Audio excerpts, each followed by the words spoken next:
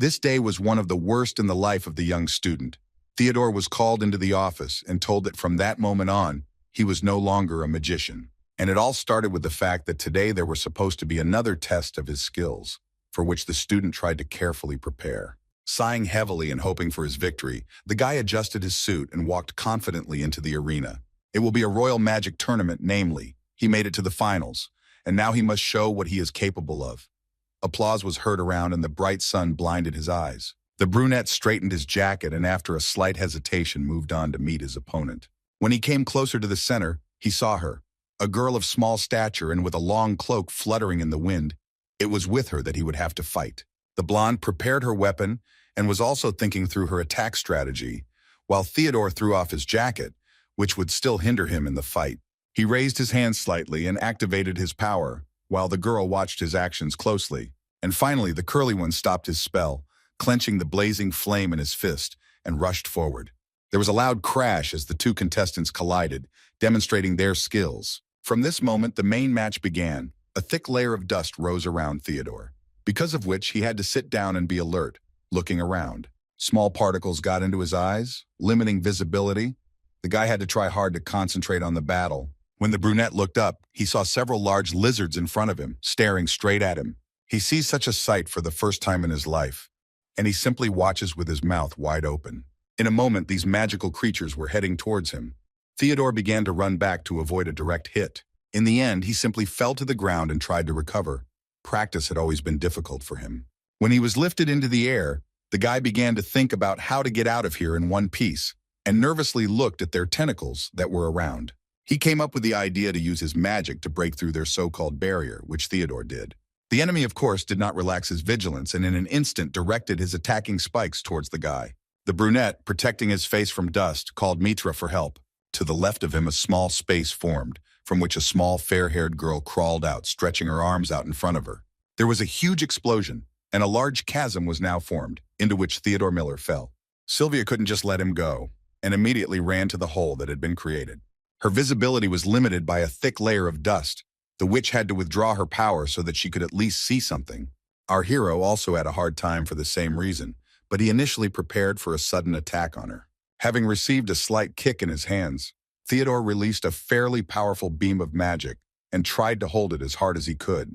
He rushed straight towards his rival, breaking through a deep hole, and this was really able to strike Sylvia. The girl managed to stop him with her weapon right in front of her face, and moving back a little, tried to keep in line. Our hero managed to literally throw her to another part of the arena. All those who were present here from the audience, especially those who were rooting for the witch, began to worry and discuss something among themselves. The blonde somehow tried to get to her feet and activated her staff. She already knows what to do next, and so she rises high into the air, looking intently at Theodore. Sylvia extends her hand with the weapon forward and prepares to attack him. Miller is also not sleeping, activating the fire, getting ready to defend himself. Everything happens very quickly. The guy stretches his palm forward and aims straight at the enemy. He wants to win the fight this time. Their forces collided, creating a small but powerful explosion. The spectators around covered their ears and shielded their eyes. It glowed brighter than the sun. After such memories that the head returned to Theodore, the guy felt uneasy. The blonde does not understand why he simply cannot give up. Is his desire to become a real magician really that great? He was called into the office almost in the evening. It was cloudy outside, and there was a nasty cold wind. The brunette came to the man, who was thoughtfully rummaging through his important papers as always. He looked at the student from under his forehead and asked if he knew the reason why he was called here. And without stopping reading the documents, he waited for an answer. Theodore looked away with displeasure and simply nodded his head. This was not the first time, and it was not difficult to guess what the matter was. The blonde told him that if you take into account that 3 points were deducted from all written exams, the results could be considered almost ideal. However, in this school, it is not theory that is important, but magical power. And unfortunately, the boy has 0 of it. And besides, if the boy cannot fix this problem in the near future, he simply will not graduate from this educational institution. After these words, he almost burst into tears from hopelessness. But the man raised his head and asked what circle he had. It turns out that Miller is still only in 2nd place, and he himself was ashamed to talk about it. The blonde sighed heavily. 5 years had passed, and even after so much time, he still hadn't mastered the transition to the next one, which upset him. The guy looked down and simply nodded his head silently. He had nothing else to do. Theodore knows perfectly well that all the people who know about his failures either sympathize with him or mock him. There is no third option, just like there is no talent for magic. The man handed him some envelope and still decided to give the hopeless boy one last chance. He really feels sorry that he has to listen to all these terrible things every year, but this year will be his last. After these words, Miller was asked to leave the office. The brunette approached the door and slowly opened it. The guy went out into the corridor and began to look around sadly. Deep down, he really felt bad about everything that was happening to him, even though he was trying to hide it as best he could. The other teenagers also made fun of him, as if they were waiting for him outside the office to remind him once again what a loser he was. The boys looked at him askance, while Theodore tried to run away from here as quickly as possible, breaking through the crowd.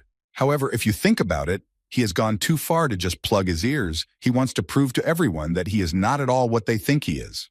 The guy thinks that his path is extremely thorny. He literally gave up, and because of this, the road in front of him became as if incomprehensible. And finally, he soon arrived at the place where he was in such a hurry, and with a serious look, he opened the doors of the office wide. This man has had to face a life that is full of obstacles, and all he can do now is continue to study. Theodore arrived at the library and selected books for study, which he had been reading for 5 years. He himself doesn't know what he would prefer to read this time, but the boy knows one thing for sure.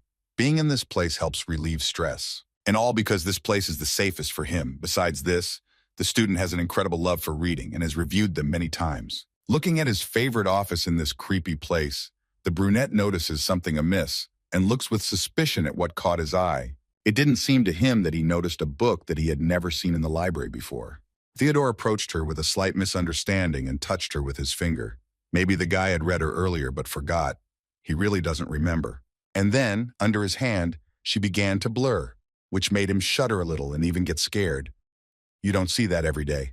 And a second later, this reading material transformed into something terrible, a toothy creature, which instantly grew its slimy paws. Miller observes this kind of behavior in books for the first time. The tentacles completely enveloped him and seemed to suck him into that huge mouth. All he had to do was close his eyes. The brunette wanted to shout for help, but then he was thrown back to the floor before he could open his mouth. And then he hears a strange and quiet voice. The boy slowly opens his eyes and looks around. The first thought that came to his mind was that he was hallucinating, because he himself was sitting on the floor. But the unknown person asked him to look at his left hand. But our hero was so confused that he raised his right hand, for which he was reprimanded in order to do as they said. He only looked around in confusion. And yet it's all very strange. Theodore still feels like it's only in his head, but he needed to raise his other palm. What he saw shocked him, so much so that he screamed, but then looked around to make sure no one entered the office. There was some strange creature sitting on his hand and looking straight at him. He found it funny that the student had been looking for him for so long. Miller screamed in horror. Looking at this monster, it's no wonder. I see such a sight in the palm of my hand every day. The unsuccessful magician could not believe that it could talk, and he also said that it was too early to be surprised. A lot of questions appeared in his head. Now this creature stuck out its long tongue, saying that it was high time to have something to eat right now. It rushed towards the book that stood on the table directly in front of it, and it seemed that the sensation was not the most pleasant for Theodore. The boy indignantly shouted at him and demanded that he stop this outrage. He was already confused about everything. And then this. The brunette thought that maybe he should be a little more gentle with him now, and asked him to stop in a calm tone. However, this loudmouth did not listen to him and continued to do his own thing, so Miller had to grab him and pull him back. It seemed that he was in great pain, and that monster in his hand was demanding that he be let go. Suddenly, his right hand jerked back and the guy screamed, flying back into the wall. Everything looks very similar to the fact that this creature just hit him on the head, although the magician was in a state of shock. He clearly felt a sharp pain in the forehead area. He began to remember how all these years of studying at this school he tried to improve his magical skills, but it was all in vain. Now a voice in his head asked him to squeeze his hand as hard as he could and cast a lightning summoning spell. The guy tuned himself in, concentrated his thoughts only on this, and fired, and indeed, a pillar of magic shot straight in the direction he was aiming. Theodore certainly didn't expect such a turn of events. His hair stood on end, and he only raised an eyebrow and looked around with his mouth wide open, not understanding how this could have happened. In the place where there was a direct hit, an explosion was heard, and a large layer of dust rose. In addition, the brunette noticed in the notification system that he had learned the spell of the second circle, namely, lightning strike. In addition, they wrote to him that Grimoire was very hungry after a long sleep, and in order to quench his thirst for food, he needed books. The kid still doesn't understand what the hell is going on here and why he's going to get skill points for it, so he asked the weirdo if he really just said that. Also, our hero was reminded that he only has 10 minutes to do this, but he doesn't think that this is the most important thing. He was interested in finding out what this voice in his head was, whether it belonged to this monster. If you think about it, he felt a tingling sensation in his hand earlier, which is definitely not a hallucination. But it is also quite difficult to believe that this is actually happening. And besides, magic always eluded him. How could he use it in them? He only just mastered the most difficult spell. But if you close your eyes to all this, the boy can now learn new spells and improve his potential in this. Theodore saw with his own eyes how his left hand had just swallowed the book. Unexpectedly. But he really likes it. The brown-eyed man smiled widely from all his imagination. It seemed like he finally got lucky and got a unique skill. When he listened to the voice inside himself, he caught his breath for a second. If you think about it, Theodore can easily receive other spells just like the lightning strike that he succumbed to a minute ago. And now the brunette has risen to his feet and is asking this weirdo what his name is. He just chuckled and promised to answer if the new owner fed him, because he couldn't live without food. The boy grinned, slowly approaching the railing of the second floor of the library, holding out his palm forward, allowing him to feed on books as much as he wanted. He finally understood the pattern. If he feeds him his main food, he will be able to gain many magical skills. Well, thanks to that mysterious voice, the guy learned some important information. Today is a pretty good day. This creature that settled on his hand is an ancient grimoire. There is no data about it even in history books. And therefore, Theodore is simply obliged to satisfy its hunger. When fed, this weirdo grants its owner magical power, and if its needs are ignored, the grimoire will absorb its owner. It's a good thing Theodore has some basic information about these creatures, while it's already enjoying its food. After his meal is over, a voice sounds in the boy's head, notifying him of the acquisition of a skill, and a little later spells will follow. And the most wonderful thing is that he will be able to use them without practice. Besides, bad books do not quench the thirst for a grimoire. Our hero can now control 4 elements, so he should also strain himself and provide 4 more readings. The task is made much easier by the fact that Theodore has learned to understand when he's doing everything right, and the guy wants to use such a wonderful opportunity to the maximum. And yet, although he was able to learn the magic that he could not master, excessive consumption of skills from books is accompanied by a terrible headache. This is not just a pressure on the brain. From this, one can easily lose consciousness or even go crazy. He quite often grabs his head and screams like crazy. From now on, he should consume this reading matter in moderation. However, he still believes that it was worth enduring this torment. Theodore doesn't even know how to react to all these quickly occurring events. Having separated his palms, he tried to activate magic. A very unusual feeling for a person who only had a theory. A slight tingling in his hands and pride in his soul overwhelms him. Besides this, the grimoire's hunger was completely satisfied. Now it is saturated with the incredible power from the books it has absorbed. The boy clapped his hands with satisfaction and smiled broadly. What a pleasant feeling that the magic he had been unable to master for all these 5 years literally became a part of him in an instant. Theodore raised his left hand and asked the creature if he had eaten enough, to which he seemed to nod his head. Now he could breathe a sigh of relief. At the same time, the boy reminded him that he had to say his name. Even though this weirdo was showing off, he promised to keep his word. Sticking out his tongue, the little eye began to grimace and called himself Gluttony. Our hero found this nickname rather strange, and the book-eater only laughed because he noticed that he was dissatisfied with the answer. Having cleared his throat, the brunette asked if he could answer one more question. Tongue-toothed again, forced a smile. One can assume that Theodore wants to know what kind of voice it was, or where he got such great strength from. He nodded his head and promised to tell the boy absolutely everything. The guy was worried that, according to the information he had received earlier, Gluttony was not in a stable condition, and there was no clear answer on how to deal with this. The only thing that is now becoming clear is that the more you feed him, the better it will be, and the balance will be restored. Right now, this little monster is feeling terribly sleepy after eating a lot, and it is in this state that he will be able to answer any question before he falls asleep. That grimoire is many thousands of years old. Theodore concluded that Gluttony is about the same age, and the fact that he agreed to its conditions is a great success. The baby continued to yawn and was already beginning to get indignant that his owner could not decide on the question. The brunette sat looking at him and thought about how to ask him this correctly. The guy doesn't have much time to talk now. So he decides on what's most important to him and gets ready to speak. Looking him intently in the eyes, the curly-haired man nevertheless asked what he really was. To which the grimoire seemed to hint to him with a slight mockery that he would not understand his story, referring to the fact that he had a small brain. Of course, such insolence angered the brunette. Theodore frowned, but still continued to listen to him. The little one still decided to show him visually, because it would be quite difficult to explain something like this. Just as the guy wanted to say something, suddenly the library began to be covered with some strange tentacles. He looked around in panic. Some kind of hole appeared on the ceiling. Having laughed, Gluttony decided to show him everything. Since he considers something to be nonsense, our hero himself sits on a chair and without moving, watches what is happening. Suddenly he looks straight ahead and noticed those huge paws rushing towards him. They were getting closer and closer to him.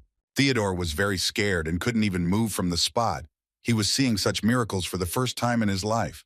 The tentacles began to wrap around his arms and legs, making it impossible to escape, hide, or try to resist moving. Miller was lifted into the air and directed towards some strange creature, very similar to a spider, which was crawling out of that hole and squealing terribly.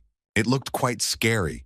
The bright light blinded the boy's eyes, but he couldn't retreat now. In principle, he couldn't. Some strange part of the body began to descend towards him. The boy watched everything with horror. Although he knew that it was safe, the feeling of anxiety did not leave him. And now this incomprehensible limb is already at his face. The brunette only managed to scream. A second later, the skin of this creature began to come apart, from under which fangs and a strange tongue, similar to a snake's, were visible. It descended very slowly towards his head and literally bit into his forehead, which gave Theodore an unpleasant headache. Suddenly, an incredibly strange blow flashed through his brain, very similar to lightning. It was quite painful and unpleasant. Memories seemed to crawl to him themselves. When the so-called transfer of information ended, the boy fell from the ceiling onto a chair and then onto the floor. He sighed heavily. It was quite painful, and Grimoire only laughed and asked him not to get carried away with such things. For his current level, it was the limit of his strength. Theodore raised his hand and looked at the little eye, who said goodbye to him and was getting ready to go to bed. The boy clenched his fist. The shape of his new friend, whom he had just seen, was strange to him. It is simply impossible to describe it in modern language, and most likely, he was not the only one who saw this, since he did not hesitate to use something similar. He had a lot of questions about the identity of this Gluttony, but the voice in his head told him a lot of valuable information that had clearly been accumulating for more than a year. The very first thing that can be highlighted is that he has not yet recovered, and also that a kind of conductor is present with him. The creature wakes up once a day to satisfy its hunger, filling its stomach before falling asleep again. It can answer any question. It also has the ability to see in advance what power its food can give, and also distinguishes between types of magic. It is also worth noting that Gluttony can extract power from the food he eats. The effect will be proportional to the owner's level of understanding. Such advantages make Theodore very happy. He smiled broadly and continued to look at his clenched fist. Now he is a talented student and has unlimited knowledge, but previously he did not command respect from any of his acquaintances. Finally, his efforts will be noticed. All the years of torment paid off in an instant. Now he can fully study magic, from which a smile spreads across his face. The next day, the weather in his city was very favorable. All the magicians went to school. The girls stood in the hallway and chatted, discussing their girly things as always. The boys ran like crazy along the corridor playing tag. And then one of them accidentally hit his classmate, for which he received a reprimand from the older one, who sternly asked him not to drive so hard. Two men were standing near the department with flowers and chatting about something. They would like to discuss the latest news before classes. The tall one sighed heavily and was indignant at the mess going on around him, and could not understand why his colleague was watching it with such interest. The mustachioed one has a different opinion about this when he sees this. He remembers his days as a tomboy, unfortunately. Because of his big belly, he won't be able to frolic like them. And then Richie came up with the idea of losing weight in order to return to the old days, for which he only receives criticism. The professor believes that he is too old for this. His years are not the same. By the way, Fatso can't understand why Vince is still at school, even though he went on vacation a long time ago. It turns out that the blonde has some unfinished work left. He completely forgot about it from the very beginning of the year and wants to complete it. His friend rolled his eyes and asked if she had anything to do with that experiment, looking at him menacingly. Quite unexpectedly, Richie decided to ask this right now. The man looked at him sideways. Slowly drinking coffee, Vince asked him not to discuss this here. After all, the walls also have ears. The other professor tensed up. But then their conversation was interrupted. A man who had already searched them burst in. The tall blond man opened his eyes wide and became noticeably wary. It seems he is not entirely happy to see this man here. He came here to ask a couple of questions. The bespectacled man raised an eyebrow. This was very interesting, and still decided to listen to him. The fat man again put on his sly smile and prepared to talk to him, reminding him that these would be rather banal questions. He's always like this. Vince knows it, and so he just sighed heavily, waiting for what he would do this time. Fatty scratched his chin and wondered why Theodore Miller was not on this year's dropout list. He certainly didn't expect this and froze in surprise. Why was he interested in this particular person? The man wondered, a boy from a family of fallen nobles, who had nothing left, who could be interested in him at all. Vince cleared his throat and said that he had intended to do this a little later, citing the fact that Theodore himself had expressed a desire to study further. And besides, he reminded his colleague that it was his responsibility alone to decide how to deal with such students. Does he really think that he is not coping with his responsibilities? The fat man began to retreat little by little, confusedly citing the fact that he was looking through the list of candidates for elimination. But hearing from himself that he had mentioned something that he should not have, he asked forgiveness for sticking his nose into something that was none of his business. Vince just sighed heavily. For him, this was a disgusting person who did not deserve his position, to distract himself from the unpleasant conversation. The man looked out the window. He mentally expressed support for Theodore, who has been trying to become better for many years now. The professor definitely believes in him. Meanwhile, the boy was still fiddling around with books in the library, taking a rather large stack in his hands. He was still dragging it, trying not to drop it along the way. Finally, he brought them, and with great relief put them on the table. Now he can rest a little. The brunette leaned back in his chair and thought that this would be enough for now. The boy took one of the reading books in his hands and is going to conduct an assessment. With the help of the power that appeared thanks to Gluttony, it became definitely easier to find the most useful of them. Our hero closes his eyes and concentrates, receiving full information about it. It is very good that all the water, of which books are full, is excluded, and he will be able to master the most necessary. In addition, it has become much easier for this weirdo to classify food as good or bad, and it's time to feed him. Theodore looks at him with displeasure and tries to wake him up, reminding him that he needs to eat. The guy begins to understand that in order to be satisfied, his preferences are constantly changing, and now he demands 3 books at once. In addition, the required amount is sometimes announced by a certain guide or by this weirdo himself. However, another problem arose for our hero. This creature became too picky about its choice of food. In a word, Gluttony has become quite the gourmet, refusing to consume more of them, which his master does not like at all. The brunette thinks that he was too naive when he was incredibly happy that he was so cool since he got such an ability, and now something has changed. This behavior of his is starting to really irritate me, especially the way this weirdo treats him and rudely demands something else. Since more than 5 minutes have passed, Gluttony himself begins to lose his temper and becomes insolent. Now he does not mince his words and says that he is disappointed in his master. Both look menacingly at each other. Suddenly the little eye looked up and cried out joyfully. He found that very book, which is like a treasure because it is the original. It is about the Bullied family, and our hero suspects that it is an ordinary copy. Theodore sighed with displeasure and began to analyze it right now so as not to anger this weirdo. He had to concentrate and close his eyes tightly. After a couple of seconds, it was indeed confirmed that it was the original. The man who published it called the reading ballistic magic, and the name of the genius is Alfred Bellante. This man was a prince and a magician who excelled many in his martial arts and spells. He was called the best warrior, who possessed great power, for the knowledge of which they were ready to pay huge amounts of money. The book clearly described how he fought 80 years ago, and was especially good at using the lightning arrow. This spell was the most powerful at that time, and only Alfred could cast it. There was one day when the blonde had to fight using only him. At that moment, he released an arrow charged with an electric flow of energy straight into the sky where the soldiers were. The men, hearing something like a roar, became frightened, and the whole army looked up with wide eyes. How the spell came into play here, changing course right towards them, the enemy had nowhere to run. Young Alfred could only watch his work done, pulling another arrow. A general from the enemy army was defeated. His subordinates ran in great panic and tried to group together, not to break formation in an emergency situation, although they were not very successful. The operation could be called confidently completed. This genius used my only first circle, but rose to the very top without much effort. The book also said that it was for this reason that the blonde man was a famous hero of the Bullied War. After reading the contents, our hero was a little nervous that he might be suspected of the disappearance of such a valuable thing, and still continued to look at it. On the other hand, Theodore needs to make an urgent decision. Everything is in his hands. The boy must get the power that is stored in this reading. Apparently, the brunette chose to feed this book to Gluttony and gave it to him, who happily opened his mouth and began to eat.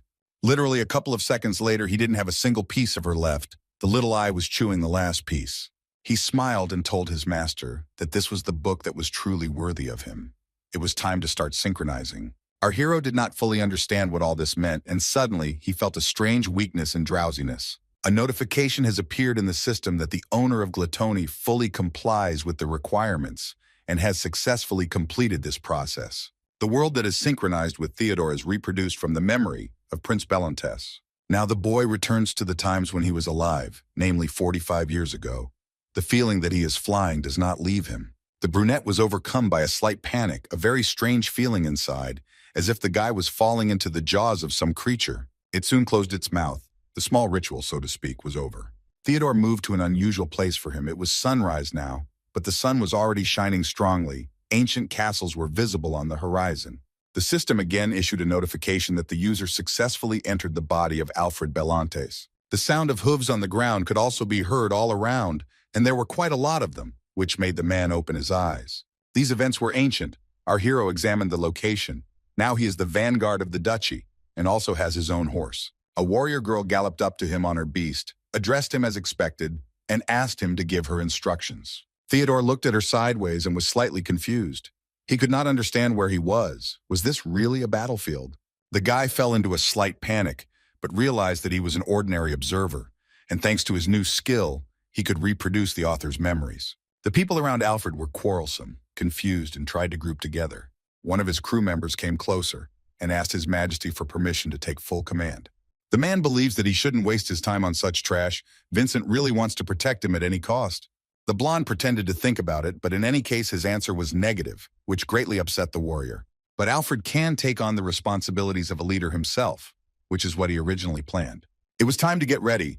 All the knights took out their swords. Only their ringing could be heard. Everyone followed the commander-in-chief. Raising the blade up, he ordered to advance to go on the attack. His army was confident and fast enough, the horses galloping at full speed towards the enemy. The enemy is also not asleep and is rushing to meet us, and it looks like the battle will be hot. The two sides literally clashed with each other, and a battle to the death ensued. Reinforcements often came from behind. Everyone wants their army to win in the end. Even the horses kicked each other with their hooves, while the knights used longer swords and tried to throw their opponents from the saddle. This mess continued for a long time, and Alfred did an excellent job of his task as a leader. He shouted at the top of his lungs and declared that he was not just a prince but the leader of the army of Bellantes, which he was incredibly proud of.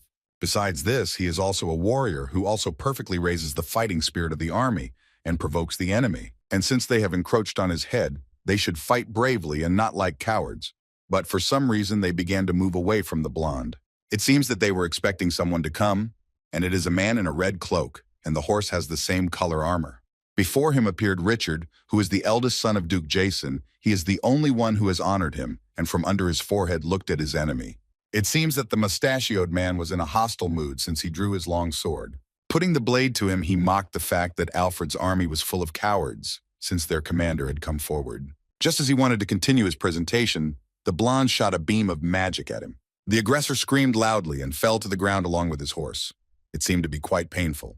His subordinates could not leave things just like that, and in order to protect themselves and stand up for him, they bared their blades. A heated battle broke out between the two sides again, each trying to prove that he was worthy of fighting for the commander, and some ran straight after Alfred to teach him a lesson.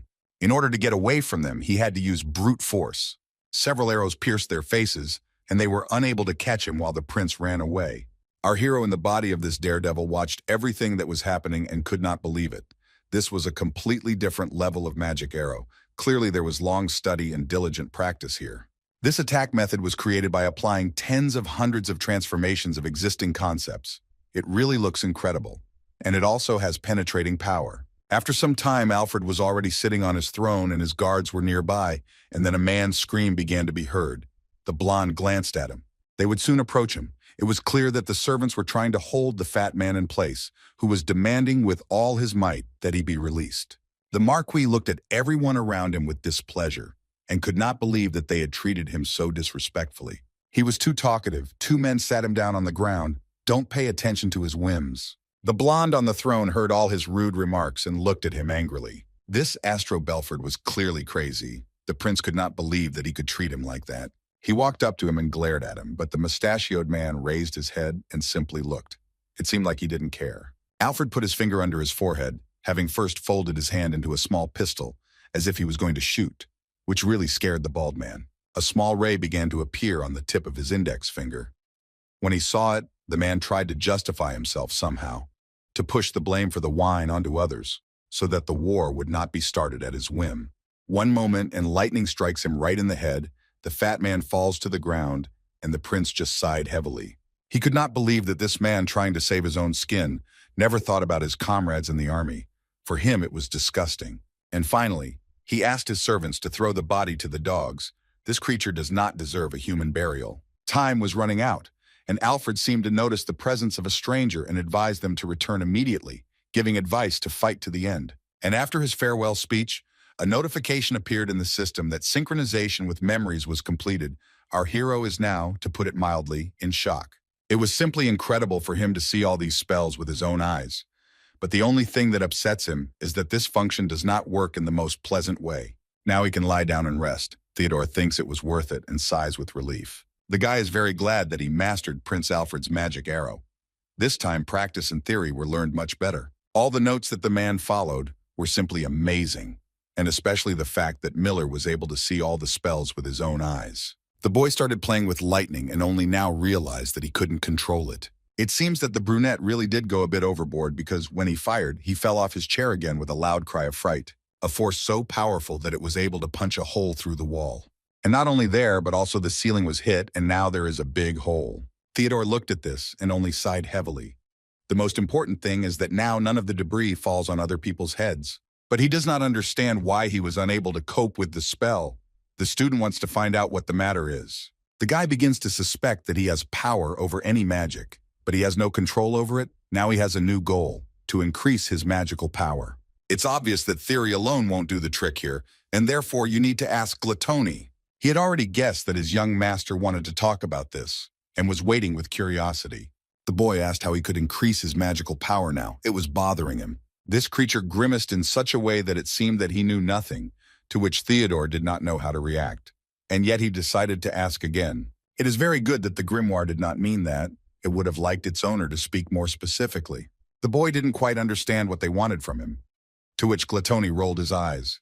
There were too many answers to this question. In fact, according to him, there are hundreds of thousands of ways to increase your power. And in the end, the weirdo promises to tell you about only one of them. Our hero raised an eyebrow and looked at him with slight bewilderment. He needs the most effective of all that are available. Grimoire nodded his head. He had already assumed that he might ask for something like that. After this, a hidden skill was unlocked. Now the eye can analyze and eat everything related to magic. In addition, it can extract parts of the abilities of absorbed objects at points. As a result, the owner's magic power will increase, and cursed items can also be used to enhance it. Theodore raised an eyebrow and asked his unusual friend if his diet was now not limited to books. The same one nodded his head contentedly. The boy now got what he wanted. Both sides were contented. Our hero sighed heavily. All these items for his nutrition are scattered throughout the academy, and the problem is that he does not have access to special things. The brunette looked away. It was very sad that getting a book here was much easier than a magic item. He looked in a completely different direction without waiting for an answer from this weirdo, and began to slowly get to his feet. Theodore slowly approached the window and slowly opened it. Immediately, a slightly cool but pleasant breeze blew into his face. He began to examine the area around him and thought that it would be best and easier to look for them outside. Our hero went to the professor, who, at his request, gave him documents that would allow him to leave here. The brunette smiled broadly and looked at him with a kind look. He was incredibly grateful to him for everything he had done for him. He was about to leave when Vince stopped him. The man wondered if his student really wanted to become a wizard that much. Theodore stopped for a second. The blonde also added that he was sure that his talent could shine, rather than simply be wasted, if, of course, he had chosen the profession of a learned magician. But the professor had long ago noticed that he could not be convinced of anything else, And the reason for this was not at all a trick. The boy simply really wanted to be him. And even though the guy's zeal for this seems absurd to Vince, he wants to prove that this is not the case at all. The blonde just sighed heavily, but a second later he smiled and whispered to himself, could he really have found a loophole?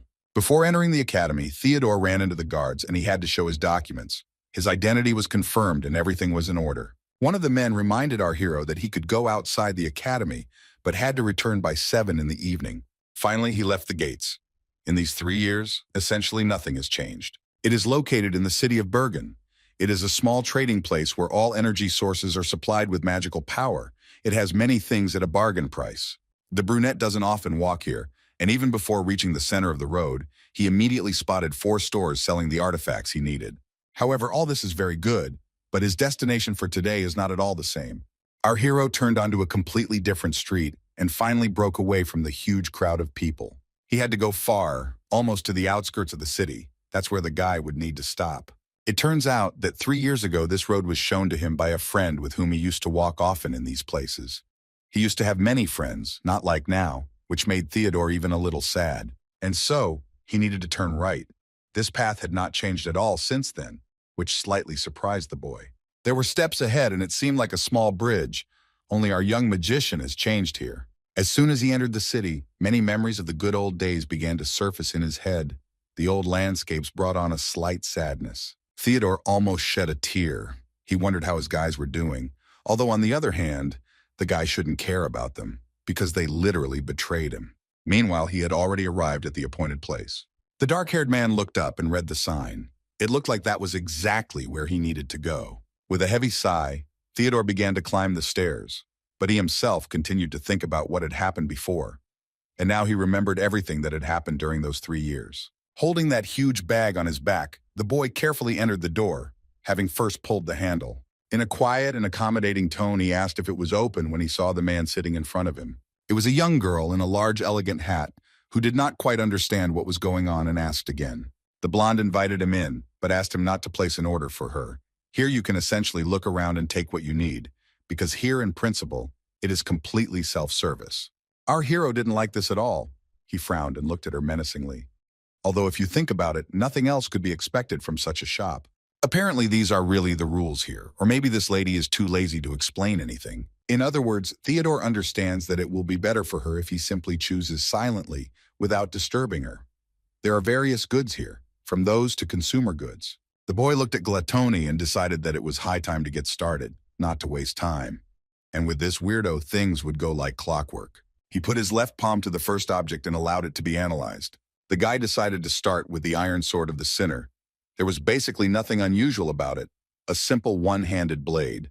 The second item turned out to be a drachma saber, which was used by desert mercenaries, and the spikes on the handle give it a frightening appearance. And the last one turned out to be the Eye of the Arachne. More than 300 years old, its magical power was at a low level. But in principle, the result is much better than Theodore could have expected.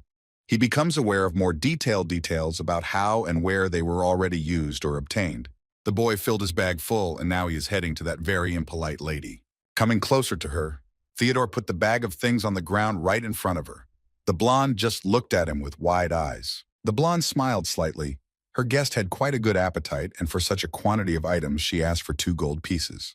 Our hero laughed at this. He thinks that he can buy the same garbage for 20 pieces of silver at a landfill and just grinned. And since it comes to that, Madam does not hold him and sends him to buy there and not to bargain here. The boy is not going to do this, because he is not an ordinary client, in which case the girl extends her stick to him and asks him to tell her what it is, promising to give him a discount in return.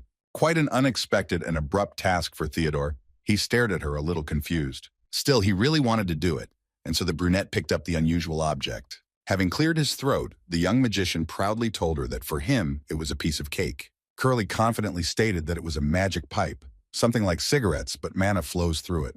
Besides, this is possibly the only item in the shop to which the lady has any emotional attachment. She folded her arms over her chest and listened attentively. A second later, she laughed. He found strength in her, and probably guessed it. She concluded that he was an appraiser. The boy did not deny it. But in fact, Theodore said this only because he wants to get a discount, and inside he is worried that Ta will not suspect anything. There was a rather strange feeling inside this madam. After a long time, her interest was awakened again. very unexpectedly.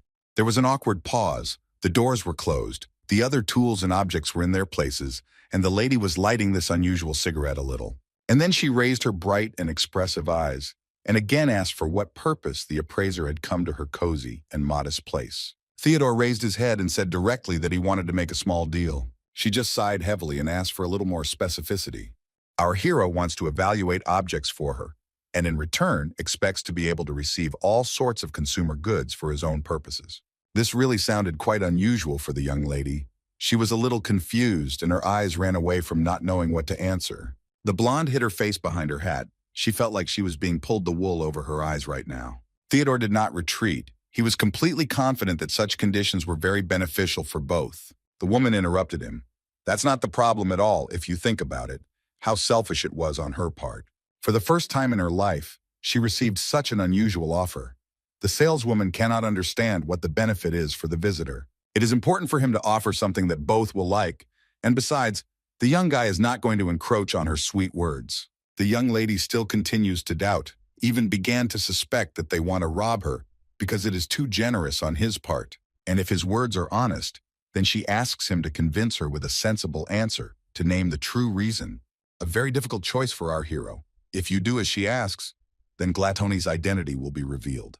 The saleswoman noticed that Theodore was flying in the clouds and asked him to either speak quickly or finish, to which the brunette interrupted her. It seems that he really does have something he wants to say. Adjusting his hat, the blonde clarifies this point. The young magician approaches her, and in his usual calm tone mentions the forced contract, to which the woman raised an eyebrow and pretended not to understand anything, remaining silent.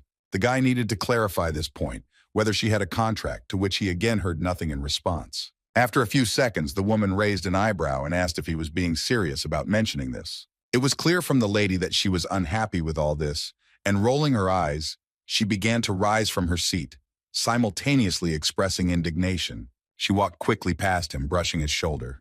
She needed only one box of items, which she opened. The saleswoman was interested in paper and a pen. Approaching our hero, the blonde tapped the rolled-up sheet of paper on his chest. It immediately became clear to her that Theodore had not originally intended to answer her question. The woman asked him to at least state his name, which he did, and she sighed heavily and introduced herself in response, beginning to describe the terms of the contact. Miss Canis finished signing it with a smile. For her, it now seemed a pretty good substitute for explanations, when suddenly the brunette interrupted her. It was important for the guy to include a clause about complete confidentiality, which he asked for here. The blonde only grinned. She listened and fulfilled his request, and now all that was left was to sign at the very bottom of the document and leave her fingerprint. In order for the agreement to come into force, they had to do this. The guys put their fingers on the right place on the piece of paper. And since now they're life deals, the blonde can calmly trust him, which pleases the young guy and herself. The main problem was solved, but now Canis is worried about that huge bag. Is Theodore really going to carry all this on his back? He felt a little uneasy, and the guy didn't want to answer this question, citing the fact that he simply forgot to take the stroller with him. Of course, this woman is not so rude and asked for her help, but he was stubborn and did it his way, although it is true that carrying such a load on your back the whole way is quite a difficult task. He was also running as fast as he could. It was very good that he almost made it. A blond man looked out from behind the gate and was slightly perplexed by what he saw. The boy did not listen to him, but simply silently ran into the entrance and fell to the ground with such a heavy load. The man doesn't even know how to react to this and only asked if he had permission, looking at him with wide-open eyes. Theodore no longer had the strength to even get up and go to him. The guy handed him this unfortunate piece of paper, somehow holding his hand in the air. The guard was confused, but still decided not to check him, and the young magician asked to help him get to his feet. Of course, they couldn't refuse him, after which our hero went to the men's dormitory. After a long time, the boy feels incredible relief after taking a shower. Now he can relax and rest. But still, his thoughts do not give him peace. He was able to deliver all the materials in time, valuable and safe, and now he needs to feed Glatoni. He snored in his own way, but it was high time to wake up. The brunette would be inviting him to the table, so to speak. The weirdo finally opened his eyes, laughed slightly, and asked why the owner smelled so strange, hinting that he hadn't washed. Of course, it's quite strange to hear this addressed to you, considering that he took a shower just recently, but you shouldn't dwell on it. Our hero told him that now Glatoni would be receiving a completely different diet, which immediately made him a little confused. Adjusting the towel on his head, Theodore took out one of the dishes, so to speak. It was a necklace. The big-eyed one grabbed it with slight interest and began to examine it. Of course, food is not made to be looked at. He swallowed the item in an instant. But this time he needs to wait 3 minutes for complete assimilation, and his owner feels completely different under such conditions. Theodore's curiosity knew no bounds. Could something really happen during this time? The food was completely swallowed. Very soon, the guy felt as if something was glowing in his stomach, which scared him a little. The level of mastery of the magical power of the first circle was increased. He feels the mana slowly boiling, its capacity increasing little by little. Everything else that he had to eat was lying not far from the guy. Theodore glanced at this pile and smiled slightly. The total amount of materials that he gave to Gluttony was as many as 15 pieces. At first, it was some kind of crystal sword. Then there were other types of such weapons. This weirdo did not stop for a second and continued to absorb them. Meanwhile, the host's magic circle inside him was so full that it could no longer contain the force that was literally bursting out. His heart felt as if it was about to explode, but in fact it was just swelling. The guy continued to keep his eyes closed and concentrated. In the midst of all this silent emptiness, the guy longed for a new circle. To make it work, the guy imagined one big one on top of the second one and began to draw the threads of the world tree to create their connection. It seems that not everything is so simple and we need to try. Our hero is trying his best to cope with this. Meanwhile, the long winter holidays will unfortunately come to an end very soon. Of course, no one wants this wonderful time to end, and as it got closer to the opening of the school, the students gradually arrived with their luggage. Our hero was walking in windy and snowy weather all alone. He kept some kind of count in his head and reached 40. Theodore didn't dress up at all and walked around as if he were on the beach wearing only a hat and a scarf from winter clothes. It seemed to be very tiring for the young mage to strain himself like that, but it was worth it. The brunette knelt down and tried to catch his breath. After a few seconds, he dropped into a handstand and began doing push-ups, trying to maintain technique. From such intense exercises, he became very hot, so much so that it literally dripped from his face, and Theodore continued to count. And finally, after some time, the guy reached 200 push-ups and with great difficulty straightened his arms on the last time. The guy fell on the cold snow and breathed a sigh of relief. He was able to do it and broke his own record. These 2 months of training flew by unnoticed. Previously, he would not have thought about such a thing, whatever the reason, but now he changed his lifestyle. When Theodore synchronized with Alfred, in the preface to Ballistic Magic, it was written, "How important it is to have a healthy body for a clear mind." In the very first days, he was very lazy to get up just for this. But day after day, the boy noticed significant changes in himself. Now the third circle, which he built on the bonds of his heart, and which became the result after absorbing 40 artifacts, is much more important to him. The boy cannot believe that after so many years, and only today, he has reached the same starting point where the other students stand. The guy tried to breathe a little differently, but he feels that he overdid it because he felt a tremor throughout his body. How good it is that now he is sitting on a warm bench and can warm up well. Rubbing his hands, the brunette gradually relaxes. After a while, Theodore jumped back and sighed heavily. Today he was very tired, and it is true, the training had been quite grueling. But then he begins to understand that thanks to the sensitivity that has been honed through such activities, sounds can reach him from a great distance, and it seems that now someone is coming towards him. The young magician was not mistaken. The steps began to approach, and soon he was able to make out the faces of his classmates, who were looking at him defiantly. The redhead was the first to latch on to our hero, calling him a 7-year-old, since something has been marking time in the same place for more than a few times. The bully began to mock him, trying to drive him away from his place. He thinks that a student like Theodore is not worthy of sitting here.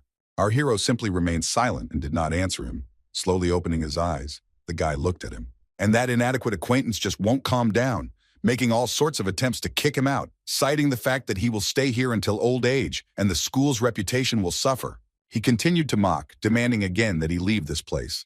The guy only sighed heavily. He was already tired of listening to this nonsense. Theodore activated his power and shot right at him, having first placed his hand in a not very noticeable position. It seems that the red-haired one certainly didn't expect such an unexpected bezbuchi. He can't wrap his head around how this weakling was able to use dispersal. After his short speech, he fell to the ground and did not move. The others began to worry about their comrade and did not know what to do now. Even the girl ran to him, and the young magician looked at them. This cocky man has the same skills as our hero, but he could not feel the resistance. A week later, the boys had a chemistry lesson. The professor told them a new and important topic about the full moon pills and how it is used and other details. Its peculiarity is that at the slightest inaccuracy in the formula, it immediately becomes a poison that can kill a person. Some of the students were sleeping, some were writing down and listening attentively. Theodore looked straight into the eyes of this teacher. She noticed it and decided to ask a question, smiling slightly. Of course, it was clear from the very beginning that this woman would call Miller. This is what he expected. The redhead asked to explain why the combination of the full moon pills is so complicated and why it can turn into poison, citing the fact that it has been visiting her eye for many years. The brunette stood up straight on his feet. For him, it was an easy question. It was all about the toxic petals called purple wounds. If poorly processed, the properties of the poison would become lethal. The teacher noticed his displeased tone and asked why he was talking like that, as if this was something everyone should know about. She asked him to come out to her and make such a reagent. The other guys laughed at him because he had been studying here for 7 years. Our hero got used to it and did not react in any way. At last, he came down these steps and walked straight towards the professor, quite confidently. In fact, Professor Bernard didn't like him for no reason. It was all about that involuntarily asked harmless question with which the guy managed to hurt her pride 2 years ago. She was conducting her lesson as usual, but Theodore interrupted her. He became interested in the thesis that had just been mentioned, because in theory, it should be removed from general use at the academy. The professor even stopped writing and got distracted by the guy. She was unhappy with such rudeness. It seemed to her that he wanted to say that something was wrong with her teaching methods. The boy immediately agreed with her, telling her that the academy had issued a decree regarding this. The redhead got angry in mid-sentence and broke the chalk. She couldn't believe that the worst student in this school could still object to her, and she had already started shouting. Now our hero is looking straight at her, which she does too. It's rather unpleasant to remember this situation again. Theodore is the easiest target here for venting his anger, because he comes from a poor family, and therefore, sighing heavily, the boy approaches the table and tramples these leaves in a mortar. After this ritual, a liquid formed at the bottom. The boy carefully and slowly pours it into the test tube. The last touch remains. It is to shake the flask, and that is all our hero does, carefully observing this. Everything is ready. Theodore put it on the table and glanced at all his classmates. The boys sat in delight. To get such a color, the formula must be ideal. Everything is like in the textbook in the picture. The teacher was also shocked. This guy should be expelled soon. It's amazing that he managed it. Our hero just laughed at this, all thanks to that same small amendment from the academy 2 years ago. It was only necessary to focus on neutralizing the components to control the infused energy. While the boy was buttoning his jacket, the redhead fell to the floor from what she heard. It was still impossible to believe what happened right before her eyes. The news that Theodore had managed to make the perfect mixture for the full moon pills in chemistry class spread throughout the academy. It was expected that the professors, one after another, began to make his tasks more difficult in order to test the students' skill level. Even despite this, Parnisha did a great job, knowing full well their goals, namely humiliation, calmness, and effort, played a big role in Theodore's favor. Thanks to this, after the semester, the guy tested all the magic that was known only in theory, which significantly increased his strength, and the fourth circle was formed. However, his sensitivity was still below average, which upset him a little. Although his professors praised him, the boy was not entirely pleased with himself. The first-year guys were also delighted with him. Especially the girls considered him an incredibly talented person. And some were outraged that the magical association had already noticed him, and the shadows had managed to recruit him to their cause. In the chemistry room, a classmate of that same bully turned to him and seemed to understand that it was that same person who had given him a good slap on the head in the hallway. The blonde sighed with displeasure. Rising to his feet, he angrily told his friend that now his family was forced to walk around the school, hiding their faces. His friend believes that revenge is absolutely necessary and is interested in his developed strategy. Although he did not answer directly, it was still clear from his expression and hint that something would happen in the magic duel tomorrow. This is the discipline that Professor Vince teaches, already in class. He tells about the importance of his subject. War always haunts everyone, and therefore each nation is forced to create universities of magic in its country. In addition, on the battlefield, wizards are the most important strategic weapon, but not everyone is able to reach the standards of a battle sorcerer and gain qualification. The students listened to him attentively. Each of them had different emotions in their souls. For some, it caused delight, but for one boy, it caused fear. It is very painful to hear only one word about war. It always sounds scary. And even when it ends, there is still an inevitable evil. And that is why combat duels are needed to evaluate students according to qualifications. And now it's time to discuss the most important rules. At that time, the boys almost at the very back of the class were exchanging some kind of thing that should not be shown to the teacher. First of all, you can't use an artifact and also attack before the start of the test is announced. Thirdly, it is also strictly forbidden to arbitrarily change the order of the match. And if these rules are violated, Professor Vince promised to throw that person out of the academy with his own hands. All the students obediently nodded their heads and agreed to his conditions. The man only smiled. He really likes the mood of his class. All the kids are great. And now, it's high time to have a real duel in the classroom. The blonde wants to choose 2 students for a small battle. Those who don't want to can refuse. But there is no guarantee that the professor will then give any grades. Everyone remained silent, and Vince looked at the list of students. The very first one he asked to come out to the so-called battlefield was Garcia Carter, who continued to wag his tongue with his friend. The fair-haired man stood up proudly and went down. He was very glad that he could try his strength. The second one on the way will be Theodore Miller. The guy was fully expecting this. Straightening his tie, he walked out to his opponent and looked at him. Garcia also stopped and put his hands in his pockets, as if looking down on him. It seems that the blue-eyed man has a personal dislike for this guy. In the recent past, our hero raised his hand against his brother, which almost made him boil with rage. He knows very well that this pretty boy is the best student in the academy, and he thinks that defeating him is a piece of cake. Theodore listens to him silently and also prepares for attacks and confrontations. The boy is already used to hearing that he is 7 years old, and therefore just stood there. Vince asked the rowdy guy to save his fire for the fights so he wouldn't see his name on the elimination list. The main goal of this lesson is to learn the correct positioning in battle, and there should be no class squabbles here, as the professor explains everything. And the beginning of this training duel will be decided by a coin toss. Our hero rolled up his sleeves and began to slowly warm up. His opponent was also ready. Everything will be decided only by this golden one, who is defending himself. The man gave the order to start casting spells. Now is the time to start the drawing of lots. Don't waste time on talking. The blonde snapped his finger and began to watch the coin, which was spinning very quickly in the air. Besides this, Vince asked our hero to get ready. The guy got into a fighting stance and waited. Garcia received the order to start the fight first. The blonde giggled happily. The gold one finally fell into his hand. The man covered it with his other palm. Having removed it to see the result, Vince now announced the beginning of the battle. Theodore's opponent began to use lightning, and with an incredibly loud cry, he called out the spell. The boy managed to cover himself with his hands in time, put up a shield, and tried to hold on. It was quite strong. The guy had to give himself a little time to catch his breath. It's very funny. Garcia just used magic in order to get a quick victory.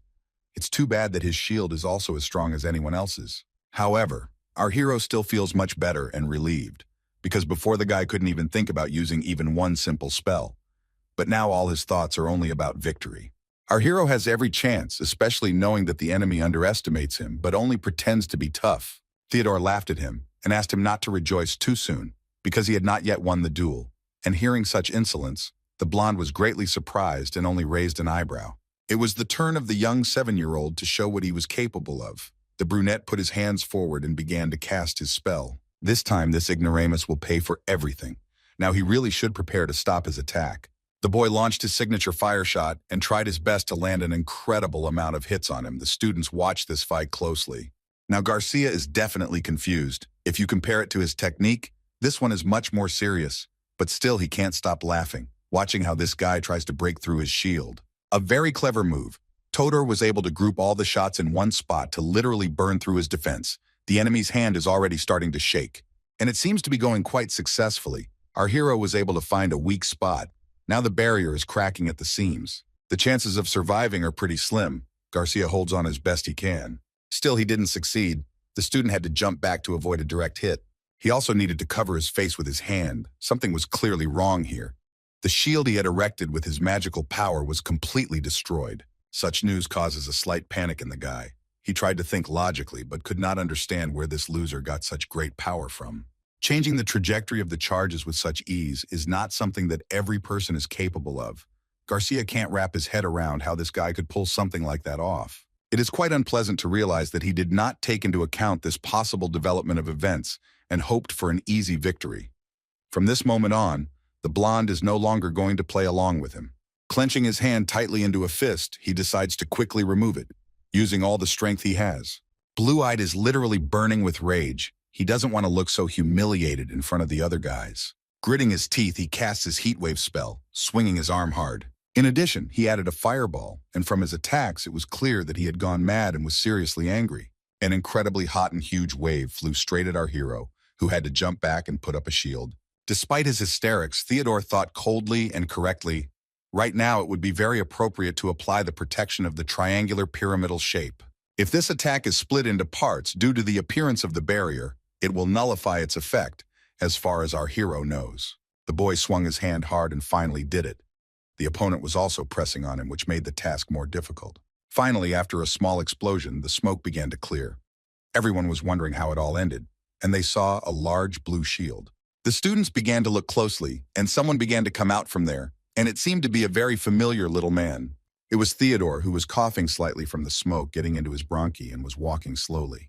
Garcia was scared and couldn't believe that he could survive such an attack. Everything that was happening right now in front of his nose seemed like some kind of nonsense. Our hero cleared his throat and proudly raised his head, warning that it was now his turn to make his move. This time it was all over, and now finally Theodore asked him to do him a small favor. Of course, anyone would be scared by such a confident attitude and strength. The blonde shouted and demanded to wait until his mana was restored. And the so-called and worst student seemed not to hear him, continuing to increase his fighting power in his fist. With incredible anger in his heart, the boy fired a beam of his power at him, demanding that next time he never underestimate his opponent. With a trembling voice, Garcia tried to say something. He could not believe that his shield was destroyed again, even more so than the first time. And all only because their difference in strength is incredibly huge, which played a big role. The professor watched the entire duel carefully from beginning to end and was incredibly proud of his student in his heart. The other guys opened their mouths wide and couldn't fully comprehend that the young master of the Carter family, Garcia Carter, had been defeated by some newbie. The guys had mixed emotions, and many were truly delighted with him. While the guy was warming up, he heard a lot of joyful cries addressed to him, which brought a smile to his face. Meanwhile, the victim lay on the ground, incredibly angry and humiliated in front of everyone, even his vile comrades. Vince heard sounds behind him and turned around. It was the loser slowly getting up. His teeth were grinding against each other, making a creaking sound. Garcia was not going to accept defeat from a sudden attack that happened at the moment when he was restoring mana. For him, it was unfair. For him, this is just part of the battle. Our hero simply grinned and folded his arms over his chest, looking at the loser. Walking limping, the blonde now demands a rematch with the condition that if the guy can stop his attack, then he will immediately accept defeat, and he himself nervously searches for something in his jacket. Turning away from the teacher, the sly man takes out something that looks very much like an artifact. And indeed, it is he. The blue-eyed one looks at his opponent with incredible rage and breathes unevenly. He wants to take revenge on the guy right now for everything and trying to hide him from the professor. He prepares for the attack. At the same time, Vince was watching the two of them closely and seemed to notice him even though he was not in the most prominent place. Right now, in the eyes of this student, this is not just a duel, but a duel for his reputation. The goal is to literally smear the opponent against the wall. And here, even for this reason, I decided to resort to using an artifact. This is really the moment when you need to stop the fight, intervene in their skirmish, and then throw out the culprit. However, the only thing that restores the professor is the incredible determination and fire in the eyes of his student Theo. The boy is really determined to win and is preparing to repel the attack. Now, Vince has only one question in his head. Will his student be able to stand up to him? At the same time, Garcia casts a spell. To himself, cries of madness of burgundy and flame, the eyes of burning emptiness. Demanding to appear before him right now, the blonde activates the artifact and is seriously ready to attack. His cloak began to flutter. An incredibly strong wind arose around him. This is truly incredible power. Even the other students were frightened looking at this. Our hero only raised an eyebrow. It was obvious from the very beginning that this guy was a weirdo. You could expect something like that. And now he's trying to summon the flaming shells of the flame. His voice is no longer like his own. Garcia is trying to stay on his feet. At the same time, he also finds time to tease Theodore, who nevertheless continues to watch him closely and intently, this crazy guy. The blonde tried to make him look weak by saying that his shield would never be able to block his fire attack, demanding that he surrender right now and hope for an easy victory again. Our hero looked up and declared that he could not understand where this inadequate person got so much self-confidence from, and also tried to tease him in response. The student talks too much. He's already tired of listening to it and asked to chatter a little less. A little warm-up was enough. Now it's time to move on to the most important thing, The brunette points his finger at himself and demands to shoot straight at him, looking the enemy in the eyes. It seems that Garcia was a little afraid of this, but now such a victory is not important to him. He needs his death much more, and all for the sake of clearing the name of his family, which according to him was tarnished by this very man. His soul was filled with incredible rage. The blonde, with an incredibly loud scream that almost broke his voice, jerked his hand and released a large fiery arrow straight at Theodore. He in turn is not sleeping and immediately calculated that he would use the magic of the fourth circle.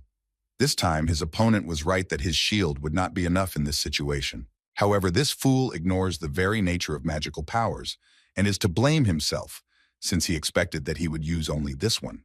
Our hero mentally recited a spell and with incredible force and speed struck the ground with his fist. He needed to put up an earthen dome right now. It is much stronger and more reliable than a regular shield. Theodore managed to do this just in time.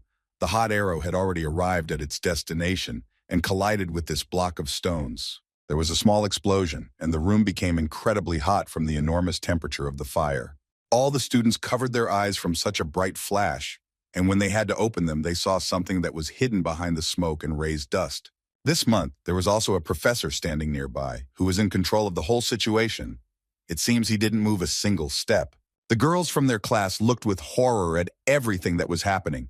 They became interested in what would happen next. Garcia stopped and decided to examine the results of his work, starting to laugh at the fact that he said goodbye to the world in such a way because of his own bluffs. Our hero must be feeling a little hot after this, which is why this guy was giggling. It seemed that his family's reputation was now restored, or so he thought, until he saw someone's fist emerging from a block of stones. Of course, it was Theodore, safe and sound, who emerged from under his shield. One hand was enough for him to knock down a pile of boulders. It turns out that the brave boy learned the nature of magic in his very first year of study, which his opponent certainly did not expect. His eyes almost popped out of his head in surprise. Their not very pleasant conversation was interrupted by Professor Vince, who declared the duel officially over. The students also couldn't come to their senses, just like Garcia. Looking at everything that was happening now, it seemed that no one expected such incredible strength from a 7-year-old. Now it's time to give someone a slap on the wrist. The teacher adjusted his glasses and walked with a copper gait towards the loser. And so he found himself right next to him, addressing him by his first and last name, and demanded that he immediately get up from the earth. Only at that moment did the bully realize what he had gotten himself into and looked up at his teacher in confusion. He grabbed him by the shirt and lifted him up. It looks like Vince is full of rage at the disobedient student right now. At that very second, he receives a powerful blow to the face for everything he did during the battle. And then he threw it back onto the floor. It moved a couple of meters, scattering dust away from itself. Garcia lay on the ground and asked for a chance to explain his inappropriate behavior, but he seemed not to be listened to. The teacher walked up to him menacingly and grabbed him by the shirt again, embarrassing him right in front of his gang and the other kids he studied with. Vince couldn't understand what he could hear after that. It was impossible to justify why he used the artifact, although they said it was against the rules. The guy tried his best to pretend that he didn't understand anything, pretending to be innocent and looking from under his forehead. The man couldn't believe that all this time such an impudent person had been sitting in front of him in the classroom. Garcia no longer had the strength to stand on his feet, and he simply fell, while Vince continued to hold him by the scruff of the neck. He was filled with anger that he dared to do this right in front of him, and was also trying to justify himself. His hand slowly lifted the bully and squeezed his shirt even tighter. Even a fool can understand what he did and went into the forest for serious business. Did he really think that the professor wouldn't notice the artifact? Garcia said in a squeaky tone that he couldn't have done otherwise, as if he had no choice, since Theodore, in his words, had trampled his family's honor into the dirt. Of course, he failed to defend his family dignity. The bully could not protect anything. Vince threw him to the ground. He was trembling, looking out from under his hand at him. He was also invited, so to speak, to the office after all classes. After such an event, it is necessary to urgently convene a council of teachers and decide on the further issue of expulsion. Besides this, the blonde had another matter to deal with the 7-year-old, who stood behind them and watched everything that was happening from afar. After this lesson, which will start in just a couple of minutes, he needs to drop by his lab.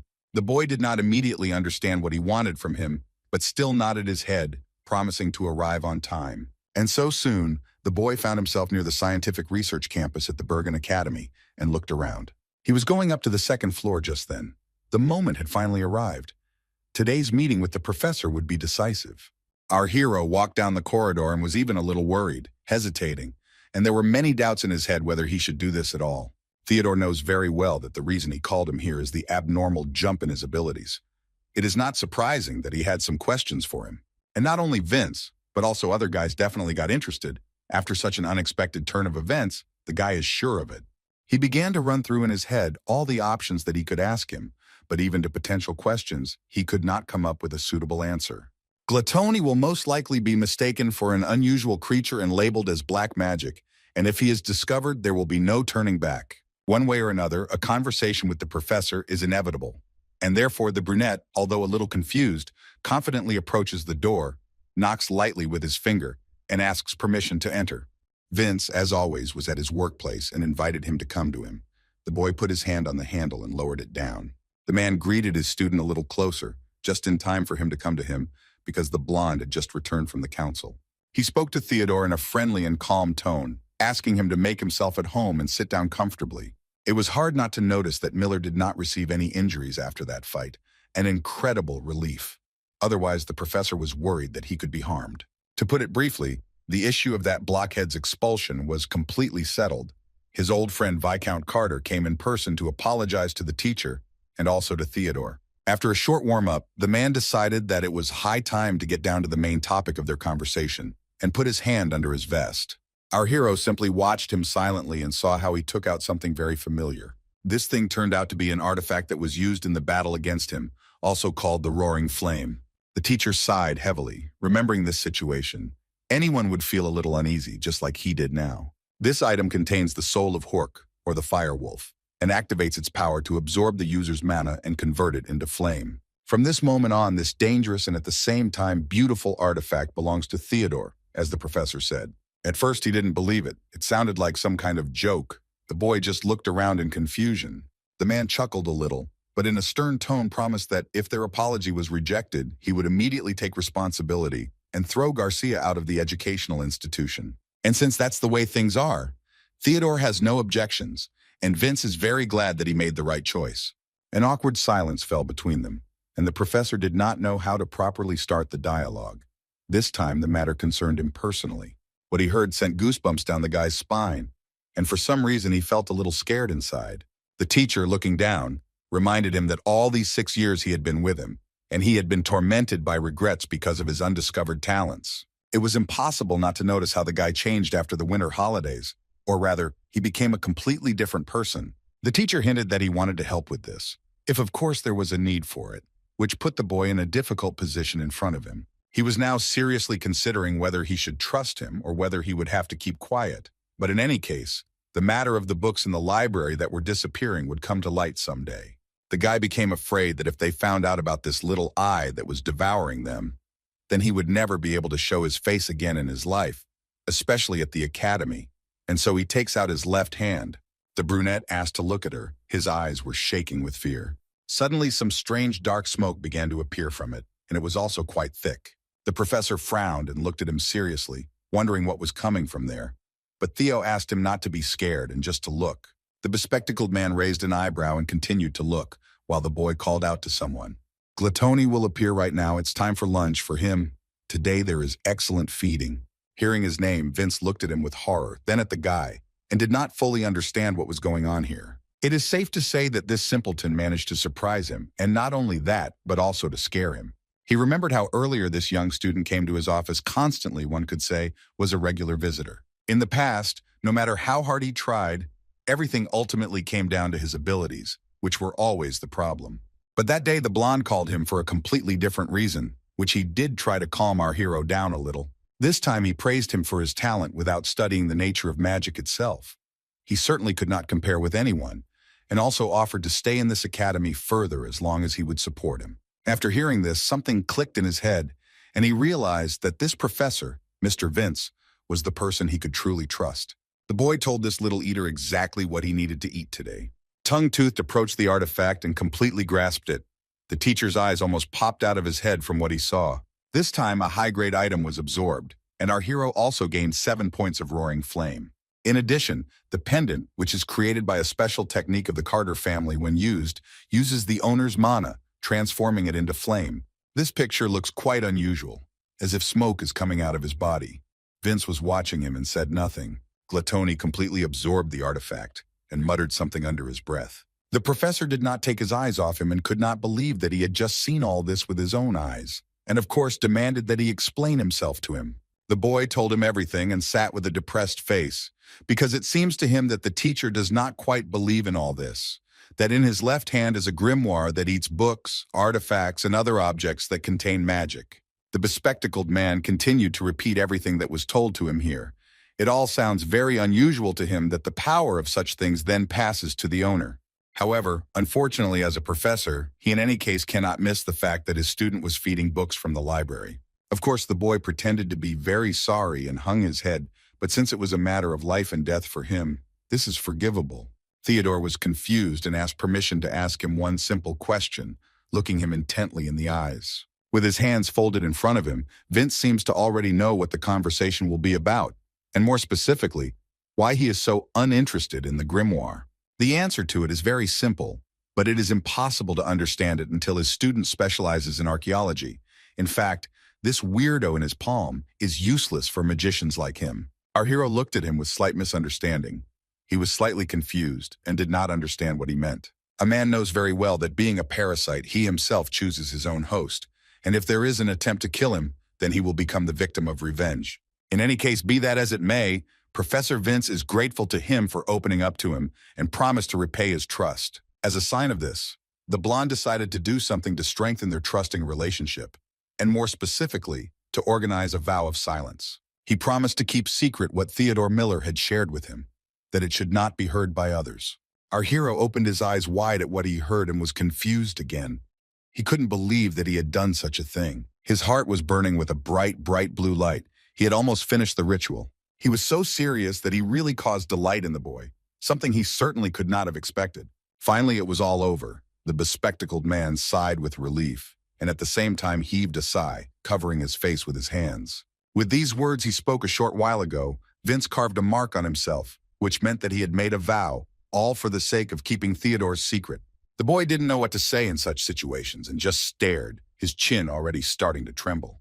And after a couple of seconds, he burst into tears. Tears rolled down his cheeks uncontrollably. For him, this is a great honor. The professor saw that he was in such a state and slowly rose from his chair. The man came up to him and stroked his diligent student on the head. He was incredibly proud of him. While he was crying like a girl and wiping his wet face, Vince expressed words of support and encouragement so that he could feel a little better.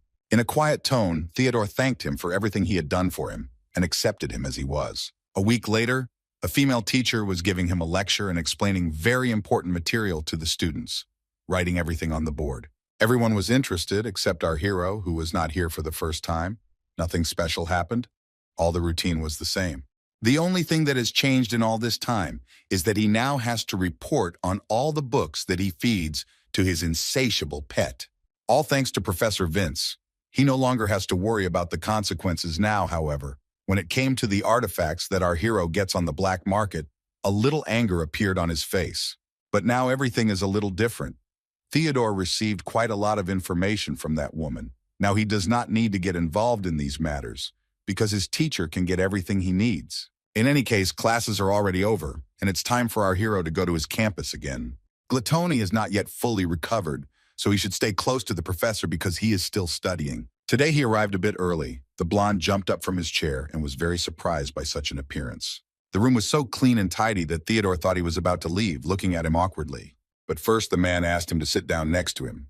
He seemed to have something that could be shown. Having extended his palms towards it, the bespectacled man glanced at the young guy who stood in slight bewilderment and immediately realized that this was the seal of the Meltor Kingdom.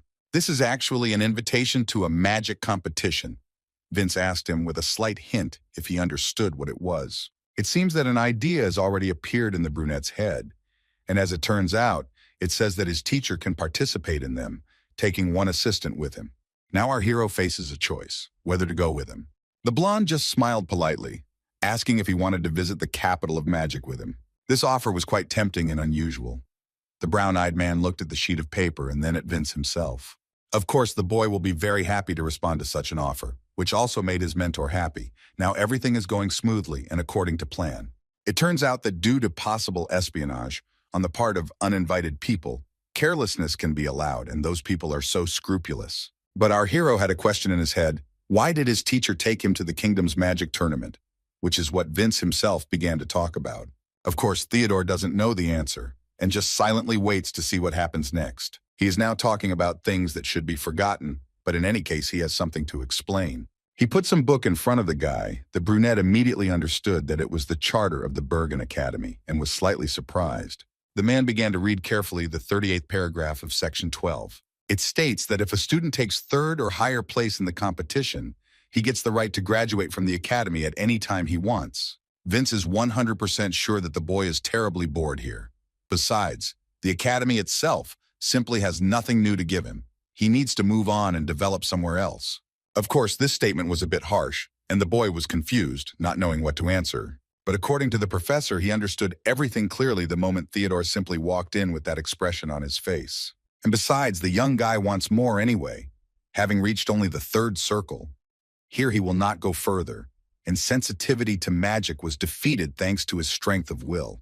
And those people who saw him as just a hindrance are ordinary animals who live for God and authority, and will never regret their actions. It would be better for Theodore to be where there are no such people than to waste time. The guy understands perfectly well what is being conveyed to him. For him, this is a good chance to move to a better place than he is now. Interrupting him, Vince summed up that this was precisely why he wanted to take him with him to Melter. Of course, our hero agreed, but he is tormented by doubts about whether he will be able to defeat anyone there at all. It will not be so easy. And indeed, in a normal situation, this would be impossible. The blonde confirmed his words. However, as long as this all concerns Theodore, everything will be completely different. Although he is not as good as Garcia, he will be able to cope with the magicians of the fourth circle. 7-year-old realized that everything that was being discussed now was a division of combat magic, and decided to clarify this point with the professor. And yes, he nodded his head in agreement, and only the assistants of those who are invited may take part. Our hero was well aware that these warm-up matches were intended for professors, and that the assistants would be students like him. If you think about it carefully, everything falls into place, and it turns out that there is a chance for victory. A spark of hope has lit up in the heart of the young boy. He began to remember all his abilities, how Gluttony absorbed the Garcia family heirloom, the ability to extract stored magic and then immediately use it. Besides this, there is also the power that he got after synchronizing with Alfred. From his experience and incredible power, the professor must have gone on such an adventure based on that very duel. A great deal of self-confidence appeared in his soul, and after some thought, the brunette rose from his chair and proudly declared that he wanted to try. Of course, Vince was very happy about this, but now he still needs to resolve the remaining issues. Sighing slightly heavily, the bespectacled man reached into the drawer where some yellow book lay. The guy watched him with interest. It turns out that he bought it from a man who collects originals for only 50 gold coins. And it is very easy to distinguish between the original and the fake. Because a copy cannot be made from another copy, it was not easy for the professor to get it, and he really hopes that the young boy will like the reading material. Theodore politely but slightly confusedly asked to conduct her assessment, to which the man agreed and only supported his idea with a smile. With a heavy sigh, the brunette put his left hand on her and began to conduct an analysis. Vince watching him carefully. This book describes the spiritualism of the four elements and its basic concepts, as well as the process of making a contract with an elemental spirit. Its author is Myrtle, a man who, thanks to his magic, managed to see the king of the elementals. The man was already impatient to find out what his scan would say, and he began asking leading questions. Miller's first answer was that it was a very rare book, and in the end there are only 2 copies of it. Vince knew this, and the guy only confirmed it. He promised to do everything in his power to get her as quickly as possible, and for today the visit was declared closed. The young magician could go home. But then the blonde remembered that he had forgotten to say the most important thing about the day of departure. They were planning to leave for the capital in 3 days. Theodore should prepare well. He understood everything and instantly ran out of the office. He ran to the palace of the educational institution itself. Then on the steps in the 2nd floor, people turned to look at him, and he almost knocked down one man who was carrying a huge box with some supplies. Finally, Theodore arrived at his destination and, trying to catch his breath, closed the door behind him so that no one would enter. This miracle crawled out of his left hand and began to grumble that it wanted to eat. The boy opened his palm and looked at him as he menacingly demanded food, threatening to eat him within an hour. The brunette just snorted in displeasure, promising to get the food on time, but asked in return to keep quiet so that they wouldn't get caught. The amount of edible items he needs has decreased, but the methods he uses to demand it are still the same, and the food is better quality each time. In exchange for this, her standards and the frequency with which Gluttony asks for a treat are becoming more and more, and it is clear that this will be stressful for the young guy. The brunette extended his hand to the same yellow book that lay on the table already prepared for him. He released his long tongue and prepared to eat. The introduction to elemental magic was absorbed. Her skills were also increased, which was very noticeable. Theodore is very glad that he was finally able to master such an important skill, an ability that is not so easy to obtain. But then, a notification appeared in the system that the synchronization process with Myrdal had begun. The connection was successful, and many hands appeared that were reaching straight towards him. They grabbed him and began to pull him towards themselves. The boy did not want this. Now there was no time for this at all. But it was impossible to get out. A strange feeling appeared in his body, as if he was passing through some kind of portal, and finding himself at the other end below, he was released into flight, so to speak. The boy is now a little confused and cannot understand where he is, having only managed to see a large abyss below him. There sat an old man in it, quietly and peacefully thinking about something of his own. Our hero landed there and still couldn't come to his senses. The bearded man slowly glanced at him. It was unexpected that such uninvited guests would come to him right now in broad daylight, and that they would literally burst into his home. The connection was finally established. After some time, the brunette began to slowly open his eyes, mostly because he felt cold. The first thing he saw above himself was something that looked like a split in the ice, as if he were in an abyss. It was necessary to rise. Sitting on the ground, Theodore grabbed his head and began to think about it, some kind of connection, not at all like synchronization. The boy found himself in a very interesting place. He was curious to look at everything around here. The bright reflection of the ice literally blinded his eyes. It really was very high here, and he was lucky that he managed to survive such a fall. The bearded man saw that his guest had finally woken up when the roof collapsed. The first thought was that the heavens had erupted or something else had fallen, but it turned out to be this young schoolboy. He still couldn't come to his senses. Theodore couldn't believe that he had fallen from such an incredible height, and yet remained safe and sound. From his look, the man immediately understood that his friend knew who he was, but he didn't really care and decided to introduce himself as a spirit named Myrdal Hersheim. And since it was not so difficult to guess that this was his isolated enclave, the boy began to examine it with interest. The bearded man didn't quite understand what he was talking about, but after a while it became clear that everything was exactly as he had said. But once upon a time, people called this place the Dispossessed. It was used as a weapon of war, and also tormented spirits used it to calm the souls of deceased friends. Here they isolate themselves, and this Parnisha is special. But our hero did not like this status, and he admitted that some force had dragged him here, that he did not even know that he would meet the real Myrdal here. He also made the assumption that his young guest had gotten into something unpleasant and asked again about the incident after which he had ended up here. And his words turned out to be true. But this time, according to the brunette, everything is a little different. It was the first time he was called like this. Theodore began to hesitate and did not want to tell him the reason because he thought that they would not believe him. It all sounded somehow absurd. The old man just grinned. He understands perfectly well that he has plenty of his own problems. And to be honest, before our hero arrived here, for some time everything here resonated. Someone was planning to get in here with him. But first, of course, while sipping a drink from the cup, Myrdal said that he wanted to check something. The earth began to tremble, and some form appeared behind him, with a face similar to his. Looking up at the guest, the man asked him to look into his eyes. There was no ardor in his expression at all. One could conclude that the young student also did not like to play with fire and especially did not like to throw down challenges. It is logical that the worst choice for him would be the spirit of flame. Summing up the results of such a small analysis, Myrdal said that he is not an interesting person at all. However, there is such stubbornness in him that, despite the fact that he has no personal characteristics, our hero did not quite understand what he wanted to say by this. Meanwhile, the figure behind the man began to laugh out loud. Couldn't Theodore understand anything from the reaction of the guy behind him, which caused a slight grin to appear on his grandfather's face?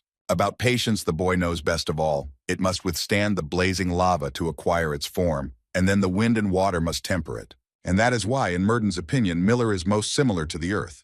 In other words, he could be described as genuinely tough, and the guy is the type of person who can be called strong. The one-eyed man began to pour the contents of the cup onto the cold ice. Suddenly, The earth around him, together with the ice, began to rise to an incredible height. The magician became confused and began to nervously look around. The stones piled up, forming a small portal from which a very bright light began to emanate. After a couple of seconds, a clear outline of a face appeared. It was clearly a woman's. From there, a girl appeared with long blonde hair very similar to an elf and seemed to begin to fall down. She curled up into a small cocoon and gradually began to decrease in size, eventually becoming incredibly small. Soon she fell into the arms of our hero. A blue scarf appeared on her and she was snoring sweetly. Theodore didn't quite understand why she was here and was a little confused. In response to his indignation, the little girl opened her eyes and looked at him in confusion. The girl began to crawl on his hands, studying her new owner. She was interested in everything, like a child. The guy met her gaze and began to be touched. A slight blush appeared on his cheeks. It seems that she also expresses her sympathy for him. As grandfather said, her name is Mitra. She is one of the most forgotten ancient spirits of the earth. And Murden is sure that the resonance that was earlier was her premonition of him. The only thing that confuses our hero now is her size. She is too small, but on the other hand, you shouldn't judge a spirit by his appearance. He now, as the one who made a pact with her, must awaken all her power. And if he successfully grows with her, he will be able to see her true self. The boy was invited to have a snack and relax a little, but he was in a hurry, and in an indignant tone reminded him that he needed to go back to where he came from.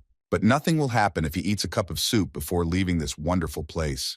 The old man has already prepared a portion for him. The brunette reluctantly accepted this. In principle, there really was nothing wrong with it, and was going to thank him. But then in the reflection of his treat, he saw something strange, and he had to turn around sharply. At that very moment, huge hands grabbed him, his jacket, and dragged him up. Of course, Theodore was seriously scared and screamed. The old man sat and said nothing, simply watching him. Laughing slightly, he really became interested in seeing how and what would progress further. Guesses began to appear in his head that the fact that he had come here in search of himself was all because of the power in the boy's left hand.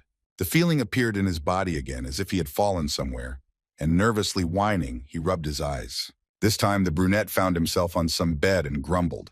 He was tired of putting up with this every time. And this little girl, Mitra, is an ancient spirit of the earth. Even though she is now like a little child, during the summoning, she looked like it was the king of the elementals. Looking at her, the guy was again touched and blushed slightly. Now only one thing became clear to him. Thanks to this little girl, he had a chance to win in that very tournament of the Melter Kingdom. And soon this most important day arrived. The weather was favorable and sunny. Our hero walked and carried huge bags on his back. It was clear that they seemed unbearable. And finally, he placed them near him and can catch his breath while he is still waiting for someone.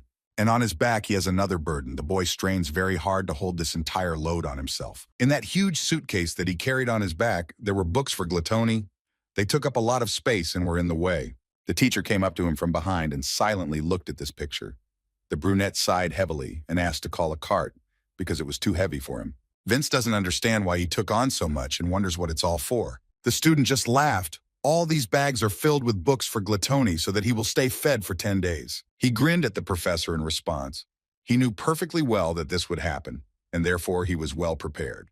Having heard about this, our hero did not quite understand what he meant, and raising an eyebrow asked to tell him in more detail. The man pulled out a large bag from his bosom, which was glowing bright blue.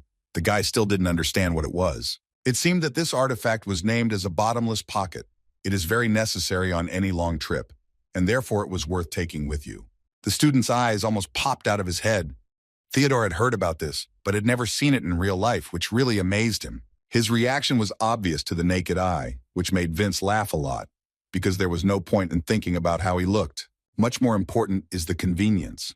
Now all the bags can be placed inside it without overexertion.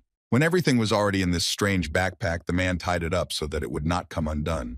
However, besides this, surprisingly, he was unable to absorb the backpack that was on our hero's back, and it would be worth trying again. After all this, the guys arrived in the city of Bergen, where they walked and looked for the place they needed. The place here is quite creepy, and the brunette has questions that he wants to voice. He is worried that there are only 9 days left until the start of the competition, but it will take a month to get to the destination.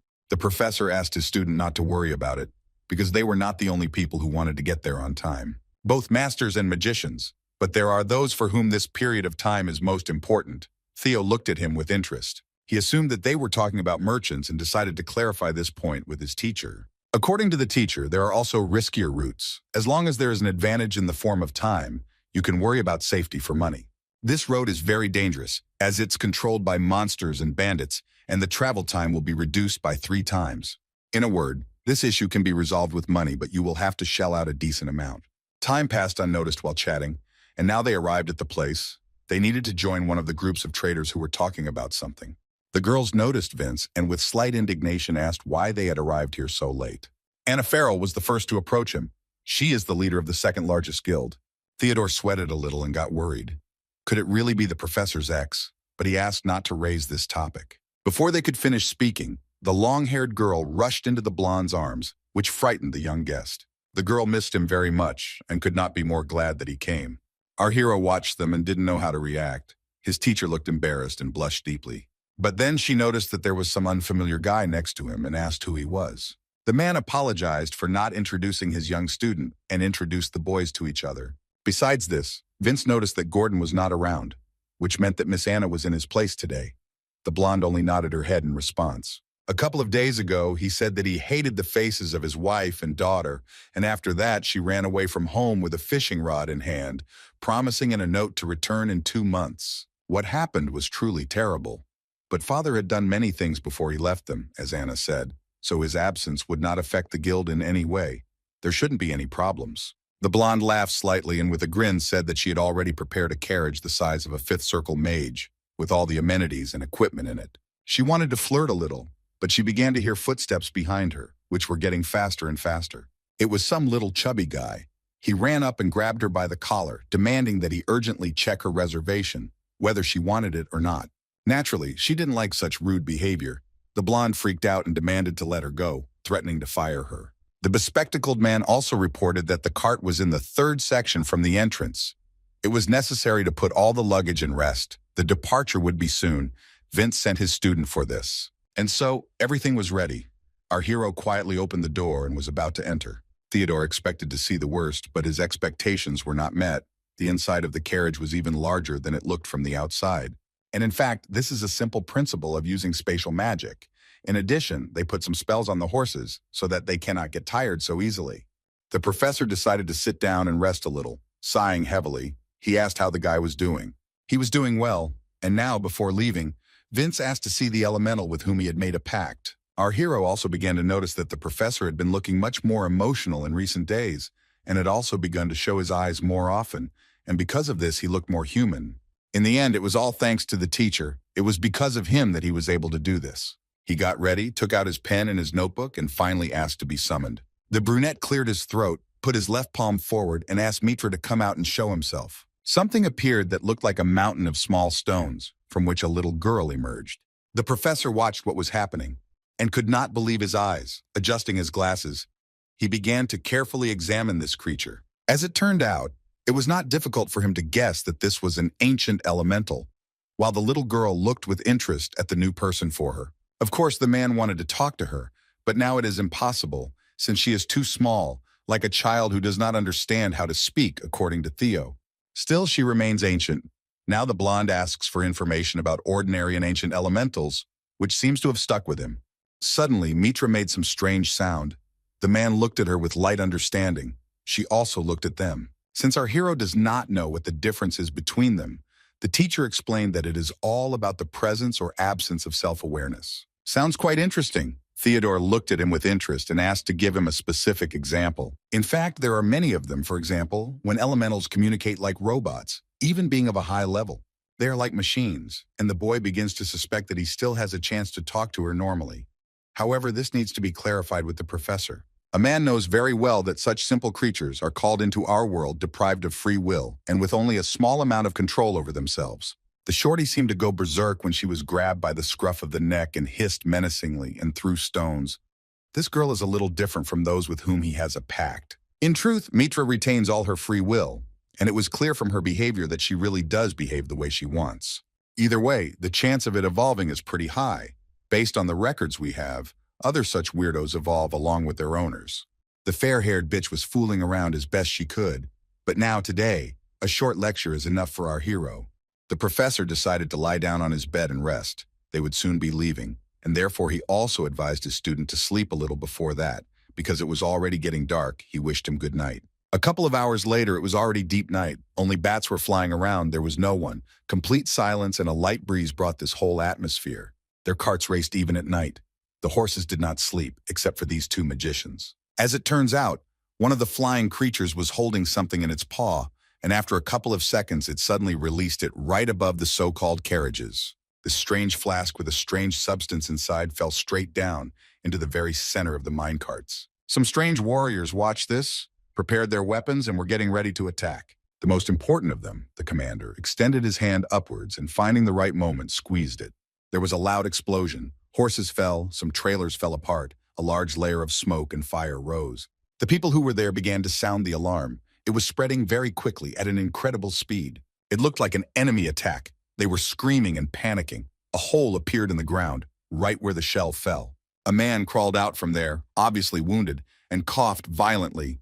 No one could understand what had happened. Some terrible monsters stood before them, all in armor, with long iron weapons, and were discussing something among themselves in their incomprehensible language. One of them, apparently the commander, turned to the victim and growled menacingly, taking a blade from behind his back. Only a moment passed. The man received a strong blow to the back. Only a loud piercing scream could be heard.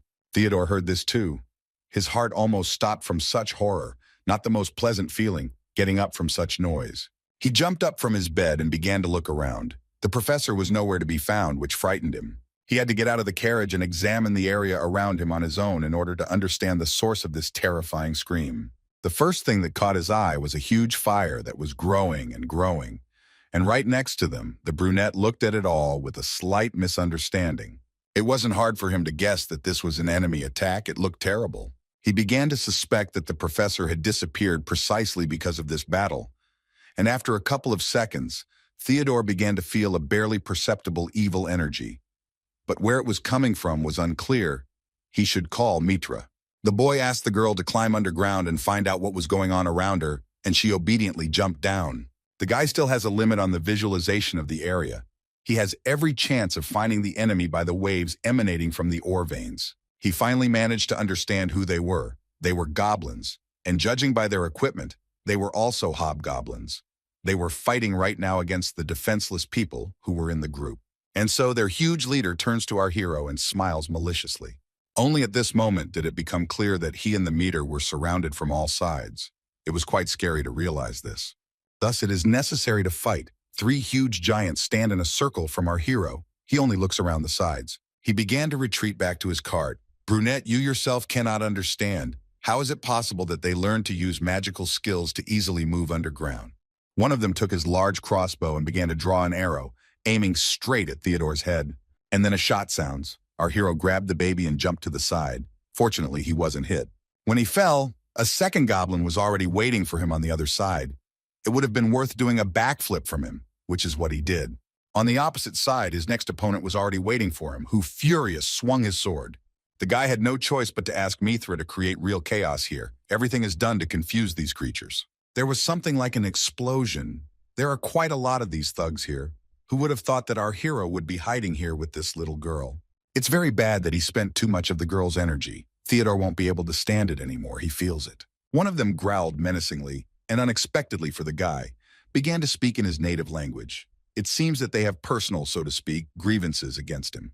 Toothy attacked the young mage, but he managed to put up a barrier of earth, repelling all his attacks with his foot with his defense. He tried to break through his force with his whole body, but it was no use. Parnisha managed to defend himself. And then he does a double somersault up and flies right over his head. Theodore Miller looked at him and just froze. After a couple of seconds, he stopped behind the young man and asked if he was the magician they had caught earlier. The goblin began to peer into his face, trying to confirm his guesses. Our hero removed the barrier and, raising an eyebrow, menacingly asked how to understand this. It seemed to him that right now he was talking some kind of nonsense. Rubbing her eye, the monster sighed heavily and said that her prey looked quite frail. This guy's armor looked different from the others, and Theodore began to suspect that this was the goblin chieftain in the flesh. Unfortunately, he can't raise the level of his combat skills, and it will also be very difficult to use the same magic as now. In such a difficult moment, using spells thoughtlessly, without knowing the enemy's movement skills and abilities, will not achieve anything. Perhaps there is one way that will help him defeat him. Meanwhile, the goblin has already broken through to him and is waving his blade with all his might. Theodore extended his left hand forward and called out to his old friend Gluttony. He needed to get ready. The monster saw that something was wrong here and hurried even faster towards the enemy, who after the collision literally dissolved into thin air. It was the reverb, which means that maybe the boy has disappeared. The ogre is looking around and doesn't understand what's going on. And then he raised his head up and saw our hero, who was floating in the air like a feather. The brunette was glowing blue all over. Putting his hands together, he began to cast a spell, which caused a slight grin to appear on the monster's face. The very first thing he decided to use on his enemy was the magic arrow. Theodore shot it straight at him. He is now confident that everything will work out. There is no point in dragging out this fight. But then the monster seems to teleport closer to him. And he even manages to hit him in the face with his mutated paw. As soon as the boy turned around and noticed him, a bream flew at him. Toothy began to ridicule him. He clearly considers himself stronger and superior to him in strength, and not only that. The young magician fell to the ground and hit his shoulder hard. It looked like he was in a lot of discomfort. The goblin also stopped hovering in the air and landed softly back. Watching the enemy, it is important for him to make sure that he won, and not this boy. This monster spoke in his native language. A lot of questions arose in Theodore's head.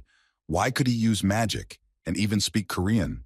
Hobgoblin told him that it was all because of the slaves that were sold to him by the mountain bandits. Prisoners of war are very easy to give to anyone, and demons are no exception, which is an incredible humiliation. Thus, they also received a magician who taught them everything he knew about magic, and only the best leaders like him can sense mana, and therefore learned the necessary skills to become real warriors. And the victim himself was thrown to be torn apart by low-level creatures. It really does sound pretty creepy. Our hero is interested in whether he is alive, while they were brainwashing him that the same fate awaits him. He must become another of their slaves, just like those magicians, and in the end, they will sell his heart. From what he heard, goosebumps naturally ran down his skin. Theodore became very angry and began to slowly rise to his feet. Well, at least try. This time the brunette promises him to destroy him and also did not forget about the henchmen. As many as he can, they will all lie on the ground. Meanwhile, having heard his promising speech, they began to laugh loudly, almost clutching their stomachs. The monsters reminded him that he himself would soon be left without strength. Maybe it really seems that way to them, but our hero managed to rest a little and restore his energy. This time he definitely doesn't intend to lose and is serious so that they don't see. He clenches his hand into a fist. After this, he made a sharp jump upward and hit the ground with his hand. A very bright light began to emanate from him, which literally blinded the enemy. The flash really helped him. The main leader doesn't see anything, and in a panic tries to make out at least something, but his eyes still hurt and water. While he was in a confused state, Theodore immediately rushed to him while he was wiping his face. It turns out that he has something in his hand that is capable of destroying each of these goblins that I dared to attack him and the others. Swinging his right, he cast a flash spell and stepped forward with his foot. Almost all the targets were hit and could not stand on their feet after such a blow. The monsters bumped into each other and literally fell. Soon a bright light was heard. Our hero stopped and tried to catch his breath a little. The enemies clearly did not expect him to have such fighting power and simply stared at him in horror. The boy boldly rushed forward and ran up to the main one of these toothy monsters and swung his fist at him. After his collision with his face, there was a strong and very bright explosion. Any person who does not possess magical abilities would have already lost their sight. His teacher, who was nearby, also heard this sound. It all sounded very similar to flashes of fire, and they certainly couldn't be confused with anything else. The blonde asked Anna to report on the situation that had developed around all of this. She in turn was talking to that fat man. After clearing her throat, the girl turned to him and told him that thanks to the fire, everything burned down. So no one suffered huge losses, but they lost contact with the cart that was attacked. There is no information about it. Vince became very worried about this and asked the girl to keep an eye on everything here while he went to check what happened there. The man called all the remaining mercenaries and told them to follow him to the rearguard. They only obediently nodded their heads. Meanwhile, Parnisha tried as best he could, but in the end he fell to his knees and felt that he could no longer move. His body did not obey. After these demons presented a sharp blade to his face, he realized that here and now his end would come. Such was fate. The monster chattered something in his incomprehensible language, but then abruptly demanded that Theodore stand up straight on his feet. It couldn't believe that the guy could kill Jake, one of the leaders of the hobgoblins, so easily, and screamed to fight him. The brunette, looking sullenly at the toothy one, asked him again whether he had understood correctly that he wanted him to get back on his feet. According to the demon, Right now, everything in his exhausted body is boiling at the sight of the one who killed his leader, and it was clear from him how he was trembling with anger. Having cleared his throat, Theodore asked what he was going to do with him then, and while he was proudly telling his tales, the boy called Mitra. 1 second and they found themselves deep underground. The ogre began to look around nervously, not understanding what was happening. And then the ground seemed to rise and grab him. He didn't even notice where and how it happened. Of course, our hero was outraged that his prank was called a cheap trick, because he had not yet fully restored his mana. He needed time to pull himself together. Just in time, this little girl flew to him. He needed to know if everything was okay with her. It is very good that she bought all the necessary power to maintain the summoning and enough to bind this giant. And so, if you think about it, Theodore has only one thing to do. The boy tells this creature that he does not understand a word of what he is saying, and quietly clenches his fist behind himself. If he really wants to see the end, he will see it. The brunette swung that hand at him. He only managed to raise an eyebrow and look at him with slight misunderstanding. It seems to him that this boy is simply crazy, and it would be easier to give up without a fight. And so his fist flies right in front of him and smashes the huge sword with which he constantly showed off in front of everyone. And soon it flew right into his face, a rather unpleasant sight for him. The ogre at the same time managed to stick his hand near our hero's head and waited for the right moment until the guy stopped. The brunette can't understand why his fist didn't pierce him through and through. He immediately paid for his inattention and was put in a chokehold. Now he is definitely in a bad position. The young mage does not have enough mana to protect himself. He needs a little more time to recover, and besides, unfortunately, Mithra's call has been scattered. Now the guy just needs to buy as much time as he can to regain his attack ability, and that's why he uses levitation. Finally, he managed to loosen the grip of his powerful and pumped-up hand. Both opponents fell to the ground. The next thing Theodore needed to use was the effect, thanks to which he threw his enemy away from himself. No time to relax, the dark-eyed boy got back into a fighting stance and stared at the hobgoblin, trying to catch his breath. Besides this, he needs to wait until his mana is restored. But then something strange flies past his head. Our hero did not have time to see what it was. Fortunately, he managed to dodge it. It was a throwing weapon, something new in their duel. Theodore looks at him, and his head can't wrap his head around where this guy got so much strength from. He has enough mana to rise up and attack with incredible power. Right now, the toothy one is swinging his spear and is about to throw it. Now it's time to deal with this stubborn boy once and for all. The crazy warrior throws an arrow straight at him. She rushes with incredible speed. The brunette bent down and carefully watched her movement vector. Unfortunately, he doesn't have time now to restore mana back. And he has no chance to dodge, which is very bad for him. Theo is at a loss and does not understand what to do next. But then Gluttony appears from his left hand, who indignantly calls him to him. Is this really where his path ends? He can't believe it. His fate will be the same as those slaves, and that's how it will all end. Gritting his teeth, our hero immediately realized that this was not about him at all. He did not want such an outcome of events, and therefore activated a triple earthen dome right in front of the arrow that was already flying towards him. It was quite hard to do, and he got quite a kick out of it due to his lack of mana. But it's very good that our hero managed to bow down when this spear pierced his defense and literally destroyed it. A huge layer of dust rose up. This time, Theodore does not intend to miss, and so he puts his finger forward in order to shoot at his opponent. This time he wants to use a magic arrow and aims at the goblin. He hit the target right in the face. He only had time to scream in surprise and suddenly fell silent. But it seems that Theodore was completely without strength this time. His body is exhausted. All his attempts are not enough to defeat this monster, as sad as it is to admit, but it is so. The brunette fell to the ground, exhausted and without hope of victory. And his opponent mocked him, but it was still difficult not to admit that such a seemingly frail boy fought bravely. It's time for this goblin to tell us that he is the true leader. Wiping his face, he said his name. It turns out his name is Mr. Antonov. The giant put his hand forward, which had only 3 fingers, and looked at it carefully. This wound that the magician inflicted on him, depriving him of one thing, is a wound of honor, even if it looks terrible. Suddenly, a man very familiar to our hero came up to him from behind and grabbed the monster by the shoulder, asking if he really thought so. He certainly didn't expect such a turn of events and screamed loudly because he started to catch fire while the man was heading towards the victim. The monster tried to reach out to him and stop him. The leader could not believe that he would lose right now. His limb literally began to dissolve in flames. His voice faded. It turns out there was another magician here that he didn't know about. What a setup. It was Vince, who was about to go to the aid of our brave warrior. Seeing that he was lying unconscious, the man ran up to him as quickly as possible and picked him up in his arms. He immediately began to open his eyes and looked at him. The boy felt very ashamed because he couldn't protect anything, and he began to wind himself up too much, that he no longer had the strength. But the professor asked him not to blame himself, that this world was to blame for everything, that he was in such a precarious state. It's time to remind your student of the fact that he should always look forward and not back.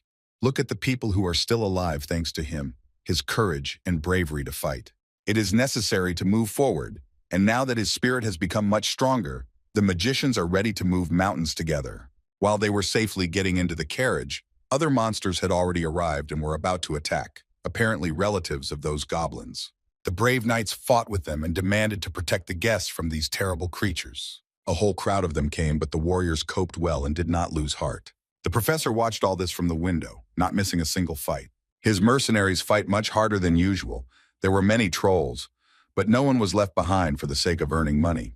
And our hero, of course, felt a little sorry for them, and he suggested that the blonde go help them, but he asked to leave them alone. Suddenly their pleasant conversation was interrupted by Anna. She noticed that her old friend was so tense, but why he had worked so hard. Before this, the girl called him hubby, which really embarrassed Vince, and he asked her not to do it again. She appeared to be delighted during the hobgoblin attack, as expected from a professor at Bergen Academy and a master of the Fifth Circle. He didn't care about this, about the fact that she was defending and praising him so much, but the girl continued to mumble and had already moved on to his student. It turns out that the girl heard that Parnisha had defeated their leader, and she looked at him with a sweet smile. The news quickly spread. Theodore laughed awkwardly and tried to shift all his exploits onto the professor, but he could only laugh. The rumors had already spread. He believes that the young student deserved it and has done almost all the work. Now he can enjoy the glory. He felt awkward but pleased by these words, and scratching the back of his head, forcing a smile, the young man thanked him. Anyuta became furious that no one was paying any attention to her and asked him to look at her, for which the professor apologized. In gratitude for being able to restore this raid in their place, they have prepared a gift, and so the girl asks to accept it sincerely. It was something like a box in which lay some blue thing which the two men looked at. The bespectacled one was the first to decide to ask her directly what it was. But to be honest, the blonde assistant doesn't really understand this. But she heard that the community of the Magic Academy is actively looking for him. And another big plus is that the number of copies is limited, so even their trading guild does not have many of them. Perhaps it will be very useful for sorcerers. However, Vince cannot accept such an expensive gift, but for the girl, it sounds like an excuse. He didn't immediately understand what she was talking about, and still decided to ask again about this moment, looking at her with slight misunderstanding. But she kept saying that her father had prepared everything carefully before leaving, including this gift. However, the bespectacled man knows that the guild simply wants to strengthen its relationship with the Fifth Circle mage. And since this is the case, this is a good reason to accept him. The girl still continued to joke about him being his husband and thinking that such a great artifact would be an incredible wedding gift. These jokes only made Vince feel awkward. The man who was leading the horses still continued to control them and move on. Near the forests and plantings, a carriage was racing, and other luggage racks were attached to it, quite a long one. The men simply sat next to each other and were silent for quite a long time. The silence was broken by Theodore. He began to suspect that his friend already knew perfectly well what this object was. And he really does think very well. The thing is that this is not quite the same crystal in the sense that magicians usually use. Plants that absorb the blood of monsters occasionally create them from the collected magical power in the form of fruits. The Scientific Academy, according to the man, called them monster berries. With its aroma, it attracts evil spirits and increases their strength after absorption. Besides, it is possible that the hobgoblins also figured this out. But no one has figured out how to use it, but the day when someone will figure it out could come literally at any moment. And by this, he means that Theodore has one great item in his collection. The bespectacled man looked at him and winked. Our hero still doesn't understand what he means and only looks at him with a raised eyebrow. And he was already clearly visible. As the sensei said, the boy turned his head in the direction where his gaze was directed. Indeed, our hero was delighted with what he saw and could not take his eyes off it. In front of him stood the magical headquarters of the capital of the Kingdom of Magic, in other words, Meltor. It looked quite unusual. It was obvious that the designers had done a very good job on it. Now they will enter the capital itself. Manaville is already waiting for them. Here, 4 majestic towers were erected within the city limits like a shield around the academy, which is located in the center. In addition, each of them was painted in the color of the element symbolic to it. Among them there is one that raises the most warlike and excellent battle mages. More specifically, we are talking about the red tower, the same color as Vince's cloak, which slowly flutters in the wind. And yes, it is not difficult to guess that the professor belongs to her. Even by appearance, one can say so with confidence. The first thing the man suggested to him was that as soon as they passed through the gates, they should immediately head to the Magic Academy, to which his student obediently nodded his head. Soon their carriage and other trailers arrived at their destination, where many guards stood and protected the most important part of the tower. Theodore and his teacher came out. They were amazed. There were so many people gathered here. In fact, it's all about the Manaville tournament. It is very good that they do not have to stand in this line now, because there is an invitation that Miller remembered. Anna noticed that the two were getting ready to leave, and even got a little angry, squeezing the piece of paper that was in her hands. She finds it low on his part, but to her regret, the invitation is only valid for two people, the invitee and his assistant, so they will see each other a little later. The boy glanced at his teacher and noticed that he was quite happy. He couldn't help but feel that he was finally free of this girl. At the entrance, they were already awaited. The guards greeted the new guests in a friendly manner and bowed before the senior magician. In order to go further, he needed to show this invitation letter to a special person who understands all this. The man took the envelope and began to examine its contents, holding a magnifying lens to his eye. He needed to clarify the fact that Vince Hadel from the Burden Academy was a Red Tower mage and had visited Manaville about 7 years ago, to which he nodded his head. Everything is going great. The other guys from the security also greeted the blonde, and Theodore just walked around him and looked around. They watched them go, and at the next door they were met by two more. Our hero gets the impression that this place doesn't look like anyone could enter it, and he starts to worry a little about it. The man calmed him down and showed something to the guards, and they let him in right away. They entered the unusual little room and began to move forward so as not to waste time, and the boy was here for the first time, so he was curious to examine every corner. Theo can't believe that this place is the privilege of the magicians who received the invitation.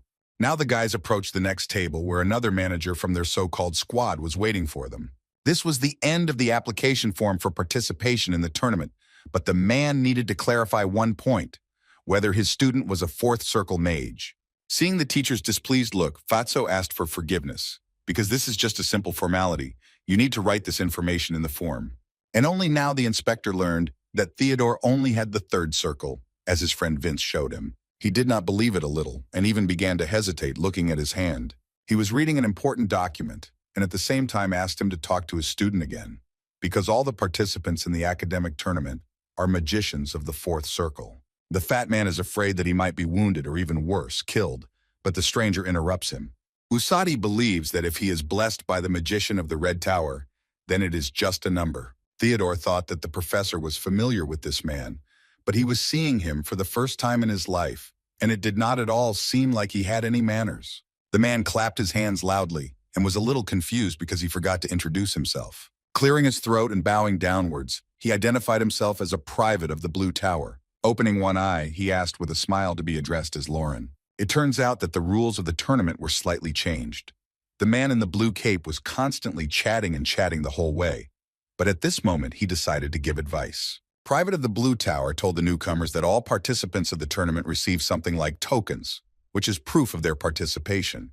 The chatterbox turned to Theodore and asked if he had been given a medal at the registration desk, to which he merely nodded his head in confirmation. She is the same token that will be very useful to him in the future. And only now, holding it in his hand, the boy notices that his number is 132nd and looks closely at this wonderful object. In this competition, participants prove their superiority by putting all their existing medals on the line, and the winner takes them all. In addition, according to Lauren, the result of the tournament will be determined by the number of tokens collected. He says this with some excitement in his eyes. Indeed, everything used to be different, as Professor Vince remembers, and it's all connected with the increase in the number of participants. And according to the old scheme, these competitions can drag on for as long as a week. That is, in essence, it can be called a ladder tournament, as the blonde thinks. But there are also those among people who consider such a system barbaric.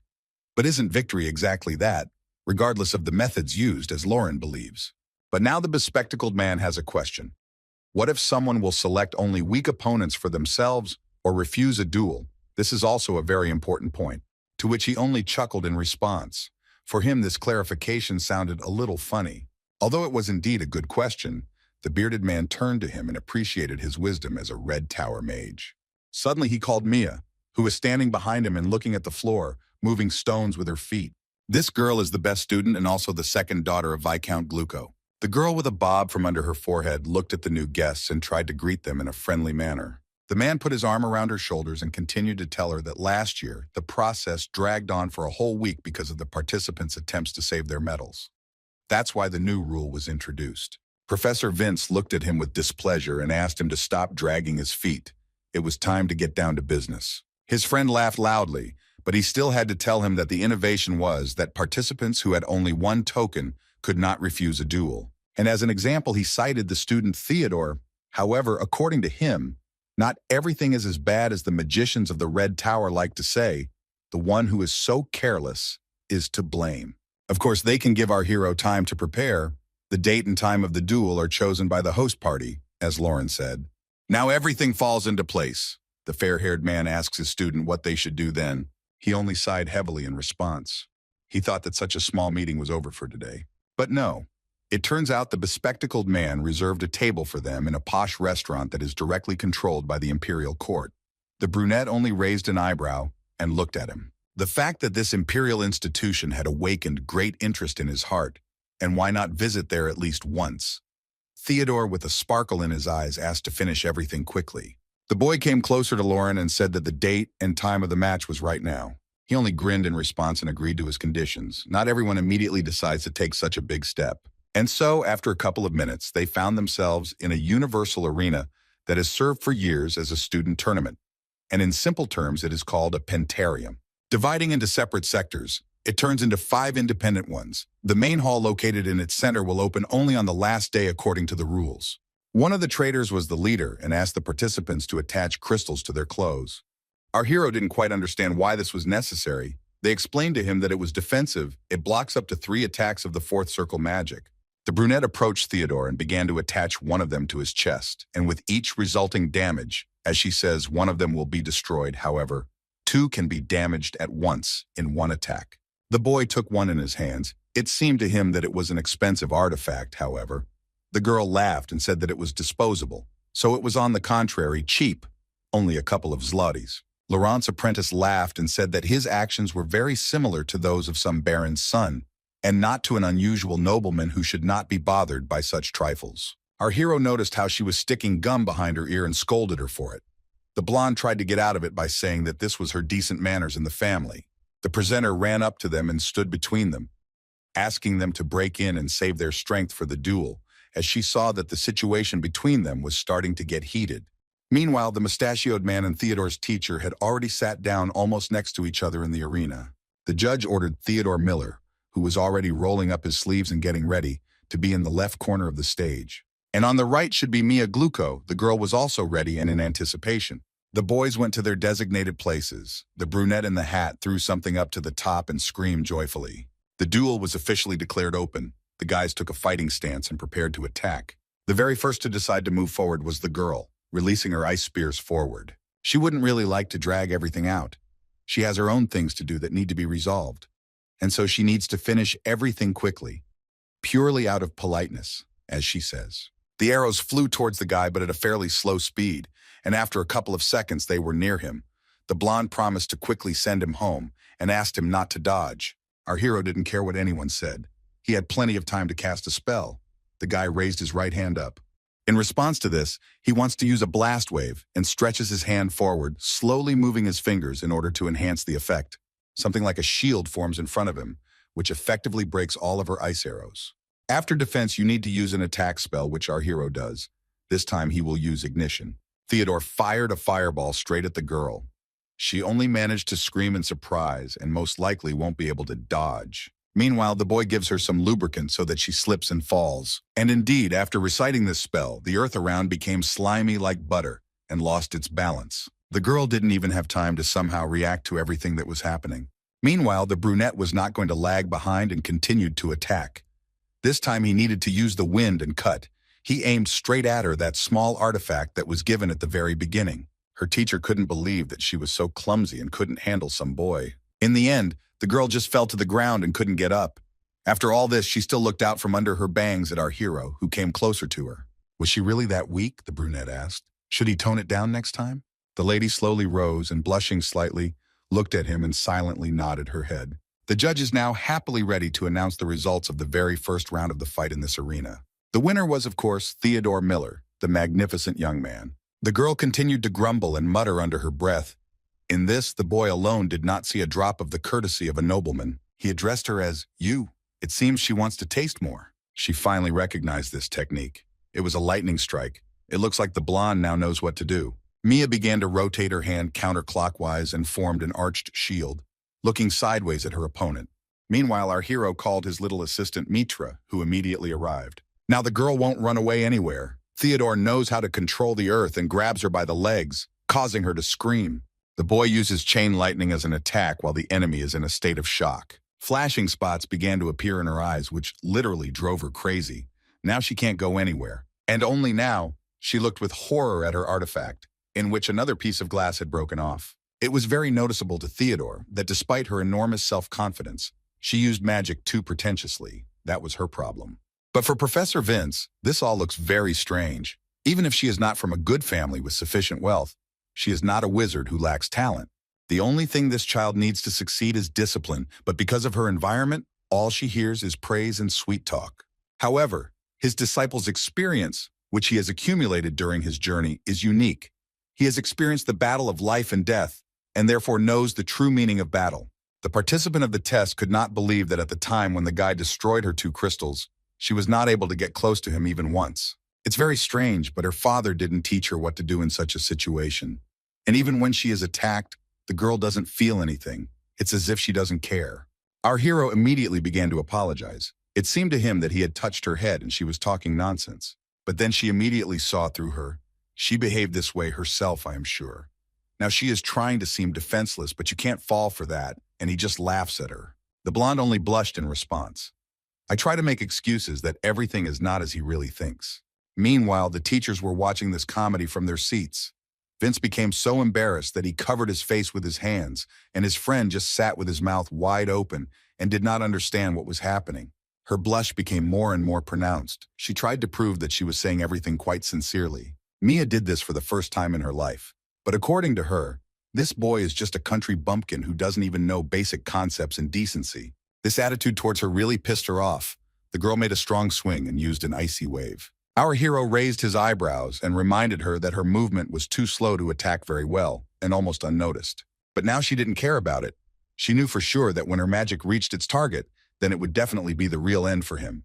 Following this, she released another full one, and Theodore already even managed to rest a little. He had to activate a multi-layered shield while she was running towards him directly, hoping to win in this way. And then she herself pierces it with her body and falls to the ground not very victoriously. And here she lies on the ground and is full of rage in her soul that her self-confidence and ego were defeated in the tournament this time, clenching her hand into a fist in anger. The shield had as many as 4 protective layers, and she was able to break through them all without outside help, for which Theodore praised her. She just lay face down on the ground and began to whine, calling her opponent all the nasty things that could be called.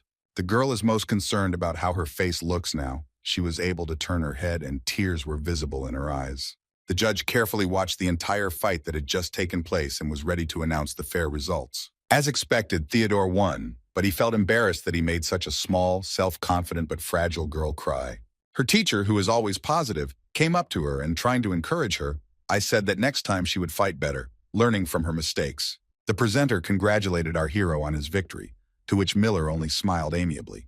True, the boy does not feel this very taste of victory, but it is better to think about this a little later. As Madame said, now the 4 medals that belong to Mia are now his. In addition, if you lose this, you will have to compensate for the loss from your own pocket. They look very beautiful and shiny, which pleases Theodore's eye very much, and a soft smile appears on his face. Meanwhile, Professor Vince turned to him, distracted from reading a book. Now he doesn't need it, and the man closed it, turning his body towards our hero. This can be called a crumb from a large pie. There is almost nothing interesting about it.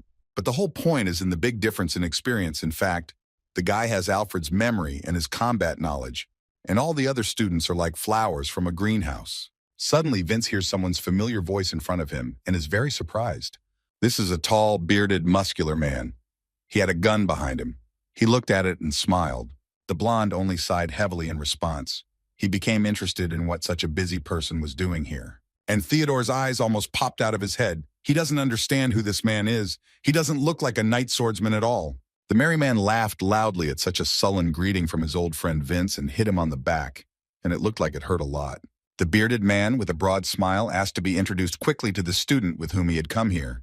The professor just frowned and nodded his head in dissatisfaction. He had to get up from his seat and take his student by the shoulders. He called his first and last name. Introducing him as one of the many guys from the Bergen Academy, the boy also greeted him. Seeing his cute face, the man laughed loudly again. For him, he looks so fragile and innocent that it makes you laugh. However, it seems that there is something else. The bearded man leaned in front of him and began to examine his face. Somehow, he magically realized that this boy had gone through a lot of hardships, and indeed it was hard to call him a child after such news. The brunette turned to his teacher and asked who this man was who was looking straight at him as if trying to look into his soul. In jest, he is an old man who says whatever comes into his head, but in fact he is the Lord of the Blue Tower, whose name is Sir Blundell Adderunks. Now everything falls into place. Our hero just nodded his head in response. Other people who heard his status almost fainted. He just looked at them from behind his back and giggled. In the four-headed towers that protect the kingdom of Meltor, the mages that belong to them are awarded one of 5 ranks. Those who have just joined it temporarily remain without rank. They most likely have the hardest time of all. Guys who already have a track record and some experience are called privates here. And talented magicians who have many incredible and respectable achievements are the highest. The most experienced and long-standing members of the order are captains. These are people of fairly high rank. And the very last rank is the wisest rulers of the towers, or more simply, lords. Theodore immediately realized that this old man was one of the 4 strongest magicians, and simultaneously had the status of Lord and Guardian of the Blue Tower. Unbelievable. Now it was time to introduce himself much more formally, as the boy thought. He said that he was in his 3rd year at the Bergen Academy, and expressed that he was incredibly happy to meet such an important person. The ceremonial guest himself believes that he does not deserve such a bow from him, and again finds fault with the professor, who is already trying in every way to push him away from himself. Rubbing the tip of his nose, the blonde asks, "Why did he come here?" It's obvious that it's not without reason. The bearded man clearly didn't like the fact that he immediately got down to business and slid away from his jokes. The grandfather just laughed and began to justify himself by saying that he hadn't been here for a long time and simply decided that he wanted to know why he had returned. And besides, now he is with his protege, that is, with the student Theodore. Of course, this will arouse great interest in him. Professor Vince just sighed heavily. It seems that the rumors have already managed to spread very quickly, like lightning. And now the bearded man is looking out for our hero again, and he is already getting scared of such a curious old man. The more he looks at the boy, the more he wants him to become his student, and it seems that his current teacher is starting to get jealous and even angry. And it seems that he did not hear correctly that this man already has his man, whom he is training. With a wide smile, almost from ear to ear, Blundell still does not consider him this year's winner. The professor wanted to object, but they were interrupted by a female voice, which announced that a match had been held in the 4th stadium between the contenders Marcus Giovanni and Sylvia Adderunks. This girl was able to defeat her opponent in just 24 seconds, which greatly interested our hero. The guy looked at the stage with slight confusion. He couldn't comprehend how 3 effective attacks could be made in such a short period of time in a duel. It's almost impossible. In other words, the loser was just a few goals worse, as he thinks, and his opponent really is some kind of monster. And then he sees a girl, shorter than him, who carries behind her back many medals tied to her braid. Our hero entered the ring and waited for her to come a little closer. In appearance, this is a fragile little blue-eyed girl who began to appear from the shadows. If you look at her for the first time, you wouldn't say that she has such monstrous strength, capable of defeating an opponent in just a few seconds. The first thing Theodore noticed was her beautiful silky silver hair. She came closer to her teacher and seemed to want to say something. Well, Veselchak, as always, interrupted her, and with an even wider smile on his face greeted the girl. The man wanted to hug her tightly, but she managed to dodge in time to avoid falling into his strong arms. She felt awkward. As soon as she began to move away, where she needed to go, the old man stopped her because he wanted to introduce her to someone. The blonde turned to him and looked at him with slight misunderstanding. She still had to go back. Her grandfather called her a heartless child. Sylvia was his student, whom he raised in secret all this time. The girl only said hello, as always coldly and poorly. Suddenly, the young people met each other's eyes and looked at each other for quite a long time while the men were talking. She certainly looks like an innocent girl, but in reality she is much stronger than any hobgoblin, especially the leader he fought. The blue-eyed man noticed his gaze on his student and jokingly asked if he had accidentally fallen in love with her. Jokes aside, it's time to get down to business. Grandpa asks our hero with a slight jab if he wouldn't mind going into the arena with Sylvia one-on-one right now. He thinks that now is the best chance to show his best side in front of such a beauty. In response, the guy only sighed heavily and plunged into his thoughts. Having asked the old man for forgiveness, he still refused such an offer, thinking that now he would not show his best self. Even in such a situation, the old man did not stop smiling. For him, it was all very sad, although he did not show it. They had only to turn around and leave, Sylvia looking coldly at Theodore in farewell. The two magicians left, leaving only Vince and his student looking after them. The boy thought for a moment, and suddenly turned away from the blonde and walked away with a serious look. The professor noticed that something was wrong here and looked after him. Theo stopped. Now the guy, as the teacher said, should aim to achieve a higher place by avoiding this girl, and he of course agreed with him. Theodore noticed that she was very similar to the very type of magicians he admired. This did not give him peace. The bespectacled man noticed that he was sad and thinking about something, and raising an eyebrow, he glanced at him. Unexpectedly for him, the boy accepted this challenge. He can't wait to fight with this girl who can literally knock anyone out in a couple of seconds. He said this with a smile on his face and a big sparkle in his eyes, looking at the professor.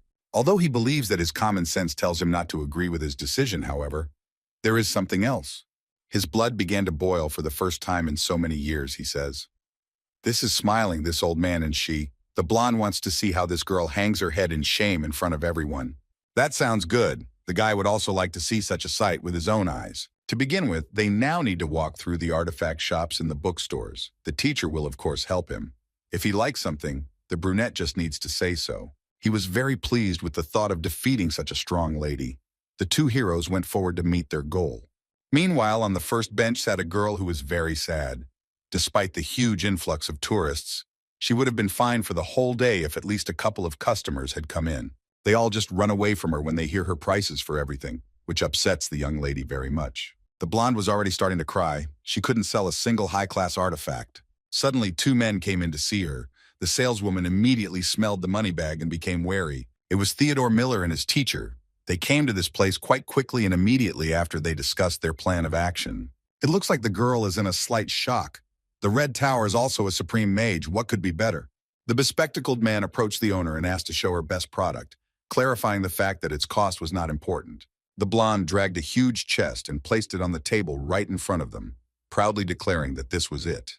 I remember Vince saying that price doesn't matter, but now it looks like things are a little different. Blue-eyed was indignant, but she looked at him and did not understand what he didn't like, because this was the best product in her store right in front of them.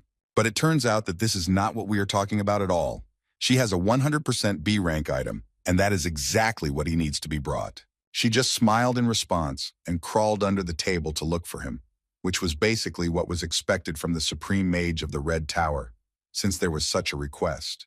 The girl took out another chest, this time much smaller in size, and pointed out that this was it. Opening it, the men saw some kind of iron hand which lay just like at a royal presentation ceremony on a red cushion made of velvet material. The teacher asked his student whether he was going to conduct an assessment, to which Theodore nodded his head. The lady looked at him with interest, and the guy put his right hand on him and began to analyze him. This item is forged from mithril alloy by ancient palaces. The airflow using wind magic is able to reflect any projectiles flying owners, which makes it possible to calmly pass through the hail of arrows of elite archers. This is indeed a B-rank item, and a precious class one at that. It's the same level as the Roaring Flame. In general, it costs 180 gold, but for people with an invitation, they give discounts up to 144, as the lady said. The man placed gold bars with the seal of the kingdom on the table and asked if he could pay in this way. She had nothing against it and accepted this unusual method of payment. Then all that was left was to take everything that they had bought, which is what the bespectacled man did. Now it was time to go to the next shop. Vince walked proudly, unlike Theodore. Madame thanked them again for their purchase, although she was slightly displeased with such an unexpected appearance. Our hero felt awkward that the professor had spent so much money over all this time, and all for his sake. He looked more like a murderer of his wallet than a magician. The man sat down on the bench nearby and asked the student to consume all the rare items first. He is sure that, like with ordinary food, this should whet the appetite of that weirdo. Having adjusted his jacket, the brunette agreed to go along with it. It was time to start the meal, the guy called Gluttony. He woke up instantly and seemed to have been waiting for his master for a long time. He began to eat the objects one after another, first taking the smallest one, then the middle one, and then the largest one. The first thing was the Necklace of Purity, a rather simple artifact. Next was the magical stone fist, which was absorbed without any problems at all. And finally, lastly, there were the sticky boots, the largest of all the objects, until the complete digestion of everything that it had eaten was almost 2 hours away. The glutton closed his big mouth and went back into his left hand so abruptly that it twitched this time. Meanwhile, the professor explains that simply absorbing artifacts and thereby strengthening his magical power is only half the battle. He needs to upgrade his perception. Vince is very happy that the hour has finally come for what he loves most. The guy grimaced and didn't immediately understand what he was talking about. He himself didn't know what he loved most. The man just laughed. He was talking specifically about reading books and showed one of them. A lot of time passed. More precisely, several hours. The guy was leafing through the pages together with his sensei. He finally studies that very fourth circle that everyone had been buzzing about. His heart seems to be contracting, as if it were boiling, a very strange feeling. He cannot move normally while the process is going on. It seemed like everything was over. A mark appeared on his heart. The whole process was controlled by his teacher. Adjusting his glasses, he asked if he had managed to engrave the fourth circle. Now after this, Theodore can be called a full-fledged magician. He has to go through the same path as his mentor.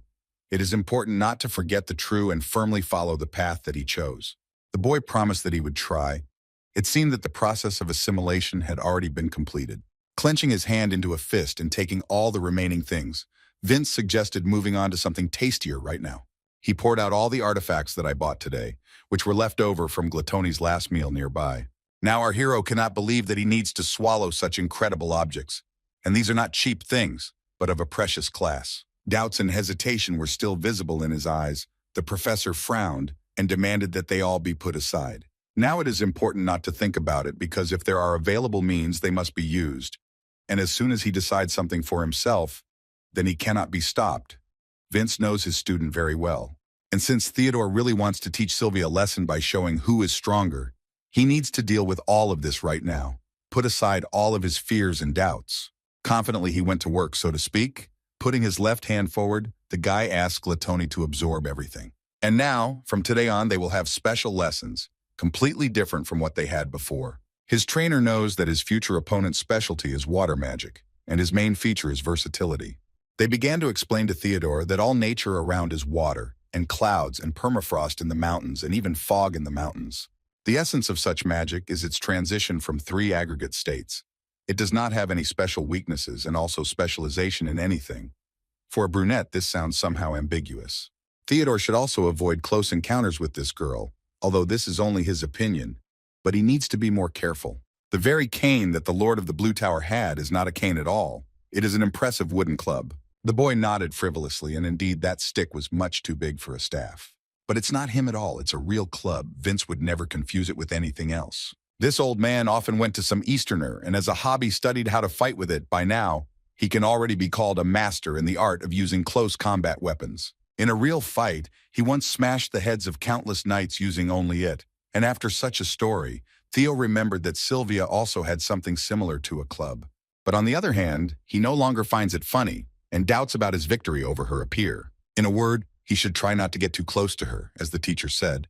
And in response, he only nodded his head. It was time to stop chatting and get down to the real training. Vince activated his magic and suggested to start the classes. A strong wind formed around him, blowing literally from everywhere, and it was difficult even to stand on his feet. And so the first waves of attack came into play.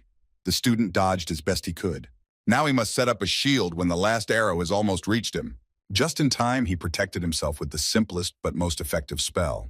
And after a couple of seconds, he was able to completely dispel his magic without any problems at all. Vince watched him and analyzed every step. He praised him for his excellent reaction, but why not complicate everything, as he thinks it will be much more effective to practice. The boy just nodded his head in agreement. He would like to test himself and his new abilities. Such trainings were held several times a day, of course, with breaks, and soon the final day of the students' tournament arrived. Today is our hero's last day of studying with the professor in this format. It looks like this is the most intense warm-up in his life. And it was at this moment that the blonde decided to admit that he was going to forbid him from taking part in the duel unless he reached a certain level, and even if he had to live with the feeling of resentment on his part. Rising from his knees, Theodore Miller wondered if this meant that he had finally managed it. and that it turned out that he had indeed succeeded even more than he needed to.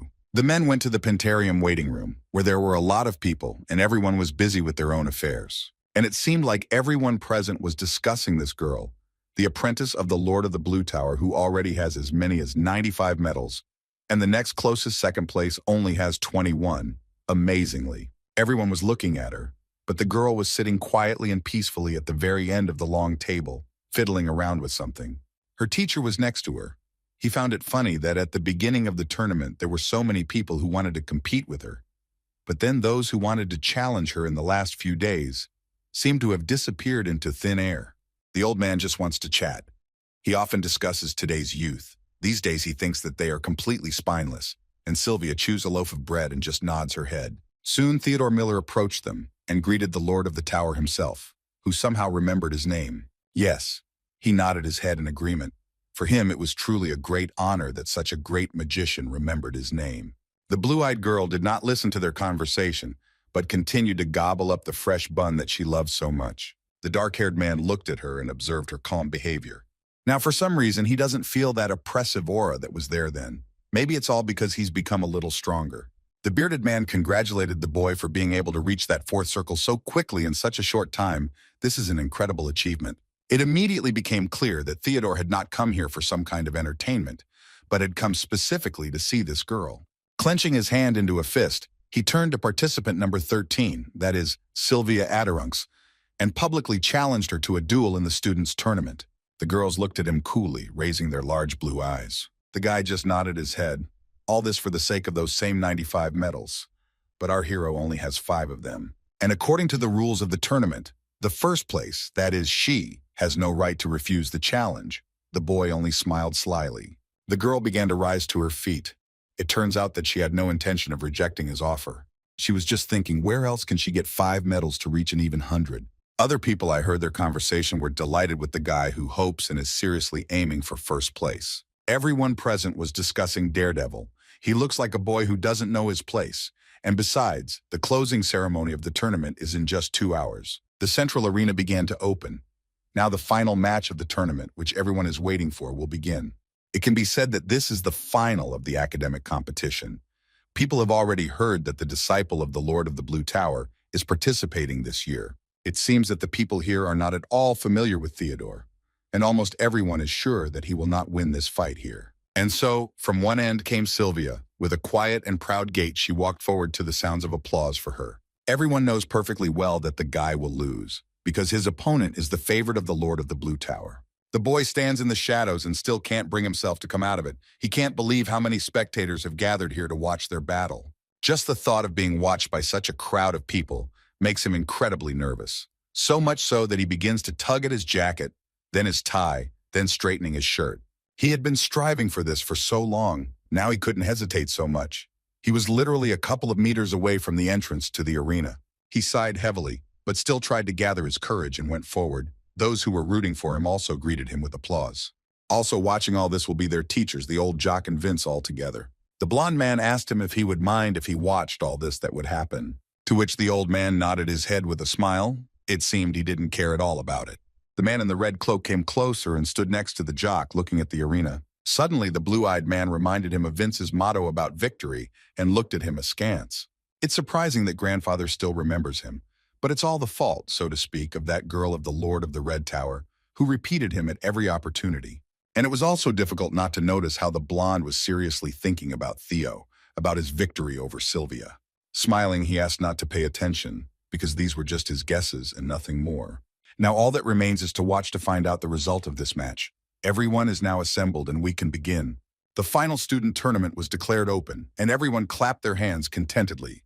The name of the first participant has been announced, and it is Sylvia Adirunks, who is holding that stick with her. Theodore Miller is also glad to meet her and takes off his cloak so that it will be easier for him to fight her. And so the opponents stand opposite each other and look into each other's eyes, waiting for the start. Meanwhile, the guy analyzed all the girls' duels. Her speed of using magic is quite fast. That is why the guy should be careful. If he misses the moment she starts using the spell, then there will be no smell of victory. Right now, he used a double charge of fire to attack the girl first. She, in her time, simply stands and watches everything that happens without moving from her place. That wasn't even all. The guy demands that absolutely everything here be destroyed. And the next spell he wants to use is the Assault Wave, a pretty powerful attack of his. The girl thrust her club forward as two huge balls of fire flew at her. This magic of his contains destructive power and speed. It cannot be stopped by ordinary protection of the water element. Suddenly, a strong explosion emanates from her. The guy had to activate the barrier to withstand. A pile of dust and smoke rose up around, thick and blinding the eye, where those who watched the fight were in shock, because they themselves did not see what was happening there. A curtain of small particles blocked their vision. So about a minute passed. Because of the raised pillar, our hero cannot see his opponent, which is very bad. To find the girl, he will have to activate Hawkeye. It's very good that the guy has such an ability. Looking into the distance, he cannot believe that this pair of accelerating fiery projectiles were able to touch her. She does not come out to him. And it's all about temperature. The guy read about it in a book, that the lower the temperature of the ice, the greater its strength. And the girl here erected a barrier in order to overcome the heat to lower its temperature. She really did so. And finally, the smoke screen began to clear and the girl's light silhouette became visible. Sylvia used fourth circle water magic. It was hard not to recognize it. Now she set a water serpent on him, which rose high above him and literally surrounded him on all sides, preparing to attack. She has very little left, just a wave of her hand and it will all be over, which is what she does. The snake began to attack the young man, who deftly dodged all his attempts to cause harm. But then looking up, Theodore saw a whole group of thorns flying towards him. They are really quite sharp, and also big. Fortunately, he managed to jump back in time and was not hit, not a single scratch. Now it looks like some kind of nonsense to him. It doesn't look like the magic of the fourth circle at all. Now he has no choice but to put up a shield. There are quite a lot of these new tentacles with spikes here, and he needs to save himself. The guy activates the protection. Everything is happening too fast. And besides, it will be very dangerous if she touches him with this again. Now it is completely pointless to continue trying to dodge such attacks in this way. Then we need to act a little more cunningly. Theodore thought about this in flight. It is necessary to use the momentum from her attack. Looking out from under the arm, the brunette tries to collect himself. And an even better option would be to hit the very root of the problem. Namely, we are talking about the same girl, Sylvia. And now the boy moves closer to her to attack with his foot this time. However, not everything is so simple. He is immediately thrown back from her. Her techniques are very fast and almost even imperceptible. Vince, after observing, must now admit that she is a very skilled girl. The old man grinned and told him that the rows of lightning and fire were useless against the power of the water serpent. I wonder what would happen next. However, the blonde's answer will be shown in practice by his student, who is already thinking about his next step. He fights as best he can against this magical creature. It seems that there is no end to it, but he is glad that his fourth circle magic is definitely capable of repelling the attack of the water snake. However, it is not at all appropriate to play his trump now. His most important backup option remains the magic arrow, and now that he has managed to fully reach the fourth circle, he can use up to 4 shots. Now the main task is to immobilize this blue creature, at least for a split second. But then he suddenly breaks through his so-called defense and attacks, so that the boy had to retreat back a little. Theodore finally decided to call Mitra, his little assistant, and ask her to have pity on this demon. When he came closer again, the earth beneath them collapsed and an incredibly thick dust rose up, which made our guy cough. There was no time to sit like that with his eyes closed. He began to examine the so-called area and found a bright light from above. Small particles were getting into his eyes. It was very unpleasant, but he had to do it and win. Putting his hands together, he aimed right there. And then a small shot sounds. Now the guy sees everything, but because of the size of the water snake, Sylvia is deprived of visibility. The guy didn't give up and continued to press on one point using the magic arrow that he saved for last. The girl stood and watched what was happening in that pit, and just from there a very bright light began to appear. And soon the arrow itself appeared, heading straight towards her. The blonde tried to somehow repel the attack, but she failed, and the arrow hit her right in the chest. Where is the artifact? She was able to destroy it a little, which made the girl a little furious. The field was incredible. On one side there was a hole. On the other side there was a column of smoke. The spectators looked at it nervously, trying to find the 2 opponents. Our hero remained in place thanks to the barrier and tried to catch his breath. Even the judge was shocked and watched their fight. But she still announced to everyone that the first point goes to Theodore, who fought desperately and won the first round. The boy is very pleased with his result, and right now he should continue in the same spirit as now. Meanwhile, the girl is also not sleeping and stands on her feet, trying to maintain her balance. She looked at her opponent and was slightly stunned that he was able to defeat her so easily. But here our hero also became wary. He had a feeling that the atmosphere around the girl had changed dramatically. And it seems that he did not imagine it. What he saw shocked him. Sylvia literally flew into the air and was surrounded by a menacing atmosphere and an icy cold that pierced the body. This all looks very much like an attack by an ice arrow, which will most likely fly towards Theo now. He already felt that this would be the case. He certainly wouldn't be able to dodge them all. He would need to use the touch of flame. The guy put his left hand forward and is going to confront the girl. The blue-eyed one noticed that he was also not walking and was conjuring something there and stared at him. Our hero has already thought about what he should do right now and is waiting for further steps from Sylvia. Their forces collided and created a powerful flash that blinded the eyes of the spectators. But still the arrows overcame his obstacle of fire and headed towards Theodore. He certainly didn't expect this. He wasn't able to get rid of everything completely, which means he needs to change the tactics of the so-called game. Brunet set up the protection of Yushi, which is inherent to the western winds and reflects all flying projectiles with a powerful stream of wind. He finally managed to do everything the way he wanted. This threat is now behind him. But then again, a huge column of smoke and dust rose up, which literally blocked his vision. He had to spin around to the sides to see at least something. And from behind, he saw something icy, which was rushing straight towards him. He needed to react quickly. Turning back, the brunette immediately realized that this was the frozen earth and became wary. The girl got mad and decided to use her power at full capacity. The blonde speeds up her movements with the help of ice under her feet. The guy is really delighted with this. Incredible magic. And so she came even closer and swung her club at Theodore. A moment later, she strikes the ground with her wooden staff, and our hero manages to dodge and jump away from her. He stops quickly and deftly enough and immediately raises his head to the girl so as not to, God forbid, lose sight of her. She stands still and does not move, also preparing to attack. Thanks to the ice, it is much easier for her to slide, and it is easier to get very close to the guy. But this cannot be allowed. He remembers how the teacher told him to avoid close clashes with her as much as possible. After that attack, he is now sure that this girl's skills in using weapons are much more dangerous than any magic. The blonde is much more experienced than she seems, and again takes a fighting stance, looking intently at her opponent. And again, waving her wooden stick, she slides on the ice and tries to make her way forward. Literally a couple of seconds and Sylvia appears right next to our hero, trying to hit him with her staff. Close combat will be beyond his capabilities, no matter how. But the brunette really needs to take care of breaking the distance between them now. The girl swings at him again. He jumps to the side and tries to fly away from her as far as possible. Turns out to be literally a couple of centimeters away from it. And then he had to activate his power to resist her staff. From the collision with him, he was thrown even further away from Sylvia. She still managed to land the first strike on Theodore when he was very close to her. Having used the shield, our hero immediately stopped and was already a little further away from her. And yet she managed to break one of his crystals, but the guy managed to break away. Now the most important thing is to keep your distance and not let the girl get closer. But then our hero glanced at her and froze. For some reason, Sylvia began to smile. It was sincere and genuine, if you look at it that way. Meanwhile, the students' teachers continued to watch their fight, occasionally exchanging glances with each other. And then the old man grinned and praised Vince's student, which he clearly did not expect, and asked why this was happening now. As it turned out, this girl still couldn't find a real friend, and all because of the gap between her abilities and others. She didn't have peers who would have the same views on things. Equally now, the blonde showed a smile that had never appeared on her face before, which made the teacher admire her. She was always cold-blooded and seemingly unfeeling before, but now you can see that she is happy. She is having fun playing with her friend.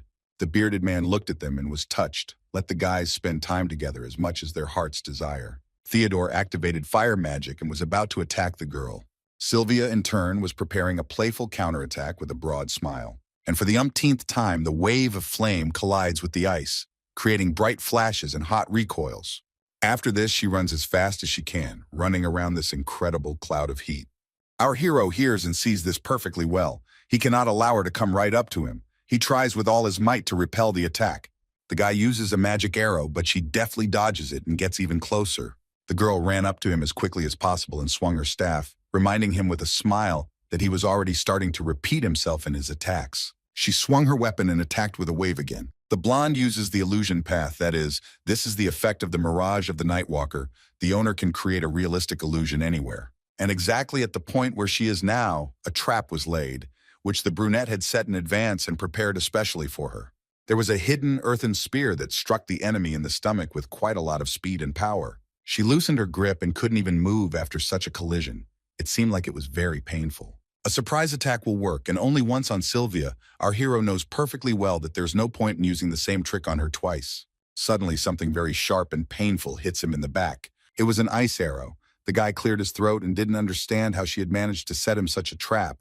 Maybe she had been reading all his attacks and tactics all this time. Meanwhile, the girl had a smile on her face. This game was amusing her to no end. Our hero also grinned. He must admit that she really is good at fighting. Very good even. It turns out that she had previously closed her heart. There was only a storm of negative emotions in her: envy, hatred, misunderstanding. She decided to give up all attempts to get closer to anyone. While she is pondering, Theodore uses a mudwave to attack. Two great forces are once again colliding to find out who is stronger and who will defeat whom. In the heart of this seemingly small, fragile girl, there was a wall built by her in the heart, which was transformed into a curtain and prevents one from reaching the fifth circle. However, now this guy does not hate or fear her. Moreover, he, like her, playfully enjoys the beautiful magic around him, which she incredibly likes. For her, this is an unknown feeling and really very strange, which she has never experienced before. She sincerely wants to become closer to him. Besides this, she wants to defeat him and seriously admires this man. Their trainers watch them and are incredibly proud of their students who perform well in battle. Suddenly, the girl excitedly shouted that she wanted to defeat him, to which he opened his eyes wide. Of course, the guy is not going to give in to her. He also wants to win over her. From the moment he entered the academy, he was haunted by countless failures and ridicule behind his back. He remembers all those faces that looked at him and could not hold back their laughter. However, after that very meeting with Glatoni, who settled in his left hand, everything changed. The world seemed to go upside down, and this time, it was all over. The girl finally found someone she wants to walk side by side with, and is now fighting with this man who has sunk into her soul. She is currently using the magic of the second circle, specifically levitation, the effect of which is to float uncontrollably in the air, and it is very effective against earth-based attacks. The blonde is doing very well with the task she sets for herself, and now the girl wants to use the ice shield. This is the same barrier that blocked his fire attack at the very beginning. Now he needs to use his wits more than ever. He can't just evaporate this shield with some brute force. And besides, it's hard to fight an opponent without knowing the exact location due to the loss of visibility. Sylvia most likely also has a trump card to counter our hero, and what she is using now is just a trick to buy some time while she prepares the spell. The guy saw through this clever idea, and he really needs to stand and finish the duel. Both players' trump cards are now simultaneously dropped onto the board. Theodore calls his assistant Mitra. The boy orders the spirit of the earth to call upon the stones, to show him his power in response to the call. Now he uses the magic of the fourth circle, and this is called persistence, or more precisely, a double catapult that he wants to launch at the girl. It looks like the little girl is already out of strength, to which our guy began to be touched again and asked for forgiveness for squeezing her. He put his hands together, and then only his thumb and index finger, trying to tune in and gather himself. He casts a spell. This time it will be much more powerful, and specifically the double charge of fire. This is its trump card. He adds everything to his double catapult and prepares to attack. Well, that's it. Now everything will be decided. Who will be the winner? All the preparations were completed. The girl is also not sleeping and is preparing her backup option, which she put aside for emergencies. The blonde asks the ruler of the icy winds to lend her his power and begins to slowly spin clockwise. She needs to use the small power right now, and while she is preparing to cast spells, the guy watches her closely and strengthens his own. Her trump is a blizzard, the most powerful of all the magical things she can have. Our hero asks Mithra to release all his power in response to the attack. The magic of synthesis surrounds the force. Its huge catapults begin to hover in the air as if dancing in a circle. In order to finish everything he started, the guy sharply squeezes his palms together and holds them tightly. These two earthen spheres are linked into one single one, which has reached an incredibly hot point. In simple terms, it can be called a volcanic projectile. Two great powers have clashed again, and it is high time to find out which of these two is the strongest. Soon there was a strong explosion from which came incredible heat, which literally burned the body. People were protected by a barrier, but they still felt this high temperature. A loud roar appeared in the arena. No one had ever seen such a skirmish, and the two senseis just silently watched their side and said nothing. And the side that was from Theodore Miller almost flew away from the blast wave. People were holding on to the benches as tightly as they could. Their small accessories flew quite far from them. The opponents were exhausted. Our hero continued to hold the defense, trying to stand as long as possible. But after a couple of seconds, he gave up. The brunette had reached his limit. He was no longer capable of fighting, as he was left without strength. Now is the most crucial moment. If he doesn't put the girl down, then he inevitably loses, and then her silhouette emerges from the dust. Gritting his teeth, he began to blame himself for his weakness. He could not overcome it. Suddenly, with a slightly trembling voice, Sylvia began to approach him and asked if he could repeat his name. Theodore Miller called him again, and with a slight misunderstanding, he opened his eyes and looked at her. She asked if she could call him in a more affectionate form. He just kept silent. He wouldn't have cared. Now he didn't even have the strength for banal turns. The blonde approached him, slightly limping, and in a trembling voice asked him to go somewhere together next time. The guy continued to look at her with only slight misunderstanding, and she threw her artifact next to her. He was broken, and the girl herself fell to the ground without strength. She can't even move. And yes, it's time to announce the winner. The judge has officially announced that the champion of the tournament is the contender number 132. This is the subordinate of the mage from the Red Tower, Vince Heidel's student, Theodore Miller, who earned his victory for his desperate battle and incredible intelligence and resourcefulness. Chuckling slightly, he tried to raise at least one hand up to show that he was incredibly happy. He was able to do this, and in response he heard only wild applause. After everything that happened, they met in the office with the professor and threw off their coats, leaving them on a comfortable, soft sofa. He needed to patch you up a bit. As the teacher said, she is a formidable and rather cruel opponent. During the fight, the guy's arm was injured. Theodore had to admit that she was truly incredible. He felt like he had become stronger, but he certainly had a long way to go. The man did not expect that his student admired this girl so much and just remained silent. But after a while, I decided that it was better not to do this. Why not just celebrate my victory? However, let Vince say what he wants. But it has not yet dawned on him that he has truly won. The blonde just laughed and asked if he could get back on his feet after such a tough fight. Leaning on his chair, he tried to rise, and indeed everything worked out. Now the guy needs to put on formal clothes. After some minor adjustments from his teacher, he really does look like a gentleman. When Theodore saw himself from the side, he laughed loudly. It seems to him that in this form he looks somehow awkward. He has to wear this outfit until the awards ceremony is over, which makes our hero laugh even more. By the way, in principle, they could go just by throwing on robes. But if this is so, the brunette does not understand why all these formalities and official suits are necessary. As it turned out, His Majesty said that he would personally attend the award ceremony, and it would be much better if they chose the appropriate outfit. Soon they found themselves in the Pentarium. There were a lot of people. His teacher was still interested in how the guy was doing. He nervously answered the same thing, that everything was fine. He can't believe that he will see the king right now. He is so excited that he feels like he will lose consciousness when he sees him. Quite a lot of people had gathered in the arena, and there was incredible noise. Everyone was expecting the most important person for whom they had gathered here, and they were shouting loudly. Our hero wondered why the public was behaving like this, as if something was wrong with them, as if all the bureaucrats of the country had been stuffed into the office of the local minister. Vince looks at everyone and cannot believe that the three main families of the country have gathered here, in one place. And now it's time to go out. In the center, on the red carpet, gathered the winners, the champions who won the fights and took prize places. Of course, Parnisha was very nervous. Every person from the upper class who was here and has enormous power. In one of them, there was a little girl whom I kept staring at Theodore. This is Sylvia. She will also be rewarded for her great efforts, and that is why she is here. The blonde smiled widely when she saw her so-called new friend, with whom she had finally become equal in strength. The guy winked at her in response and only now realized that if he wants to achieve something, he shouldn't be so nervous. When he heard that His Majesty had already arrived, he became wary and still began to worry, although he promised to behave like a man. At the very beginning of the arena, a man of fairly tall stature appeared and slowly walked forward. A red carpet had already been laid out for him, and guards were standing by. This man is the King of Meltor and the most important person here. This man is called Kurt III, and with a smile and pride he goes to the winners. The audience was delighted with him. Many took out their phones and took pictures of him. He asked to cancel his formalities and raise his head. He does not like this and wants a friendly atmosphere to hover around. Blundell of the Blue Tower was the first to greet him kindly. The king was also glad to see him, but if someone had not missed the meeting without warning again, they would have seen each other literally yesterday. The grandfather cleared his throat menacingly and reminded him that he had taken leave to take care of his student. It turns out that Kurt wanted to see his ward, but he hid her and raised her in secret for all these 10 years, which made the bearded man feel very uneasy. His Majesty's assistant wishes to begin the proclamation of names. It is high time to begin the reward ceremony. But the man asked to simply give him this list of candidates who became winners.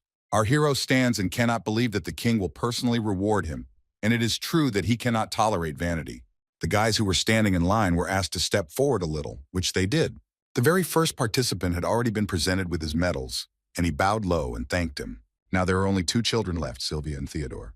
The king immediately recognized the girl and greeted her first. She nodded her head coolly as always and tried to force a smile. The girl took second place in the academic tournament, and as a reward will receive 100 gold coins and the award of the title of honorary baroness. She was very happy, although you couldn't tell from her appearance, and she thanked His Majesty. It was a great honor for her. Also kneeling was Theodore Miller, a student of Vince Heidel who came forward. The winner of the student tournament, that is, our hero, will receive 200 gold as a reward, as well as a protective bracelet, and from now on he was recognized with the title of honorary baron. Just as he was about to thank him, he interrupted him and said that since he had now received such a calling, the king himself would personally raise him to the title of Viscount, from which the guy froze in place and did not know how to react. He was finally able to thank Kurt properly with a wide smile on his face. The boys did not rise from their knees while the king himself was looking at them and simply remained silent. Scratching his beard, the man was very pleased with the day. He was able to meet the winners themselves, as he had planned in advance to present the award in person. And then he told them that their kingdom of Meltor was surrounded by the Harkon mountain range to the northeast and the empire of Andros to the northwest. In order to protect the homeland from evil and wild imperialists who thirst for war, young wizards should take an example from these two magicians, as Kurt believes. According to him, the magical society must remember today and not relax for a second, wasting the talents of the young in vain. Everyone present understood his speech, which greatly pleased His Majesty. Meanwhile, after all these solemn and official meetings, the men went to their tent and ate heartily, and especially Theodore. And there is no need to ask if he is full, you can tell right away. After this, there was an awkward pause between them. No one said anything, and they just looked at each other. It looked like Vince had a great belly too, and they just laughed when they realized it. Leaning back in his chair, the guy admitted that today really was a great day. The blonde is also enjoying today, and all thanks to his student. And as always, it was at this moment that Gluttony stood up and threatened to eat him if he did not do something. The boy laughed and first of all gave him the red book, which is called The Power of the Desert Winds, is the magic of the fourth circle. In addition, he studied and absorbed the readings of ice survivors. It is not as powerful as the first because it is only the third circle, resistance to cold. Big-Eyed looked at his master and immediately realized that he already had a question for him. After what had been said in the first phrase, Theodore looked at him suspiciously and asked why he was speaking so strangely. The voice of this weirdo became completely different from his own, and this made our hero wary. Tongue-Tooth looked at him in bewilderment. It turned out that the boy had noticed that he had stopped taking pauses, which had previously been an integral part of his life. As it turned out, this all happened because he has been feeding him a huge number of artifacts lately. This is quite enough to get rid of the stutter. As it turned out, he was simply gradually regaining his true abilities. This manner of speech really wasn't special. But before falling asleep, our hero wants to ask something else, because that was not the question at all. The big-eyed man looked at him with slight bewilderment. It seemed to him that he had already answered him. As soon as this weirdo saw Theodore's displeased look, he immediately said that he was joking, but Theodore still doesn't understand what the matter is. And then Gluttony began to explain to our hero what a joke is, which immediately made him furious and angry. It was easier for him to hand over the right to ask the question to someone else. It seemed that this creature had never had anything like this in his life, and his answer was truly interesting. It was impossible not to agree. The boy reported to the professor that everything was fine, and this weirdo was ready to listen to him. The blonde cleared his throat and turned to the speaking hand, the very first questions being, can it address him by name? Big-Eyed laughed and winked to make it clear that he had nothing against it. The professor is interested in how language and magic are interconnected and would like to delve into this topic in more detail. It turns out that long ago, before humanity acquired its knowledge, magic as a concept already existed. Elves have existed for thousands of years. Dragons have lived for tens of thousands of years. There were also demons who lived in the illusion of eternity, as well as countless other creatures that I used her to give other names. It just so happened that only humans were born without a drop of mana inside. They stole the songs from the elves in the first place. In addition to this blacksmithing skill, the dwarves also sometimes tried to copy the rituals of demons. And after tens of thousands of years, the concept of magic circles was fully completed, and the first magicians began to be born among people. The little creature laughed. The question was too vague, according to him. there would not be enough time, even after death, to explain all this. But since it comes to that, the man wanted to inquire about the language of people, but still nothing will change. This time Vince really had to think hard. If he can't find out the answers to this, then he wants to know why magic is used differently when using ancient and modern languages. This question really came up. Gluttony promised to explain one thing and then go further. As he said, the process of witchcraft is a way to coax the magical force that fills this world into motion, and the truth sounds plausible. And the concept of a language that he asked about is the ability to persuade. The closer you call the true essence of this light, the closer it will listen to the voice of the magician. It could be concluded that sorcerers who use the speech of the ancients will be much stronger than those who use the modern one. However, there are many other cases where this is not even close to true. The bespectacled man is interested in what he can say about this. In principle, it is logical that language is a contradictory environment, and besides, the man was very lucky. He thought that this question would be omitted because he had already asked one before. On the other hand, the more people use it, the more precise the meanings of all its words become. Unlike the ancient language, the meaning of some dialects of which are still unknown. When asked which one Vince studied, he named Balkard. According to his records, it was used during the time of the Baltic Empire, when magic was at its peak, and speakers of other languages had great difficulty reproducing the pronunciation of the magicians of that kingdom. The man did not immediately understand what he was talking about, and Theodore only looked from him to Gluttony. The essence of this language is the harmonious pronunciation of 8 syllables. If you do not reproduce this, you will not be able to understand its true meaning, which made Vince think. He was also taught that the expressiveness and intonation of the voice play a role. Our hero was staring at his sensei, and it really wouldn't hurt for him to listen to the story either. He was undergoing another transformation, for which he had been preparing for a long time. Theodore Miller looked at him with delight, and he was finally able to overcome the wall of the 6th circle. Not every stranger will see this with their own eyes. For him, it is an incredible honor, which brings a smile to the boy's face. Suddenly, his admiration is interrupted by Gluttony, who should have already fallen asleep but is still alert. Big-Eyed was very upset that he was being treated so rudely. Most likely, it was all because he had played a joke on him once. Such answers made him even more wary. Usually, he always falls asleep as soon as he answers a question, but today, something was wrong with him. He wants to give the guys some advice to develop faster. Otherwise, at this rate, he will die before all the seals are removed. The weirdo promised to tell him about one of the conditions for releasing the hidden function, which our hero clearly did not expect to hear from him. Gluttony, we will talk about it, which absorbs magic books and turns knowledge from them into your abilities. In addition, mastering it is also very important. Absorption of rare artifacts and introduction of their powers into the body of the boy. In addition, there is also a memory that stores countless knowledge about magic. Our hero Theodore knows this very well, however. It seems that there are still several hidden functions, as Gluttony told him. And if everything he says is true, then this function should be much stronger than the others. But these are just guesses. He saw from his master's face that he was eager to know everything, which made him smile. But in fact, the brunette is still confused about what motives this creature has, since he suddenly took up this. He felt unpleasant from the words that were just said to him. Doesn't he really acknowledge his desire to quickly raise his master, and do everything only as food? Besides ballistic magic and an introduction to elemental magic, the guy never fed him rare books. He demands to stop giving him ordinary ones. As he said, Theodore really only gave him rare reading material twice during all this time. The very first 2 were already a great success for our hero. They were not so easy to get. If this weirdo is telling the truth, then there is no point in denying it. The boy understands perfectly well that if he wants to grow and move forward, he needs to be given rare books. And now the eater wants to clarify the conditions for obtaining this function. By a lucky chance, he says, what can activate it is right next to him. The brunette looked at him with slight misunderstanding and calmly asked what it could be. Gluttony only laughed and looked at him from under his forehead, as if he was stalling for time. Out of impatience, our hero asked again what he meant, but he just showed him with his eyes, and it seemed that everything became clear. But this caused a number of indignations in him. Why exactly this? Meanwhile, the professor was going through another transformation, during which, of course, his head would hurt and his health would worsen slightly for a while. And finally, after a couple of minutes, it comes to an end. Vince can talk calmly. The headache still didn't go away, but he was happy that he was now much stronger. His disciple congratulated his professor for being able to reach the 6th circle. The man shook his hand, and it was all thanks to our hero after all. If he had tried to do this on his own, it would have been a waste of time for 10 years. He began to flatter Theodore, which immediately made him embarrassed and asked him to stop doing it. He felt awkward. As it turned out, a little discussion with Glatoni helped him expand his knowledge of archaeology for several years to come. And now she can't believe that she waited so long for such an opportunity to rise to a higher level.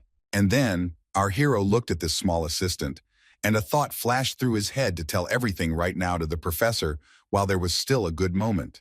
And the whole point is that this ghoul wants to eat that very bottomless pocket that worries our hero. He doesn't seem to realize how rare and expensive this item is.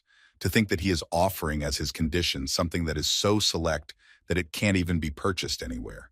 In the kingdom, only those magicians who are not lower than the highest rank, or at least people with great authority in the circle of magical society, have the right to sell such things. And it is obvious that it is illegal to put something like this on the bench, and it is impossible to get another one like this before you lose it, or it is destroyed. This weirdo asked to feed him something that is almost impossible to get. While he was in the clouds, the professor immediately noticed that something was wrong. The worried look on his face gave him away. The guy started to stutter, but then pretended that he wanted to say something but forgot, to which the blonde just rolled his eyes. But suddenly, his friend remembered that he wanted to tell him something, but did not think that something like this would happen, and therefore forgot about it completely. Our hero asked what the matter was, but the professor was afraid that this could burden his dear student. Extending his hand, he confidently but slightly apprehensively asked if he was ready, and if he even wanted to become his heir. Of course, Theodore did not quite understand what he meant. Looking up, he asked for more specifics. And this is exactly what he thought. The man sincerely wants his name to be written in the tree of his family. It was a big shock for him. He couldn't even dream of whether it was right for him. Tears began to well up in his eyes. It turns out that the professor had wanted to tell him these words for a long time, and for the guy, something like that would not help him in any way. As he had been told, it would only be a burden at most, and so he shook his hand in agreement. The brunette asked Vince to take good care of him, calling him again as he always called him. But no, for him he is no longer a professor, as the blonde said. From now on, our hero will now call his best mentor teacher, and he nodded his head contentedly. After a pleasant conversation, they went about their business. The man told him about one event. If he was interested in magic, it would really be extremely useful and a good choice. There was also one of them written on the signboard, which was called the Attack Magic, which is organized by the Red Tower. However, Vince would not go there as they believe that joy consists only in destruction and harm to others. But then their conversation was interrupted by a female voice that recognized the two of them at once. The men turned around. It was the young girl Melos, herself from the Blue Tower, and it was clear that she was looking for them very diligently as she wanted to ask something. She asked him to keep her company for a second. Her lord would like to talk to the two of them, and taking a piece of paper from her pocket, showed his invitation as a sign of confirmation. There was nothing to be done. They had to go. All three of the guys headed towards the Blue Tower. Having entered inside, they looked at everything that was here, until this girl led them to the appointed place. All the people present here were looking out for our hero, which made him feel a little uneasy after yesterday. Apparently, he had become a very famous person here. His teacher gave him advice to just ignore it all. They were all those people who were clinging to him just to attract his attention to themselves. In order to reach the specified place, they had to climb up to the top floor on foot by stairs. As soon as they opened the door, they were immediately greeted by someone's old voice. It seemed that he was really waiting for his guests. They had been walking for a very long time. It was Blundell, asking forgiveness for calling them at such an early hour. And then he glanced at Vince, who stood and stared at him. The old man smiled and immediately noticed the changes in him. Finally, his friend was able to overcome another level. He pretended not to understand anything, for which he was scolded for not appreciating the keen eye of the Lord of the Blue Tower. Before beginning his main speech, he wanted to ask his old friend about something, and he asked in a dissatisfied tone to quickly lay out his thoughts. The old man began to pronounce the numbers 932, 1106 point, and asked if he knew their meaning. This is information about Theodore Miller and Vince himself, or rather, this is the number of people who I tried to dig it up on them yesterday. But fortunately, they have nothing to worry about. He blocked all information about these people before the awards ceremony. This always happens. However, the resonance this time was much greater than before. It turned out that many shameless people wanted to profit from much more promising candidates, and this clearly did not please the professor. In the past, it was because of all this nonsense that he left the capital, and now these arrogant people dared to stretch their hands to his successor. This made the man incredibly angry. Our hero noticed that his unconscious emissions of magic were generating incredible heat, which made him feel uneasy. Grandfather asked not to create stuffiness here. Even though he is a magician of the cruel circle, he will not be able to change the policy even with this power. And therefore it is better not to go against influential people. The temperature in the air jumped significantly, but Theodore noticed that the old man was able to cool it down with just one wave of his hand. Now the hot man wonders what Blundell would do first if he were in his place. He just chuckled. In fact, he would have destroyed them all as soon as you reach the 8th circle. You can destroy them all with one swing of your foot, and nothing will happen to you for it. The boys' eyes almost popped out of their heads. They couldn't imagine that something like this was going on in his head. But he laughed again and turned it all into a joke, reached into his pocket, and said that he had already prepared something. If it's hard to get rid of such a thing, you need to avoid it. Wouldn't it be better to lock yourself in your chambers until the competition is over? The guys looked at him with slight misunderstanding, and that is why he sent Theodore to rest a little, because he had not been home for more than 5 years. Why not take advantage of this opportunity and visit his native lands? According to this mission, Theodore Miller goes to his barony now. He slightly does not understand what this is for here. Their conversation lasted for a very long time. A cave was recently discovered in Millerov, and a magician was sent to explore it. Grandfather gives the task to find him. Everything looks pretty simple. It was discovered about 3 months ago, and it is not even a dungeon, but an ordinary cave. All this was written on the sheet. It appears that contact with this man was lost, Blundell confirmed this. Scratching his beard, he asked not to overwork themselves. The task was only to have a good rest in their hometown and explore the area a little. And why don't they all return together? Professor Vince and Theodore looked at each other with slight misunderstanding, but in principle there is nothing wrong with that. Why not? But in fact, the old man is worried. It's one thing if he himself broke off contact with him, but something else dangerous could have happened there. The blonde wondered what could have happened there. It turns out that the grandfather also prepared a companion for them. He said this with a wide smile on his face and pointed his finger to the left. Sylvia began to peek out from under all sorts of shelves. It was always difficult for her to get along with people, and therefore she tried to keep her distance. Our hero was the first to hear something rummaging behind him and turned around. The girl went out because she noticed someone looking at her. She walked slowly and slightly confused. The first thing she did was greet her former opponent and smile slightly. The guy didn't expect such a turn of events, but he said hello in response. As it turns out, Theodore is not the only one about whom people have been looking for information these days. Sylvia is also included. Judging from this, one can draw logical conclusions that she is the companion he spoke about earlier. Our hero didn't like this idea and was about to leave, but his grandfather stopped him. It seems that now is the time to tell him something. Perhaps it will influence his decision. As it turned out, the girl was never close to her peers. She's still very Yuna, although incredibly in magic. And that's why he wants this girl to have a little social experience during the trip.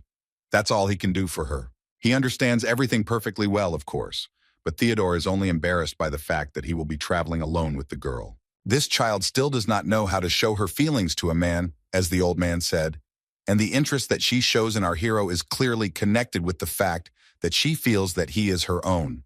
And she still needs a companion who will be friendly with her. She can't do without it. The boy understands all this perfectly, but he felt awkward and blushed. He was led to some table where various objects lay, but now they will only need one. To be more specific, the identification plate issued by the magical community to confirm identity will be very useful to him. And this mission is the 9th level of difficulty, that is, the lowest. And the reward implies only 3 gold for it. The old man can take advantage of his position and change it a little, as a result of which the prize will increase many times over. This level pays no less than 100 gold pieces as far as Blundell knows. It sounds really interesting. A short conversation with the old man made Theo think about what to do next. If you think about it, this is a huge amount of money, equivalent to the budget of several years of the entire barony of Millers. All this time, the collected agricultural culture was at a terrible level. And he knows very well that many farmers live on boiled pears alone. If he adds the 200 coins he received as a prize to that 100, it will significantly help his hometown. Under pressure from his grandfather, he nevertheless agrees to go with Sylvia. Her mentor praises the guy for his excellent decision. The old man thinks that this will be a great opportunity to accompany the 5th circle mage, something that doesn't happen very often. Besides this, Theodore is worried about what everyone else will say if he brings the girl to his hometown. For some reason, it seems to him that all the people who see this can perceive it as a gold mine. Meanwhile, Professor Vince was talking to Anna. She thanked him for the fact that they had reached the capital safely, thanks to him and the student. He also expressed gratitude for the fact that she helped him. The girl came as close to him as she could, but this embarrassed him very much, and he asked her not to do this again. He has the very emblem of the sixth circle, which is embroidered on his robe. For some reason, she is still waiting and can't wait until she can become his wife. His student arrived just in time. It was high time to go inside the carriage and rest a little. The guy agreed to this option with a smile. After the tournament, even those who had been bothering Vince all along returned to their homelands, and now he can fully focus on his magic. He was also ordered not to lose his bottomless pocket, after which the boy tensed up. He was afraid that if Gluttony ate it, then his owner would be dragged into the basement, and they would beat out information about where he had put it. Theodore promised to be extremely careful with him, although he himself was not sure whether he would be able to keep his word. Suddenly a man crawled out from under the carriage and asked if everything was ready for departure. On this pleasant note, the boy said goodbye to his teacher, and with a smile, and Sylvia went ahead. It was time to move on. Vince stayed and waved to the guys. They looked out of the window and did the same in return. Their carriages were racing at quite a high speed, and had already disappeared from the blonde's line of sight. Our hero has already calculated that at this rate he will reach the barony within 5 days. But there is one problem. And she touches on Sylvia. Between them, the whole beginning of the journey was in silence and awkward stillness. They only occasionally looked at each other, but then immediately looked away. The guy has no experience communicating with the opposite sex, but it's also hard for him to cope with the awkward atmosphere. Having plucked up his courage, the guy finally decided to talk to her. The brunette asked if she was familiar with the elementals. It seemed that the blonde had never heard of them, and asked again if she had heard this new word correctly. Theo understood everything and put out his left hand, calling on his little assistant Mitra. This wonderful girl came out of his hand and in a squeaky voice asked why she had been summoned. The first thing she did was stare at Sylvia, who was looking at the baby with interest. The baby allowed her to pick her up, and she was really cute. She liked her. A slight smile appeared on the guy's face, and it was lucky that there was at least a little bit of feeling left in it.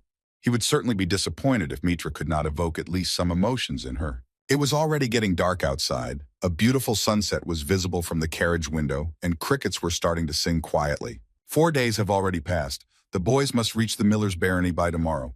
He was distracted from his thoughts by Sylvia. The guy turned his head towards her, and she asked what city they were heading to. Theodore began to hesitate a little and decided to call it an ordinary village on the outskirts. According to him, people there spend years on end farming, making ends meet, and all around there are only mountains or forests. Besides this, there are wild animals. After they descend from the mountains and emerge from the forests, the inhabitants have small reserves of meat. People there help each other, share their things with neighbors. In other words, he calls it the place where stupid creatures live. But the girl, on the contrary, has a different opinion. She finds this little town delightful. The boy looked out the window. He can't wait to see his dad and his mom. Suddenly, the magician sensed something was wrong. The brunette used eagle eye to find out what was going on.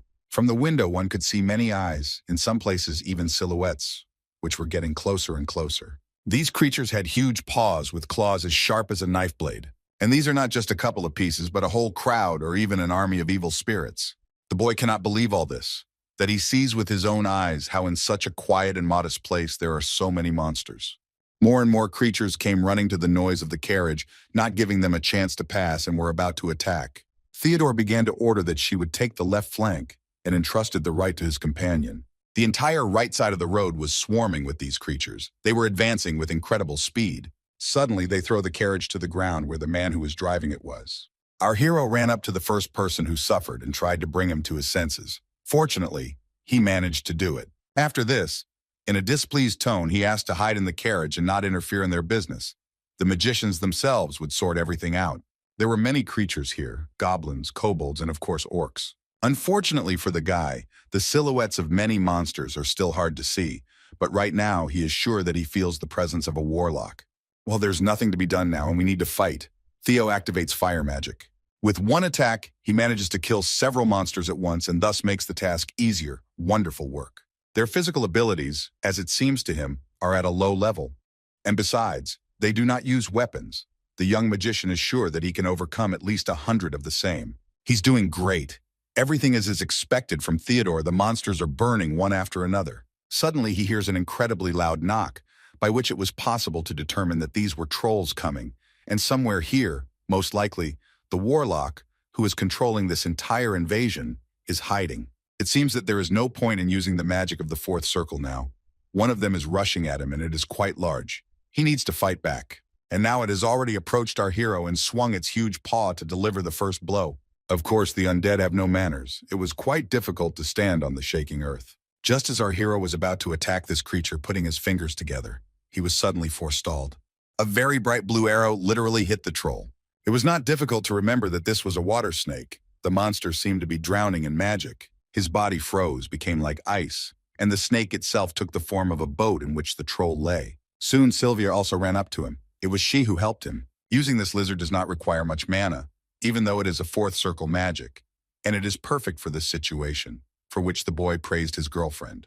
The girl saw her grandfather in him, which brought a smile to her face. Now Theo wants to entrust some task to Mitra. The girl immediately appeared and confidently nodded her little head. She used her power and formed something huge from the earth. This is an earthworm. When Sylvia saw it, she was surprised and her eyes almost popped out of her head.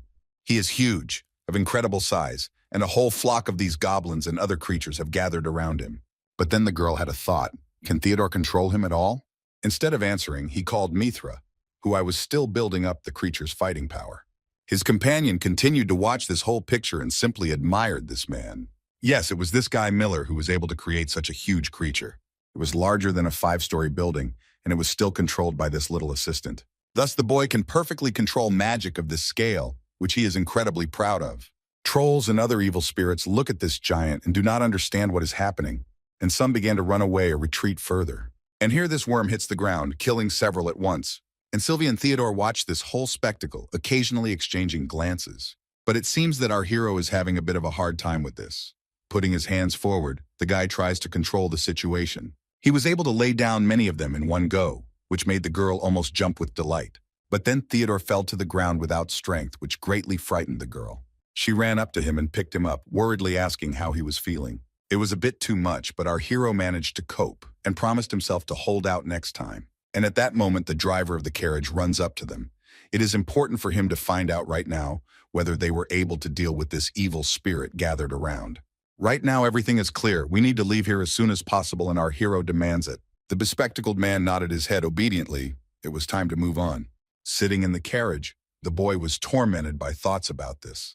But judging by their numbers, it does not seem that they have been active in this region for a long time. It can be concluded that warlocks and undead appeared here only recently. On the whole way, he was worried that there would be a repeat attack and carefully looked around the area from the window. The border was attacked by the beast, and between his barony and the border there are at least 5 slopes, and this is what worries him. And this one, where the recent skirmish took place, is the 4th one, which is what is haunting the guy.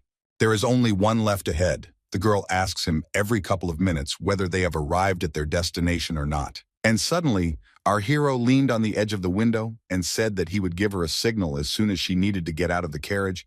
He had some kind of bad feeling. And specifically, he knocked 3 times on the roof and showed how. He had to push off the seat with his feet to open the door and climb more comfortably onto the roof. All this was done while the carriage was moving. She was racing at high speed, but Thor managed to climb out onto the roof somehow because a very strong wind was blowing towards him. He had to use his grip to keep from falling off, but the guy somehow managed to regain his balance. Now he should use his eagle eye to see what is happening ahead. The first thing he saw was a large forest fire. The flames were blazing and could be seen from a long distance. It immediately became clear to him what was happening there, and he asked the mister to hurry up, to go as quickly as possible. There were heated battles there in which ordinary citizens took part. Even mothers and children took part. All age groups were present and fought against the invasion of goblins and other creatures. The guy watched all this with an eagle eye and could not believe what he saw. How the inhabitants were able to resist them is a mystery to him. The man who caught his eye first, I say quite confidently, he is going to expose not a single monster alive from them. Another one, too, apparently desperately and out of passion, dealt with everyone who came into his hands. These are mercenaries who have some serious skills.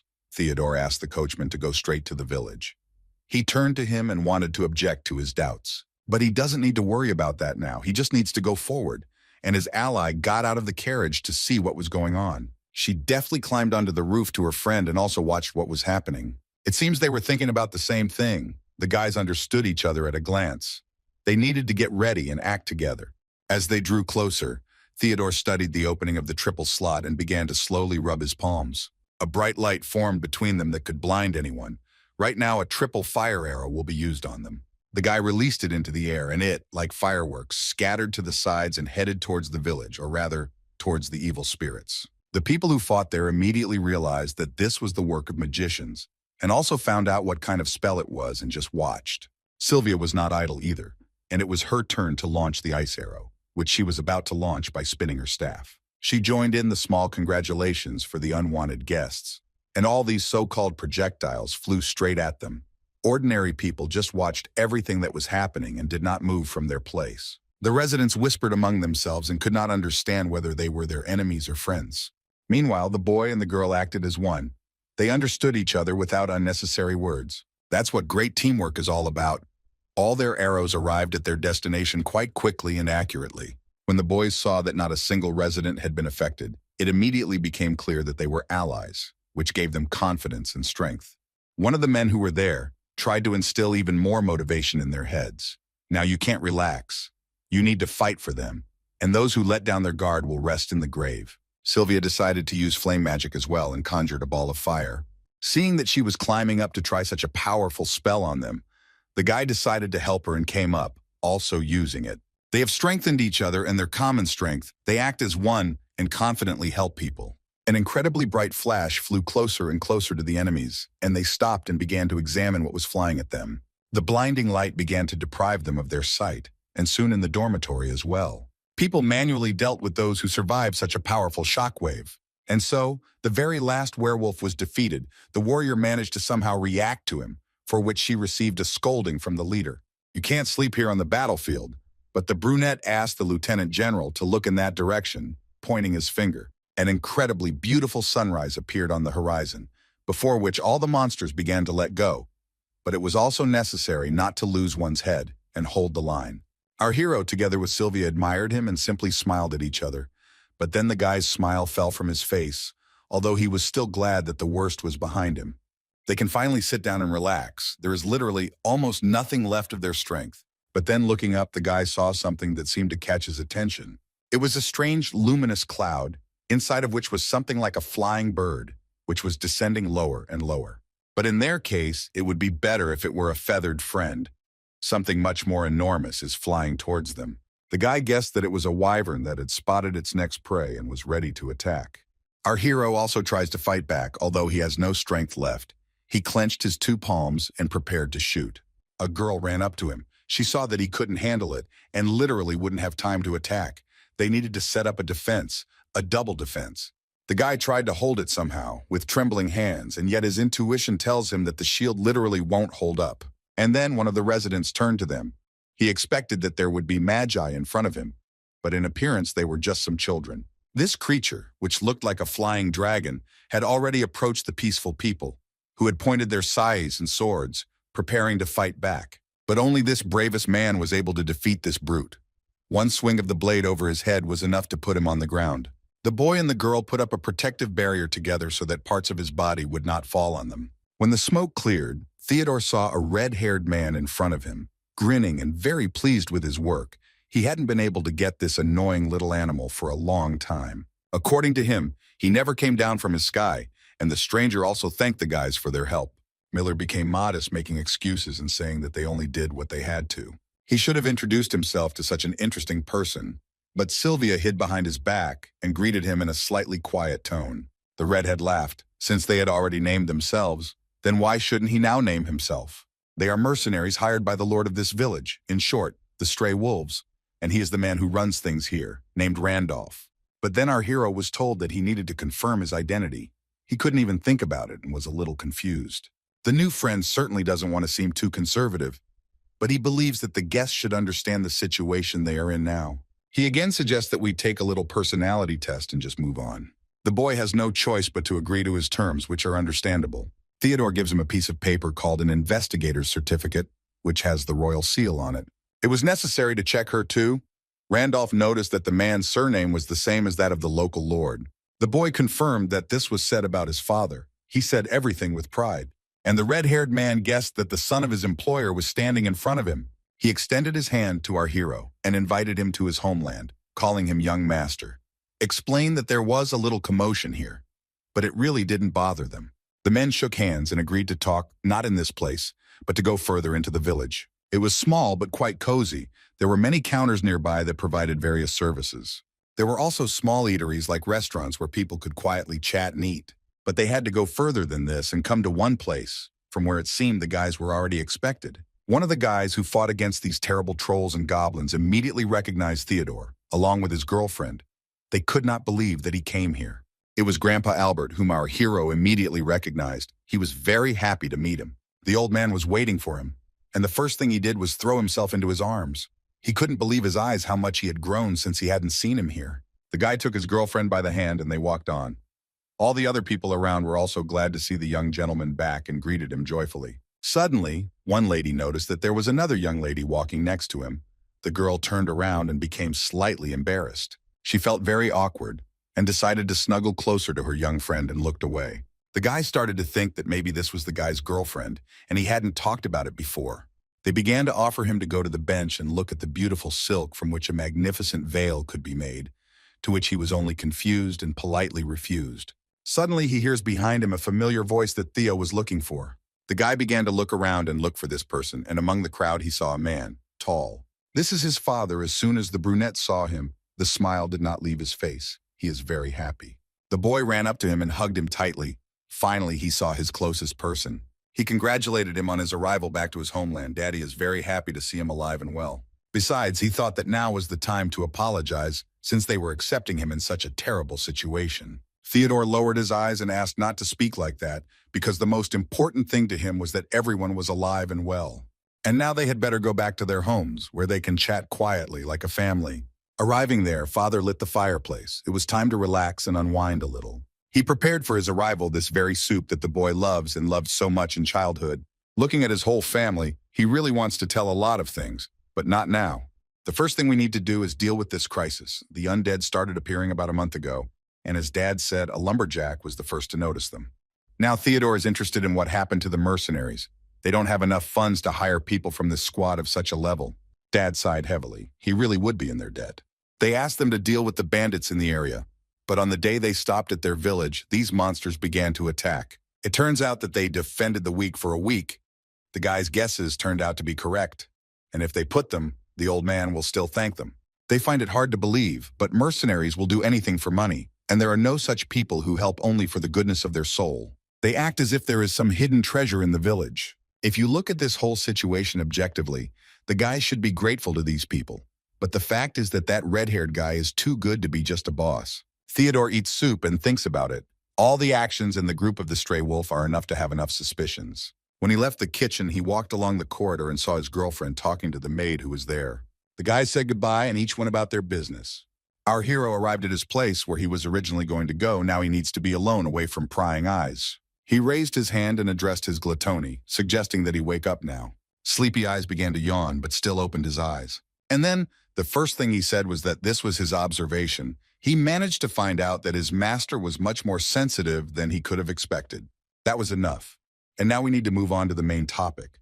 The brunette is wondering how many books he needs to eat today.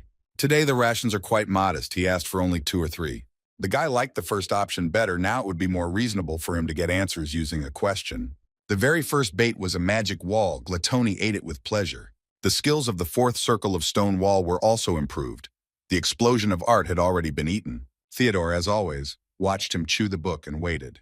It turned out to be quite satisfying for the little eye. He was almost finished. Now that was all. It was time to get down to the most important thing, to ask the question. It can be concluded that Gluttony is not at all aware of what is happening while he is sleeping. He had to briefly explain what happened during this entire time. The boy told him everything that was happening, that missing researcher, an incredibly large group of undead in the area. Besides that, he shared with him that what worries him more is the presence of the warlock controlling them. He understood everything perfectly, the weirdo. Judging by his words, he concluded that something unusual was clearly going on here. The little one thinks that perhaps there is something that is the main reason for everything that is happening. Naturally, such an answer interested Theodore. Laughing slightly, Gluttony suggested that most likely, somewhere in that cave there was a grimoire. Our hero thought he misheard, and he asked to repeat what was said. Is it really true that there are others besides him? It turns out that there are several more of these besides this one. It is one of the collection of grimoires of the 7 deadly sins. This weirdo also thinks that it would be better if he tried to find it rather than guessing. He also asks permission to use the guy's power to find the location of the nearest ones. In addition to this, he promises to find the place where the warlock is hiding. This is indeed a very good offer. Theodore does not understand. Why is his always rude friend so nice? He needs to find out what he's trying to achieve. The same laughs, according to him, only his master will benefit from this, because he can devour grimoires. In addition, he has the opportunity to master their knowledge and skills, and this will also help remove his seal and advance to the next level. It sounds really very interesting and tempting. The guy is no longer surprised that he, as usual, only thinks about food. Such is the nature of this weirdo.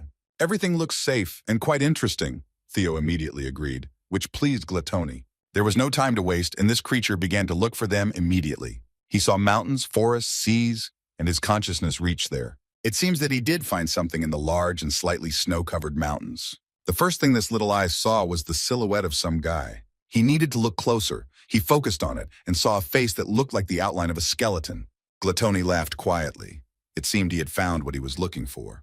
And it turns out to be quite strong. Being only in the second stage, it is already able to block its detection. And it seems that this grimoire ate its own owner, which Theodore did not immediately understand and decided to ask again. It turns out that not all of them adhere to the symbiotic lifestyle like him. Most of them prefer to become a parasite. By devouring their owner, they take over his body and mind, after which they absorb them whenever they wanted. As the big-eyed one says, this one belongs to the green category. He believes that the cave that was the site of the research is also the hiding place of this grimoire. And now, after he answered the question, it is necessary to sleep. But the guy stopped him. It seems there is something else that he wants to know. He wonders if Gluttony can devour the undead, since they are made entirely of magic, to which he only laughs. If it were possible, he would be able to absorb stones that are created for using spells. And if Theo can get rid of the mana inside their bodies, then these creatures will become nothing more than just corpses, and also do not contain knowledge. There are exceptions, of course, but Gluttony has dropped the subject and is not going to answer until his master takes advantage of the question. At this point, all his powers are temporarily over. The little eye is already getting ready to sleep after a hearty snack. Suddenly, our hero heard a quiet knock on the door and turned his head there. A male voice politely inquired whether the young gentleman was still asleep and received permission to enter. It was that red-haired guy. He apologized for the intrusion. Maybe his friend was tired and he disturbed him. Theodore asked not to worry about it. He knew perfectly well that it would come to him. This man has almost reached his limit, which our hero noticed. He's not so simple. Now the young gentleman has one question that he wants to voice. He wonders why he is still in the village, since he could easily break through the siege of the undead, and without any problems at that. He immediately thought that his friend suspected something. The redhead here has good intentions. Clutching his head, he couldn't believe that he believed in all this. Now he must convince Theodore that he is right, and tells how long ago an ancestor of his clan pursued a famous warlock in a foreign country, and he took 2 family balls with him and never returned.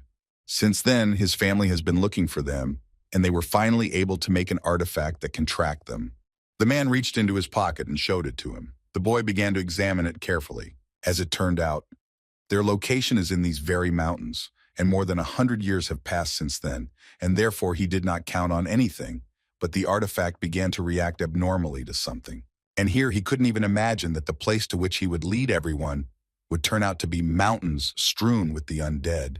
Our hero figured out that this man had remained here all this time only because of these swords, in which the master's techniques were embedded. Now Theo understands him perfectly. Perhaps the red-haired man will manage to become a master of the sword, although who knows in what time frame. His friend knows very well that if he continues to hold on to this place, he will not be able to get them back, but will only waste the lives of his people. And that is why he asks the young master to prepare for evacuation together with the residents. The latter in turn thought and cannot believe that all the mercenaries are so insightful. True, half of all people will die in the process, and because of this, our hero refuses to take part in it. To which the man only grinned and asked to speak as it is. Half of them would still get out alive. But the guy stands his ground. The result will be the same, and it doesn't matter how the redhead interprets it now. He frowned and tried to object to something, quickly starting to think about what he could answer. The redhead pretended to look closely at the book lying on the table and said that he had another proposal, to which our hero almost laughed. He immediately guessed that this would most likely look like a request. Theodore Miller mimicked him and said he wanted to hire stray wolves. His friend sweated a little and looked at him with slight misunderstanding, as if hinting that he wanted details. The boy dumped 100 gold coins out of a bag onto the table as a deposit, And after all, he promises to pay another 200 coins as soon as the job is done. He actually hires stray wolves for these 2 days, for a very good fee of 300 gold. Red asked first for permission to listen to him, and was a little confused. The man says that no matter how big the sum, he will not get into a losing fight, especially without some kind of plan. Our hero only raised an eyebrow. This man was really very unusual for an ordinary mercenary. And he agrees with the young guy's opinion. The undead are really too annoying here and have started to appear much more often than before. Theodore believes that in order to turn the situation in their favor, they need to wait for a turning point. His friend listens attentively. Namely, his only method is to counterattack. Now everything is falling into place. It looks like Theodore intends to strike at their lair with a small group of people. And if you think about it, it does make sense. But does he understand that this is still not enough to convince him to accept the offer, the boy thought. And his comrade crossed his arms over his chest and continued to wait for an answer. As it turns out, our hero has already discovered the location of the warlock's base. And if his friend Randolph is ready to protect him and Sylvia, then at this rate they will definitely easily deal with the necromancer. Well, why in the middle of the night wouldn't it be better to do it during the daytime when they will be significantly weaker as he thinks? But the guy immediately objected, because in the dark hours of the day, the undead would advance to attack the village, so this lair would be the most vulnerable for them. The boy began to voice his plan. The stray wolves must stay here and protect the civilian population. It's time to summarize what was said. The blonde was still dissatisfied and crossed his arms over his chest, because if Theodore's plan fails, the troops will be evacuated along with the residents. Our hero shared the conditions and is now waiting for an answer. And yet, after a lot of doubts and reflections, the leader accepted the order from Theodore. Besides this, to make everything fair, he took something out of his pocket and said that he wanted to take an oath in front of the god of war, Marcus. The deal had to be concluded under his pact. This red thing lit up red and headed towards our hero. His hand glowed the same shade and he was slightly scared. In addition to this, a mark appeared on the back of his hand. But it seems that now our hero has some doubts about this. Specifically, according to the principles of mercenaries, all relics that were received during the deal must go to the client, to which the old man raised an eyebrow and looked at him with slight misunderstanding. The guy smirked in his opinion. It seemed like some family heirlooms were located in the warlock's lair, and he was hinting that they were of incredible value. And only now Randolph understands that this boy planned everything. From what he heard, his eyes almost popped out of his head. Theo laughed and hinted that he had as many as 300 gold coins. Why shouldn't the blonde share with him? Meanwhile, the sun was already setting outside. The sky was incredibly beautiful. Many people began to admire it and simply enjoyed the calm atmosphere. And our hero is very happy that he got his 200 gold back, and Randolph took the right of ownership over the relics. A great deal. In any case, the defensive positions are already occupied. They can stop the monsters even if they appear in a crowd, twice as many as during yesterday's attack. The blonde liked this idea, and indeed everything looks charming. But now after a short conversation, it seems incredible to him. He smirked, even though he and the girl were just mages. It was unimaginable that they were able to create something like that in just half a day. Quite impressive. Sylvia came out to the guys and began to yawn very actively. The brunette turned around and looked at her. Had the girl just woken up? Was it unexpected for him that she had slept for so long? She smiled and nodded her head. Apparently the dream was pleasant and she slept well. The sun is slowly setting, and so it's high time for the guys to start preparing for everything right now. The guy sipped coffee and looked into the distance. He was already looking forward to this long night. The horizon was clear and quiet. There was no one yet. Everything looked peaceful. However, somewhere in the wilderness, they were already walking, and soon became visible to everyone. A large detachment of mercenaries was at the ready, the mere sight of which tires these brave citizens. Their commander was Randolph, who led the entire team of warriors. It is evident that he is holding himself confidently as a leader. He praised all his friends for their excellent work and asked them to enjoy this night until sunrise. The boys raised their weapons. They are ready to say goodbye to these monsters once and for all. All his men went to fight the ogres and other nasty creatures. Their spirit was incredibly fighting. Meanwhile, their leader approached our guys and they talked about something. It's time for them to show their power. Theodore activated Light Step and the girl activated Mana Concealment. They can basically start at any moment. As Randolph said, everyone is ready. The brunette is already looking forward to working with this guy. He would be interested in participating in such a group task. To carry out this part of the plan, the man grabbed both of them on his shoulders and got ready. He jumped as high and fast as I could, leaving only a layer of dust in the air as their trail. Incredible power.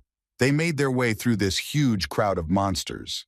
that they did not even have time to understand what kind of strong stream of wind swept over their heads. And so they have overcome them and are heading far away, as was originally planned.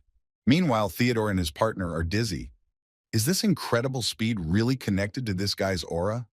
Our hero can't believe that a person can move so fast without magic. And indeed, it was something. It rushed like lightning and did not stop. While his subordinates are fighting these annoying creatures, he and the guys have already arrived, almost at their destination. And so Randolph spoke after a couple of minutes of silence. From that moment, he promised to act according to the instructions of his employer. He looked at Theo and asked to lead him to the shortest route, no matter if there was some steep slope.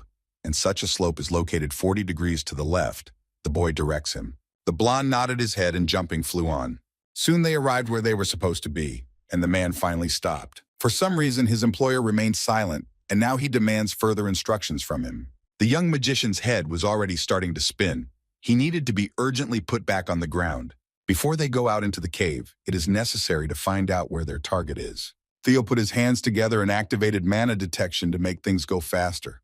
The boy concentrated. He could feel some kind of cave, very similar to the one they were looking for. Now he needed to slowly open his eyes. Suddenly, a very strange cold ran through his body. He even shuddered from what he saw. And after a couple more seconds, a feeling flashed through his head, as if he had been touched somewhere in the area of his nose. And then something suddenly stabbed him in the eyes. Then he suddenly covered them with his hands and screamed loudly. His new girlfriend began to worry about him and ran up, looking at him with excitement. Only for a second as he looked at the mana of this creature, he felt these terrible feelings of darkness. If he hadn't stopped looking at them, something terrible could have happened. Miller informed the guys that he was definitely somewhere in this place nearby. With a small snap of his fingers, he lit a bright fire in them. The other comrades followed him. They walked further and further. The light from the entrance became darker and darker until they found themselves in complete darkness. Only this source of light they had, and it seems Theodore felt something. Randolph was the first to pull away. He was scared for a second about what was in front of him. It seems that the small team found what they came here for. In front of them stood the largest of all the monsters, apparently their leader. He hissed and creaked his bare bones. How could these people allow themselves to invade his domain? He promises to leave no one alive. It didn't take long to wait for him to attack. He swung his weapon, intending to finish them off once and for all. The blonde took out his swords and turned to his commander, waiting for further instructions on what to do. The boy laughed and confidently suggested that all participants do it quickly, deal with the enemy in the shortest possible time. Now he needs to quickly decide whether he wants to leave the barrier on one of his hands. This creature was just approaching her, and Theo had already developed a plan of action. And the second one, accordingly, will attack. Quite a good strategy. The guy launches a ball of fire straight at this monster. The mercenary looked at him with slight misunderstanding. He had expectations that he would kill himself by using fire magic inside the cave. To prevent this from happening, it was logical to put up a barrier all the way to the ceiling. In his eyes, everything looks very simple. Is it really only the roasted ones that remain to be finished off? An easy victory. Our hero turned to Sylvia and asked her to use wind magic to disperse the air here so that the oxygen here would stabilize. The guy is worried about her and also wonders how much mana is left. Fortunately, there is enough, and we can continue. Randolph is about the same size. He can safely continue to fight further. Theodore is very happy. It's high time to move on now to meet another one. The brave team went on. Around there was only darkness, which became thicker and thicker. According to the report, the depth of the cave is no more than a couple of 100 meters, as far as our hero knows. So they should be reaching the bottom any minute now. But then, it seemed that he had discovered something that was not part of his plans. The boy turned back and addressed Randolph. The man prepared his swords because he was asked to cut the wall with them. And if this is possible, then he must also use his aura, to which he only nodded his head. Taking a deep breath, the blonde used the dissection. The rough stones immediately split, forming a large crack. But it was too early to rejoice. She collapsed back and used her previous appearance. The guys looked at each other and continued to look at this with slight misunderstanding. Our hero felt uneasy. A bad feeling began to grow in his heart. Looking up, he saw a lot of bright and flying silhouettes, similar to ghosts. It was a great pity that no one had brought any holy water for such an occasion, and Randolph blamed himself for this, holding out his swords to the sides. Theodore looked in confusion, now at him, now at these unusual monsters that kept catching his eye. The blonde wants to apply everything he knows and can right now. He has no other choice. But here, it would be abruptly necessary to change their strategy. Theo turned to his friend in confusion, who sharply turned his head towards him.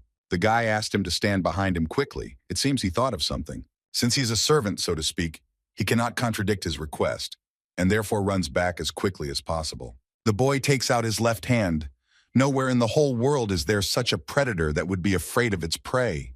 And now the boy asked his little friend Glatoni to absorb everything here. The weirdo crawled out of his hand and headed straight for those strange transparent monsters, literally starting to devour them. The ghost goblin shaman was absorbed, as well as other species of them. Theodore closed his palm and looked around carefully. Now it became clear to him what exception his pet had been talking about that day, and his allies were already looking at him with horror. The girl was especially frightened, but on the other hand, she began to admire him. She would really like him to teach her this trick. Our hero quietly laughed. He could basically lie to them. She said that this was the ability of the pendant. As soon as he started talking about it, his heart started beating even faster. The aura around him worsened. The ground under their feet began to shake, and the boys looked around in horror, trying to understand what was happening. The cave here began to expand in the literal sense of the word. Somewhere nearby, a very bright light appeared that literally blinded the eyes. The brunette began to have a headache. Incredibly ominous energy here is spreading more and more and is confusing. A very strange silhouette began to appear from the air, which turned to our daredevils. They managed to destroy all of its creations. But according to him, this can be considered the limit of their capabilities. It is impossible to deal with the boss himself. It began to take the form of a human body, and if the boys had come here a day earlier, or at least half, they would have been able to catch it before it finished. His voice was piercing, incredibly nasty and creaking, and the monster himself continued to transform. Finally, he managed to break the so-called cocoon in which he began to emerge. And so, a creature called an ancient lich stands in front of the guys and actively studies them, examines them, and mutters something under its breath. Randolph started to panic. He couldn't understand where the undead came from, and high-level ones at that. Our hero reasoned logically and came to the conclusion that he needed to destroy the vessel that kept his soul, and if he didn't do this, it would be resurrected every time. The man snorted. It seemed to him that he wouldn't be able to knock him down even once, let alone talk about immortality. Theodore confidently stepped forward. He was going to find what they needed so much, and he asked the other two guys to somehow distract this big guy. The horned monster laughed. He wanted to immediately turn them all into his servants, but changed his mind. It joined its palms so that its enemies would end up right in that free hole. The monster directly said that he was going to use Theodore's body for one of his very important purposes. In other words, an experiment. Hearing this, the guys immediately took the guy's side and began to talk boldly to this creature. But if you think about it, our hero's body is not yet fully developed. It will be difficult to deal with all his vulgar strength. And it is true that he should admit that Theo has a unique power, but in the end, he is only a mage of the fourth circle. He watched what this giant was saying and just listened silently. He promised him to sort it out with him later. But for now, he has a goal to make this little man disappear. The skeleton looked straight at him and crossed his fingers together. The guy had a strange feeling that he was disappearing, and so he looked nervously at his hands. The monster raised his hands with weapons, and a spark rushed behind him, like some kind of lightning. The very first one to start worrying about him was the girl. She screamed in horror, watching him disappear before her eyes. His servants were also in shock. Now is not the time for the leader to fall into the clutches of this creature. And it seemed to enjoy this vision, and continued to do its job.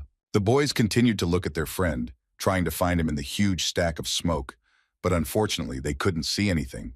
Blue-eyed with evil asked the enemy where he put it, but he thinks that now is not the right time to worry about him. The creature was still trying to intimidate them.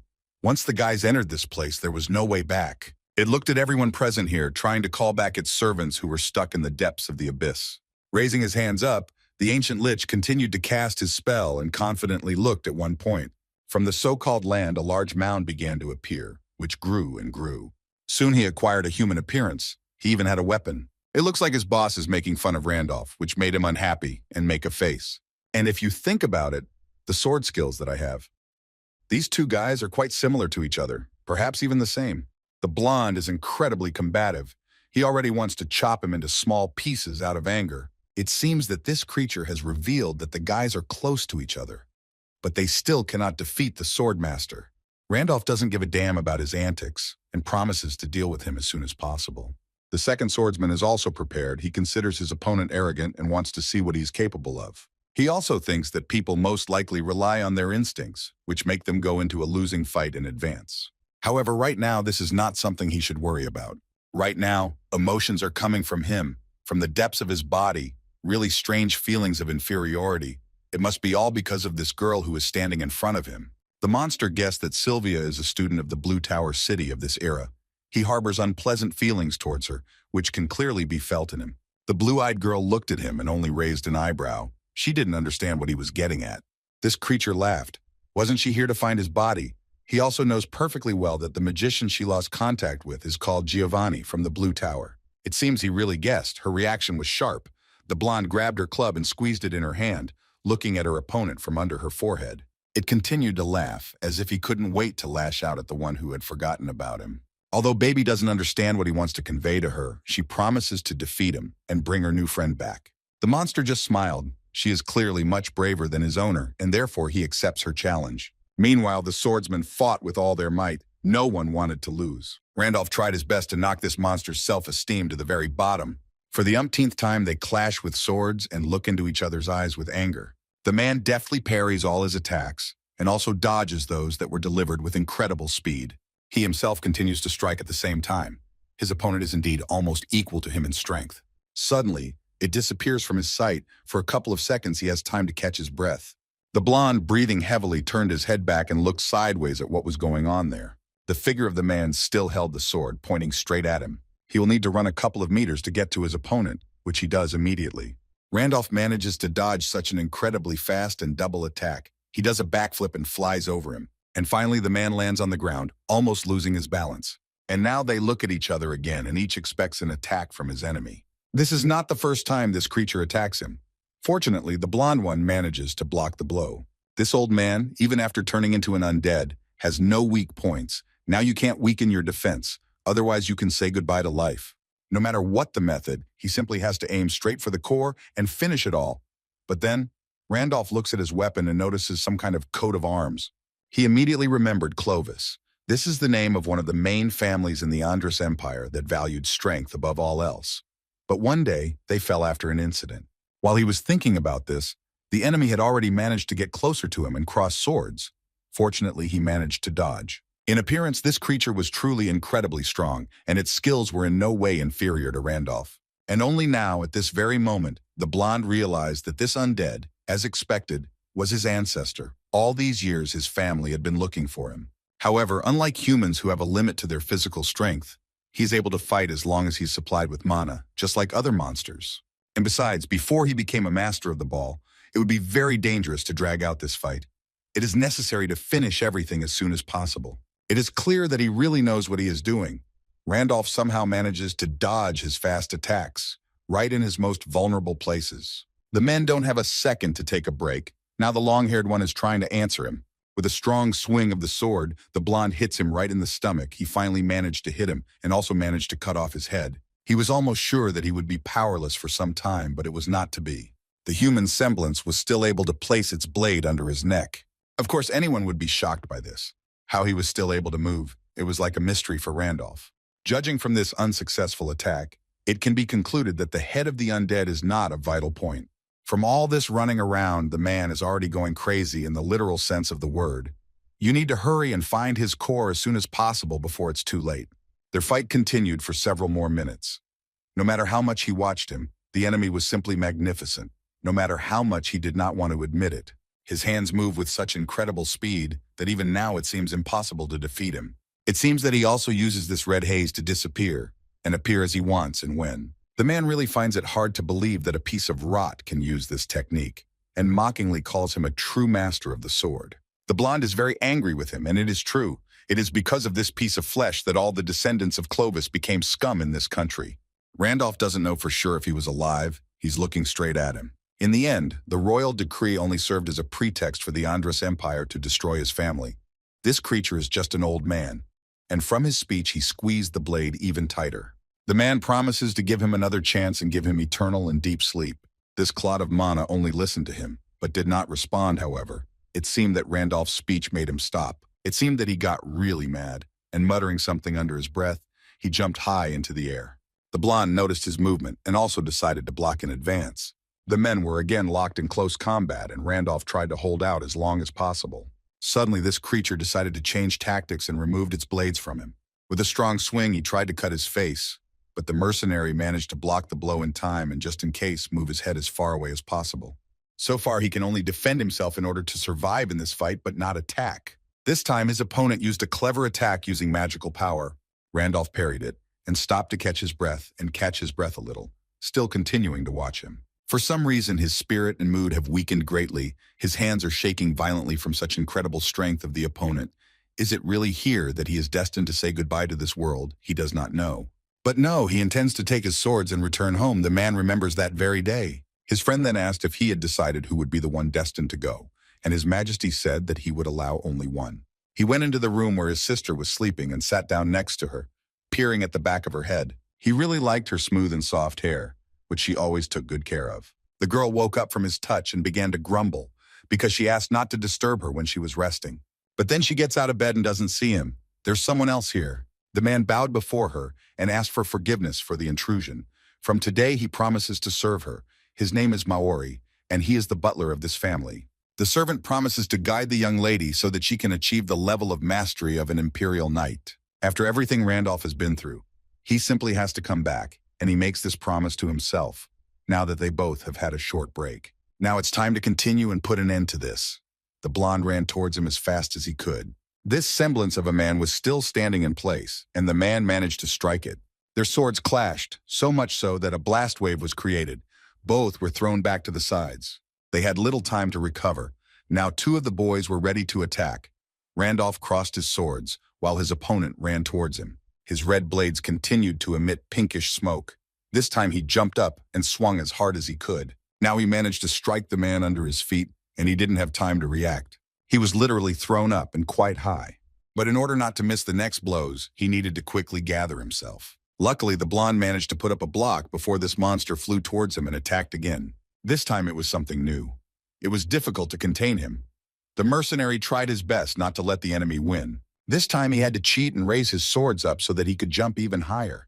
Now he had managed to implement his plan, which he had conceived just in case. The man thrust two blades straight into him. This technique was lost 100 years ago. No one will object if Randolph becomes their successor in this century. Finally, he can smile with confidence. He jumped on the chest of this rotten piece of flesh and pressed it to the ground. In order to finally maintain victory over him, a man must use his strength to the maximum, which is what he's doing now. Now he can finally throw away his rusty and old blades with great relief. A well-deserved victory for the brave swordsman, as a gift, so to speak. He received the red swords of his opponent, which he had been seeking from the very beginning. His face twisted. The creature lay on the ground and simply did not move. His time was up. Now he has nothing to worry about. He can sleep peacefully in eternal sleep. Old man Sanyo did a great job. Suddenly, a loud explosion thundered behind him, which made the brave warrior wary. The first thing he saw was a young lady lying on the ground, and he was very scared. Naturally, Randolph rushed to her aid, and then this monster turned to them. The guys looked up at him. He can't believe that this man was able to defeat someone who was a real master of the ball. A very unexpected outcome for him. Meanwhile, our hero found himself in some large and dark space. Nothing was visible in it. He had to snap his fingers and light a fire. When he raised his head up, he immediately realized that this was the work of an ancient lich. This is indeed the perfect secret room. But then the guy turned his head a little to the other side and noticed something flying in the air. And right now, Theodore can't believe that he can't use most of his powers. It seems like the very core of the dungeon is in front of him right now. His skin from head to toe tingles due to the concentration of mana in the air. There is no doubt in his guess. This is the life vessel that everyone has been looking for. Their enemy locked his heart inside the core of the dungeon, so he was able to use spatial transformation. It seems that everything is logical. The ancient lich is the one standing behind all the past events, and his source of life is right in front of our hero. Theodore waves his arms and prepares to use Blazing Fireball to deal with the object once and for all. He now needs to use the most powerful spell to successfully destroy this vessel. If the guy succeeds right now, then their enemy and his undead army will be destroyed in one fell swoop. All his strength was concentrated around him, but it was still not enough. He needed to strain himself. According to historical records, as far as Theodore remembers, only two things can destroy it, for example. The first is the aura of the Swordmaster. Well, or the power of the magician of the seventh circle. Otherwise, there is no way to break it. Simply put, if you think about it, there is no chance that any young mage will be able to inflict the required damage on him, causing the boy to fall down without strength. He can't stop thinking about this. He doesn't know where this place is, because if he destroys the wall, he could be buried here alive. A hopeless situation. And if you think about it, then why not at least try, since there is no other choice left? What if he tried to gather all the mana he had available right now and sacrifice one hand in exchange for using a magic arrow? The daredevil puts his right hand forward. Maybe then he can approach the power that Alfred once used. On the other hand, there is a risk that with his current abilities, his hand will not be able to withstand such a load. There's nothing to be done. This is the only ray of hope in his eyes. Theo puts his hands together and shoots out mana. The guy finally got carried away and promised himself to get rid of the undead and not leave a single wet spot of it. And then he remembers Glatoni's words. All these vile creatures are an ordinary clot of magic, and if you get rid of it, they will simply become corpses. And besides, our hero knows that his little assistant can only eat ghosts, and this method does not work on ghouls or zombies. And besides, he never showed interest in Mithra. Now the guy is faced with the question of whether this flying object contains mana or hidden knowledge. Theodore stood on it and began to look at it, immersed in his thoughts, which did not give him peace. The vessel of life that is responsible for the immortality of the ancient face should be filled with something like this. If you think about it logically, it is ideal for all conditions. Our hero stretches out his hand forward and makes an assessment of it, where it was said that after absorbing the item, a large amount of magical power will be absorbed. This treasure-level thing, the brunette put out his left palm and demanded Glatoni to absorb it right now. He just laughed. It turns out that from the very beginning he was waiting for his master to think of this. The weirdo stuck out his long tongue and wrapped it around this mysterious stone. The most basic process of absorption began. Our hero had to hold his hand tightly. A notification appeared in the system that the guys were able to defeat Giovanni's life vessel, and some of the warlock's skills and abilities were also mastered. You need to wait 3 days. Besides this, it is unknown that I was interested in their existence, and in the meantime, the owner himself was releasing his rage on the 2 guys who remained in the real world. Randolph came closer to Sylvia to also hide behind the shield she had put up. They are in a terrible situation. Fighting him with only the 5th circle was indeed a very reckless decision. The man has less than 3% of mana left, which is very bad. It is not enough for victory now, or at least to repel attacks. All hope is only on the girl. The monster has already set its sights on the weakened guys. They, according to him, will become an excellent resource. The blonde is now confused. She doesn't understand what to do if everything continues like this. She definitely won't last long. While the boys were getting up, the monster again pointed its hand at them, trying to attack.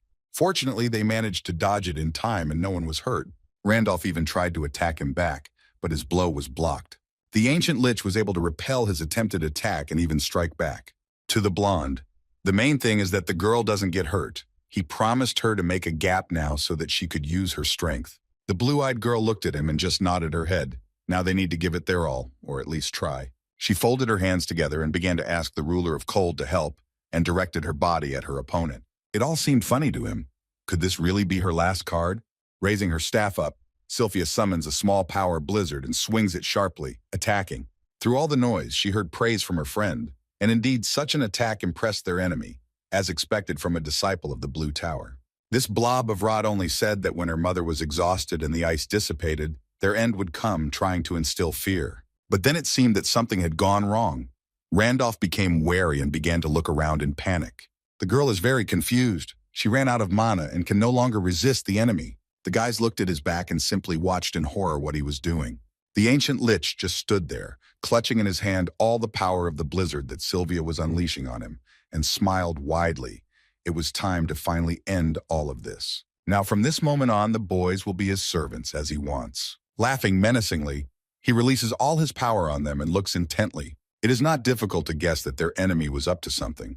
This made Randolph wary first of all. He took a fighting stance and watched what would happen next. The guys were covered by an incredibly strong wave of mana. Sylvia is still trying to squeeze out at least a little strength from herself and puts the magic staff in front of herself. Suddenly, this subhuman glowed with a bright blue color, which was accompanied by a strange sound. He became stronger and stronger, and the ancient lich began to panic more and more. His body began to literally tear itself apart, which brought him incredible pain. A couple of seconds later, a very bright flash appeared from his side. Sylvia and Reynolds looked at each other. They do not understand what is happening here. Suddenly, if you look closely, something started falling down on them from above. The blonde looked at the whole situation around him in confusion. He couldn't understand what was going on here. The girl was in the same direction. Everything around was getting lighter, which is very strange. The swordsman was the first to notice that the devilish space had evaporated, and the cave had returned to its original form. Sylvia somehow managed to catch her breath and looked up with a tired look. Everything went well as Theodore wanted. He tried to at least see something because of the red fog, but he was haunted by the thought of why everything returned to its original form. The brunette looks around. For him, all this looks very strange. Perhaps there are also some other cores here, besides the vessel of life. In addition, he began to hear strange sounds from all sides of him. The boy even became confused and began to look around nervously. Eerie chains of mana appeared from the ground. Theodore tried to jump away from them as far as possible, so as not to get caught. Looking around, he noticed a book. Now everything became clear. It all came from her. And then it dawned on him that she was the grimoire. And in appearance, she really did look like it, since she had an unusual shape. Gluttony praised his master for having managed to find him, and now everything else is up to him. The big-eyed one quickly rushed straight towards him, sticking out his long tongue. His speed was incredibly fast. Theodore had to hold his left hand tightly to keep from losing his balance. Grimoire grabbed his peer with enough force that he had no chance to escape. Suddenly, a strange cry began to be emitted from somewhere. Gluttony scolded him for the fact that he had brazenly dared to attack his master. He probably thought he could use Theo as a host, which makes the big-eyed man incredibly angry. Our hero listened to their so-called conversation and simply remained silent, waiting for further actions from his unusual friend. And then the monster joined their conversation. He had now changed his mind and wanted to capture him alive. Now it becomes clear why only Theo was teleported into the room with the core, that Grimoire tried to break free, but to no avail. Only now did our hero realize that he was of the ninth circle. This couldn't be. Such magicians had disappeared from the continent more than 1,000 years ago.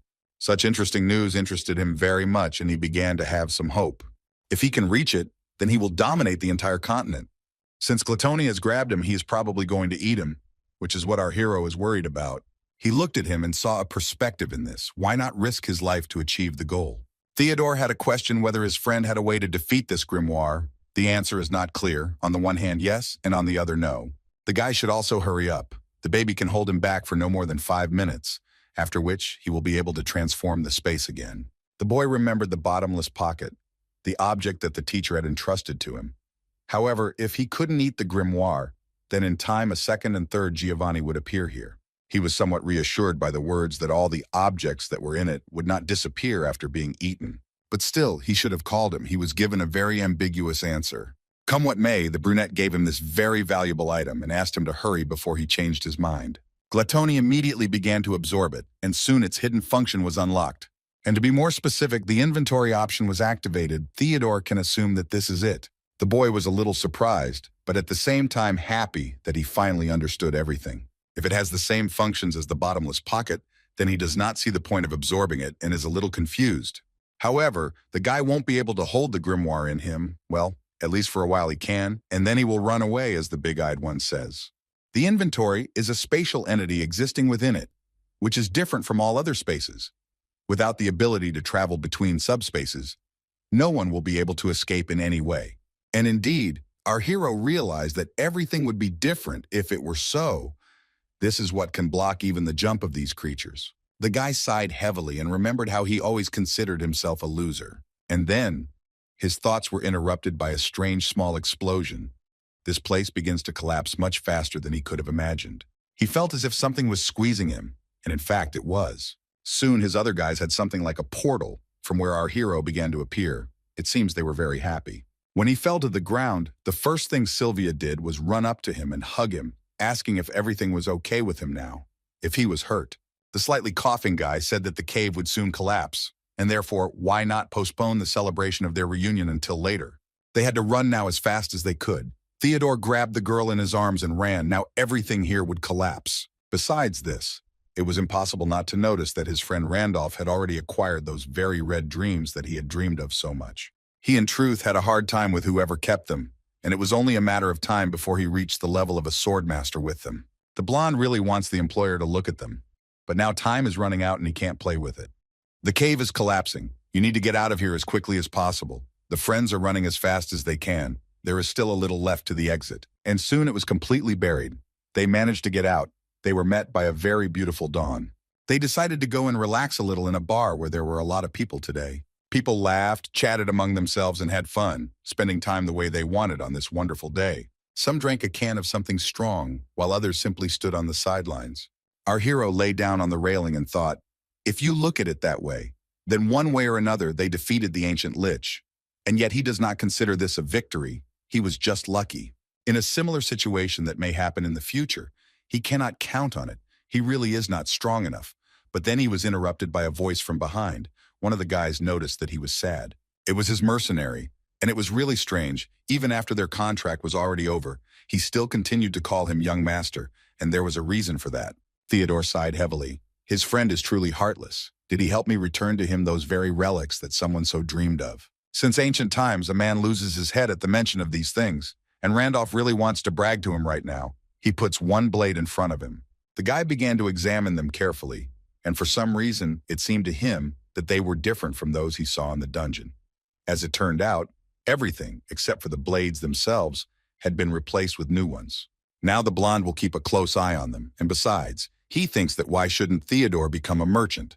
And besides, he was outraged that such a young guy was making a young lady wait downstairs. Theo looked down in confusion. Sylvia was sitting at the table. People were pestering her with the question, when will she finally marry the young gentleman?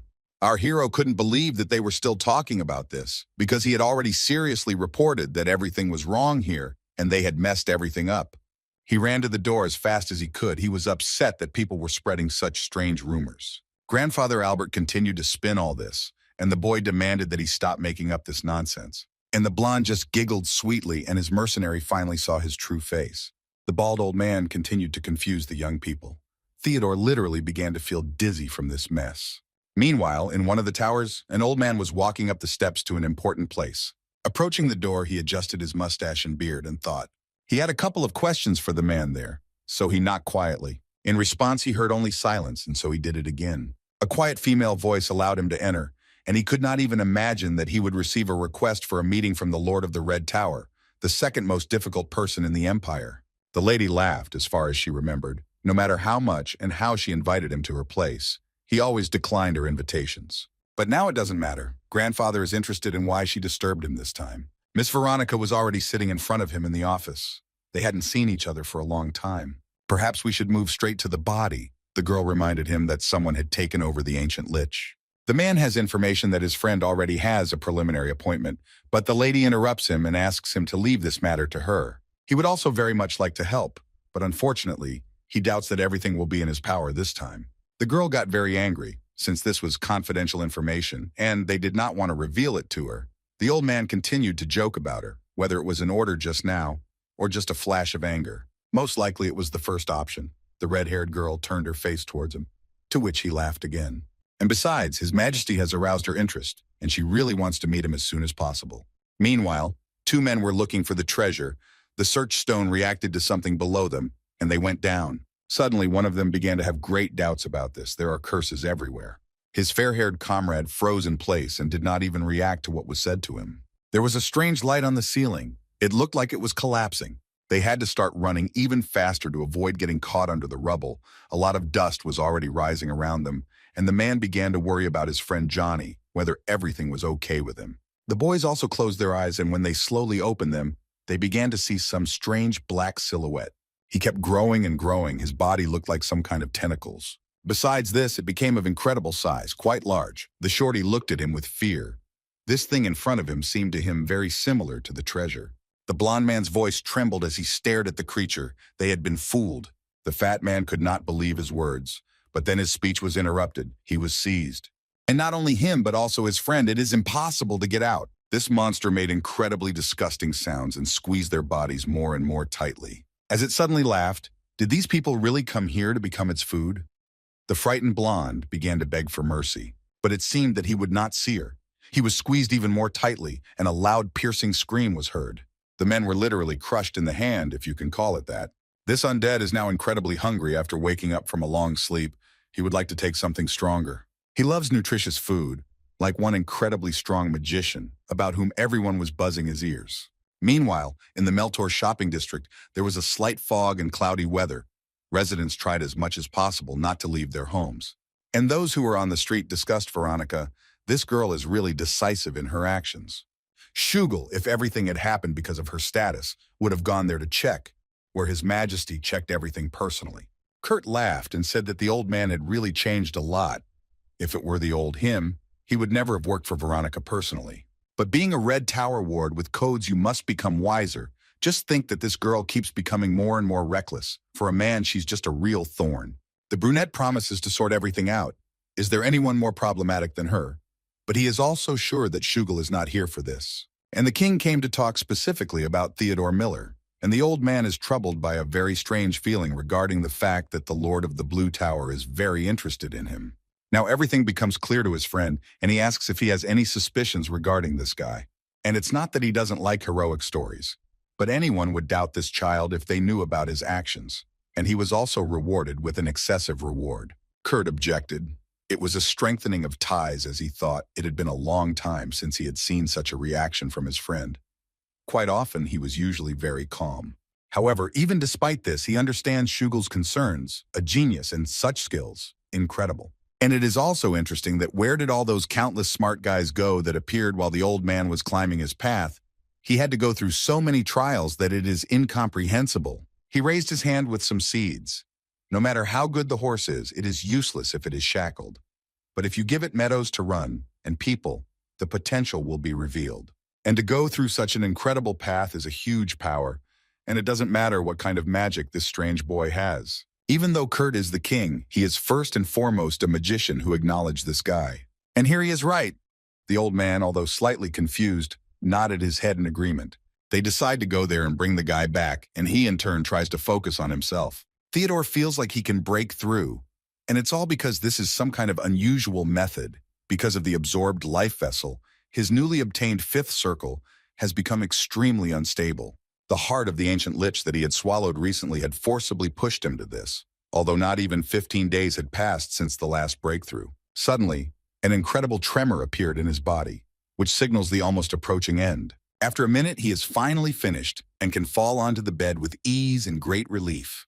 Now he's only tormented by what to say to the teacher in such a case. He doesn't want to stress him out too much. There's not a single thing that won't shock him. But then he heard a quiet female voice behind him, and he screamed in fear. It was Sylvia. The girl was a little confused that she had distracted him from such an important matter and asked him to continue. The guy covered himself with a blanket and still asked her to come in. The brunette put on his t-shirt and sat next to her. The guys were a little embarrassed and didn't know where to start the conversation. The first thing Theodore did was break the silence and ask what she wanted. Madame was a little confused and just in time remembered that her grandfather had asked her to bring him to him. It was an order from the elder on the White Tower. Shugel wants to see him. Of course, he did not expect such a turn of events and was very surprised. There was nothing to be done. They had to go. And a couple of minutes later, they found themselves in the barracks of the White Tower. The girl was seeing him off. The blonde lifted the curtain, and he was given a view of the old man himself. The girl joyfully ran to him, holding her friend's hand tightly, while Theo was confused and a little afraid of meeting him. He praised the young lady and stroked her head. She was very pleased, and the boy looked at them with slight misunderstanding. Having cleared his throat, the old man began his speech. In front of him is that same Theodore. Surprisingly, he looks quite simple, which he certainly did not expect. The boy bowed before him and introduced himself as a student of Vince Heidel, greeting such an important person. Grandpa was also glad to meet. He was sent here as a judicial investigator after receiving a report from him about the incident that had occurred. The brunette raised his head and asked for clarification. They are not usually sent out, but since this is a difficult situation, with the appearance of an ancient lich, one was still sent to clarify the circumstances and calculate the damage. The guy has never heard of such a thing. It is indeed a very rare case, but anyway, his expression is very gloomy. Theodore forced a smile and asked in a trembling voice what he meant by that. The boy seemed to be on edge. It looked as if he was trying to hide something. After these words, the young boy really became confused and asked for forgiveness. The Lord of the White Tower asked him not to be so serious, but he just joked. Looking at his appearance, such a guy really does look very serious. It's time to get down to business. The old man said that he received a report on how he defeated the ancient lich. Even though he was lucky that he was teleported to the core room, he is interested in how he was able to destroy the life vessel. After all, in theory, it is impossible to break it unless it has at least the aura of a swordmaster or the seventh magic circle, which really made our hero think. After thinking for a while, he stated that for him it was simply a moment of despair. It was all because he used the bottomless pocket he got from the teacher, placed the vessel in it, and then destroyed it. It was truly crazy, if you think about it. The thought of that very bag flashed through the old man's head, and he asked in a menacing tone whether he had misheard that he had, so to speak, dealt with him. Theodore laughed slightly and nodded his head. He really had a chance to try it out since one of them had already accepted it. It was really surprising for grandfather to use it in such a way. This is a rather perverted method, but there is a chance of its success. Of course, it is definitely not the method that a young guy will use if he heard it in it. His enemy didn't even suspect afterwards that there was a grimoire in his left hand. He probably just decided that it wouldn't be able to destroy his life vessel since he didn't know about the existence of absorption. The old man praised him and thanked him for his assistance. His testimony completely coincided with the others, and also asked for forgiveness for such an interrogation. He nodded his head and said, "Thank you for understanding." "Then why don't you finish the last thing?" Our hero did not understand what he was talking about, and asked again what they were talking about now. After clearing his throat, Shugel said that he himself had no need to go through all this. Somehow it was possible to simply send that judicial investigator. But the reason why he was here, this is an order, and as a result of which he had to meet a young man, and began to take something out from under his cloak. Their conversation lasted a little longer, and soon our hero left the tower altogether. The weather still remained foggy and nasty. And finally, Theodore finds himself next to his brother and, sighing with relief, heads straight towards them. Near the turn, his friend who has run into a wall is waiting for him. Randolph asked if he was going to say goodbye to everyone before leaving. Brunette doesn't want to lose heart, and it doesn't mean that he will never come back. The man interrupted him. After all, some people don't even have a homeland to which they would like to return. The fact that they had been through all this time was incredible, and he promised to give a 50% discount the next time he wanted to hire him. Although it is sad, it is necessary to say goodbye. The blonde promised him to meet him again. And besides, before he leaves this nice and sweet place, Theodore will have to turn back. Our hero was slightly confused and looked at him with slight misunderstanding. He shifted his shoulders slightly and turned his head back. Behind him stood all his acquaintances, friends, relatives, who almost cried from sadness for him. They would like to see each other again someday. The brunette certainly didn't expect this and was a little confused. Tears also began to well up in his eyes, and he just smiled. It was high time to leave this place. The brunette waved his hand to everyone and confidently walked on into a bright future. Before entering the White Tower again, he took off his cloak. All the guys were gathered. Lord Shugel looked at him and asked if he was ready. The boy is not afraid of anything, and therefore nodded his head confidently. His girlfriend stood opposite him, also ready. Now is the time to move out. First, they need to return to the capital, as grandfather said. He also turned to Kurt and left him to search for traces and remains of the ancient lich on him. He nodded his head in response. And while he was using his power, the old man asked Theo and Sylvia to hold their breath. Now he's going to use mass teleportation on them and all of them. And all this turned out to be faster than our hero could have expected. But still, now he is returning to the capital, and he could not have imagined that everything would turn out this way. There are 3 people in that place who have business with him, and all of them are big shots in the kingdom of Meltor. The king, Sir Blundell, first of all. Besides this, the Lord of the Red Tower, Veronica, is waiting for him there. She dreamed of meeting him. Although the guy has no idea what awaits him there, he is ready and confident. A couple of seconds later, the guys arrived at their destination, but then the brunette stared at something, specifically at the place where they ended up. He couldn't believe that everything was so fast. Grandfather immediately realized that this was his first mass teleportation, but there was nothing surprising about it, because spatial magicians prefer to travel in secret. The Lord of the White Tower noticed that they were still standing in that place. They should leave there, because they could become a barrier for others. The young people nodded their heads in confusion. A small team walked along a long corridor, and it seemed they saw a familiar face. The first thing an old man said hello to him. This is the same Vince Heidel who was passing by. He did not expect to see 2 people he knew here. Theodore burst into tears when he saw him. He was incredibly happy. The guy immediately wanted to pour out his soul to him and tell him everything that had happened during this time. But he stopped him and asked to talk later. Now he should have a good rest. The old man was very attentive and could not believe that the blonde man was here purely by chance, which was expected of him. Vince began to swear that he was trying to convince her, and then he heard the sound of heels behind him. It was Veronica. She rushed at our hero with a joyful cry and hugged him. Theodore did not expect such speed and abruptness from such a girl and was a little confused, did not even have time to understand anything. His friend Sylvia was also in shock. Her eyes almost popped out of her head from what she saw. The young man's teacher really tried his best, but she became like this from the moment she heard about Theo's return. The girl confusedly picked up her red cloak, which had fallen to the ground, and the boy lost his head. hitting the back of his head quite hard. She also turned to Shugel and asked him to stop mocking her magicians, waving her hand in greeting. It seems that the blonde is really having a hard time. He sighed heavily and covered his face with his hands. And then the long-haired one turned to Vince. Didn't he say that his student was on the fourth circle? To which he nodded his head. The girl began to come closer and closer to him. Some kind of pressure began to rise around him, as if everything was about to burst into flames. It was hard to believe that her magic was exerting such pressure on the guy, although she was just standing nearby. She got as close to him as possible.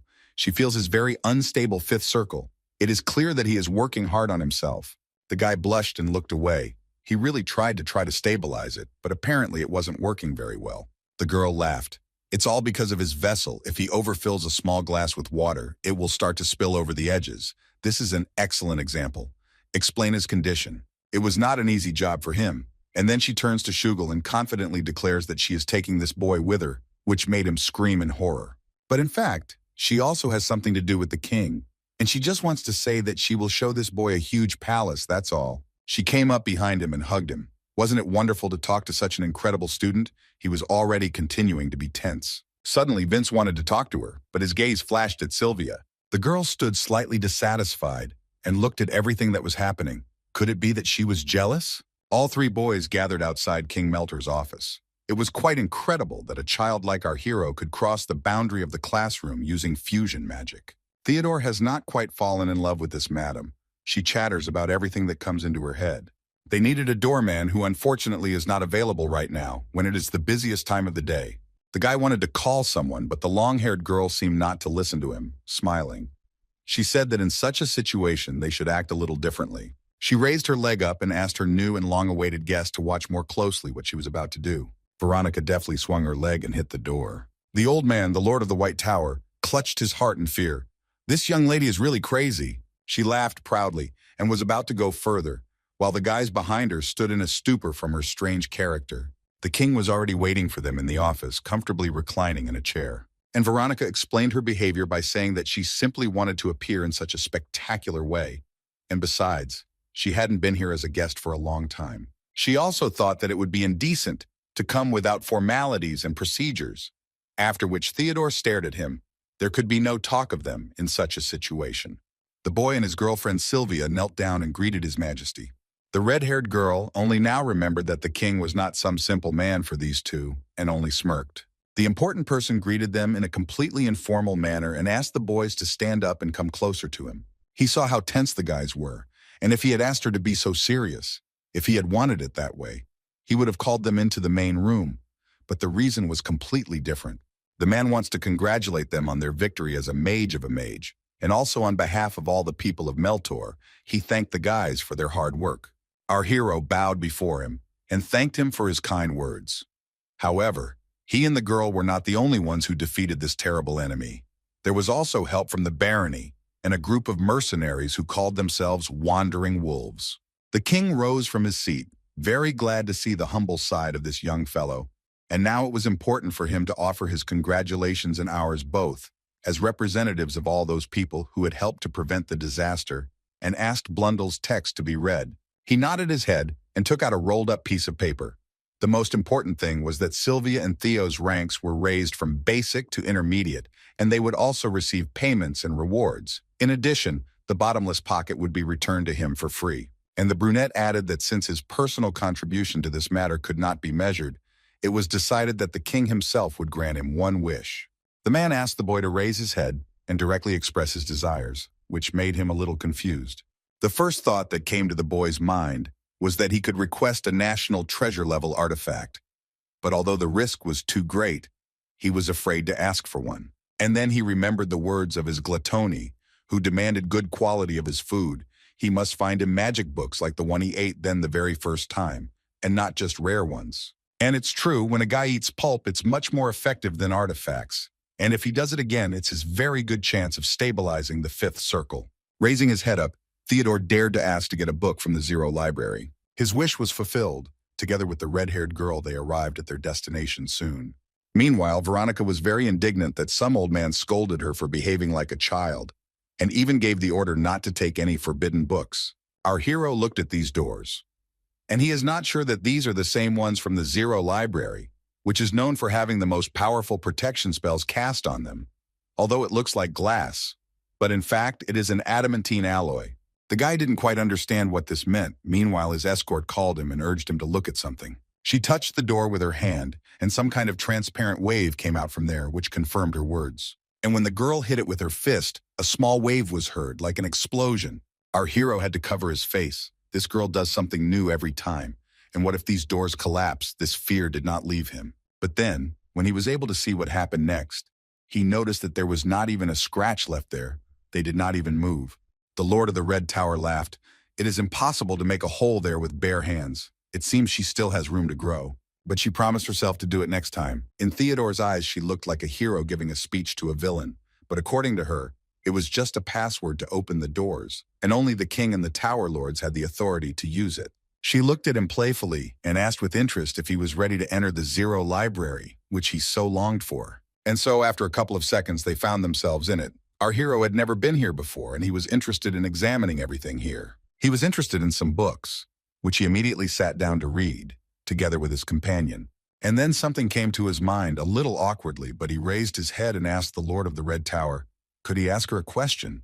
He can't stop wondering whether it was the monstrous power with which she tried to destroy the doors, or whether it was the blazing magical power that was unknowingly bursting out.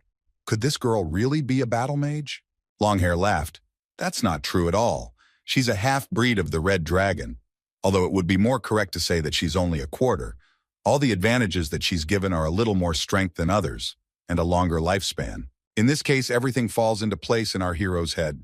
There was also magical energy, which she studied, goes beyond human capabilities, and this is incredibly felt. And then she giggled again and asked for forgiveness. Most often she can restrain it if she realizes it, but usually it is difficult to control. Theodore tried to joke that he had confused her Manu with the onset of summer, to which the girl criticized his flirting style.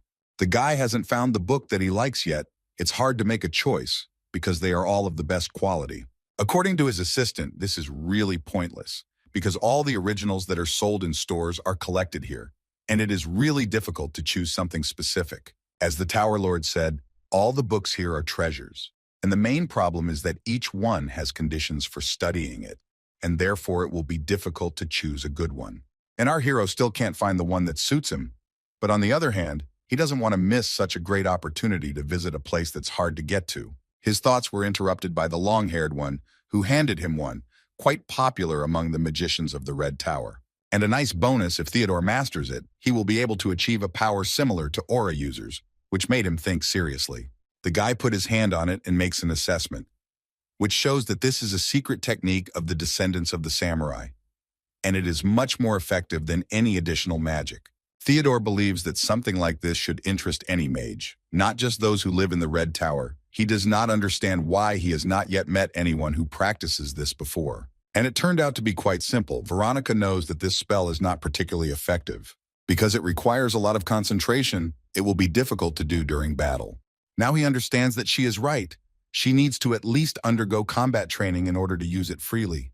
It's not a bad idea to strengthen your body using the 4 magic circles, but it can become your Achilles heel when the guy wants to use magic. Theodore sits and looks at her, but then suddenly hears Glatoni whispering to him to take her. Now the guy had questions about why he woke up before he got hungry. This had never happened before. He asked him not to worry about trifles. In any case, this book that he holds will help unlock that very third skill. The brunette was interested in this, and he became even more interested in what exactly they were talking about. Without any explanation, the weirdo asks him to trust him, promising not to disappoint him in the end. The girl also joined in their conversation. Even in spite of all this, she didn't recommend this book for no reason. The guy looked at her with slight interest, waiting for further explanations. It was this ability of hers that made her unique, which really made the brunette think about it. And in the evening, he had plans to meet with his teacher. The boy told him about this real nightmare that he had to endure. In any case, Vince never thought that the Lord of the Tower would show his sympathy towards him. He has every reason to think so. It is obvious that she noticed every little detail about him when he stumbled in his speech. It took the professor about 2 years to get her to call him by his first name. However, now it's not so important. The man remembered that what his student said during the meal was something serious. Theodore felt it during the battle with the ancient lich, that he cannot always rely on his luck. The brunette turned to him and confidently stated that his new and main goal was to become stronger. The The boy sincerely wants to join the Red Tower and rise to a new level. The teacher listens to him attentively.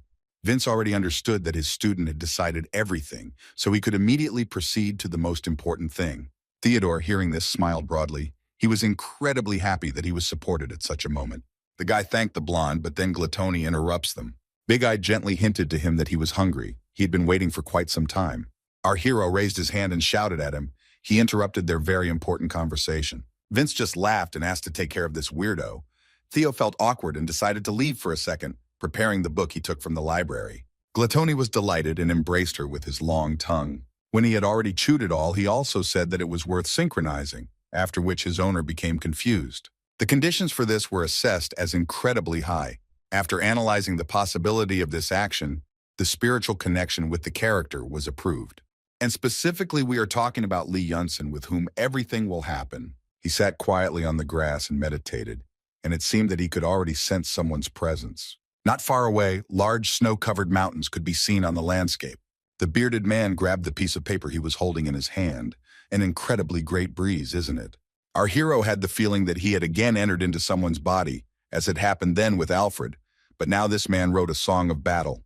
The guy became curious about who he was talking to. The man laughed, and it turns out that he was talking to him, the one who was now inside his body. Looking at the mountains, he continued to tell him that he was born into the main branch of the Sonmui clan, into the family of the guardians of the White Cloud mountain range. He was the heir to a family of knights. Besides this blow reveals that he was from the East, and judging by the words of our hero, it seems that the knowledge of his birth was hidden from the public even after his death. And the East was known for being a place where people preferred to study the aura rather than magic, and the magi from there were known by the nickname shamans. Now he has a completely different and more interesting question. How did a person from there fall into the melter and create high-level magic, which was called that? The boy had a lot that he wanted to know, and so the man came to tell him his story. And it was true that he was born into a famous clan with a long history. However, his life was not easy. When the people there realized that he had no natural skill to study the aura, they erased his name from the family tree and left him in a house high in the mountains, which is not at all befitting of his character. And it was for this reason that at the age of 15, he set out for the New West in search of the kingdom of magic, all in order to learn magic, which had never been considered an illegal skill to him. He was very lucky, because upon arrival in Meltor, he was able to meet a good teacher, and he successfully managed to achieve his goal. In addition, he would be helped by his art, which he studied in childhood. What he is talking about now is the battle songs that he saw. It was his best work, which took about 20 years to complete. However, this magic was not completed perfectly. He included many meaningless parts in it due to his guilt, because he used the knowledge of his clan without their consent. And what the man will now teach our hero is what he created before bringing in these parts. The dance of the immortals is the dance of the gods, which bears an incredible resemblance to the martial arts of the Sonmui clan that he spoke of. The bearded man began to spin, dancing again and again. He just reproduced the art of aura, using the song of battle because it was something he could not use. His movements were incredibly smooth, but at the same time sharp and confident. It was clear that he was a professional in his field. The destructive power was so great that it was difficult to call it magic. But one day, he returned back to the clan to prove to them that he was a man rejected by these scum. At that time, his father was still alive and condemned his magic because it was nothing more than witchcraft, even though he was the strongest of all the martial artists. After that, Lee returned to the Melter Kingdom and soon died. Perhaps this was the price for the fact that he did not spare his body when creating this magic. But he regrets nothing. It was a life in which he could leave nothing behind, and also he had nothing that he could hope for. And now when the receiver himself appeared before him, his gratitude to our hero cannot be expressed in words. Our hero listened to this and was a little shocked. Let this futile fate be a support in his life, and with this synchronization began to slowly approach its logical end. The compatibility between Yunsen's essence and Theodore Miller is incredibly high. He now needs to sleep for 30 hours from this second, and after that, the guy immediately opened his eyes. After that, the guy was a little confused and lost in space. His teacher was nearby, who was worried about him and asked how he was feeling. Vince told him that after all this, he fell into a rather long sleep. And to begin with, the man with a slight smile advised him to look in the mirror. Theodore looked at himself and could not believe that it was he. He was sure that his physical body was normal before, but now he looks a little different. Theo began to stroke his head, This result is beyond his expectations. He cannot believe now that he has overcome one of the main weaknesses of the mage, which is the weakness of the body, in such a short period of time, and now he has questions for his teacher.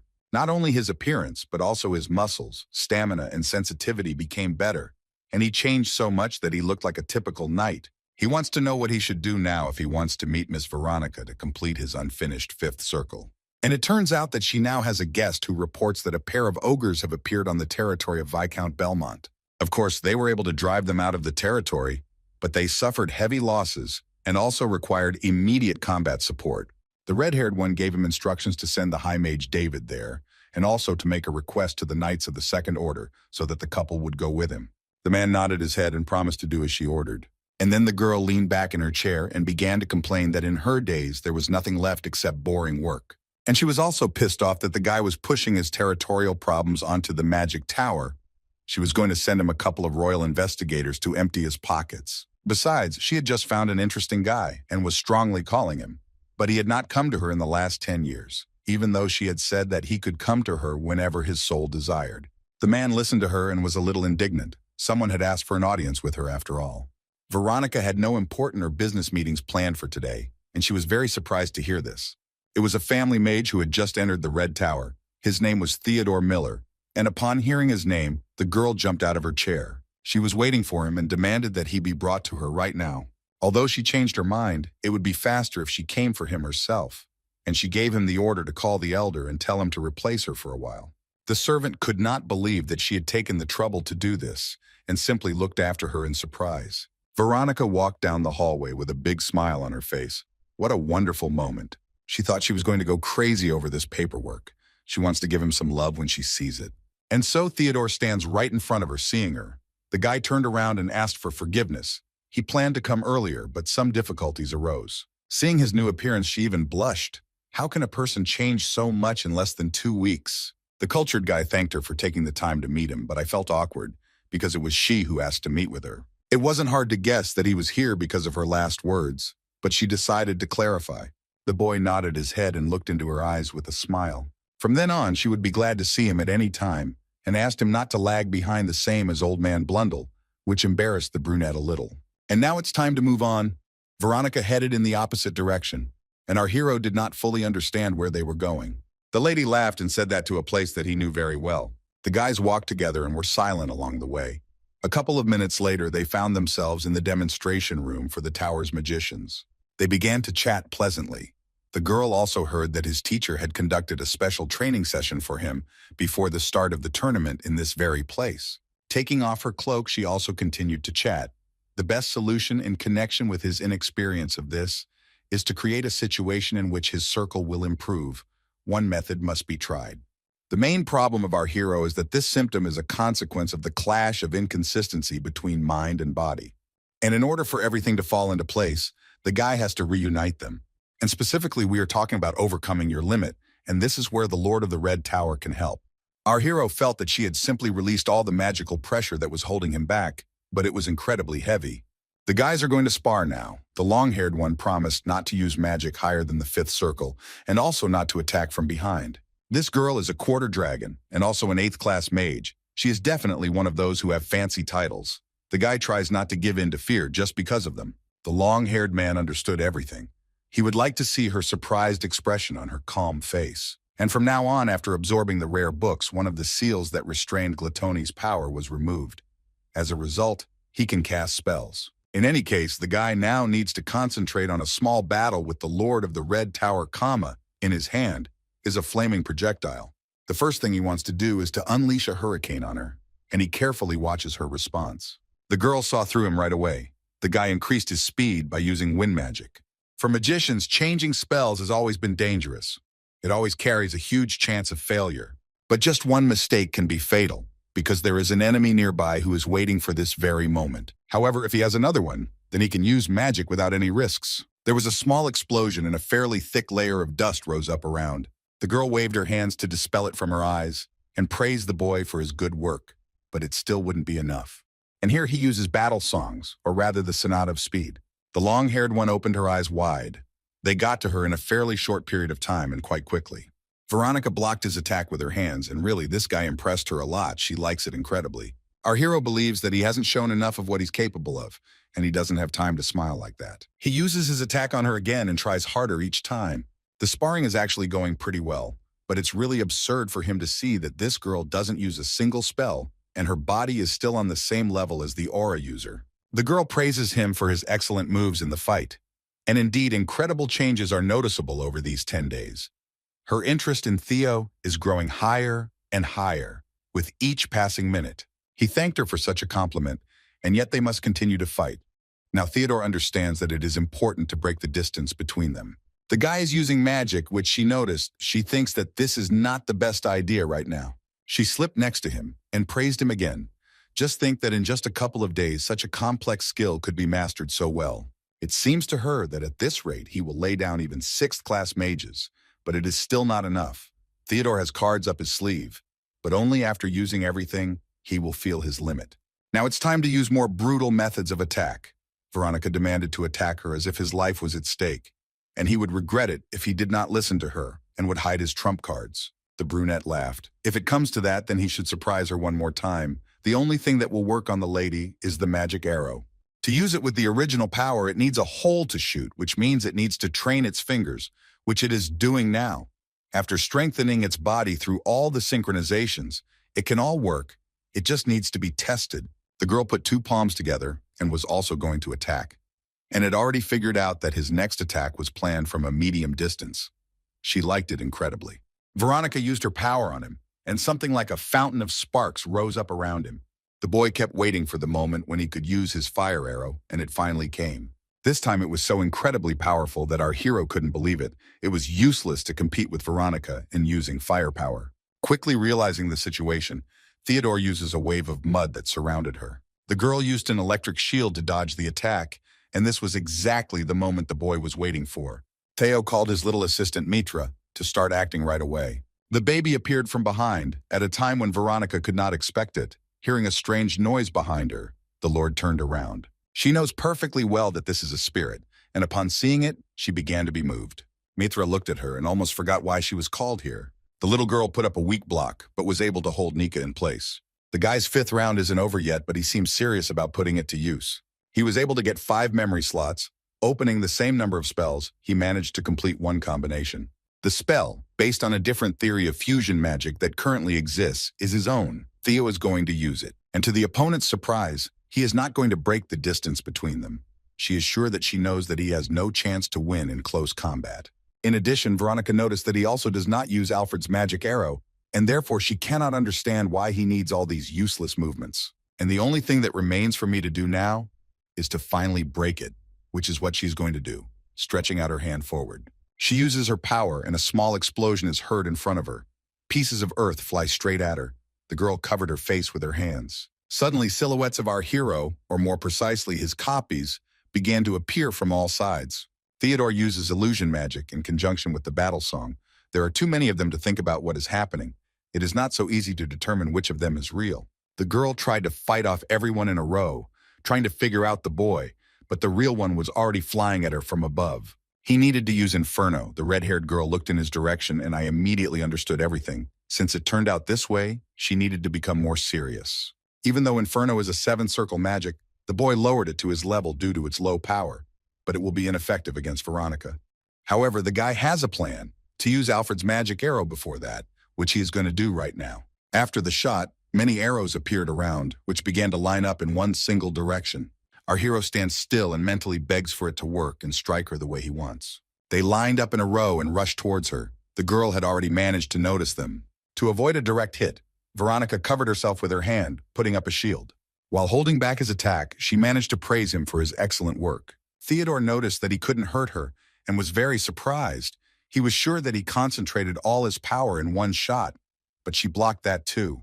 He had used up quite a bit of his strength and simply fell to his knees to catch his breath. The girl looked at him through the rising layer of dust and was amazed at how strong he could be in a couple of decades. She rose to her feet and ordered him to drink the healing potion and rest for a couple of minutes. They will have this kind of battle about 5 times a day. Besides, the Lord of the Red Tower herself praised him for the last attack. The guy was a little indignant because he had spent all his strength on this, and in this spirit he would have to train in this way every day for a month.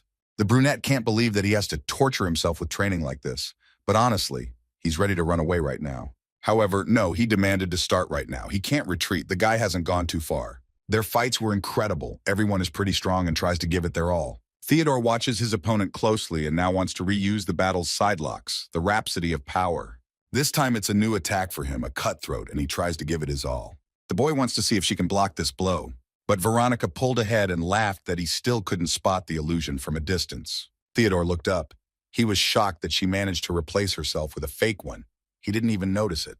And now the long-haired one wants to try to test her favorite strength and tells him to dodge her attack. It's becoming very difficult for him now. He can't find any options to dodge. It seems to him that he lost the moment he couldn't recognize her illusion. A strange tingling feeling ran through his body, and could this really be the end of their duel now? But then Theo looked up and saw that he had put up the protective magic of the fifth circle, protection. Veronica continued to attack him, and he tried to hold on as long as possible. The brunette couldn't believe that this was what was holding her incredibly strong punch back now, after 2 weeks of training. And so, after a couple of minutes, it was all over. The boy fell down, exhausted, and his girlfriend ran up to him and threw herself at him with hugs. He finally did it. And plus, she scolded him for not calling her big sister when they were alone. He felt awkward, but pleased by the praise. It seemed that this was the last opportunity to fight together like this. If you think about it, it has already been half a month since their training began. And if you look at the fact that such a busy person was devoting time to him, some fifth circle mage, then it is a trifle to call her that. Just as he wanted to thank her for everything, suddenly a servant came and turned to the Lord of the Tower. They had a big problem that needed to be solved right now. The girl rolled her eyes in displeasure. Apparently, someone who couldn't read the atmosphere had arrived. Theodore was literally rescued from Veronica's warm embrace. And in the meantime, she was informed that this was a level 4 medium importance. Nothing could be done, and it was necessary to proceed. The girl stood up from her seat and asked her friend to go to the restroom and rest a little. She also promised to return as soon as she finished doing something.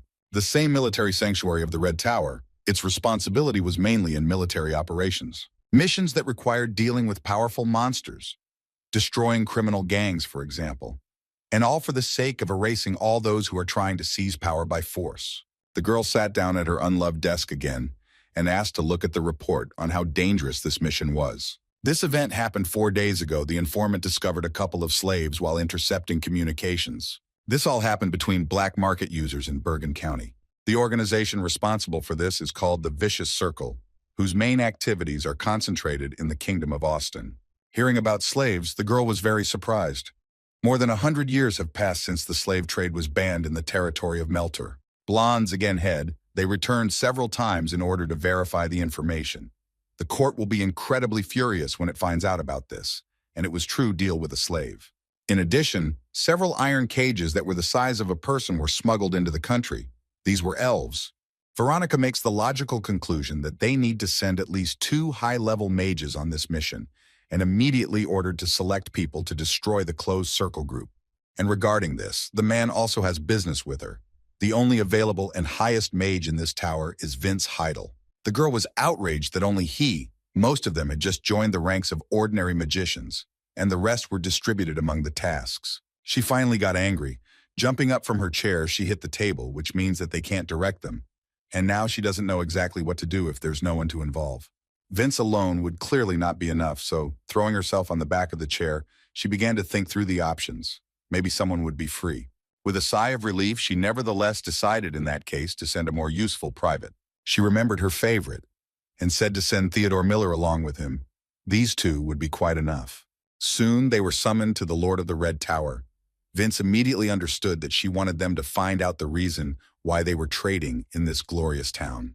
Besides that, it would be great if they could capture their leader alive, however. If the situation takes a dangerous turn, or they are unable to do so, it would simply be necessary to deal with them as soon as they get the information. But then the blonde looked at his student and confidently said that he wanted to exclude him from participating in this mission. He thinks that the boy is too young. He is only 19 years old. He cannot understand how he can be sent on such a dangerous mission. And also, his teacher is very worried. This is too harsh on him. Since his hands have already been in the dirt enough times, he promises to finish the mission himself. However, Veronica has an incredibly bad feeling that if a hidden player suddenly appears in the arena, then Vince will definitely not be able to deal with him alone. Theodore just looked at them and said nothing, and his friend tried to defend his own. And then he interrupted the elder and said, in a rather confident tone, that she would be able to cope with all the tasks set. He really doesn't know what to think about sending the teacher to a dangerous place alone, and since Word thinks he can be useful in some way, he needs to go there anyway. Veronica laughed.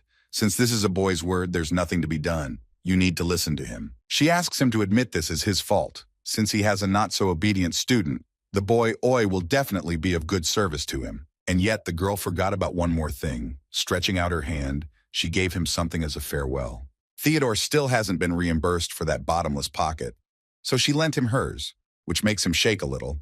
He's afraid of losing that too. The guy began to examine it carefully. There were some things inside it, but it was all junk, and therefore if he needed it, he could safely use it, just as this potion and scrolls were useless for Veronica. Besides, Old Man Shugal is already waiting for them to help with the teleport, and so they should hurry. The boys met at the appointed place and began to engage in a small so-called ritual. They were sent instead of the appointment. They found themselves in the very center of the city and began to carefully examine the area. The professor was indignant as always. He would never be able to get used to this damn side effect after teleportation. His student laughed and suggested to rest a little before starting, but he refused. His dizziness would soon pass, and he only needed to wait a minute. Tot never thought that he would return to Bergen again. He even left a letter of leave at the academy before leaving for the capital with Theodore. Our hero began to look around, back, forward, to the sides. He was interested in everything, and everything looks quite familiar to him, but the sensations are completely different. Perhaps it's all because of what happened here during this time. He remembers very well the day he first fought monsters in this very place. In addition, he won a duel with a genius whom he would never have had the chance to meet, namely Sylvia, who has now become his friend, and also survived after meeting a monster that you only read about in books, met people he couldn't even dream of communicating with, especially with that Veronica. For Theodore, this is all an incredible event, however. The fifth circle rubbed on his heart is proof that this all really happened, even though he doesn't believe it. And then his teacher turned to him and suggested that he first look around the area before getting down to business. Since the guys have entered the territory in the shadows, we must do everything possible to not reveal ourselves. The student obediently nodded his head. Not far from here, there was a bar that they already knew.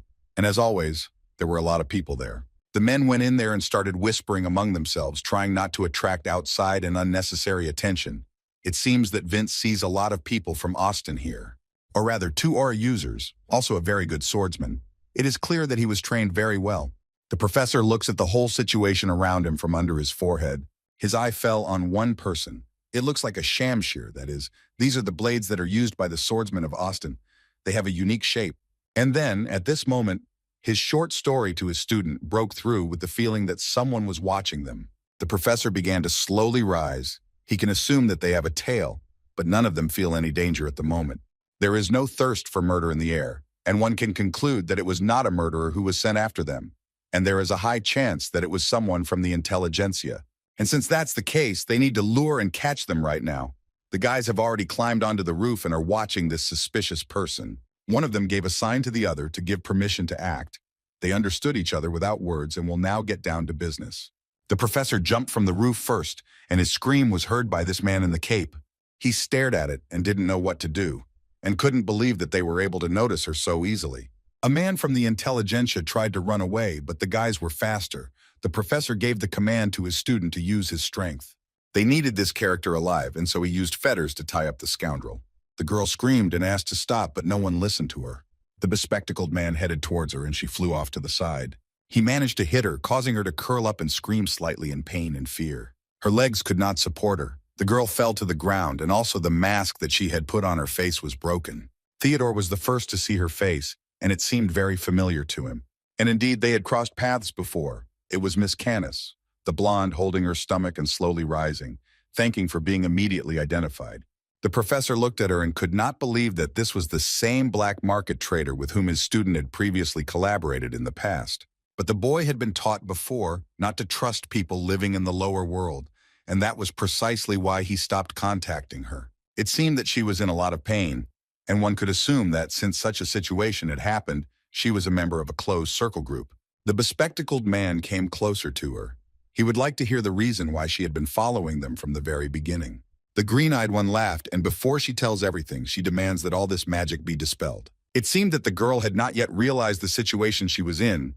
Vince grabbed her by the throat and lifted her up, demanding that she immediately answer their questions. She asked them to let her go, barely breathing because she wouldn't even be able to speak, and yet she had to agree to their conditions. The man lowered his eyebrows and looked at her for a couple more seconds. Still, so that she wouldn't suffocate, he let her go. Candace fell to the ground and began to breathe actively. She now has only one chance to explain herself and lay out all her thoughts, neatly and wisely. The very first question was why she was following them, and according to her, it was just a coincidence. The men listened to her attentively. It turns out that, as she says she passed by, she recognized the two of them and simply followed them, without any devious goals or plans. And the reason for this is that the young master did not visit her for 2 whole months. The girl even shed a tear, but the professor sat down next to her and did not believe that it was just some kind of coincidence. It seemed that she did not value her eyes at all, but she screamed nervously and asked to listen to her until the end. And also she wanted to spend some money one last time before she left here for good, and so she was thinking about doing one more little deal with the young master. This answer interested the blonde very much. He wondered if there were any reasons why she suddenly decided to leave here. She nodded her head. These people from the guild don't even understand what kind of nonsense they are doing. She can't believe that they will organize a slave trade from all of Meltor right here. Tied up, she no longer held back her emotions, and with anger in her eyes said that she was not going to rot here with these inadequate people. About the slaves, it's absolutely true. The Otson people secretly passed the castle walls a couple of weeks ago, and if you dig into this thoroughly, conduct an investigation, then a lot of evidence about the slaves will come to light. The men looked at each other and just shrugged their shoulders. They needed to get a little more information from this girl. Apparently, they were able to get the information they needed much earlier than they could have expected, which is very pleasing. But it seems that this is not all. Vince rudely addressed the girl and demanded to tell him absolutely everything in detail. She soon led them into her humble dwelling, and the men sat down in their places. The girl carefully prepared tea for her unexpected guests. She had a bit of a mess, and for this she asked for forgiveness. Her sales have not been going well lately, and so she can only offer them this drink. Vince interrupted her chatter and told her to get straight to the point. He would decide later what to do with her depending on how useful the information she gave him was. The girl's face immediately changed. She was unhappy with this attitude towards her. Rolling her eyes, she asked if they needed information regarding slave traffic. He just nodded his head in response. Everything is connected with where, how, and when they will make the deal. After these words, she became scared because she was not entirely privy to the details. The bespectacled man didn't listen to her until the end and was already starting to be rude. But the girl interrupted and asked to be given the right to speak. She has an ironclad rule. It is not to get involved in dangerous scams. Getting involved with them is a bad idea, even if they have another life. In connection with this, she made the decision to leave this place.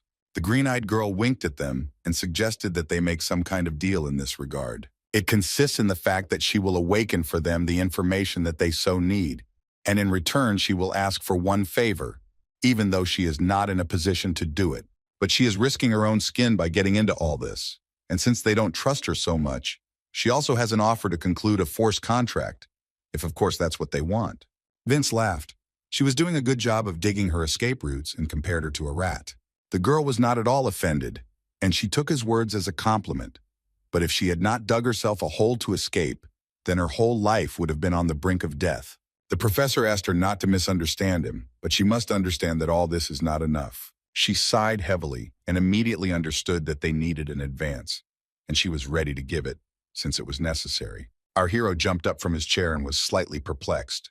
Crossing her legs, she promised to give the boys everything that was in this shop, and therefore demanded that they take as much as they could carry. Since they had given their consent to this, Theodore extended his left hand and called upon Glatoni, ordering him to devour everything here. There are a lot of artifacts in this place, and his professor looked and couldn't believe that all the items he absorbed turned into the owner's magic. This is an extraordinary function. The boy just laughed in response. He really doesn't understand how it works. Miss Canis arrived just in time. She was very tired after patrolling the territory and asked if they had managed to sort everything out here. The girl was slightly shocked that they really stole everything here, but what can you do? She blurted it out herself. But there is one thing that is much more important than all this, and asked to look at something. She gave them a map. She can navigate without it, but not her uninvited guests. She drew it after she walked around a bit, and it looks like the guys will be able to figure it out. She also asked for forgiveness for not being able to confirm with her own eyes that the slaves really have close ties to their organization. But the Austin people are too obsessed with security. No one knows anything except the number of these poor fellows, and when they are fed, except for the boss and a couple of managers. Even such basic information is hard for her to find out. She can distract the patrollers, but the problem is not here. The biggest one is that very guard. They have no weak points and skills. They will not give away anything about their organization. Now is the time to look at their main positions. Each of the 2 barracks on the outskirts has 2 guards. Canis leads them on the map and shows them these places. So there are 4 near the large barracks, which is installed near the post, and also explains in detail what and where is located. Theodore had a question about how many patrolmen there were, what their routes and time intervals were, but everything was shown on the map that she drew, and as for the time, it was about an hour or an hour and a half, with 5 groups of 2 people. Our hero thought about what his teacher had noticed and asked what was the matter. He is sure that the right decision would be to attack from 2 sides, since they can escape with the slaves, and they can also request the Bergen garrison to surround them. And if we follow his plan, then we need to move out tonight, and that is exactly how Theo planned. She decided everything without the girl. She hadn't explained everything yet, and she screamed at both of them. She pointed to one place on the map. These are just her imaginations, or obsessive thoughts, but it seems too suspicious to her. After discussing the details, the guys only had to wait for night, and they set out for the designated place, which was drawn on the map and had already seen 3 people. Theodore watched carefully how they moved and where they were going. He had fought countless hordes of Venezit monsters until he was sick of them, but now he would be fighting humans for the first time. Now is the time for me to hesitate. These people are criminals. They deserve to die, also trash, which I equate other civilians with goods, and I have no place in this world, and our hero tries to tune into these thoughts. He can deal with trash like them hundreds or even thousands of times. Theodore is sure of it and is trying to support himself right now. Our hero tried to attack them with his fire arrow, and hit one of them. The non-humans began to communicate with each other in some strange and incomprehensible language, and nervously looked around in all directions, taking out their weapons. It seems that one of them has already seen the enemy and passed on some information to his people. Our hero was already flying down on them from above, using magic. The very first of them was hit right in the face, and he didn't even have time to scream from such surprise. And now his comrade, who opened the sword from its case, is rushing to his aid. Having said something in his incomprehensible language, he began to wave it, looking at the enemy. Our hero noticed all his attacks, or rather attempts, and deftly dodged them. It was no trouble for him to strike him in the neck with his hand, and the enemy fell to the ground, unable to keep his balance. As Miss Canis had told them that day, the patrol was now very weak and vulnerable, and it would be quite easy to deal with them alone. Now the boy can catch his breath a little. In any case, the master has probably already started the task. Meanwhile, Vince was already doing his part. He deftly climbed the trees and explored the surroundings. It seems that he found their base. Judging by the map, this is the very suspicious place that the traitor spoke about. But in principle, the man does not see anything special there. The only thing that bothers him now is that white tent that stands out from all the others, from the general background. He wants to take a closer look. But then it seems he was declassified. One of the non-humans launched a boomerang. Now everything became clear to the enemy. He was still interested in who had invaded to see these places. The swordsman raised his gaze and looked at his opponent and immediately saw in him the battle mage Meltor. Vince was not afraid to confirm his identity, and he himself already understood that an Austin janissary stood before him. The green-eyed man even took off his glasses to take a closer look at this scoundrel. He stood in full combat readiness and still cannot believe that they were discovered so quickly. The man speaks clearly and distinctly that everyone will be punished for such actions. They did not plan to sell the elves, but wanted to take them through Meltor, and the highest is there. He asked how he knew all this, and it turns out that about 3 months ago, news reached him that the Polara River, which is the lifeblood of Austin, had begun to dry up. Teacher Theodora knows that only by being close can the powers of the high elf enrich the environment, and it is enough to make flowers bloom in the Rocky Mountains and improve the situation of the ecosystem. The enemy understood everything and put his hand on his sword. Are people really going to stop them after this? And then Theodore jumped down to them. They are in different conditions instead of receiving charges in the future for complicity in the kidnapping of the elf. They have been discussing for quite a long time, and it seems that their conversation has reached a dead end. Words will not solve their problems, and so the slave trader is going to use his force. It turns out that she is somehow special because he does not speak the language that people are accustomed to. More people came to his call. He lit the signal fires despite the fact that he knew that even Melter's soldiers could see him. This inadequate person is ready to die for his ideals. The professor is incredibly irritated by such people, but apparently he has no choice but to use something. It's really not finished, and it will be quite dangerous, but there's nothing you can do about it. In their camp, some strange commotion was taking place. The screams of one man could be heard. The military man argued that he was sure that there were elves there. His friend asked him to stop talking nonsense. Did he really drink a little sparkling wine in broad daylight? He continued to prove to them that he saw them exactly the same as the elves, but they looked at him like a fool. These are members of the Thieves' Guild that Miss Canis was associated with. He is not on guard like the Austin ones, but there is no point in leaving a potential threat alive. Therefore, it will be good if our hero first deals with these suspicious guys. He used a magic arrow and hit one in the head. His friends became wary. Theodore's identity was revealed. He was a violator, and the commander began to scold his subordinates for their inattention. He extended his sword and was about to attack the young master, but the latter dodged all his unsuccessful attempts to attack. The boy deftly dealt with everyone and even managed to fight with two at once. And it's very good that he no longer hears other squeals. It would be very unpleasant if some help ran up here, and then he hears a scream behind him. The bald one attacked him with a sword and tried to win in close combat, but our hero is not so simple and deftly dodges all attacks. And then another one ran up to Theodore and wanted to attack him in such a vile manner. But our hero did not lose his head and threw it into the deflection, reacting in time to what was happening. Now it was sloppy and quite loud, but somehow it all worked out well. It doesn't seem like anyone else noticed. And now the boy regrets that he did not fully master Yunsun's experience and his battle song. Now his thoughts were interrupted by the cry of two people. They were arguing among themselves about the elves. Baldy was indignant that his colleague did not understand how much their guild was risking by participating in all of this. The mentee asked his boss for a little more time and was a little afraid of his reaction. And it is not in vain that he is again indignant that a whole week has already passed, and there have been no changes. He only wants to say that they do not know at all when their others will find out about everything. Our hero stood behind the wall and eavesdropped on everything. It seems that Raccoon is the leader of this guild, which Miss Canis was a member of, and all these soldiers are aura users. This information was missed by the White Tower, and so instead of getting into a fight, it would be best to simply scout the situation, and then a hole appears in the wall. Our hero got scared and managed to jump back in time. It turns out that the bald man finally realized that they were being spied on. But Theodore is not going to leave there. Even though he was declassified, he tried to find another way to solve the problem. And unfortunately, they couldn't find him. The boy came out to them, and it looks like he wants to make a frontal attack. The bald man looked at the spy and almost laughed. In front of him stood just some child, and after hearing this, our hero really got angry. It is incredibly unpleasant for him to hear this addressed to him. It seems that now it is time for him to show what he is really capable of. Seeing this, his opponent will really be shocked. A sign appeared on his hand that seemed very familiar to his enemies, and everyone present became wary. The Punisher was standing in front of them, and everyone began to panic that it was they who had sniffed them out. Now our hero is trying to use the Sonata of Speed from the Song of Battle. He needs to concentrate.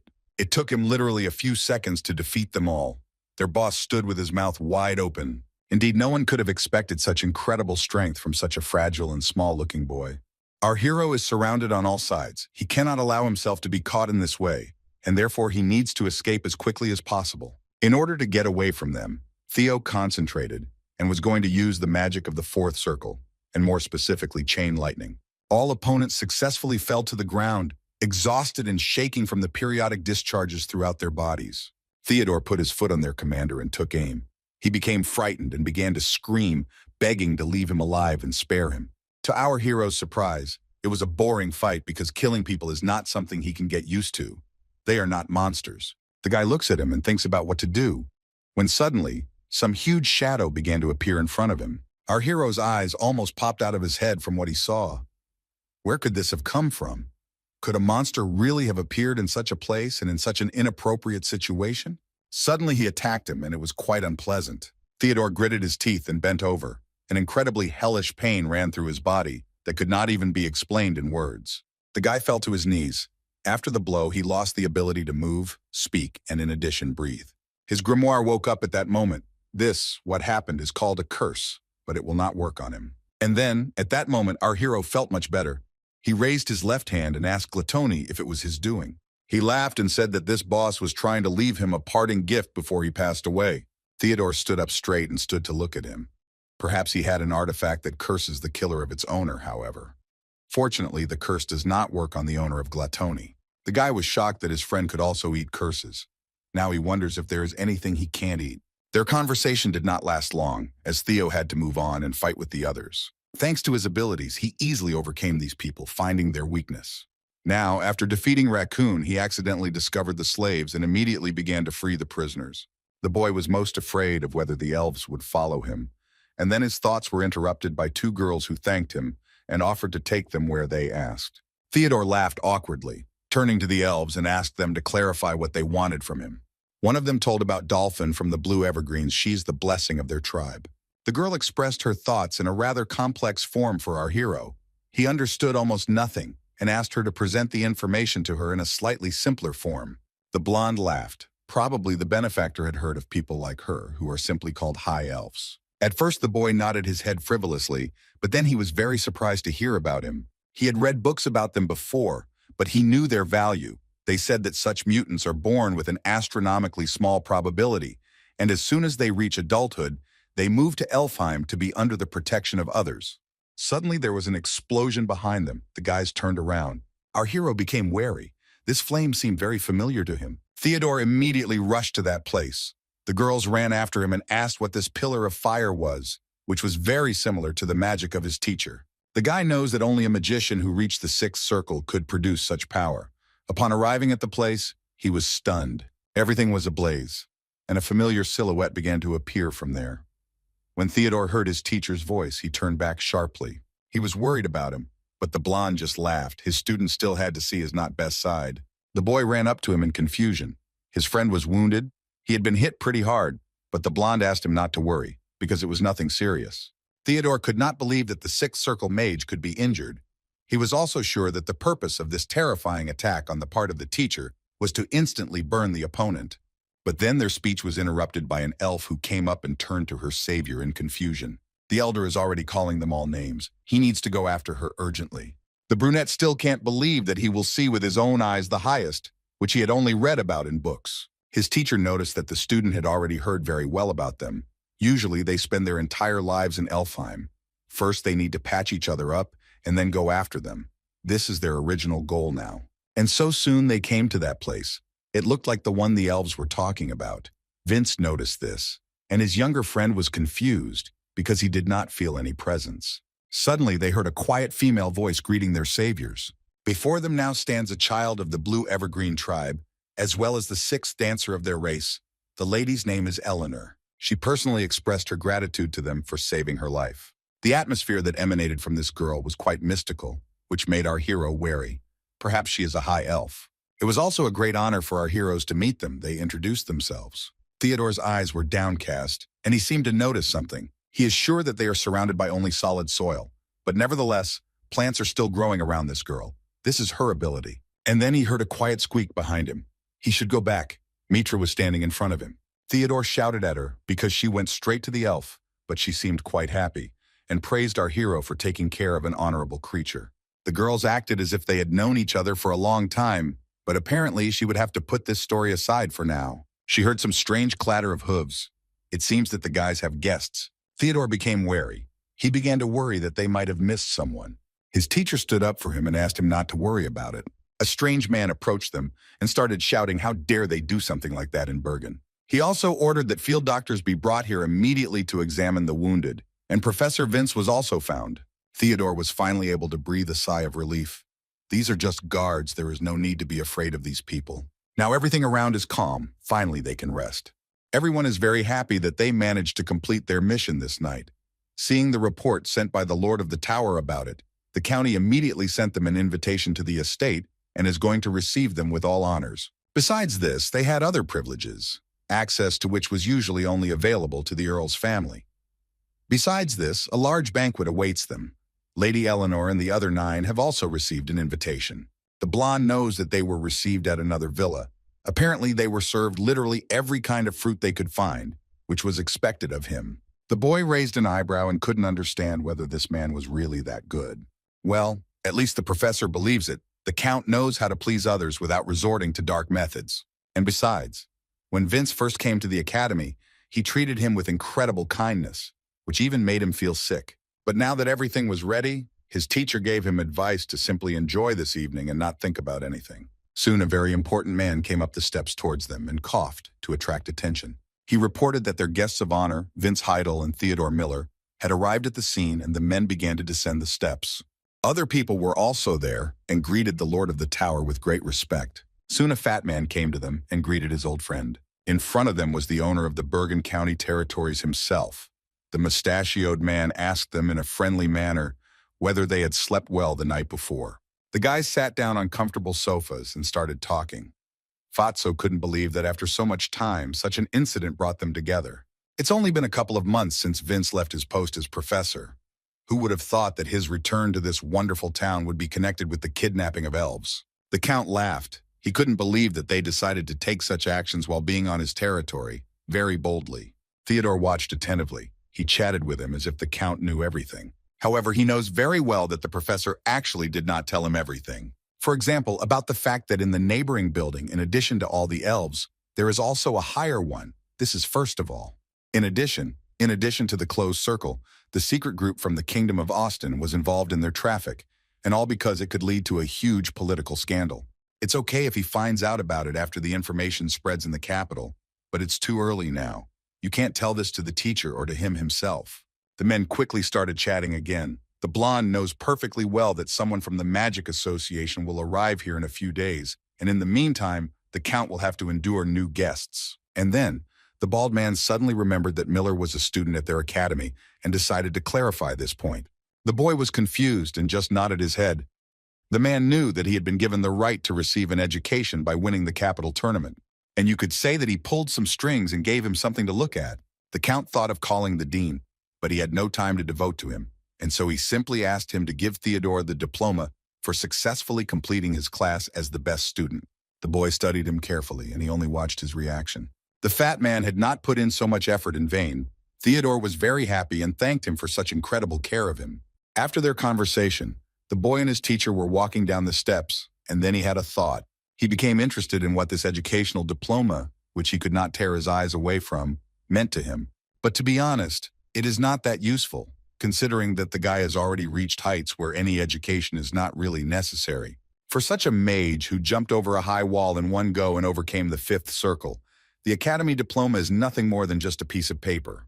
His 5 years of training is not something that can be written on some piece of paper, just like magic. It is not just words, and the evidence of his hard work is not there. More specifically, it is in his heart, which is what his teacher is proud of. And now the green-eyed man has one question.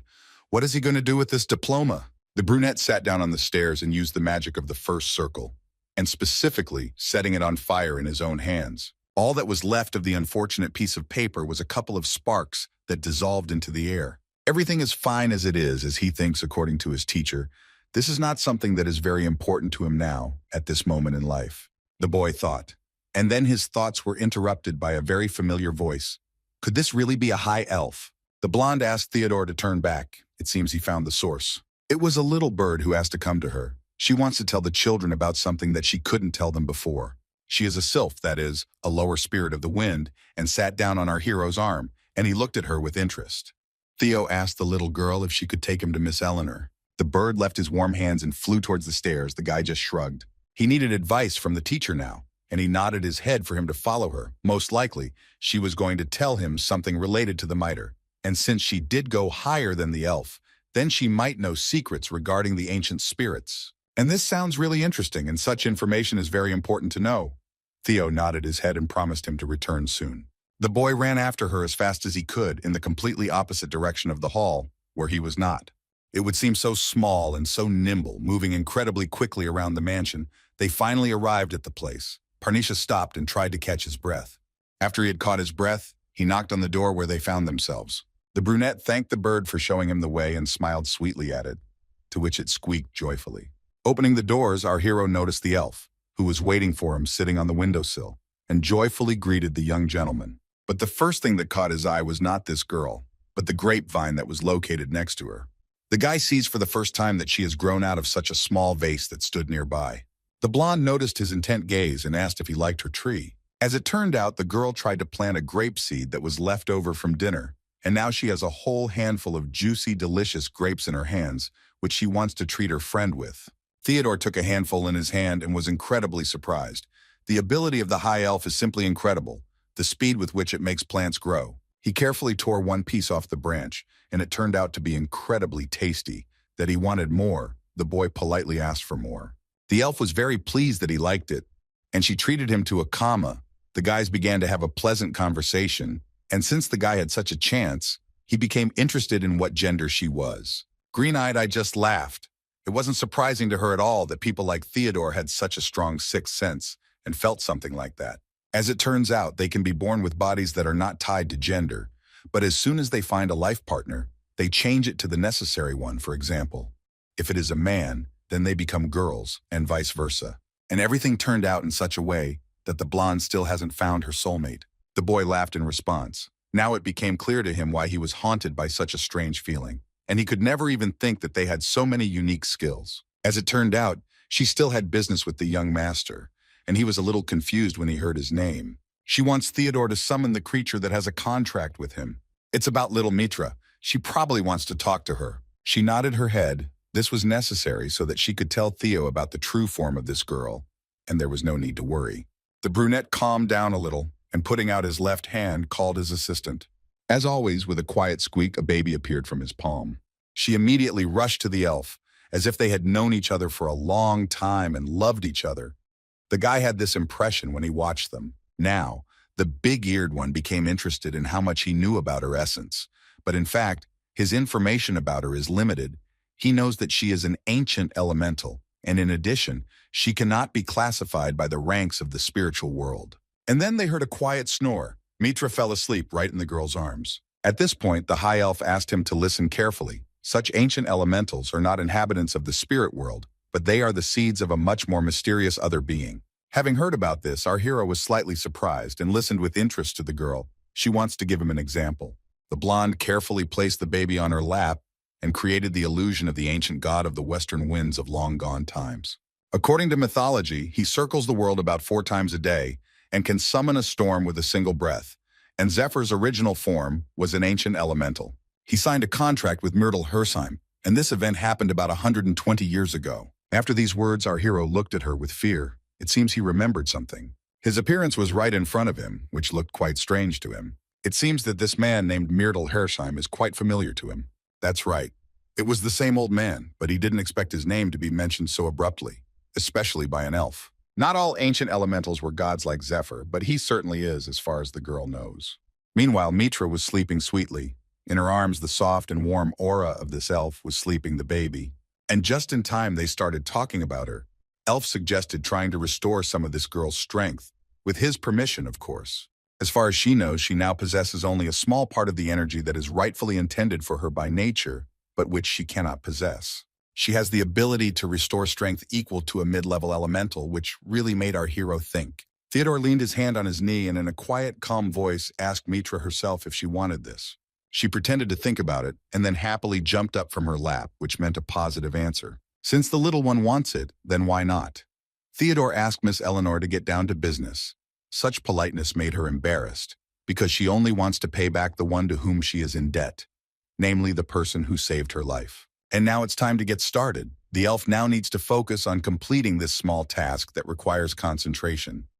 The boy watches her carefully and with great interest. The girl began to glow with an incredibly bright blue light, which literally blinded our guy's eyes. He had to cover his face with his hand. He feels incredible amounts of life energy from her, a feeling like divine powers used by priests during healing. That's what it means, a high elf. And then, the brunette began to notice that his light wounds immediately began to heal. And on top of everything else, this healing power was just a side effect of Mithra's awakening. In addition, he began to feel light touches on his body, and the boy heard a quiet voice that addressed him. This is Miss Eleanor. She took advantage of the connection between him and this little girl. If she hadn't done this, she wouldn't have been able to reach him in any way. The girl does not know how this will affect him as a master, and therefore she needs to pacify his mind. And now that she has reached a state of complete concentration, she will awaken the true form of Mithra. Long ago, when humanity was in the stage of evolution, they existed outside of nature, using nature itself for their existence. They were beyond understanding and caused awe in all living things. Father, who had intelligence, brought sacrifices to them and also began to call them gods. It was those who worshipped them and thereby created their personalities into non-beings, who begged on their knees the great deity to have mercy on them. Her form was forcibly transformed into something she had never seen before, thanks to those who did whatever they wished. Her form was forcibly transformed into something she had never seen before, thanks to those who did whatever they wished. She could not understand why she could not ignore the desire of these miserable creatures who could not survive even a few months of drought. However, they did not know that such a thing could lead to depravity. They were able to survive only because of their great powers. Ironically, the gods gained self-awareness through humans, and this realization led to their self-destruction. And she too could not stop her destruction. All these emotions, feelings, the past, Theodore felt on himself. Suddenly, the boy jerked sharply. His face became quite serious in appearance. Eleanor asked if everything was okay with him. He had the feeling that he was floating in the air. The girl, just like him, saw everything through their connection with Mithra. The brunette looked at everything around him, and finally everything became clear to him. Many memories flashed through his head. It can be concluded that their owner Mithra, his consciousness was absorbed by her, the true form awakened. This place where he is now is called her nature. The elf gave him advice now to remain calm and very slowly, carefully lower his body to the earth where the giant creature is. It's also the essence of the girl with whom he has a contract signed. Now it is only a part of the seed that existed long before the beginning of this era. But just a couple of years ago, it was a symbol of abundance. Something like a person began to slowly rise upward, her great and sacred name, Mother Earth, Demetra. Our hero was horrified by what he saw and screamed loudly. He suddenly opened his eyes and began to look around in panic. Where is he now? He succeeded. Now he is lying on the lap of the high elf, who carefully monitored his condition. Seeing this, he jerked sharply and jumped back. Theo felt a little awkward that he was in such a position. The blonde just smiled, looking at him. This is what she is, the true form of Mithra. Since Parnisha is in this state for the first time, he may experience a slight headache or nausea. He needs to be careful and get up slowly, which he does. The boy listened to the words of the high elf, but he was fine, because he was already used to this state. Suddenly, a little blonde girl ran up to him and hugged him tightly, which he certainly didn't expect and even became confused. Theodore doesn't know what to do now. She looks very much like her. Confused and in a slightly quiet tone, he asked if this is really Mithra, and she only nodded her head contentedly. The high elf said that the ritual was successful. Now she can use mid-level elemental magic. Her physical growth also confirms that her strength and magical abilities have increased. The girl ran up to her friend and hugged her too, with great care and love. And the boy still looked at them and could not believe that he did not recognize this little girl. He can feel very well that she has truly grown. Previously, he had a limit on the types of earth magic that he could effectively use, but now he has access to the true abilities of an elementalist. He finally pulled himself together and even joked a little. The girl shouldn't grow taller than him. She was unhappy at first, but then she nodded her head sweetly. Now the boy had to train and tried to recreate an exact copy of it from the ground. It seems that the girl was delighted and found a resemblance to her. Theodore laughed and nodded his head. She is very cute. Now she's dancing with a new friend. The boy's susceptibility to earth magic has increased incredibly over the couple of days he spent with it, and now it can be assumed that he has access to its nonverbal use. On average, magicians are able to instantly use only part of their magic, and half of their magic circle. Everything is a bit confusing. If the fourth circle, then only the magic of the second. If the number is odd, for example 5, then it depends on their skills. And only a few geniuses born with incredible sensitivity and calculation of their skills can overcome this flow. His thoughts were interrupted by a familiar voice. It seems that Theodore has become adept at using the mid-level power of elementals. This was his most beloved teacher when he saw him. His eyes shone. How many times already he praises the boy for his merits, and it is incredibly pleasant every time. Glasses noted that, apparently, the meeting with the high elf affected not only his Mithra, but also Theodore himself. The guy is now most interested in how Vince's wound is, whether everything is okay with it. Again, he is much better thanks to Eleanor's treatment, but the pain is much more persistent than he could have expected. The curse of the deceased was too strong, and she was only able to heal the physical body and somehow help. And as long as it remains in this wound and does not dissipate, the healing will not be fully completed. as she told him. But fortunately, after some time, everything will heal itself, or you can find the high priest and get rid of the curse immediately. Quite good advice. That day, the professor saw great concern in his student's eyes and reassured him. This was far from his first such injury. Besides this, the man still had to refuse the accompanying mission because of her. This is the only minus for now. He, as a teacher, cannot be a burden to his student and will never allow himself to be. Theodore was still worried about him and kept asking how he was feeling, and he was very sorry that he would not be able to be present and help on the mission.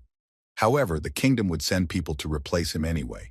The bespectacled man leaned back on the bench and really hoped that it would be one of the Tower Lords. For example, Veronica, because it concerns a high elf. In any case, they need to start preparing, but our hero does not fully understand what for, as it turned out. The blonde received news that the convoy that will accompany the Alphas has already arrived in Bergen, and when they had already stood up and were about to move on, the brunette asked him why they needed him. Because the Magic Association has spatial magicians. Wouldn't it be easier to use mass teleportation? It is quite reasonable to ask the question. Elves are a race with an innate immunity to magic. They were born with the blessing of nature, because of which they unconsciously cancel everything that technically goes against the natural course. But for ordinary people, this is too much. Since such a skill is the magic of the sixth circle, their resistance cannot cope. But it's still a little different when it comes to the high elf. They stabilize the mana around them simply by their presence. Judging from the entire conversation with the teacher, the brunette understood that they were simply escorting Eleanor without the other elves. Suddenly, their pleasant conversation was interrupted by a scream. A man was rushing towards them from all over the place, and it seemed he arrived just in time. This is the elder of the Red Tower, Herman. He and Vince are very good friends. First of all, he praised him for being able to reach the sixth circle. The brunette always believed in him. The professor was taken aside by his friends. Each of them was interested in how he was feeling, and in general, they chatted about their own topics. Theodore senses incredible magical power from this new man. He heard that this man lost one circle after his leg was injured in battle. Even Elder Shugel has already come here. To think that the two of them came here from the magic towers. But no, the guy understands that these are not just two elders. All the mages who came here are seasoned veterans. If they wanted, they could easily raise 2 or 3 districts to the ground. And then his thoughts are interrupted by Herman. He noticed Vince's student, who they say the Lord of the Tower herself has set her sights on. He was very embarrassed by these words. It is clear that they were talking about Miss Veronica. The man, seeing his flushed face, laughed loudly and asked him not to be so embarrassed in front of him, even though this girl has a hot temper. But she is very good. And then his speech was interrupted by something that managed to attract his attention. 2 people in red cloaks were walking nearby, and in the middle was a child of the elf. It seemed that in front of him was the high elf himself. When they came closer, the girl greeted everyone in a quiet voice. She is a child of the Blue Evergreen tribe and the 6th dancer of all clans. Herman also confidently introduced himself. He is responsible for this convoy, and also expressed his incredible joy at meeting her. It was a great honor for the girl to meet him himself. The guys came closer to each other and shook hands firmly. And during this little ritual, the man felt something. When he simply touched her like this, he felt his body begin to overflow with an incredibly strong life energy. The man had heard well of the powers of the high elves, but this was beyond all his expectations. And then his friend approached him with a request to move forward as soon as possible, because they did not have much time left. The boys regrouped at the convoy transport and set off on their journey, the one they had prepared specifically for this mission. Our hero clearly didn't expect this. It seemed to him that it should just be an ordinary cart, and not this. This thing that was really confusing him was called a magic carriage on a magic engine, and is also known as a mana carriage. These guys, who have always lived at great speeds, studied the implementation of magic into the power of motion for engines and tried countless times. There were accidents during the testing process, but in the end, they managed to achieve the goal. Professor Vince and his student looked at this incredible technology with wide eyes. Their fellow traveler turned to them and asked them to quickly climb into it. He promises to show you what it's like to have speed go to your head, which sounds really incredible. Theodore grimaced. He didn't care what he thought about it, but he certainly didn't really want to ride it. After all this, Herman urgently met with Count Bergen and thanked him with all his heart for his help on behalf of all the high mages of the magic towers. This man's help was incredibly important to them. His Majesty also appreciates his loyalty. The fat man laughed. It was a great honor for him to hear such pleasant words. But he was only doing his duty as a resident of Meltor, and asked him to stop flattering him excessively. Herman looked at him. A lot of time had passed since their last meeting. But his arrogant character had not changed at all, which irritated him a little. He had to fulfill his small request, but that was the end of his gratitude and sweet speeches. He still has a lot of other things to do, and so he is going to leave the room right now. The elder was already waiting for him at the door, and he was wondering how it could have happened that his conversation ended in less than 5 minutes, which surprised him a little. The old man scolded him because every time he repeats to him that for the sake of a good conversation, he must respect his interlocutor. However, he already knows this fat man very well, and if he had started a small talk with him, it would have dragged on for a very long period of time. Grandfather sighed heavily. He shouldn't say anything now. After all, what's the point of teaching etiquette to such an ignorant person like him? Herman rolled his eyes in displeasure. That's why he doesn't like lazy people who use teleports, and continued to tease him. Just in time, another person came to them and asked the man to come to him for a minute. Professor Vince was already waiting for him, and it seemed that he was seriously determined to discuss something with him. The grandfather said goodbye to him and promised to see him in the capital. A trip in such a carriage would be burdensome for Herman, and he joked with slight sarcasm about his aching joints. The bespectacled man laughed at their not-so-friendly dialogue. Schugel continues in the same spirit. He hasn't changed a bit. But now the men didn't meet for this discussion. The first thing the blonde told him was the whole truth about the theft of elves by Austin agents. The existence of these creatures is incredibly expensive. As soon as they are born, Elfheim immediately finds out about it. In addition, they are not inferior to aura users in strength. Judging from the entire conversation, Herman concluded that they had people who could suddenly get rid of the Elfheim guard. Most likely, as far as Vince knows, those scoundrels were able to capture her while she was waiting for her guards. And in principle, the idea of escaping alone would not have been difficult for her. But according to her, her friends were taken hostage, and therefore she was left with no choice but to surrender. The brunette was confused. They need to move out right now, despite the fact that they have been lying low for several days. We can conclude that they have problems, but still, they cannot guarantee the safety of this place. If they didn't have support forces, they would have waited here a little longer. This seems quite logical. Now there is one big plus. The Lord of the Tower, who moved in the opposite direction, is flying here with a group and escort, and therefore the closer they are to the capital, the faster they will regroup.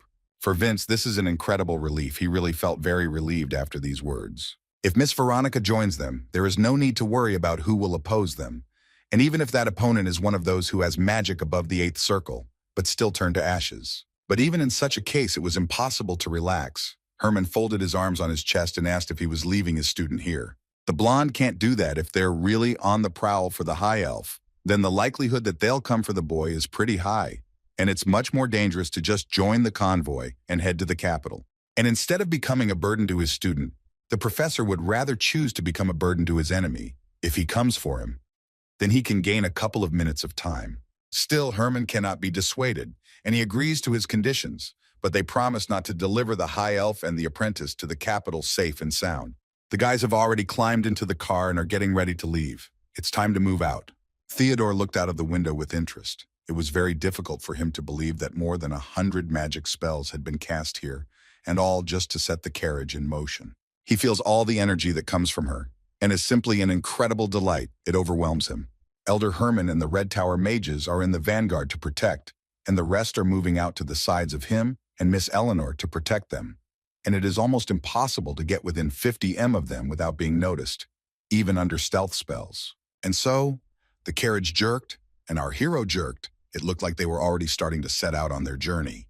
Her speed is incredibly great. She moves much faster than he could have expected. And Theodore seems to be very pleased. At this rate, the boys can reach their destination in just one day. The boy sat next to the high elf, and then he felt a warm touch on his hand. The girl touched him, and with a slight smile on her face, asked why he looked so agitated. The guy was confused and didn't know what to answer. It was the first time a high elf touched him so gently, she suspected that he was worried about his teacher. And from Elder Schugel's words, Vince is in critical condition, and he may get internal injuries if he tries to use teleportation. The brunette lowered his head. He can't believe that the teacher stayed in Bergen as bait, and for some reason he has a very bad feeling in his soul. The girl tried to calm him down, but the moment when his fate would come to an end had not yet arrived. Eleanor has a vision of the future. In other words, she has the gift of foresight. Our hero couldn't even think about this. Could he really see there what will happen in the future? One of the few ways to cope with the fear of what will happen next is the strength to see it as he believes it to be. Those who have an incredible weakness to time, those who sooner or later must face death, were granted long ago by gods, demons, or ancient dragons. Theodore looked into her eyes. That is, she wants to say that the teacher will probably be okay. The blonde laughed quietly. Her power is not so powerful, but she can sense the end of time, and that is why he has every reason to relax now and not worry about it. Their carriage continued to rush even faster. For the guy, her ability still seems a little useless, because you can't even feel when you are in danger. However, even if this is so, thanks to this girl he can relax well and not wind himself up too much. The most important thing now is to focus on getting them safely to the capital. It would be great if their road was smooth. The evil spirits are still awake, and the guy is worried about whether he will be able to meet the master again safe and sound. While they sat in silence, the brunette continued to admire the view from the window, as well as the incredible speed of these carriages which were driven by Mana. Soon their servant, so to speak, brought a delicious dinner. Now is the time to relax and definitely eat well. The choice was not large enough, but still the assistant asked to enjoy a good snack. The guy thanked him politely. He is very hungry and ready to eat absolutely everything. Theodore got up from his seat and began to examine what he had there. The very first thing that caught his eye was a couple of fruits, snacks, and some dried meat. Rather simple food, but enough to satisfy the hunger of his stomach. When suddenly he remembered that Miss Eleanor probably did not eat meat, since he had heard that they fed on the gifts of nature. The girl nodded her head negatively. And she is not special. All elves like her enjoy meat food. As she explained, everything in nature has equal rights, both animals and plants, and therefore there is no reason to refuse such nutritious food. And besides, by refusing such, the body becomes weaker. However, Theodore had heard that the Elfheim delegation that Meltor had recently visited ate only fruit, and this interested him greatly. Eleanor just shrugged. She didn't know anything about it. Perhaps it has to do with cooking methods. The guy didn't quite understand what she meant by this and asked her to explain a little. Elven receptors are several times more sensitive than human ones, as the girl says, and therefore it is difficult for them to eat meat that was prepared with a lot of spices and all sorts of sweet additives. They eat any food raw without resorting to fire, and it is quite natural and normal for them to eat meat freshly cut from prey. For Theodore, this sounds quite creepy. Just imagining this picture gives him goosebumps.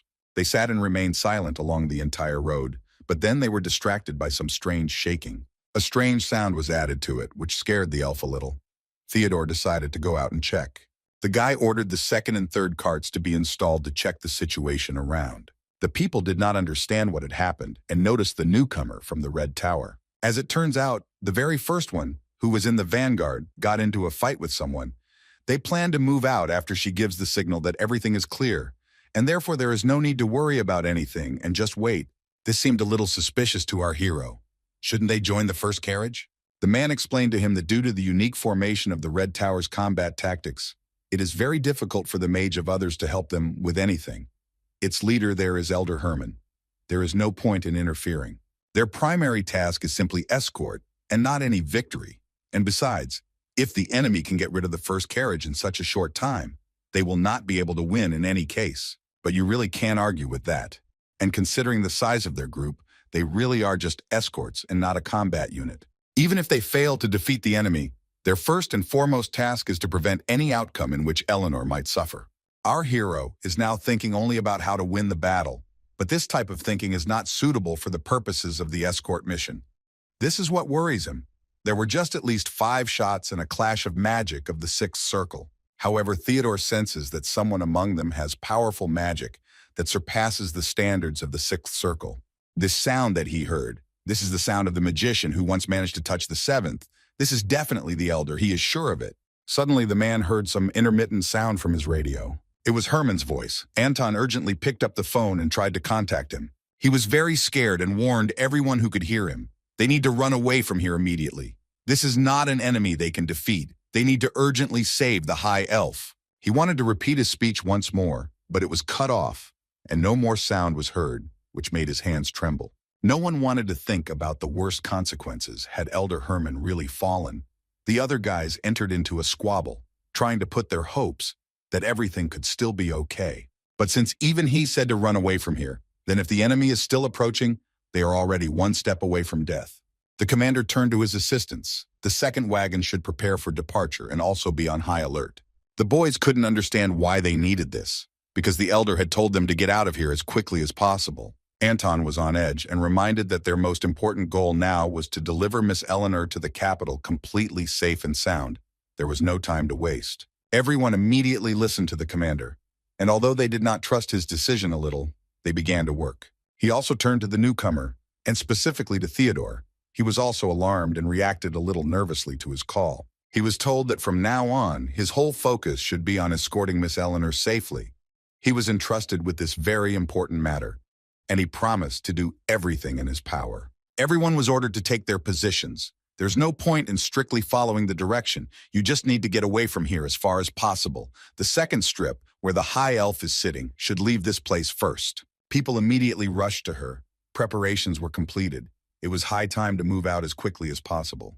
And those people who remained behind very carefully prepared for the battle. They needed to win at least some time. Everyone was in a panic. Anton was in charge of everything. Since Herman had fallen, everything was put in his hands. Unlike the Red Tower mages who focus on direct firepower, the Blue one specializes in interaction. In simple words, they share magic with each other and thus abilities with each other, thanks to which they will make the most of their power due to synergy. In a group fight, the mages in the Red Tower don't have a chance. Their preparations were completed just in time. It arrived at the place. This undead slowly approached its opponent. There was a terrifying aura around it. Besides that, it's quite strange that his mana and sounds are light. It's the same sense of danger that he felt before. All his power is only from his presence and not from anything else. After smoking his last cigarette, Anton sighed heavily and told the soldiers to get ready. It looked like this place would become his grave. Meanwhile, the high elf sat in the carriage and was very worried and blamed herself because of her, these people would have to go through such terrible things, and she already cursed herself for being born with such a status. Her eyes were almost wet. She is very afraid that now ordinary people can die because of her. Theodore sat next to her. He was sad to look at her, and he carefully took the girl by the hand, asking her not to blame herself. The guy tried to explain that despite the fact that she was a high elf, she was just a victim of a group of kidnappers, and therefore, she shouldn't get herself worked up like that. The boy looked confidently into her eyes and asked her to make the one who was hunting her the culprit of everything that was happening. It was clear how worries about her comrades had taken hold of her heart. Sadness was the order of the day here, and the girl was already sitting and crying, quietly thanking the guy for his support. But Theodore did not feel that he was doing enough to calm her down now. And in advance, he asked for forgiveness for what he was doing now. He stood up when he sensed danger and just hugged her tightly. The girl reciprocated and with slight confusion asked what he was doing. Something terrible is about to happen. The guy just wants to protect her, and gently covering her head with his hand, he asked her to lie down. And he did it just in time. Their carriage began to turn over. The light in it went out. All the things were going upside down in the literal sense of the word. She was attacked from outside. The guy feels a strong negative energy coming from there. His body trembled. Could it be that all his comrades had already been laid low, since not even 10 minutes had passed since their last separation? He looked at what was happening behind him in confusion, covering the girl with himself. He couldn't believe that in such a short time, all the elite magicians of the Blue Tower had fallen. Those monsters that attacked them arrived to them quite quickly and with great ease, even though the mana carriage was rushing at an unimaginable speed. A monster appeared before him, and Theodore, although weakly, still felt the power of the magical convoy. Could this monster really be their enemy? When he looked at him more closely, his eyes almost popped out of his head. He of course felt that the enemy was of an unusual size. But to see something like that was just a nightmare. It flies, it is simply huge, and observes the whole situation from above. Its face was shaped like a skull, which made it look even more terrifying, and it continued to get closer and closer to them.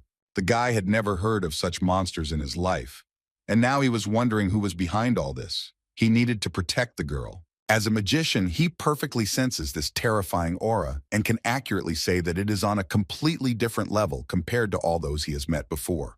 And then it spoke in a hoarse voice. Superbia was still as disgusting to him as before. Our hero became wary, and his weirdo on his left hand woke up. The monster looked at him, and with confidence he could also say about him, is he still trying to get attached to the lower beings who are called people? He was incredibly angry. Gluttony was disgracing the name of the 7 deadly sins.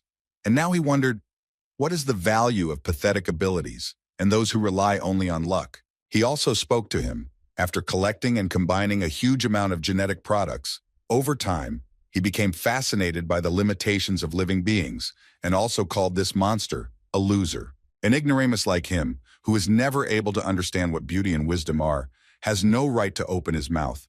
It seems that Gluttony is not at all shy in his expressions. The monster screamed at him with a piercing cry and demanded that he close his mouth. Quite quickly and quite sharply it attacked Theodore. Fortunately, he somehow managed to put up a shield. The most important thing was to protect the girl. Our hero had never met such creatures as him, and therefore he hugged the high elf so that she would be near him. He did not even understand at that moment who he was dealing with now. The brute continued to chatter. The independent type grimoire is, like him, one of the 7 deadly sins. And since that is the sin of gluttony, then in gluttony pride progresses. Its essence is the usurpation of species. Is this really the power of pride? Our hero was already confused and was trying with all his might to hold the barrier. He confirmed this, no matter what type of organism it is, it collects its characteristics in itself. By eating the sample, it immediately gets the ability to produce its innate traits. As an example, we can take trolls. For them, it is regeneration. For ogres, it is physical strength. Now everything becomes clear to our hero, but the question pops up in his head, how many characteristics can he assign at a time? And considering that he just broke through the 4th seal, with his current strength, he can appropriate as many as a whole, 5 at a time. And Gluttony sincerely does not understand how Theodore decided to fight against the Superbia.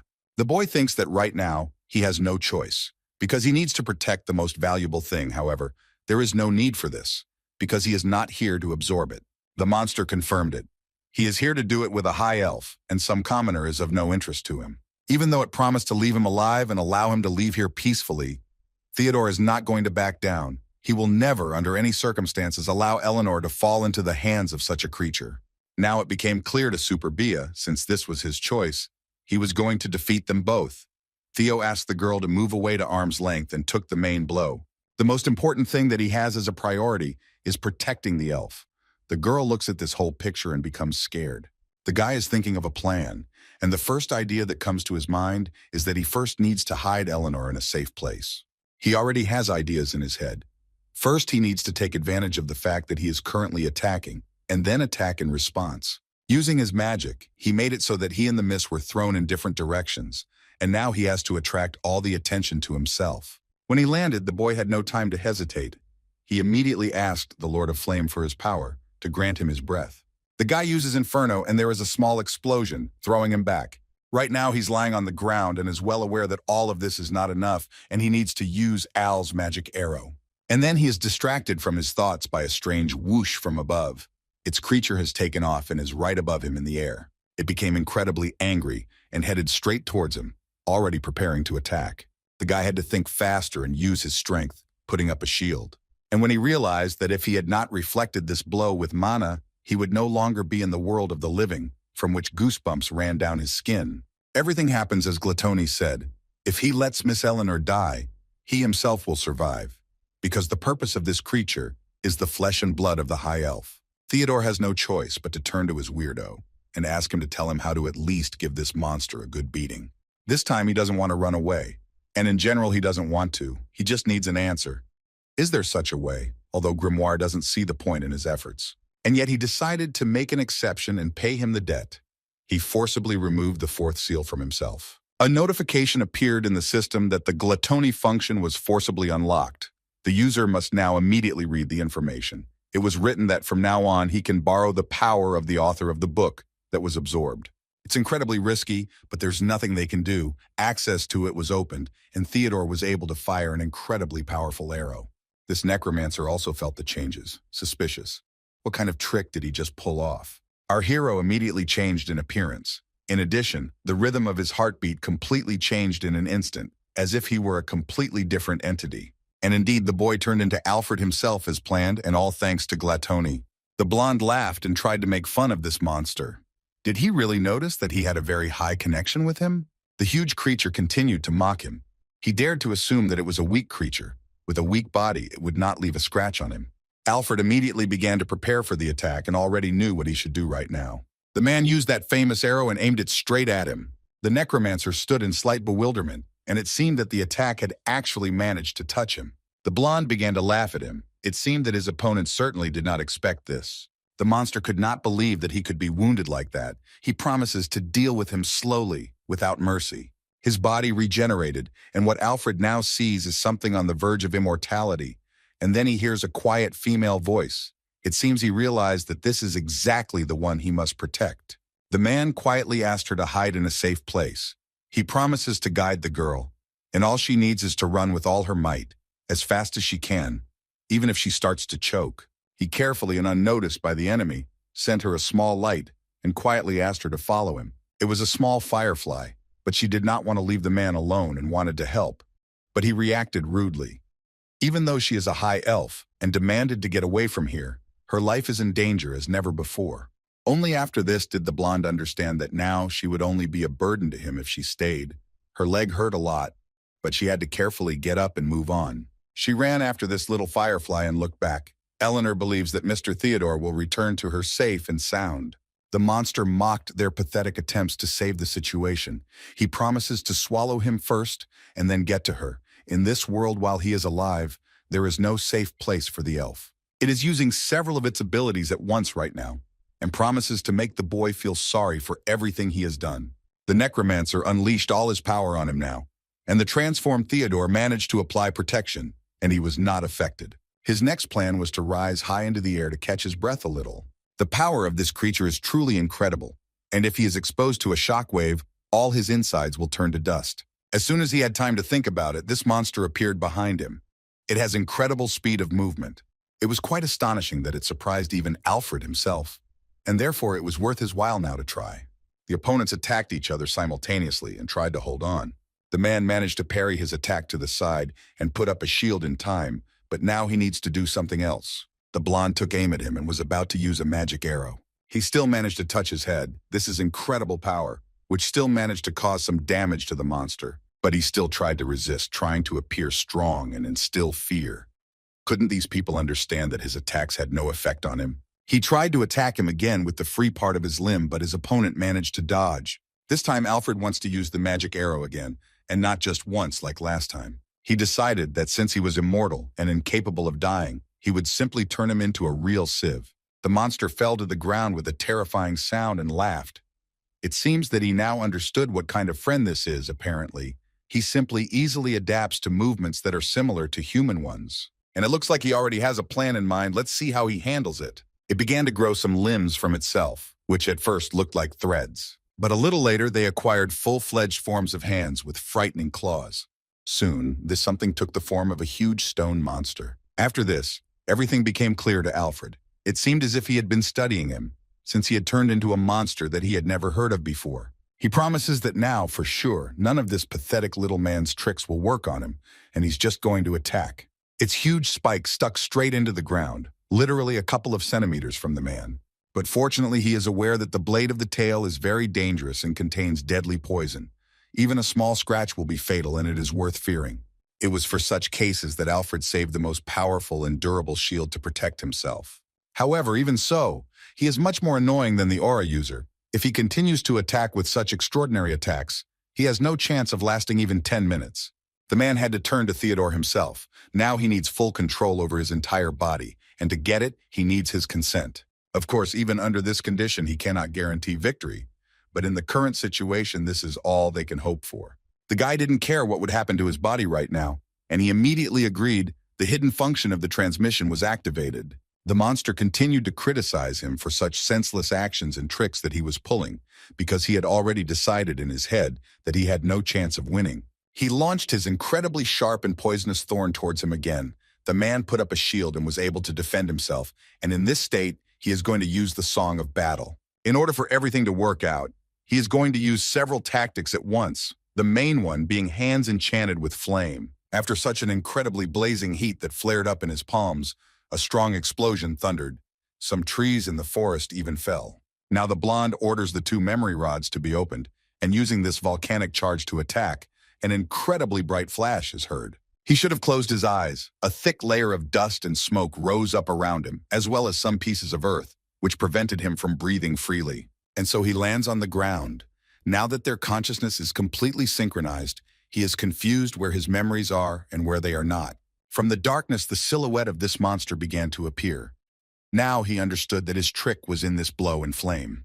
Now he is going to counterattack him using the fire-resistant skin of a salamander in tandem with the scales of a dragon and the body of a hellhound. But it is worth him to admit that some little man was able to detain him significantly. After everything that happened, Alfred realizes that all he has left is a magic arrow that relies on destructive power, and that it might work. The man points his fingers at it and takes aim. This time he definitely won't hold back, seeing how terrible his opponent is, and releases his power at 100%. The huge monster is now trying to put up a barrier to protect itself from such a wave. But it seems that his attempts were not crowned with success, as it seemed to Alfred at first. When he caught his breath, the first thing that came to his mind was why his opponent didn't even try to dodge her. Is it possible that even now the magic arrow that was fired at full power has no effect on him? His body was safe and sound, and he continued to chuckle, mocking the commoner. Now it seems to him that he has exhausted all his prepared tricks and cannot answer him with anything. Now it's his turn, and he's going to show what he can do. With a big run, the monster makes an incredibly high jump upward, which made Alfred wary. In addition, he was frightened by the fact that this creature now became many times faster than before, and now it hits the ground with all its might. However, something did not go according to his plan, and he did not notice his enemy with his fist. The man managed to use illusion magic to get away from him a little further. Now it will be quite difficult. Even if he uses the magic arrow again, it is unlikely that anything will change. It is useless to use the same technique twice. To overcome his defense, you need to do something this time that he has not seen before. It seems that an idea of what can be done has already arisen in his head, but he is still not sure whether it will be possible to make it a reality. The monster hits him again with its sharp claws. Alfred put up a shield in time and managed to defend himself from the attack. Suddenly, he threw his hand back. Now he feels nothing. Looking around, he began to suspect that illusion magic had been used again. And indeed, when he raised his head up, he noticed a great deal of this of his enemy. The monster tried to mock him again. Did this commoner really think that such a cheap trick would work on him twice? He should have used the all-seeing eye, which discovered that all 6 were fake, and then he got confused. While it was looking around, trying to find the real one, he had already prepared his spell. Alfred tried to hurry so that he wouldn't have time to figure anything out. This time, he is confident in himself and uses battle songs, Rhapsody of Power, and other combinations at once. Only when the explosion was launched did the enemy notice it, but the man wants to put all his strength into this attack. He managed to strengthen his magic arrow 5 times thanks to a special spell and shoot it at him. His hands were shaking incredibly. He wanted to win quickly. And so, the transmission time limit was exhausted. Synchronization with it was broken. Theodore returned to his previous appearance. He was breathing heavily. His assistant managed to land one precise blast, and that was all they could do. Now they just had to wait. This monster began to rise from behind the earth. He threatened to deal with him right here and now. Theodore sighed heavily. He had no more strength. Some strange black silhouette began to spread across his body. He held out for quite a long time. His health was almost exhausted, and besides, he fell into the clutches of this monster. His flexible hands literally ate him up, and he now remembers all the best moments with his family, with his teacher, and he really hopes that he will take care of them. But then, he hears a familiar female voice expressing words of support, and in 1 second, the monster's paw is torn to pieces. The Lord of the Red Tower came to his aid just in time. It was very good that she appeared so timely. Veronica apologized for being late and promised to deal with this monster right away. The guy was not puffing in vain. Now it will be much easier for her. She uses the flame of purgatory, turning it into the form of a sword. This hellish blade has helped her in more than one battle, and she is ready to use it now. Alfred, when synchronized with Theodore, was able to inflict good damage on him and wear out the enemy. Now it will not be difficult to strike him. The only thing he wants to boast about now is the regenerative abilities of his body, which are beyond the concept of mortals. He didn't like this girl right away, and he promises to now shift his focus only to her. Veronica is full of strength and discovers all his attempts to attack in time. It was as if she was waiting for the moment when this creature would get closer to her, and she struck at the very core of its muzzle. This time she didn't spare him. The shot was powerful enough. It looks like she managed to burn his body, which is already literally falling apart. The girl uses the 7th magic circle, and specifically the hellish flame special for such a patient. And she's also very irritated by his speeches, where he tries to seem cool. Now he is just nothing. And so her last attack ends with an incredibly powerful explosion that literally blinds the eyes. The monster could not even imagine that the only way out of the situation for him was to run away. He needed to get away from here as quickly as possible. But it seems that the Lord of the Tower has already figured out his plan, and she is incredibly angry now. She pushes off the ground and makes a high jump upwards. Now that creature won't be able to hide from her, especially in the face of absolute power. As Veronica wanted, she will give him the dragon's breath as a last gift, so that he will definitely feel her taste of fire. This clot of Gigi began to blaze. The girl watched it carefully from above. When the smoke cleared, she noticed that he had fled. This creature was much more annoying than the swordmaster, and in principle there was nothing surprising in the fact that he was so strong. If it weren't for his incredible power, he wouldn't have been able to deal with Herman, and he wasn't the only one who fell during the battle with him. It seems that after such a brutal fight, only the elf and the boy who lies on the ground without strength survived. Veronica ran up to him and began to feel his pulse. Fortunately, he had come to and was still alive. She thanked him for fighting and holding out. Besides, he has serious wounds, he can't strain himself. The girl ran into the nearest forest where the elf was hiding and asked her to come outside. Theodore looked at her sideways, and it seemed that he had completely forgotten that there was anyone else here besides the Lord of the Red Tower. When the blonde saw him in such a state, she was very scared. Eleanor ran up to him and fell to her knees. She was afraid that he might not recognize her after such serious injuries. The guy is feeling very bad now, but he called her by name and is very glad that she is okay. The high elf looked at him and cried. Tears flowed by themselves. The brunette tried to say that he was very glad that he could protect her, but his voice grew weaker with every word. He didn't have time to finish speaking and fell to the ground. He reached his limit. The girls got scared and tried to bring him to his senses, but he didn't react in any way. The last thing he saw before his eyes was a star in the sky, or rather, the same firefly that accompanied Eleanor to the safe place. This time, he would have to sleep for a long time. A day after this incident, news of the complete destruction of the High Elf's escort reached Melter. The tower suffered serious losses after receiving the data. The lords, ministers, and the head of the academy held a meeting in the negotiation room. Two guys came to Blundell at once, whom he recognized and had not seen for a long time. The old man was glad to see Veronica and Orda and therefore greeted them joyfully. The girl snorted in response. She didn't enjoy talking to old men at all. Blundell has the same sharp and hot-tempered character. Only the Lord of the White Tower was calm as a door and listened to their disputes about who looks more like an old hag. Grandfather tried to soften the situation and suggested sitting down without unnecessary words because it was much better to conduct a conversation that way. It was also not difficult to notice that the place of the Lord of the Yellow Tower was empty as always. He does not consider such events an important reason for the meeting. Soon His Majesty the Emperor himself arrived. As always, he does not like officialdom and asked us to simply take our seats.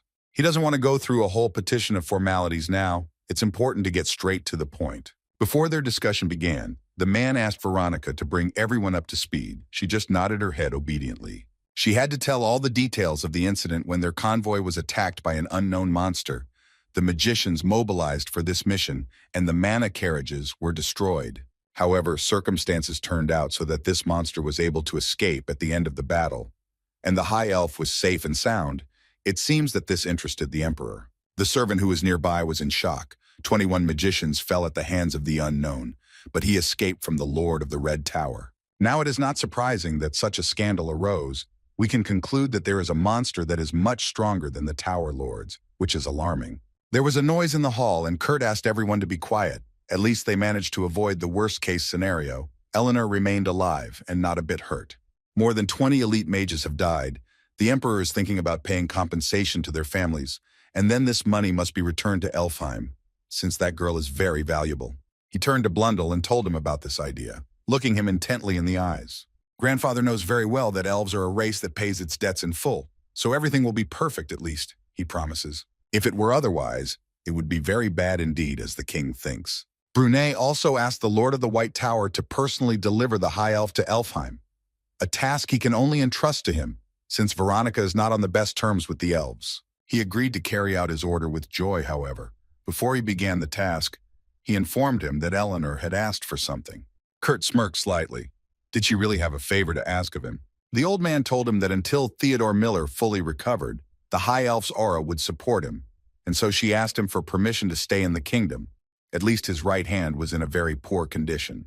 The people who were sitting nearby and heard everything began to whisper among themselves. This young man really managed to win the gratitude of the elf herself. An incredible guy. Since it was he who had already helped this country more than once, the king has no reason to refuse this request, because it is even considered his duty to help the victim of such a huge incident. In addition, he awarded the title of Viscount to Theodore, And in addition, he awards him a silver medal for all his services. Meanwhile, it was already morning outside. The bright light blinded the eyes, and the sun's rays began to slowly break through the window of the patient's hospital room. Our hero was still unconscious. It looks like he really got hit pretty hard. Eleanor never left his side for a second. All his physical wounds had been removed, and she was very worried that he still had not come to his senses. Before she leaves him, the girl wants to convey how grateful she is to him and say goodbye to him in person. During this time while she was here, she shed many of her tears for this young man and mentally begged him to open his eyes again. The Lord of the White Tower came to her and asked for forgiveness, which slightly changes her plans. The Elfheim delegation is putting more and more pressure on them every day. They need to get ready. The old man is very sorry that she keeps waiting and waiting for the guy to come to his senses. However, the longer this continues, the worse the relationship between their countries becomes, and he tries to reason with her. The girl understands this perfectly well, however. She is very ashamed that she will not be able to thank him personally for such a courageous and brave act. Eleanor looked at him with red, tear-stained eyes, and simply, all she could do now was just kiss him on the forehead. She did it very tenderly. No one had ever been honored with such an honor, to receive a kiss from a high elf, and she very much hopes to meet him again, no matter the circumstances. The next day, Melter was again surrounded by sunny and pleasant weather. The sun shone through Theodore's window, and he was able to twitch his eye. And then, he suddenly jumps up from his place and tears off the bandage from his eye. He doesn't understand anything now. He wonders how long he was unconscious. Considering how much he had worn out his body, it was probably just a little over a week he was lost in time. And the very first thing he could think of was Miss Eleanor, and not his condition. He really wants and really hopes that she returned to Elfheim without any problems. The boy still remembers her worried and tear-stained face. Suddenly he felt something, some strange sensation that he had never experienced before. One can assume that this is Alfred's sixth sense. And it's significantly different from what he had. His five senses just became sharper. And it seems like he sees several steps ahead. It's an innate talent that is literally made for battle. After everything that had happened, his head was already hurting terribly. It would take him a little time to get used to the new sensations. And then he heard a quiet voice, which scared him. The boy clearly did not expect that he was not alone in the room. Sylvia, who had replaced the elf and began to look after him, sat next to his bed. She begged, looking at the floor, for him to stay alive. Theodore seemed very happy to see her, and a slight smile appeared on his face, and it seemed that she fell asleep. One can assume that she sat next to him all night. Therefore, he made the assumption that they were now in the chamber at Manavila and heard another rather familiar voice. It was Glatoni, who also woke up with him. He warned his master that at the moment, a favor like that is impossible until he unlocks the next seal. He has lost the ability of autonomy. According to him, he is just a part of the grimoire. The system has the same powers as him, and because of that, it imposed a penalty on him for opening the fourth seal in an unnatural way. And it is for this reason that the boy should hurry up and use the following forces for this next time. The guy looked at him and began to truly understand that what they were able to do in the battle with Pride was only the result of Glatoni's efforts.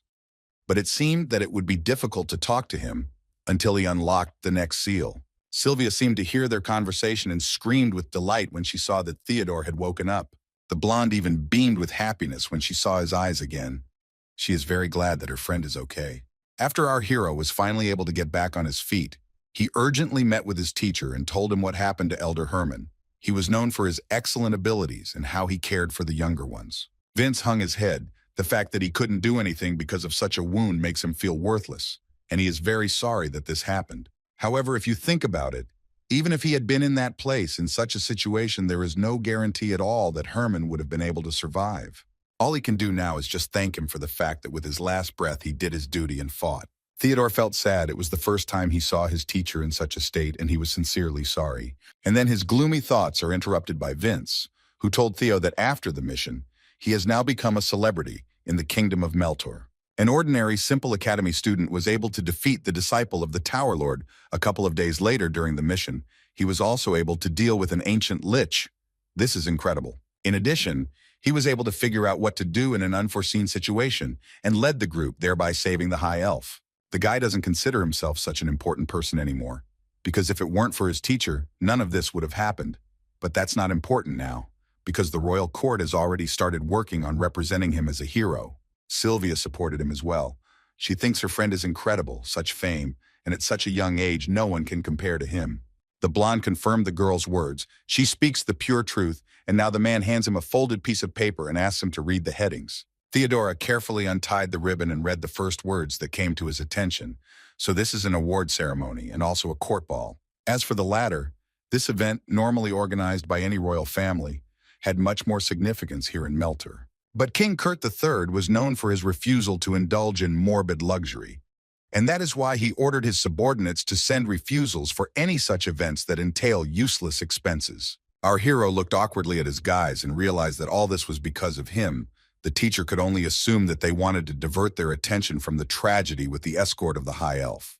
In addition, the guy will be awarded the medal of an outstanding magician, and Vince could not even imagine that after 30 years, someone would receive it, and especially his favorite student. But still, Theodore does not understand why she is so important. She seems useless to him. However, as it turned out, its value is equivalent to the title of Viscount. It is given only to magicians who have proven themselves to the country, that is, the highest honor. In addition, he will also be given a nice bag of gold.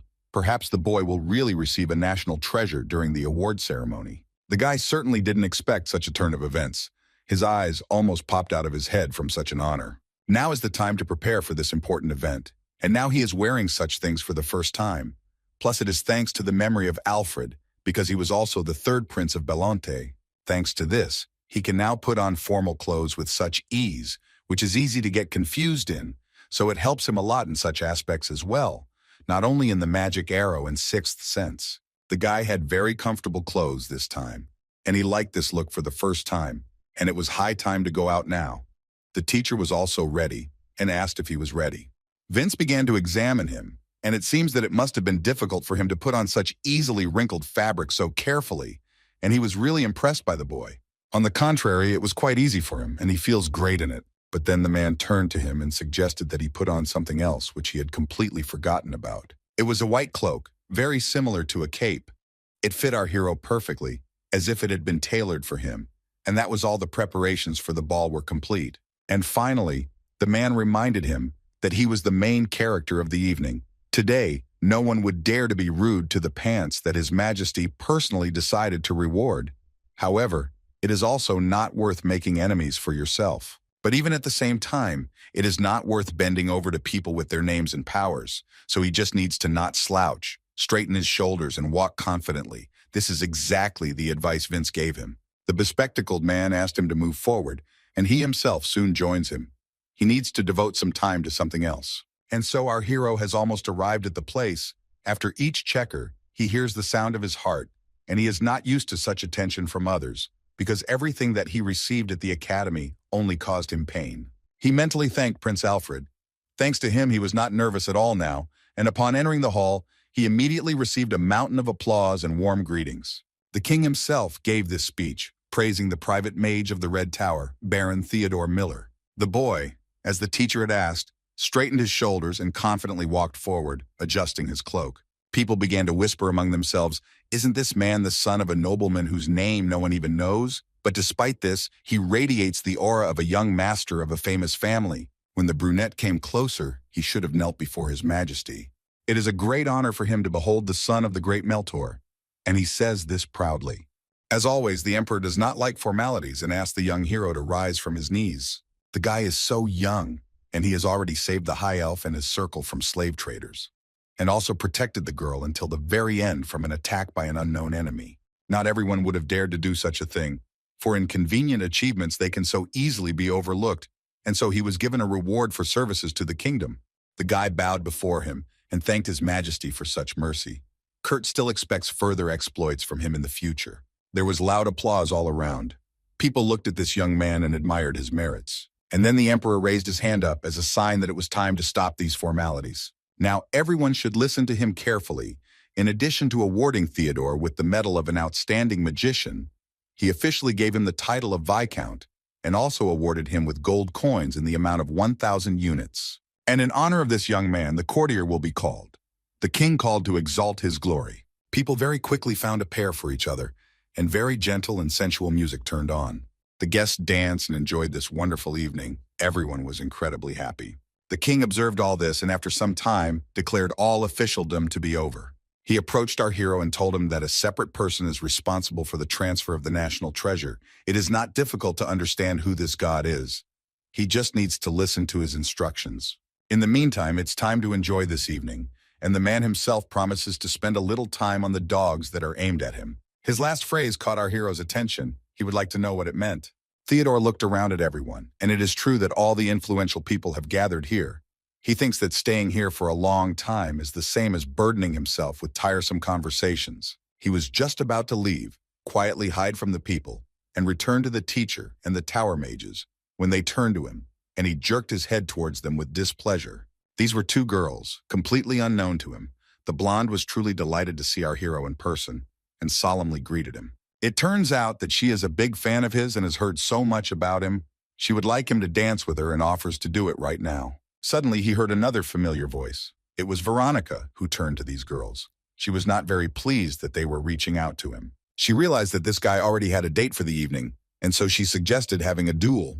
The blonde started to cry from fear. The Lord of the Red Tower himself was standing in front of her. She didn't expect such a turn of events and was confused. It seemed that she was unable to fight and lifted her dress together with her friend, ran down the steps away from her. Veronica just laughed. Now no one would bother them. She noticed that her friend had frozen in place and asked why he was so petrified. Theodore's eyes darted around, and the first thing that came to his mind was to compliment her. According to him, he was thinking about how this outfit suited her, which made the girl very embarrassed and smiled sweetly. The Lord of the Red Tower noticed that the boy had grown up while she was away. Today she's in a good mood and promises to stay by his side.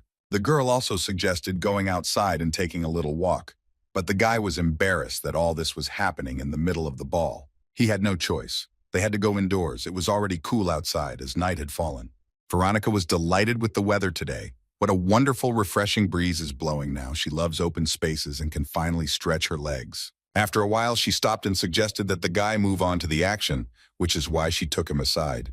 The boy was a little confused and asked what was going on. It turns out that Kurt hadn't yet told him that they would go together for the national treasure. Veronica loves jokes, and so she continued to embarrass the guy, referring to the fact that he looked surprised because he thought the wrong thing, and gave him advice that if he wanted to hit on her, then he should become stronger for a couple more years. And then, unexpectedly for him, the girl raised his hands. It was time to move on and not waste time on empty talk. The guy grabbed her by the shoulders and began to shout something incoherently. The Lord only laughed. She promises that she holds him tightly and will never let go. In order to get to the designated place faster, it would be easier for them to take off. Veronica made a strong run and flew up. And so the guys have already arrived and are walking along a small corridor into the distance. Our hero felt a little dizzy and lost his way. Where he was, a completely unexpected place. They found themselves near a fountain, and it looked like a national treasure was hidden somewhere around here. The secret of this place is national, and that is why Veronica suggested taking a walk. Such things cannot be kept in one place like ordinary treasures. They cannot coexist because of their enormous powers, and they also have two different properties. If he stores them with mediocre magic, they will simply break apart. And therefore, all objects that are classified as national treasure are sealed in completely different places, one-to-one, in special places of magic towers. The girl put her magic into this fountain, and it seemed to be absorbed by the statue. Theodore sees such a miracle for the first time. Each tower lord also remembers several locations, and the girl in turn is responsible for the national treasure, which is hidden in the fountain. Although Veronica knows what is sealed here, it might be better to explain everything in detail only after our hero personally sees it with his own eyes. The statue's hand began to gradually disintegrate, as if into small pieces of ash. And soon she herself. It was very interesting for Theodore to watch this process. A couple of seconds later, something round and glowing appeared in the sky. Our hero watched closely and did not understand what it was. The boy asked the Lord of the Tower what it was, and it turned out to be a fragment of heritage left behind by a race that existed in another immaterial world. This is Meltor's national treasure number 3, or rather only one of them. It is called Umbra. They exist in an astral form like ghosts, and I know the very concept of space and time. Those who own these beads can master abilities similar to theirs. As it turned out, Veronica unfortunately did not manage to get hold of something like that. But now, since it belongs to him, only Theodore can decide how to dispose of it.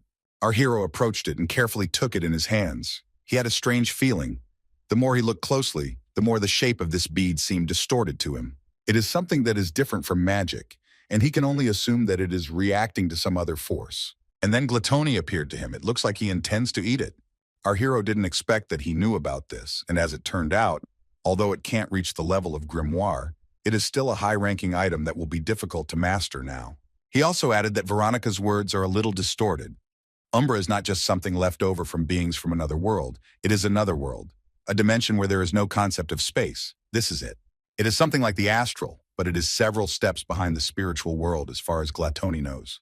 Our hero cannot believe that this little one contains within herself such a large and different dimension where there are beings in astral form.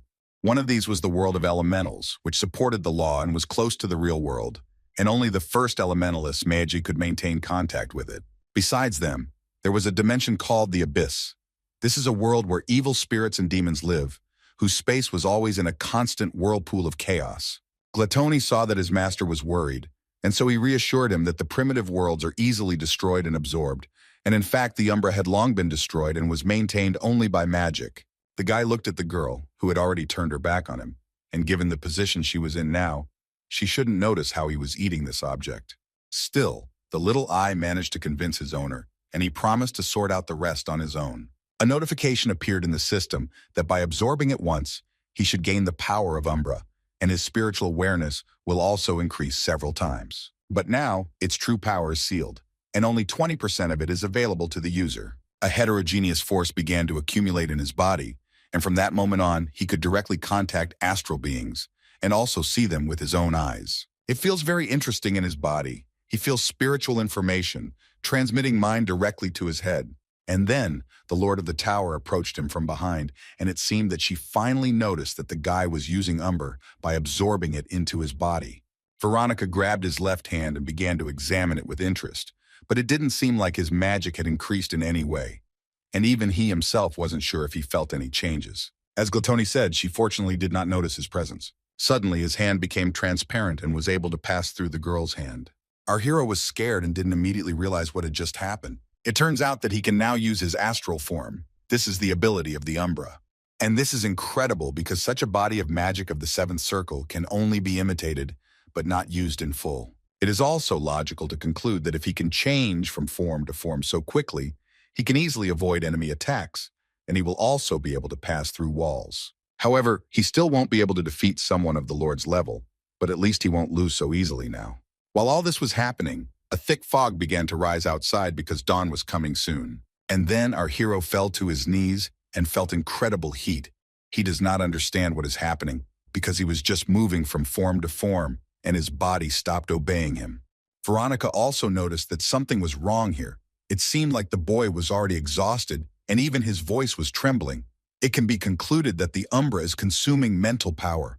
Before explaining everything, girls should start from the very beginning, namely, convey the very essence of it. And as they say, the best experience is the one that is tested on yourself. The guy sat down on a bench to chat in a more comfortable environment, and this power is not something he can control as usual. In addition, it quickly recovers, and therefore the boy will soon be able to walk. He only needs rest. To put it a little more simply, this is the same basic power that people, magic, aura, and even elemental magic possess. Everyone uses it subconsciously. I do it only as a priority, and the magi who rely on a Manu in circles usually don't even know the concept itself. It is a power that exists separately from magic and aura. When you use it, based on another dimension, something like Umbra, then mental power is very important. Besides, it is impossible to control space through it, as Veronica explained. Our hero began to examine himself, and now after her explanation, everything became more or less clear to him. He needs to develop mental strength. While the girl was telling him everything, he has now recovered and can already move. He himself could not expect such a quick recovery from himself. Veronica gets up from the bench and asks what his plans are now. She still has a couple of things to do at the ball, but it's okay if he goes home now, because besides, it seems to her that the guy is not the kind of person who likes such events. In fact, if it weren't for this holiday in his honor, he really would have just gone home. However, today this event is dedicated to him. If he leaves without saying a word, dirty rumors will immediately spread throughout the kingdom, and his reputation may collapse. The brunette looked at her and still decided that for the sake of Miss Veronica, who was with him until the very end, he would stay. The guy extended his hand to her and politely offered to keep her company for today. The long-haired one laughed and reminded that she had said earlier to try again in a couple of years. again turning on her jokes with a hint of flirtation. However, she didn't care, and so she took his hand and went to the palace, appreciating his courage. The name of Theodore Miller spread almost throughout the entire world. It was known even in the Andres Empire. People from there knew very well that he had just recently turned 20 years old, and during this time he was able to defeat the ancient Lich, and in addition to this, also saved the High Elf. However, not everyone believed this. It all sounds very exaggerated. Is there any evidence that these rumors are true? The servant reported to his emperor that these were verified sources, although it was very difficult to believe. The leader demanded that the free 7 ball masters be summoned urgently so that they could prepare to set out for the kingdom of Meltor as part of a delegation. The guys started to get ready only at the first order. Almost everything was ready. It doesn't matter to him at all whether the rumors about Theodore are true or not. It's important to him that they check it all personally and that they just nod their heads. Meanwhile, the boy himself was training with his teacher, and this time they were much more difficult. Next time they will develop mental strength. Although on the other hand, the blonde believes that he himself is not particularly helpful in this regard. To which our hero responded slightly rudely, because he doesn't think so at all. If it weren't for the man's advice, he wouldn't have even come close to understanding how to use this power. He didn't want to waste much time and therefore suggested getting down to business immediately using astral transformation. A body that is not limited by gravity and goes beyond the material world is something incredible, and he was able to master this over the past month. Besides this, and in today's confectioners, the boy is able to do things that go beyond the ordinary, so he is now running past his teacher who is closely watching his every move. Although he's doing well, the green-eyed man still feels carelessness in Theodore's movements. This ability is no different from Blink, and our hero thinks that he is doing very well. He needs to continue in the same spirit. The speed of his movements is incredible. It's as if it's not him. The teacher also admires this wonderful skill. Words on some being on another level moves at super speed. And besides, the astral transformation is beyond the material world. However, the only thing that is a huge minus is the incredibly large and powerful expenditure of mental strength, during which Theodore feels very strong pain. And yet, even despite all this, Theo has miraculously advanced to such a level that there is no longer any point in comparing him to himself a month ago.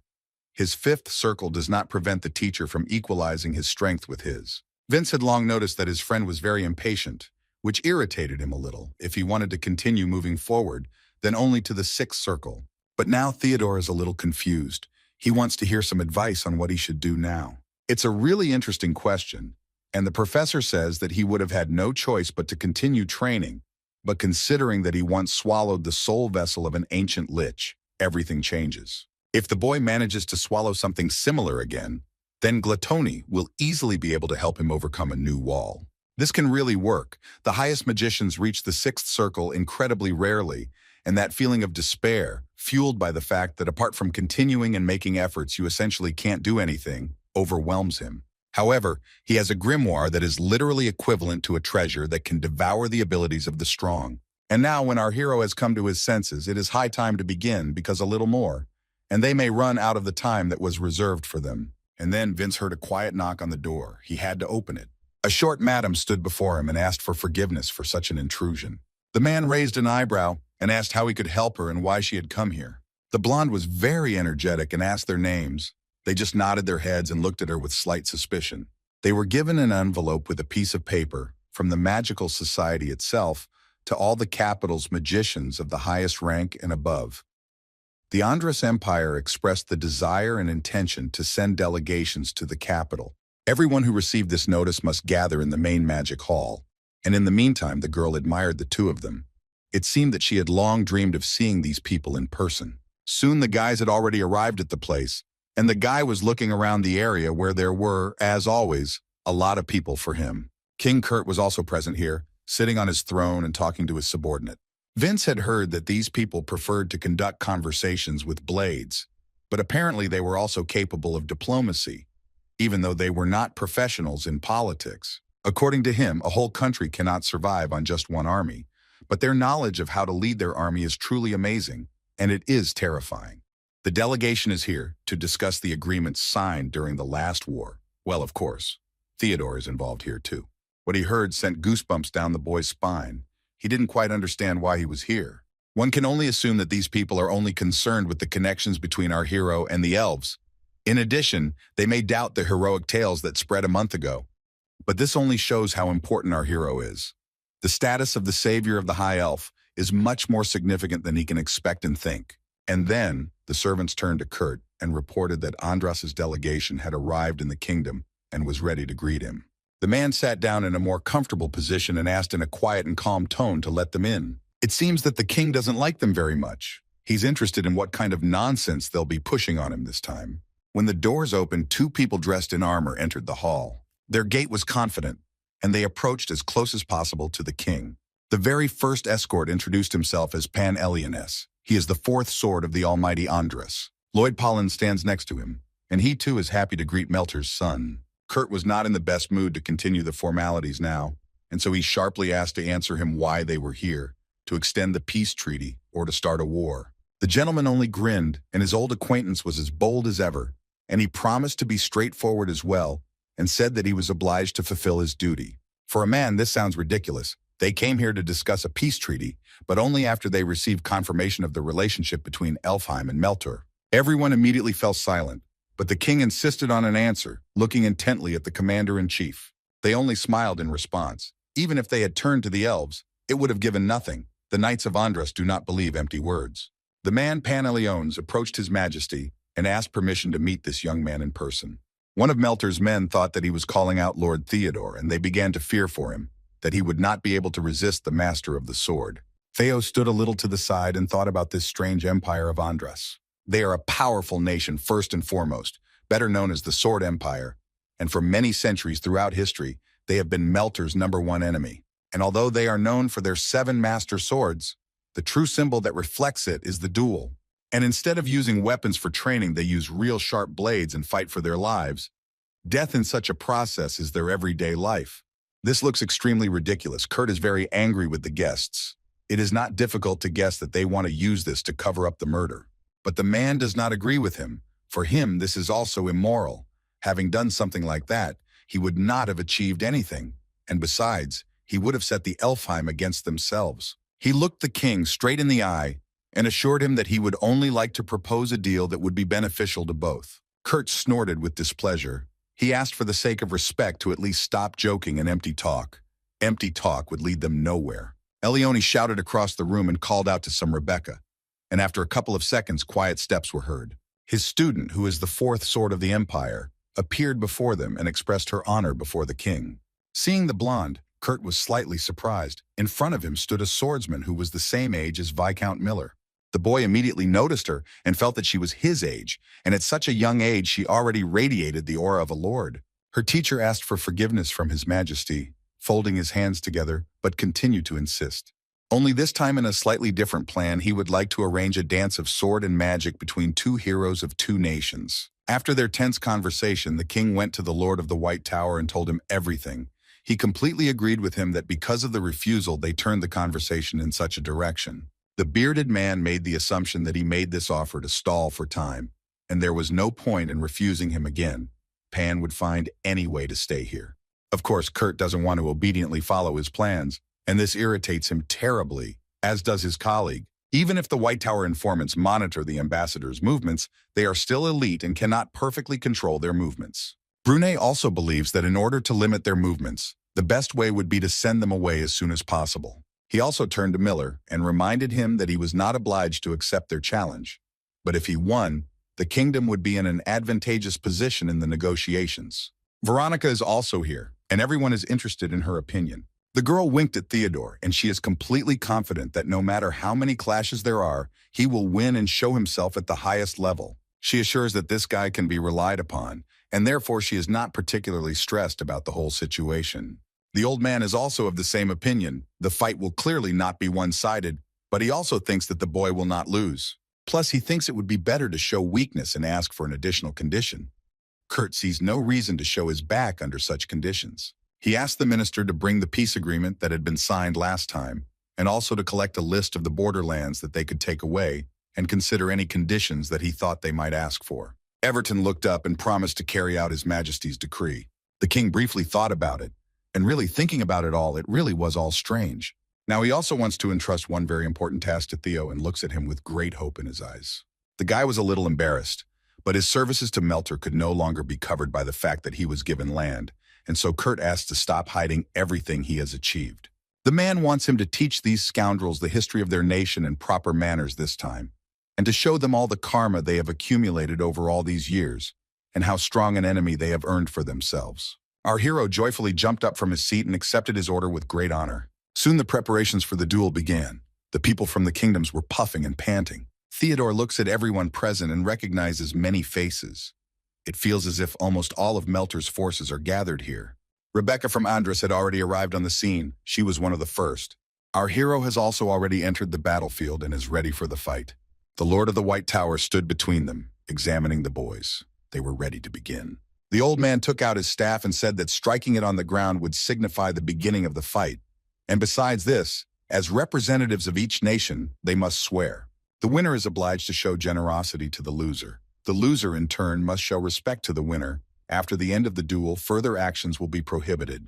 Both sides agreed to the terms. The grandfather hit the ground with his staff as hard as he could, which meant the start of the fight. Rebecca held her swords forward, ready to attack first.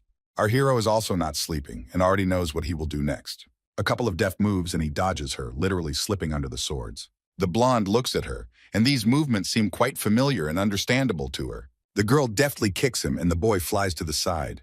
All the spectators opened their mouths wide at what they saw and were amazed at the speed of her attacks. Her companion also watched the progress of the battle and admired the swordswoman Andras, the girl demonstrating her incredible skills. It won't be easy for our guy to crack this nut. She uses her swords in unusual ways, and he also feels incredibly strong pressure from her, which makes him think that she will succeed. But it seems that such a skill is quite familiar to him and is similar to Randolph's abilities. Perhaps Rebecca is of the same blood as this man, or perhaps they simply come from the same school of the sword. It seems that the girl is about to attack him now. She has already taken a fighting stance, but our hero does not want to let her do it. And that's why he attacks first. The blonde puts up a block with two swords. The guy is a little lost in his thoughts and is now trying to get himself in the right frame of mind. He needs to concentrate clearly on winning. In his head, there is already a draft of a plan. This is to defeat and neutralize the enemy. Theo wants to try using chain lightning on her to see what happens next. But it seemed that such an attack looked somehow pathetic to her, and Rebecca became angry. The blonde shouted at him and demanded that he fight fairly, sharply repelling his attack. The guy clearly didn't expect that his lightning could be neutralized by a blow filled with aura, but it still holds. And this time, for such a case, he had prepared for himself an idea of what to do. The brunette jumped high into the air and used a thunder spear. The girl managed to jump to the side away from the place of defeat. And then she puts her sword to him and seems to absorb magic into him. Our hero is not going to give up, and while still in flight, tries to damage her. There is a very bright flash. This time the boy used a new tactic for her. This made the girl sweat a lot. She gets up from her feet and tries to catch her breath. In fact, she's delighted by this and praises the magician Melter. Our hero was also able to notice that she has a high pain threshold, or her body is hardened enough to resist the thunder spear. For Theodore, this is the most unpleasant opponent, and he very much doubts that if he fights at half strength, he will be able to defeat her. But on the other hand, the guy doesn't want to risk the fact that Randolph's potential relative could die at his hands. For such a case, he will have to use only the battle song and specifically the Sonata of Speed. The spectators who are watching what was happening do not understand his logic, why he is trying to close the distance with her in such a situation, such as he would hardly dare to fight her in close combat. People discussed him and thought that he had gone completely crazy. The magicians of the Red Tower were completely crazy. But the only one who is arrogant here is Rebecca, who is trying to instill fear in him. It drove her crazy with the feeling that the Knights of Andras were looked down upon so highly. The guy didn't hear her and tried to analyze like Randolph. Her sword technique concentrates only on speed. However, her skills are far from his mastery. And besides, she is much slower than Pride. Theodore is now only thinking about what to do now. And he himself dodges her as quickly as he can. And sometimes even he has to block strikes with a counter lightning arrow. It seems that Rebecca began to notice that she was losing to him in speed, because he very deftly repels all her attempts to attack, and even in various difficult situations. She tries to speed up and gives it her all, but she can't even scratch the guy. Theo is going to open all the rods using memories. When the girl got closer, he hit her in the stomach with all his might. It seems that she did not expect this, and at incredible speed, she flew off to the other end of the arena. This attack was shocking in the literal sense of the word. The boy lowered his hand down and simply watched what would happen next. Now he understands perfectly well that it is too early to relax because his enemy is the Knight of the Empire himself. Suddenly, from the rising huge layer of dust, Sir Paneliones emerges. After such an incredible blow, they still admitted their defeat. The man was convinced that his skill was much superior to that of his student. Theodore only raised an eyebrow. He does not understand what all this gratitude is for, because he did not take her life. The man declared in a loud voice that in this duel the Andres Empire admits its defeat, and the name of the Seven Swords is recognized as the Exodus. People who watched all this were shocked that events unfolded in exactly this way. The girl lay on the ground and could not move but was still conscious, and her teacher was nearby. Meltor's people supported the boy with loud applause. The guys from the Andres kingdom analyzed his fight, and now they are sure that all the rumors were true, looking at their incredible fighting abilities. Pan promised that when Theo became much stronger than he was now, he would personally challenge him to a duel. The man picked up his student and carried her off the battlefield. Our hero can never say what this man is thinking, but he can say one thing for sure. The source of the bloodlust just now was not him. A second before he hit Rebecca, he definitely felt her, a feeling that cannot be compared to anything. And because of this, his final blow was delayed by only a second. Now he wonders who is the source of the thirst for blood and began to look around the hall. He kept thinking about this, and then turned his head to the left. He has every reason to believe that it was the seventh sword of the Empire, Lloyd Pollen. And yet the girl managed to inflict one small wound on his arm, which the doctor quickly bandaged, and he did not harm himself. His assistant helped him heal his hand and promised that in 3 days he would be as good as new. And in such a situation, the doctor thanked him, and not he her, because for them, so accustomed to the corpses of their comrades, victory had always been nothing more than just a word. And today, thanks to our hero, she was able to feel this taste, this joy that overwhelms her, and she does not feel powerless. It is a great honor for a girl to be able to heal the hero of the last generation with her own hands. The brunette blushed slightly from such sweet words. He as always believes that people always exaggerate his merits too much and therefore can only smile. The doctor did the same in response and collected all her things in a small briefcase. It was time for her to go out, and at the end she asked the guy to take all the medications she prescribed regularly so that he would get better soon. The brunette only looked after her and waited for the girl to leave. When she left the room, he asked Lloyd to come out of his hiding place. He sighed heavily. It seemed that he had been found out, and he had to climb up the stairs to him. He also asked for forgiveness for the fact that Meltor's cuisine and alcoholic drinks were not to his taste. He, of course, tried to make an excuse that he decided to take a walk and look around here. But our hero already understands that this is a pure lie and asks why he is here. According to him, Lloyd came here to apologize because then he interfered in his fight with Rebecca, but he could not even imagine that he had sensitive perception. For a man, it was truly amazing that such a young guy could react to such a minor thirst for blood, and it truly made him delighted. His words made Theodore very wary. Perhaps he's trying to say that he did not try to deliberately emit thirst in order to interfere with their battle, but simply for a moment, but still he seriously has a desire to kill him. The guest noticed that the boy was tense and asked him to relax a little, since the fourth sword had already managed to scold him for this. And therefore, even in such a similar situation, he cannot freely cut off his head. What a pity for him. The brunette looked at him intently and for the umpteenth time asked, is he really so eager to deal with him manually?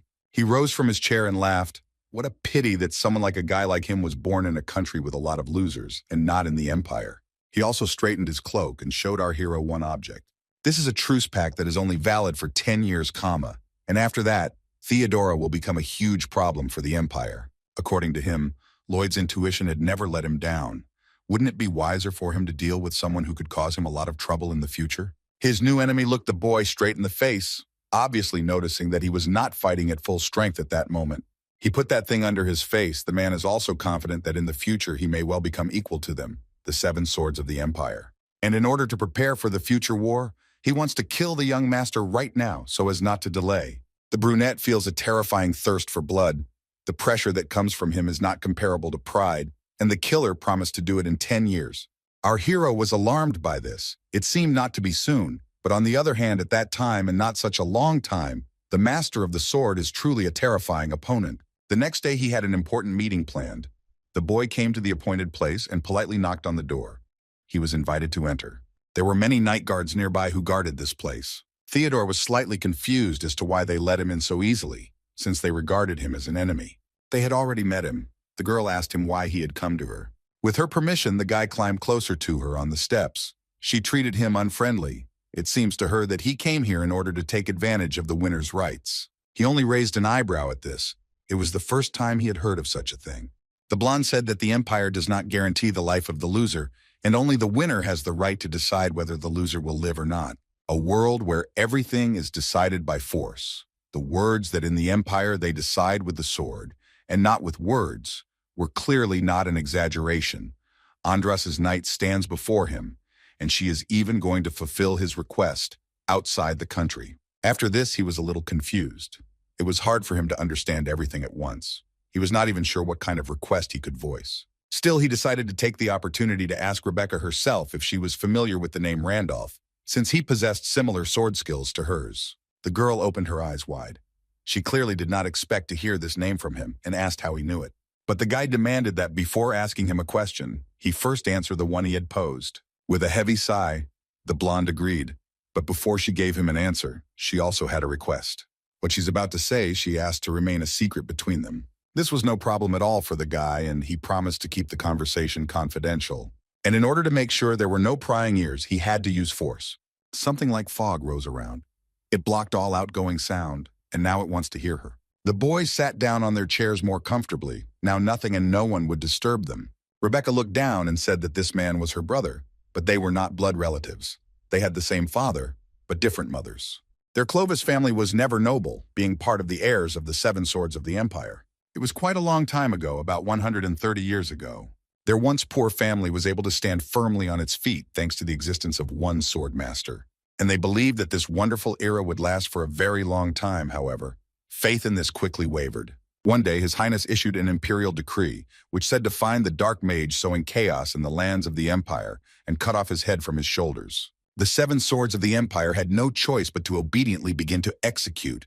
Her descendants left the walls of the lands of Andras in order to find him. However, they never returned. Her family was unable to fulfill the emperor's order, but also in their attempts to fulfill it, the head who was the strongest swordmaster disappeared, after which they began to lose their positions. Rebecca looked the guy straight in the eyes and said that her father was a very experienced swordsman, and therefore finding talented swordswomen in the family is not such a difficult task. As she said, she and Randolph are half-brother and sister, and they have many brothers and sisters from other mothers. However, most of them were nothing more than mistakes, and were sold except for these 2. The family needed all the resources to invest in one person and create a swordmaster. But it would not be enough for the 2 of them, and so one had to sacrifice himself. For this reason, his brother left in the middle of the night and did not tell anyone about it. The girl is sure that he did it for her sake. In addition, he left a note for the end, in which he promised to meet again, but since then she has not heard anything about him. Our hero hung his head, a rather sad story for him, but now everything falls into place. It turns out that those twin blades that the gentleman was looking for belonged to the Clovis family. Theodore looked at her and said that about 6 months had passed since their last meeting. He also told her that he was then sent to his hometown by order of the Red Tower, and there by chance he met this wonderful man. Together with him, they went into the dungeon of the ancient Lich, and God together dealt with him. The brunette decided not to hide from her the fact that in those caves he was able to find a guy and blades that belonged to Randolph's ancestor. The girl was very surprised that the guy managed to find an ancient ancestor, and if we talk specifically about her brother, then he really was in close condition to a sword master. A slight smile appeared on her face. It seemed that her friend had not changed at all since then. Suddenly, their conversation was interrupted by 2 servants. The visiting time was over. The brunette lowered his head and only forced a smile. They have already exhausted their time, so it's worth it for him to leave. And finally, he turned to the girl and asked her to take care of herself. Maybe this would sound a little rude coming from the mouth of the one who had recently wounded her, but he didn't care. Suddenly, Rebecca remembered the most important thing and tried to shout to him, but he did not hear. Unfortunately or fortunately, he never took advantage of the winner's right as he should have, but it was too late. 4 days passed, agreements between the nations were concluded, and all thanks to Melter emerging victorious in a friendly duel. Their opponent had no choice but to agree to unfavorable conditions for them, and they were forced to leave the capital of Manaville after staying here for only 6 days. But if you think about it, for our hero this time flew by incredibly quickly. He quickly used Hawkeye. The boy saw Rebecca riding behind on horseback. It seems that she has not recovered enough to ride on horseback herself, and therefore her teacher accompanies her. She survived the shockwave more than 5 times, and the brunette still thinks it's a great miracle that she can still even breathe. During this battle, he fully felt the power of an aura user. If he had hesitated even for a split second, something bad might have happened, and next time, she would be much stronger. Theodore also looked at his hands and wondered if he could take off all these bandages already. Everything looked like it was fine. Suddenly, his thoughts were interrupted by someone's voice behind him. The boy lazily turned back and asked how he could help the guest. It was Andy from the Central Magical Society. He had to spend quite a while to find him. He was given orders to bring Theodore to the president's office itself. He himself personally asked to be brought to him, and it seems that the request is very urgent. The brunette felt strange about this because usually magicians have no reason to visit the office of such an important person. He wondered what happened. When he entered there, the first thing he noticed was the statue that stood opposite him, and it looked very disgusting. Theodora personally greeted the president of the Magic Society and the Lord of the Red Tower, who were already waiting for him. The boy arrived just in time, and the man apologized for calling him so unexpectedly.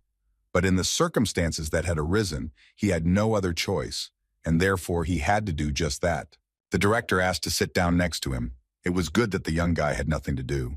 The first thing he did was praise our hero Zato, but how he handled the previous situation. Not only did he save the High Elf, but he also served as a key figure in signing the truce. The reason he was called was because of the award. According to the man, His Majesty, he and the Lords of the Towers had a long consultation about this matter and decided to make such a decision, and it is a secret matter.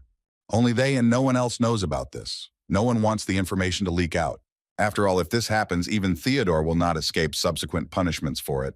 Veronica interrupted the man. She was unhappy that he, as always, was burdening everyone with his intimidation. And then, a strange voice is heard from behind the guy.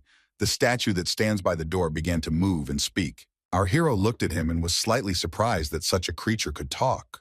The big-eared one laughed as loudly as he could. It had been a long time since he had seen such a reaction from the guests, for which he immediately received a punch to the head, and quite a good one. It was Miss Veronica. She came up to him and shouted at him because he had frightened young Theodore, and besides, his loud laughter really irritates her. The fat man looked at her from under his forehead and called her an old lizard. It had been a long time since she had been called that, and it seemed that the Lord of the Red Tower was serious. The girl decided to teach him a lesson and hit him hard again. The director, quietly and calmly, but with wide open eyes, watched this picture as dust rose around him from the blow. A million questions appeared in our hero's head, about the statue and many other things, of course. The man did not want to imagine it in such chaos, but he had no other choice. This is an unusual creature. The statue can move. No one knows what it is made of, and there is only one person who is able to control such golems. And this is the same magician who hides his identity, and specifically the Lord of the Yellow Tower, Norden. Theodore also never heard of him or saw him. His race, his age, his face, his appearance are shrouded in great mystery. Rumor has it that if the king ordered him to organize a mobilization of magicians, he could freely refuse him, and no one except the Tower Lords and the king would even have the opportunity to see him face to face. He comes out into the world very, very rarely. It happens once or twice in 100 years, which almost made our hero's eyes pop out of his head. But there is clearly no need to be surprised now, because there are still many things that no one knows about this person. This person has made a huge contribution to the development of this country. Besides this, he has many skills in different fields. During the conversation, Theodore learns that the 4 magic towers were constructed by him. This Superman is at least 600 years old. Even elves, who are known for their longevity, live no more than 200. And the high elves, in whose veins flows ancient blood, have a lifespan of no more than 400 years. But even if it is not a human, such life-extending magic is incredibly rarely available for study by races like demons or gods. The old man himself sees no point in revealing his identity, and building theories about him is completely pointless. The golem was against you giving the boy such a reward because it was a perfect advanced art, and it would take an incredibly long time to restore all of it. The Red Tower promised to pay all expenses and therefore simply demands that the guy give this thing. Eard turned to our hero and said with a grin that the award he had deservedly received was called Sensitivity Amplifier number 37. And this is, according to him, a very important thing for a magician. No matter how much he trains or takes drugs, it will not help to increase his sensitivity. However, this thing will help him a lot. The statue takes out this small ball which has incredible ability and power. Our hero examines it and is slightly perplexed. Could this really be that very sensitivity amplifier? A detailed description of this item has been released in the system. It is like an elixir, synthesized as a result of the integration of Eastern and Western alchemy. Theodore can't believe that he was actually given such an incredible opportunity. It's like a miracle, and this is exactly what he always lacked. Veronica laughs and asks to take this thing quickly, even though this big-eared guy pulled it out of his mouth. It should be clean, but it looks like he's disgusted. The brunette looked at her from behind his back. This cannot be sold and cannot be stored, as far as he understood. The girl nodded her head with a grin.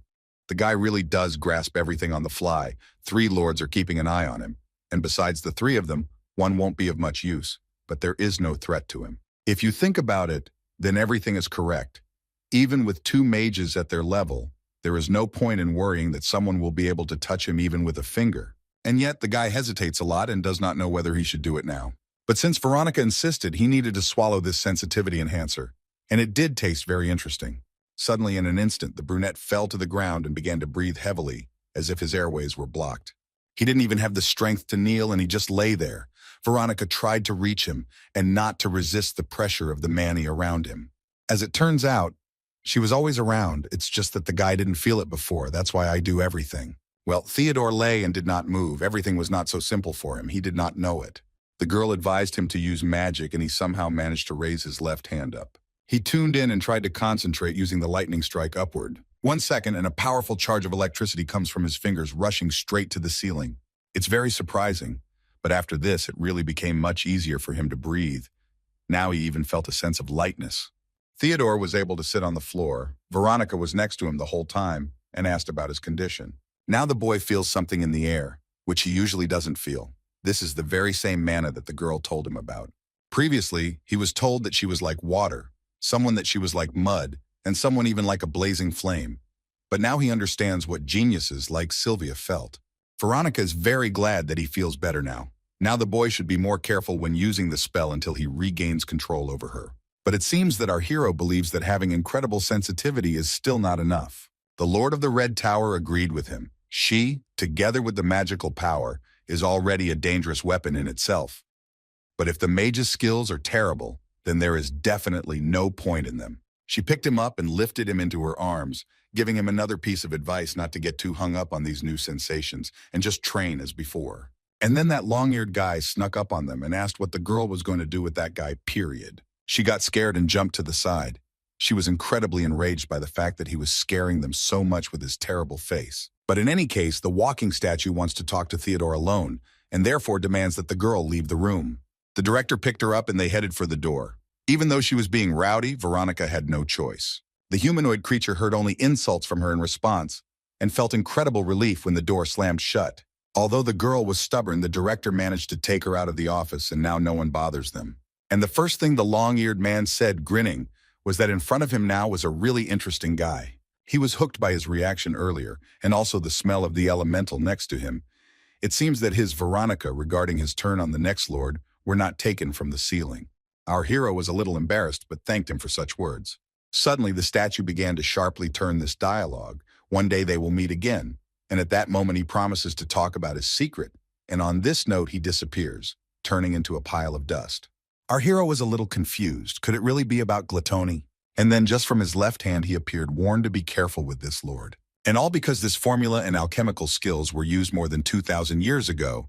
He not only has the knowledge about it, but also the skills to use it. Gluttony himself has a couple of grimoires in mind, however. He seems to be teasing his master and does not want to tell him anything. Our hero guessed that he might want to say that the Lord of the Yellow Tower has him, and there are many reasons to think so.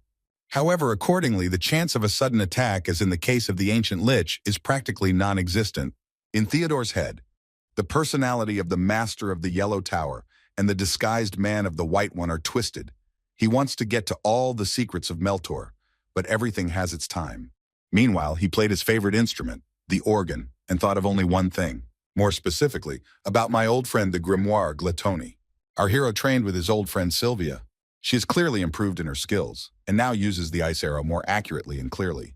Theodore is also not far behind and effectively puts up barriers, protecting himself from attacks. But this time, it is much more difficult for him because she is incredibly strong and he has to try hard to hold on. And then he repels her attack, and a small explosion is heard. A thick layer of dust and smoke rises. He does this in order to curb his sharply increased sensitivity to his mother after absorbing the sensitivity enhancer, and therefore asks the girl to help him with training. As a mage with an innate and incredible sensitivity to mana, as well as the ability to learn, there is no one who could be better suited for him in training. The girl enjoyed fighting with him and also periodically inquired about his condition, whether he could continue training. He only smiled in response and made it clear that he was full of strength. And so, the guys are getting ready to grapple again. The guy runs straight to her. The blonde praised him for his incredible increase in strength over the past week. She truly admires him. He was pleased to hear this. And besides, sensitivity training was going much easier than he could have expected. The only thing that was bothering him now was reading spells. In magic, they are just their own interpretation of magic. No doubt when using the spell, the effectiveness of the magicians increased. Now he wants to experience the fourth magic circle again, and specifically the ice sphere. And besides this, he also wants to combine it with a thunder spear. All these spells are incredibly powerful, and he didn't use them much before, but now he's unleashing all their power on the girl. Sylvia skillfully puts up a shield and was able to protect herself. 3 different elements, 3 different magic circles. She's amazed that the guy was able to use them all at once. And then Theodore concentrated on his thoughts, continuing to maintain the same strength and persistence. He wants to use another magic trick, sharply raise his hand up every day. And then he hits the ground and a magical column of fire rushes straight into the girl's shield. This is quite a powerful attack. Sylvia jumped to the side and even crouched on the ground. And then she ran up to him and hugged him. She admires him incredibly and is very proud that she has such a strong and talented friend. The brunette just laughed. How could he even think a stronger spell is already a problem for him? If they continued further, then he could run into problems. But even despite this, the blonde praised him and looks at him with incredible pride in her eyes. Theodore thanked her for helping him, and suddenly he heard quiet steps. It was his assistant Mitra, who was a little on edge and called him. The boy was a little confused and asked what had happened. Blue-Eyed looked at him and tried to say something. It seemed that someone else had arrived. Theo couldn't immediately understand what she wanted to convey. Perhaps the girl wanted to say that they had guests. And indeed, a man came to them, and the first thing he did was greet the young gentleman. The brunette came here to accompany him to an audience with the king and asked to go with him. This man also reported that an elven ambassador was waiting for him there. He had to leave this wonderful place and go with him. A couple of minutes later, the king arrived and ascended to his throne. First of all, he thanked everyone for responding to such a sudden invitation. According to him, no one could have expected such a situation. However, he believes that it will be better if everyone understands that these are the most important turning points in the history of this country. All the courtiers, the lords of the towers have gathered here, and some must already know what happened from rumors. But there are also those who know nothing. The whole point is that the elven ambassador has arrived, which is a very rare event. And what is more surprising is that for the first time in all this time, the reason for his arrival was to establish friendly relations, and not for the sake of trade. And now after this, the king called upon everyone to greet him, for this was the reason why he had called everyone here. This country did not build walls from the whole world. They easily accepted the civilization of people who are developing rapidly. However, for a very long time, they always refused to enter into any friendly relations. Everyone present here began to whisper. For them, this is truly amazing news. If this is not all rumors, this can change the entire north. Besides, Elfheim has never made the first steps. A maid came up to Kurt and whispered in his ear that the ambassador had already arrived at the place, and he ordered that he be let in. Edwin entered the hall. He walked calmly and confidently, had a white outfit and long blonde hair. The Lord of the Red Tower stood next to our hero. This is the spiritual guardian himself, the guardian of spirits, and this is really a big shot, as she told him.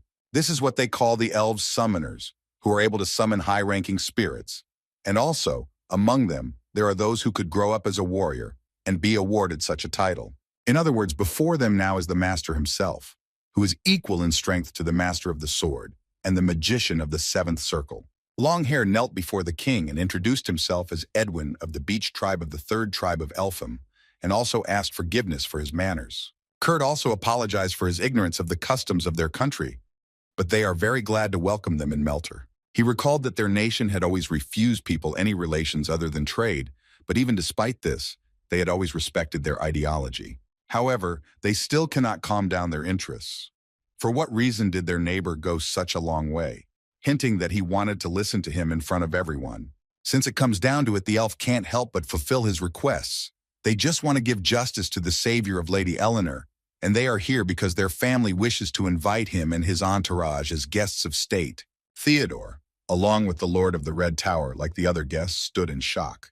No one certainly expected this from him. After these words, the king thought, he believed that they would propose to increase the volume of trade supplies between the countries. But no one could have thought that this country would go so far. And yet, just in case, The brunette decided to clarify whether Edwin wanted to tell these people that he would receive the delegation of their country. The man just nodded his head. His colleague understood everything correctly. Now it's time to go into details. The king is wondering if the meeting will again take place at the edge of the forest. But this time, it will be a little different, Edwin said, that they have no moral right to accept their benefactors in this way. It will all happen at the World Tree. That is, this means that this is one of the centers of the Great Forest, their mother tree. And one more thing, the fewer people there are, the better. If attackers suddenly appear out of nowhere, like last time, it will be difficult for the accompanying detachment to hide a large group. If you think about it, Elf is right. Kurt completely agrees with him. There is something else they should know. The closer they get to the center of the Great Forest, the concentration of Amun in the area will grow exponentially, so mages below the 5th circle are not welcome there. Many candidates were immediately eliminated from the king's mind, and it can be said that only a few remained. Not all mages are suitable for this task.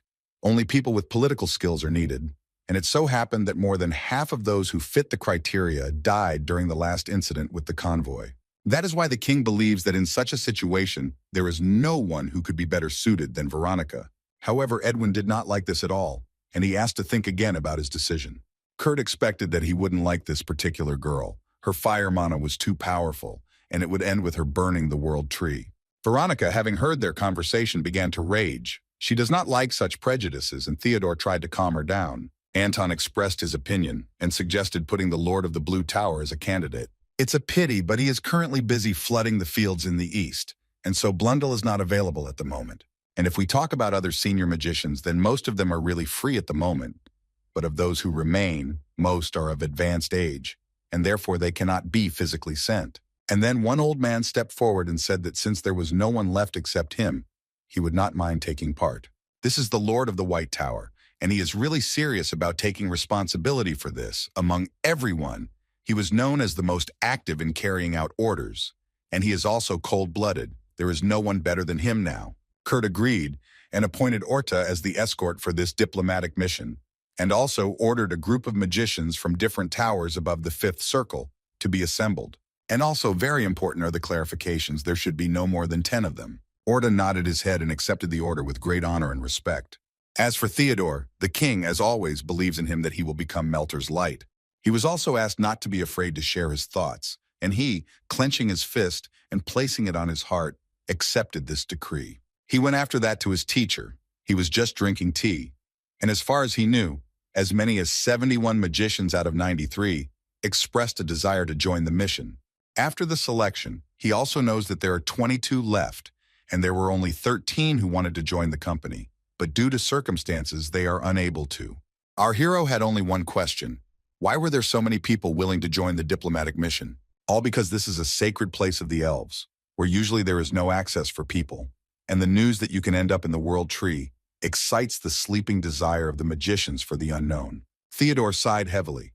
It will be very noisy after this. Or rather, Vince told him that inside the towers, everything that can be imagined is happening now, from threats to moths, and it all ends with bribes. And now, after a short but pleasant conversation, Vince is going to leave for an interview with the Master of the White Tower. He conducts them in order to understand what they can present as a national interest in Elfheim. The boy is amazed that he was allowed to do so, since he was busy studying an ancient language. But everyone needs a break sometimes, and in reality, the teacher just doesn't want to study it, and therefore finds all the ways to get out. Besides this, he saw that the little girl had also sent her resume. Her written interview was written very well, and therefore she had every chance of passing easily. He speaks of Sylvia, who wants to be present in such a place. Our hero only smiled. If this concerns such a genius who reached the 5th circle before the age of 20, she has every right to claim this mission. The teacher is also confident that his student still has everything ahead of him, and he is always proud of him. And finally, he asked to keep a fist bump for him and Sylvia, and he himself went to the door. But Theodore was only struck by one phrase that he said and heard. He was angry that Vince called him and his girlfriend ulcers. He knew very well that Alfred's hypersensitivity was higher than that of an ordinary person, but why did he say it like that? The brunette sighed heavily. The mission accompanied by the White Tower worried him more now. In the current situation, having Lord White Tower as the representative of the diplomatic mission is the best thing you can think of. However, he doesn't know anything about the other guys, except for the blue and red towers. Just imagining how many people there would be made him feel sick, and he literally started to go crazy. He was given an incredible amount of power. And then he suddenly began to feel someone's presence and became very wary. And besides this, he cannot understand where it comes from. Suddenly, Edwin himself appeared in front of him and sat down, sipping a cup of tea. It turns out that he personally came to chat with him a little. He asked him in a friendly manner if he could spare a little time to talk to him. Our hero was also amazed that he found him and did not give a single sign, but the elf hopes that he did not cause him any inconvenience.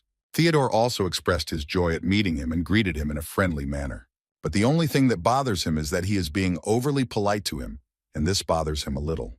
The man smiled widely. He is very grateful for saving Eleanor and believes that such an action is worthy of a benefactor. His family wants to repay the guy for such care. Theodore became embarrassed and blushed even more. He was very pleased that he was being praised so much, but then he wanted to get straight to the point and asked why he had come to him so suddenly. Edwin smiled. He would always like to meet their benefactor in person. That was all the reason. But there was another one. He had to give him something. Specifically, we are talking about the symbol of Elfheim, the seed of the world tree, and although it differs from the one described in the legend, it still has a miraculous effect. Suddenly, Mitra appeared from behind his chair and turned to Theo. She started pointing at the new guest, for which our hero scolded her. It was uncultured. The man did not attach much importance to this action and only laughed. Lady Eleanor also left him a message. Specifically, this seed is not for Theodore, and it must be given to Mitra immediately, which is why the baby appeared.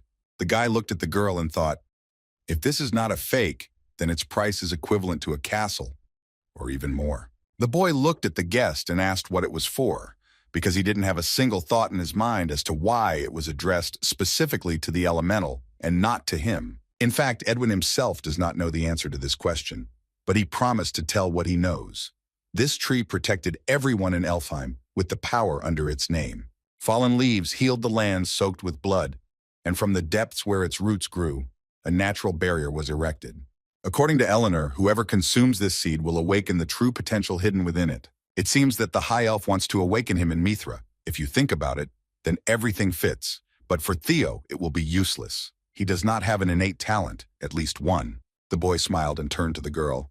He is now giving it to her.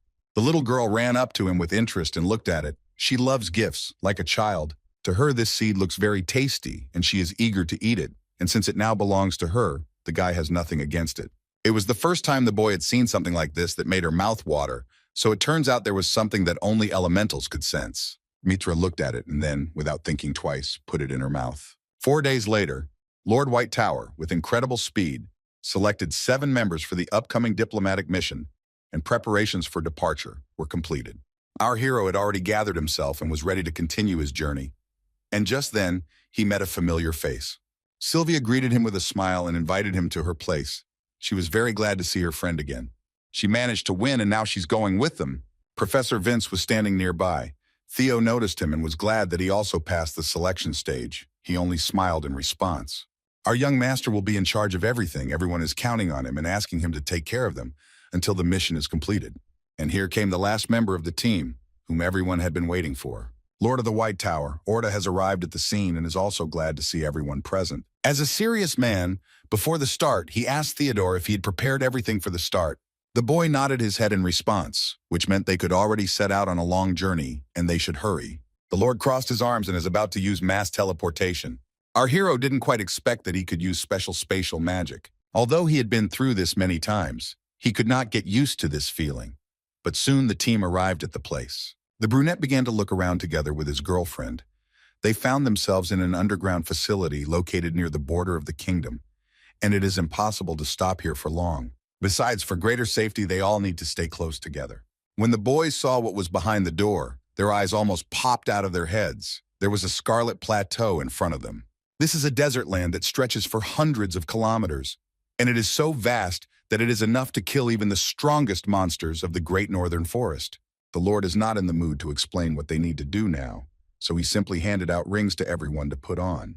Our hero twirled it in his hand and put it on his middle finger. It looks pretty good, and one could even say it matches his clothes. Other team members, and not just him, should do this too.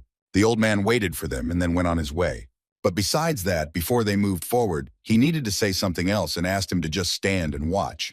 Theodore was a little alarmed by such a confident and at the same time cold-blooded tone. Some big balls appeared in front of him, lifting the desert sand up and almost getting into his eyes. He uses space distortion with every step. In principle, this can be explained by the fact that he is the Lord of the White Tower. But it is still very strange. There were more and more of them, and they were gaining momentum. The guys began to move faster. Even the Mana carriage is nothing more than a snail in comparison, and their movement speed is simply unbelievably fast. Grandfather says that they must reach the Great Forest before sunset, and this is a must. In addition, he has to make sure that as soon as he makes a stop, they can set up camp. The sun was still hanging high in the sky and was baking our heads quite well. Our hero tries to understand how his grandfather's magic works, but no matter how well he tracks its flow, he still can't understand anything. It is on a completely different level compared to other space magic. Veronica said earlier about this man that he is competent as an escort compared to her. Of course, in a one-on-one battle with him, she is confident that she would win. But once Orta decides to leave the battlefield, he will no longer be caught. In the last war, he was able to escape from the attack of 3-ball masters without a single scratch, and it is unlikely that he can be considered an ordinary magician at all. Our hero is then surprised how he was able to escape from 3 people, and that is why it was decided that Orta was ideal for this mission, and therefore there is no need to worry about it. Remembering their dialogue, Theodore initially did not believe Miss Veronica's words, but now he begins to understand what she was talking about at that moment. Against such magic of the Swordmaster, there is simply nothing to oppose. And soon it got dark, literally before our eyes. We need to set up camp and rest a little in this place where the commander chose. Grandfather sat down and began to rake away the huge stones around him. With the first rays of the sun, they should enter the territory of the Great Forest. The earth is a little hard, but they will have to endure one night. The friendly team immediately got to work and began to set up tents. The boys divided the responsibilities equally among themselves, and someone did this, someone cooked. Theodore was in charge of the preparation. He tried to make something more or less edible. And finally, the guys gathered together and praised each other for their prompt and quick work. They quickly set up camp and got everything done. Professor Vince sipped his favorite coffee and chatted with his student. The other guys also supported Theodore. He is so young and already knows how to do so much. But hunger is not an aunt. You need to have a snack and fill your stomach well. The magicians began to argue among themselves. Some considered themselves better than this boy, some the opposite. Our hero giggled quietly at them. They reprimanded him and asked him to eat his soup already. Professor Vince is very pleased that he can now relax and have such a wonderful time. And then Edwin appears behind our hero and quietly whispers in his ear that he wants to talk alone and asks him to give him some time. Brunette was a little scared by such a surprise, and Elf was simply very surprised by how quickly they arrived at the place. The magic of people exceeded all their possible expectations. After all, if you tell someone that they passed the Scarlet Plateau in just half a day, anyone will have doubts. Theodore laughed because those people had not experienced this themselves, and therefore their reaction could be understood. And Edwin himself came here in order to check on Miss Mitra's condition. He is a little worried about her, since it was the first time he fed an elemental with a seed from the World Tree. After his words, the girl immediately appeared to them and was very cheerful. The elf looked at her head. A small sprout began to grow on the top of her head. Theodore no longer saw the difference. Mithra's growth progress is small as far as he can see, however. One never knows what mystical thing may happen when this little sprout blossoms. In addition, our hero was helped to place another large tent, a little further away from the others. He had to spend the night with this little girl, but he was a little embarrassed that he was the only one of them all who slept in such comfort. As much as he wanted to force the teacher to keep company on night duty, he and the Tower Lord were exempt from them, and such treatment always made him a little nervous. The girl felt that something was wrong and asked if everything was okay with the guy. He just smiled back at her and covered her with a blanket, asking her to go to sleep quickly. After the girl had time to fall asleep, her little sprout on her head began to glow with a very bright light. This woke her up and she sat up looking into the distance. Mitra lowered her head. The guy who looked like her began to worry about her and asked what was happening to her. Theodore began to tug at her shoulders in confusion, but she seemed to be in a trance and could not answer him. Her sprout spread its petals to the sides and began to grow little by little. And then the image of monsters appears before the guy's eyes. They were ogres. Besides this, there was a crowd of other monsters, and there were a lot of them. Suddenly, the boy screamed and covered his face with his hands. It was a vision. A girl came up to him and asked if everything was okay with him, but he definitely saw monsters from the Great Forest, and they were definitely heading towards the camp. His perception was indeed enhanced by this little girl, and so he ran out of the room to his teacher. He was a little confused when he heard that the monsters were heading towards them straight from the great forest, and thought that the boy had gone crazy. But then he himself soon heard some strange sounds and looked askance to the left. The sounds came from afar. The guards also became alert and looked around. These were indeed ogres, and there are quite a lot of them. They cannot walk quietly and make an incredible noise, or to notice the guy's ability, and this can no longer be called just an ordinary, highly developed sense of smell. The boy wanted to tell him everything, but the grandfather refused. In the end, this gave them enough time to prepare for the attack. The old man began to direct everything and said that he would start the countdown, and at his command, everyone should simultaneously accept the spells. Time started right now. Professor Vince began to prepare. Sylvia must also join them and point at her staff. Theodore, together with them, is obliged to contribute to this attack. On command, all three boys quickly attacked the spatial barrier. He was transparent, and their combined magic passed through him very well. This process should take literally a couple of seconds. The guys watched everything carefully. There was a rather powerful explosion, and the screams of these monsters could be heard. It seems that Theodore was able to understand that they had managed to deal with half of these troops, and if they continued at the same pace, they would be able to avoid accidents. And then the team heard a quiet and calm voice behind them. Theo turned around and saw Edwin. He sees how they are trying and wants to help them. Sir began to cast his spell and asked Iolus to lend him his arrow. The man takes aim straight at their herd and fires a projectile. His magic is quite powerful, almost on par with our hero, and so his beam illuminated almost the entire forest. Melter's guards who are here stand in incredible shock from what they saw. This elf is truly incredible. They just saw the primordial elven elemental magic. And after it, the guys won without getting into direct combat.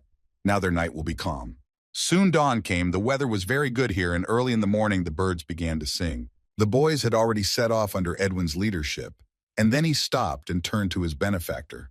It seemed to him that they needed to change the route a little to get to the place faster. Thanks to the detection skill, he was unable to detect the sneaking monsters last night, and somehow the role of guiding missions fell to him. But to be more precise, to Mitra, and therefore he gives this task to her. The boy can now feel everything she sees. There is nothing on the road to the left, but on the path to the right, he feels something. And these frightening sounds are very similar to the wolves that are nearby. Theo turned to the elf and said that if they chose the right path, then in a couple of kilometers they would encounter horned representatives of their kind. The blonde knows very well who we are talking about. They really should avoid them because meeting them can be problematic. The old man turned to them and decided to clarify whether they were really dangerous enough for them to avoid them. The elf said that their combat power is not that strong. They are not dangerous, but they should be avoided only because of the noise. They are able to shoot lightning from the horns on their head, and the sound they make is as strong as real thunder, and when they sense danger, they can summon monsters in the area and cause chaos. Grandfather laughed in response, and indeed in that case they had better move in the other direction. After some time, the guys come across ogres who are walking opposite and preparing to attack. Edwin deals with them in no time, using his strength. Even at long range, it is able to hit the target directly, neutralizing them. And after a couple of seconds, they fall to the ground without any signs of life, having realized almost nothing. Our hero watched this picture and was incredibly delighted. Could this really be the power of the spiritual guardian? It looks divine. Suddenly, the elf suggested that they take a rest in this place and gain strength. And all because the monster's domain extends further, and it will be very difficult to move there even with his skills. And so this is their only chance right now to have a good rest, and they need to take advantage of it, our hero agrees. The old man turned to everyone else and, so to speak, officially announced the beginning of a small pass. The boys were given only 2 hours to recover their strength. Orta gave permission to eat and rest from everything. The servants were very happy because they would be able to explore the surroundings of the great forest. They set off to race one against the other, each eager to begin the task now. Edwin laughed, looking at them. Human magicians are much more energetic than elves. You can't argue with that. Meanwhile, Professor Vince and Sylvia sat down under a tree where a good breeze was blowing. The girl called Theo to her place. She found a very interesting plant and wants to show it. The boy smiled back and together with Mitra, approached them to look. Since they have free time, why don't they also explore the great forest together? The brunette entered the shade under a large tree and seemed to sense something. He found himself as if in another space. The place felt very familiar to him, but something was different. And then he hears someone's voice, and quite indignant, the guy invaded the territory of the neural hive. Two forms appeared before him. A man put a sharp blade under his throat and demanded that he identify himself. Theodore was confused. His eyes darted around, but even in such a panic, he was able to at least say his name. The girl seemed to have heard of him somewhere, but the guy had not. and that is why he did not take his sword off him. And then the long-haired girl remembered that in front of them was the little man who saved Eleanor, and he nodded his head in confusion. She clung to him and started chatting like a market woman. The girl can't believe that they even held hands. The last romantic relationship between a human and an elf was a long time ago. Suddenly, they hear someone's quiet and familiar voice calling Theodore. Miss Eleanor herself appeared before them, and seeing her savior, she smiled broadly. She approached him. The guys hadn't seen each other for a long time, and one could say they missed each other. The blonde also explained to him that they were right now in a neural hive, Ratatosker, a spiritual space that only high elves can enter. But a counter-question appears in his head. Why did he end up here if he is an ordinary person? The man interrupted them and put in his 2 cents. It's all about Mithra. She is the deity of the earth and has every right to come here. Besides, it is entirely possible that this little one, as the elf says, has more authority to appear here. Our hero certainly didn't expect this, but these are just his guesses, and therefore shouldn't be given much importance. The elf moved closer to him, as she saw that he was not quite coping with communication here. But Theo was trying to stay in line. Eleanor approached him from behind and expressed her understanding that it was not convenient for him to communicate here in Ratatosker, and that is why she wants to come to him, but how exactly our hero does not yet quite understand. The girl giggled and winked, promising to let him know soon, and then Theo opens his eyes and sees Edwin in front of him. He was a little dissatisfied in appearance, and now wants to ask if he communicated with them in a place where only dancers can go. He only raised an eyebrow and, although hesitantly, agreed with him. And after these words, the elf was delighted, as expected from a guest. He is clearly different from ordinary people. The boys laughed, but they were stopped by a strange rustling sound behind them, and they turned around. Something strange like a sprout began to appear from the ground, but it wasn't that. It was something that began to take the form of a female body. And soon the figure was completely formed. Our hero immediately realized that it was Lady Eleanor. And yes, it really is her. The girl joyfully greeted Melter's magicians and introduced herself as a magician of the Evergreen tribe and the sixth dancer. The Lord of the White Tower was slightly surprised that she showed up to them in such an appearance, and as it turned out, she had only just learned this skill. For the sake of decency, he introduced himself and also thanked her for her generosity. He also reported that Sir Edwin was with him all the time, and thanks to him, they were in perfect order. The girl does not want to look down on the abilities of this elf, but she knows perfectly well that there is not a single creature capable of being a guide in the forest better than the highest elf. And now she turned her back to them and pointed her fingers up. They should look at this. The old man's eyes almost popped out of his head from what he saw. For him, such a thing was beyond the realm of possibility. The plants began to disperse on their own just by the wave of her hand. They, perhaps of their own free will, paved the way for them. If the guys follow this road, they will arrive straight to Elfheim. It will take 3 days. Grandfather adjusted his hat and, clearing his throat, confidently declared that 8 hours would be quite enough. Of course, he can't explain it in words. It would be best to show it. In the smallest place, there was fog and not exactly flying weather. Rumors that the delegation had already arrived spread. High Elf Alice was assigned to meet them, but she felt awkward. The second High Elf, Alucard, refused that she should go there, because in general their images would fall below the baseboard. The girl took this as a compliment and was even a little embarrassed. Lumia was the calmest of them all and asked the boys to stop arguing. They had not gathered here to bicker. They are only here to discuss the problems that have suddenly surfaced, as well as how they will receive guests, and the guys apologized for their behavior. Now the delegation and most likely they're shown the apartments, and Sir Edwin will most likely return to his duties. In addition, Alice made a suggestion to invite a couple of elves so that they could show the area, and many supported this idea. They have one more unfinished business, that is to solve the request from the Druids. Recently in the east, there were many monsters rampaging, attacking and destroying all the trees in the forest, and so they were asked to minimize their number. Alucard doesn't think it's worth interfering with. Don't their dryads have contact with the Ents for their protection? They should be able to sort it out themselves. But it looks like they suffered heavy losses, and it can be assumed that there are monsters there that are capable of using fire magic. And so they decided to send one defender, but they must choose someone else. After all, Sir Edwin needs to rest. Lumia read from the piece of paper that the following request was from the chief of the Stone Lion tribe, Orlando. Apparently, a certain suspicious individual had appeared in his lands, and they could not catch him. Alice seemed to dislike him from the very beginning because all the dirty work was dumped on them. The man continued to yell at her and asked her not to draw conclusions based only on her emotions. And so, he suggested that we put this issue on hold for now and just send a couple of investigators and find out everything. And if nothing comes up, Send them back. Surprisingly, the girls agreed with him. But then Alice screamed. She just realized that that camel-headed one must be there. And so she asked Eleanor to take them to other apartments. But unfortunately, she sighed heavily and said that they had already met. One of them shouted and called them, demanding an explanation. It was the chief of the Orlando tribe himself who was indignant with you that they brought people into the forest. He's very vindictive and remembers how they treated them before. Eleanor stood up for the boys. Don't let him pass any further. Those they treat so disrespectfully. These are not just people but guests, but he continued to shout at her. Orta looked at them and was amazed, and also turned to Theodore. He was interested in what he thought, based on the situation. What method of solving the problem they could choose now. The boy will dare to suggest that a simple conversation won't settle everything here. And how does this red-haired screamer not have a sore throat? He pointed at them with his fingers and could not believe that the elves valued people above the stone lions, and even treated them with incredible favor. The redhead stood in her way and looked straight into her eyes until they come up with very reasonable reasons. Then he promises not to move an inch from this place and not to give her a break. The girl looked into his eyes and tried to calmly settle everything, but then she was interrupted. Our hero was tired of listening to these screams. His ears were already blocked, and so he came closer to her. He asked the leader Orlando what their qualifications were, and as soon as he looked into his eyes, the horned one felt incredible pressure inside him. Everything seemed to scream that this guy was dangerous, and that's why he began to feel fear. But even so, he tried to stay afloat.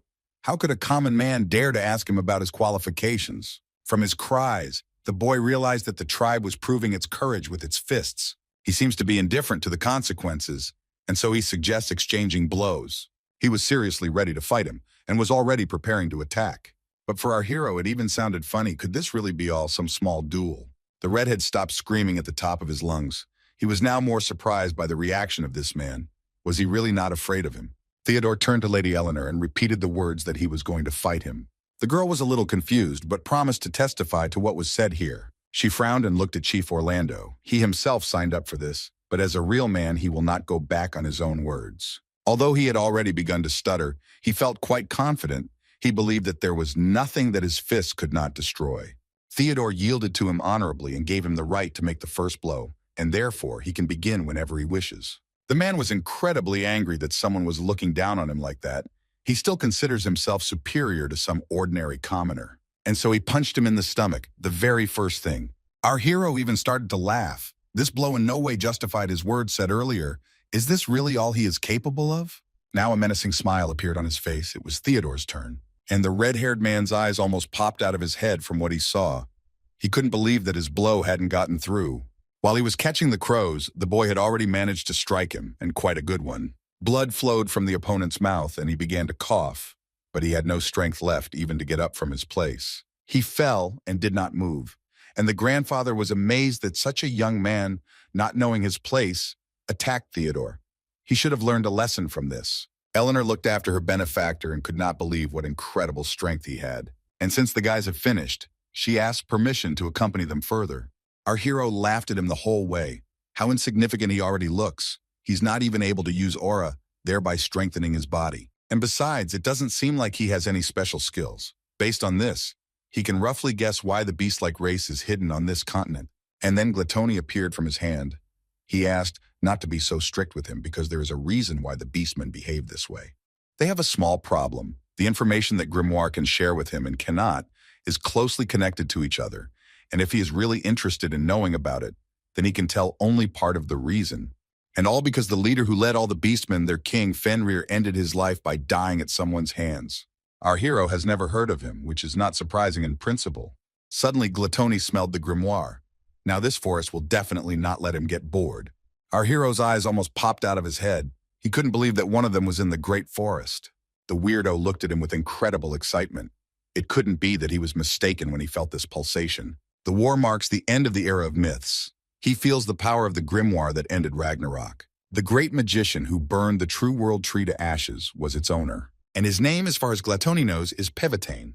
Our hero's eyes almost popped out after this story. This grimoire is on the same level as the worship of death, and also with the one that turned its owner into an ancient lich in 3 months.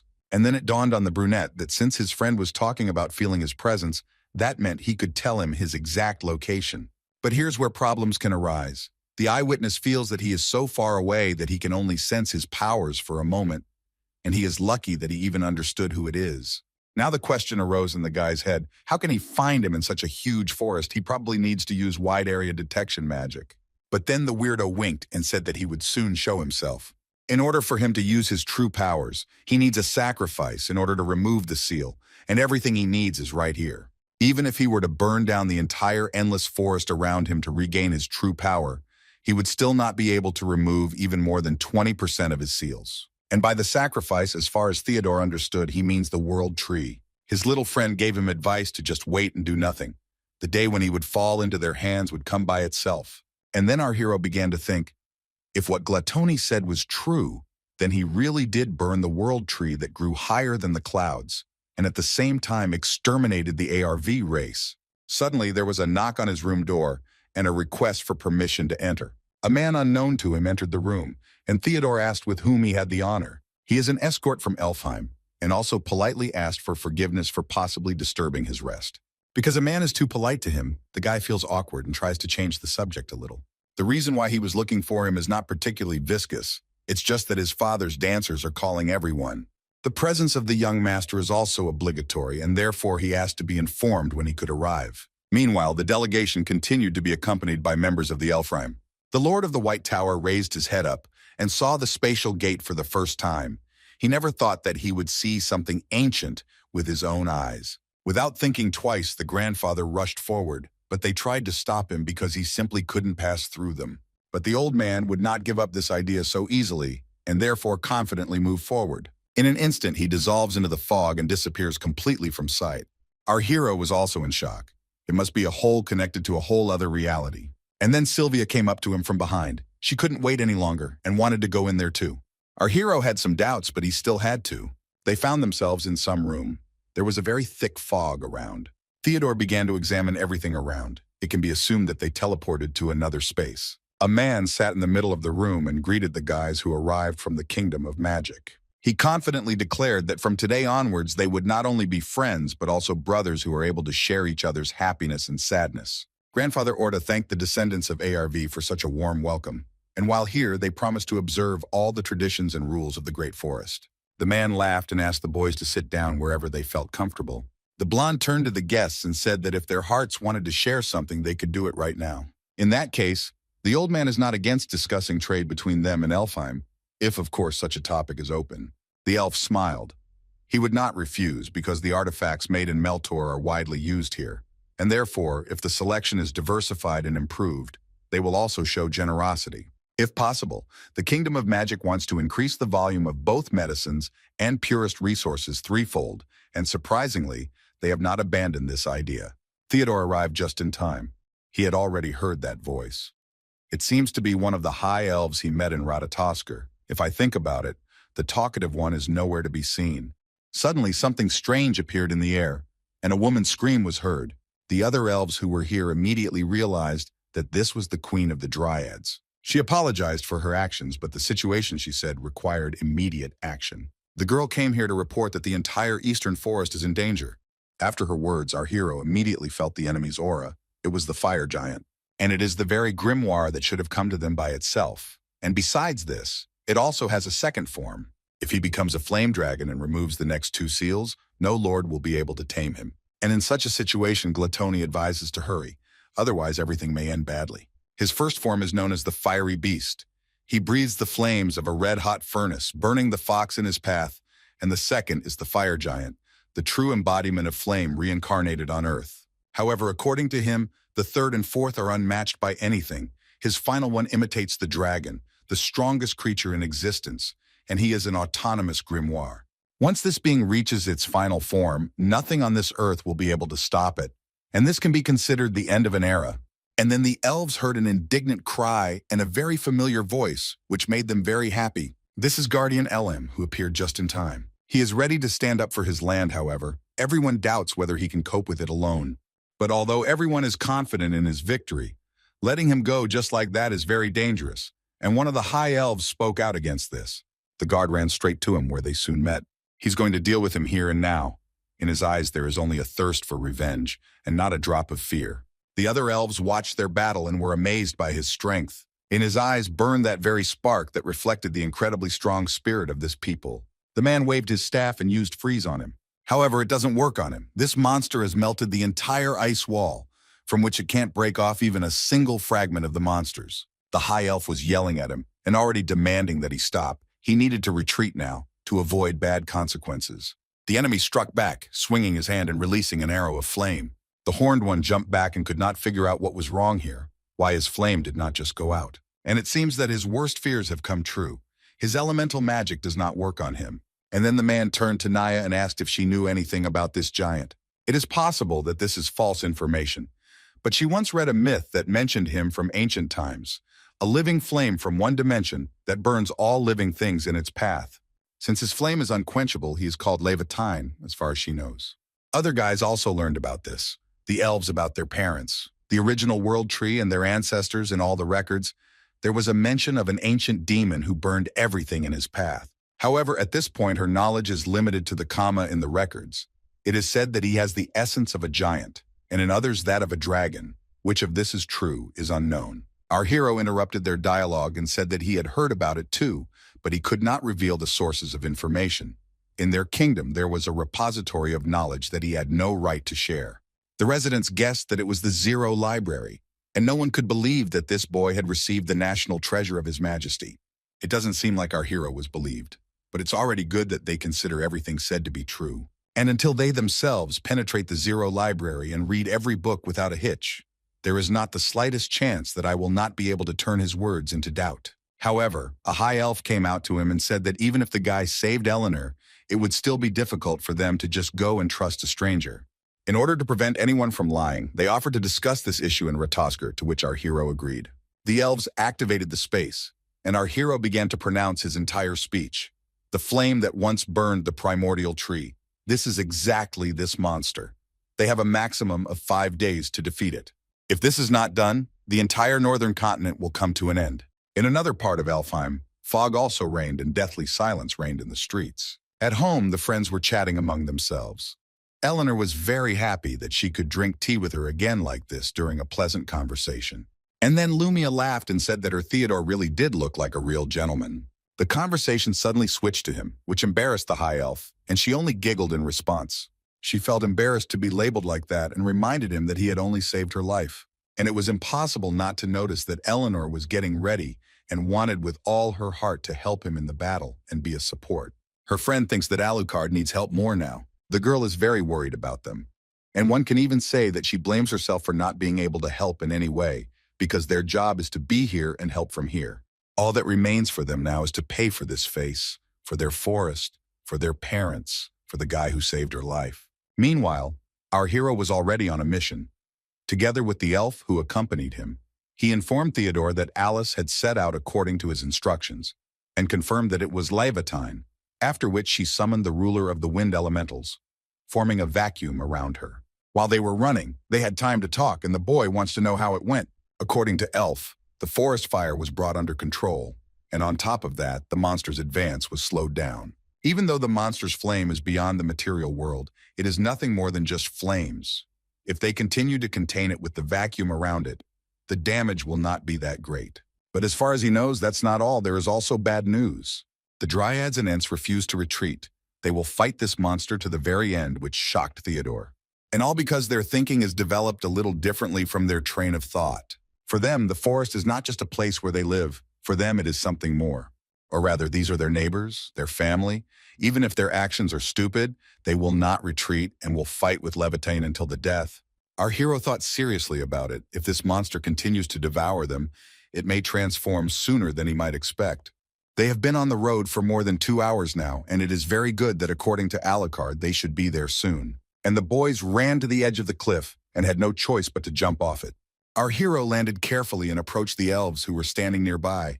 Everything was much worse than they could have imagined.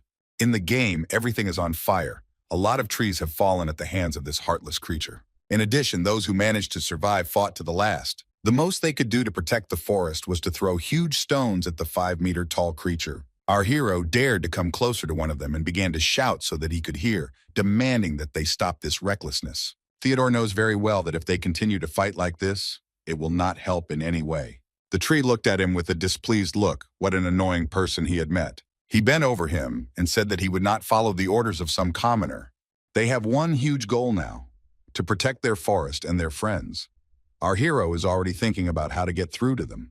The elf has already turned to them, to the elder of the Ents, and asked them to stop all this. They are not here to fight. But even here he was refused, and Theodore was jumped upon by a little girl who missed him very much. Mitra just came to visit him and see what he was doing here. The other Elfheimers present were amazed at what they saw. Why did she suddenly appear, the very girl Miss Eleanor had spoken of? The giants noticed her, and one of them, more precisely the elder, knelt down. The girl and the boy looked at them in confusion. They had nothing else to do. All the trees began to bow before her, calling her the great ancestor, and expressed the honor of the meeting. The girl didn't understand anything and just stared at these guys. Theodore was also slightly confused and did not understand why these stubborn people bowed before Mithra. And then an idea came to his mind. He turned to his little assistant and asked her to tell them to go into that forest. Everything is possible, that they will listen to her. Mithra was fired up by this idea and nodded her head with a smile. Blue Eyes turned to the Ents and first of all demanded that they stand up on their feet. They looked at her and obediently began to rise up. They listened to the king's order. The girl carefully monitored their actions, and she managed to behave like a real leader. Her next order was for them to go into the forest, and she pointed there with her finger. The wooden giants obediently fulfilled her request and walked away. The elven boys whispered among themselves after what they saw and were slightly shocked that such proud Ents began to retreat at just one order. Mitra laughed happily. She did a great job with the task and was very pleased. Her friend Theodore was also happy for her and supported her. Thanks to her, both races retreat to safe ground, and now they can begin their advance on Levitine. And then, the high elf Alice showed up and wished our hero a good evening. It was she who created a vacuum around the monster. And now she's interested in what the boy thinks about the results of her work. He nodded his head and thanked her for that. She might be exhausted, but she was still the same chatterbox. The vacuum space created by the wind elemental is incredibly powerful. It is impossible for the flame to spread inside it. However, it will only buy a little time, but will not stop it. And besides, guys, now we need to hurry. She won't last more than 10 minutes. Theodore is going to start preparing for battle immediately. They will exhaust all the energy he has collected. And that is precisely why, judging from everything, all that remains for them to do is to wear him out as much as possible. The leader ordered them to distract his attention for as long as possible. If they could adjust to the temporary nitrogen attacks, they would be able to neutralize his attacks. And if they succeed, they will be able to reduce the damage to a minimum. Alice interrupted their conversation and said that she no longer had the strength to hold back the vacuum. Heinz and Olsen were tasked with distracting the big guy, and they promised to help with that. The boys boldly got down to business immediately and ran towards him. After the so-called barrier disappeared, the monster noticed its new enemies and kicked the ground hard. The flash of fire and the blast wave threw two men back. One of them came to his senses and was not going to retreat. The first thing that came to his mind was to use the arrow for self-defense. He aimed straight at his head and reminded him that he was his opponent. Meanwhile, his comrade pulled himself up and praised him for managing to switch attention to them. They try to imprison him in wind chains, casting complex spells. And the guys are sure that even he will have a hard time freeing himself from the vortex imprisonment. But they need help, and they ask Theodore and Sylvia to cover them. The guy stood next to her, and they were already ready to also contribute their share to the battle. They immediately pounced on the monster, but it had already managed to destroy the vortex confinement. With each new attack, his power is astounding. It is incredibly huge. Even the high elves cannot cope, and now they are no longer going on the offensive, but into their own defense. They fall down without strength and cannot move. Things didn't go quite as planned. Our hero didn't expect that this monster would destroy the restraining spell so quickly. If she doesn't have their formation held, it will be impossible to continue the operation. Their strategy must be forcibly changed. Now Theodore wants to distract his attention, and when he gives signals, they ask for support with long-range magic. There was no time to bargain. Not everyone liked this plan, but it was necessary to act quickly, and now all that remained was to hope for Sylvia. The boy ran closer to him and managed to avoid another shockwave from his side. Fortunately, he stayed on his feet. He already has ideas on how to try to fight him. Our hero uses Alfred's magic arrow and aims straight at him. The monster felt this and immediately caught the beam. To everyone's surprise, he can use the same long-range attacks and attacks Theodore. He turned to Alucard and asked him to use his power by summoning a water elemental. The blonde nodded his head and immediately got down to business, asking him to protect everyone from the raging flames. This is a fairly powerful spell that once again enveloped the monster. Our hero watches him closely. Attack of Elmar, ruler of all the waters of the earth. It can be combined with the attack of Sylvia. He turned to her and ordered to attack right now. The girl prepared her staff. The girl raised her staff up and, taking a deep breath, called upon the ruler of ice, Ymir, to turn everything into ice. Using a small force now will be enough. For the first time, the girl uses a snowstorm spell. Alucard looked at the smart guy and really expressed his admiration for his intuition.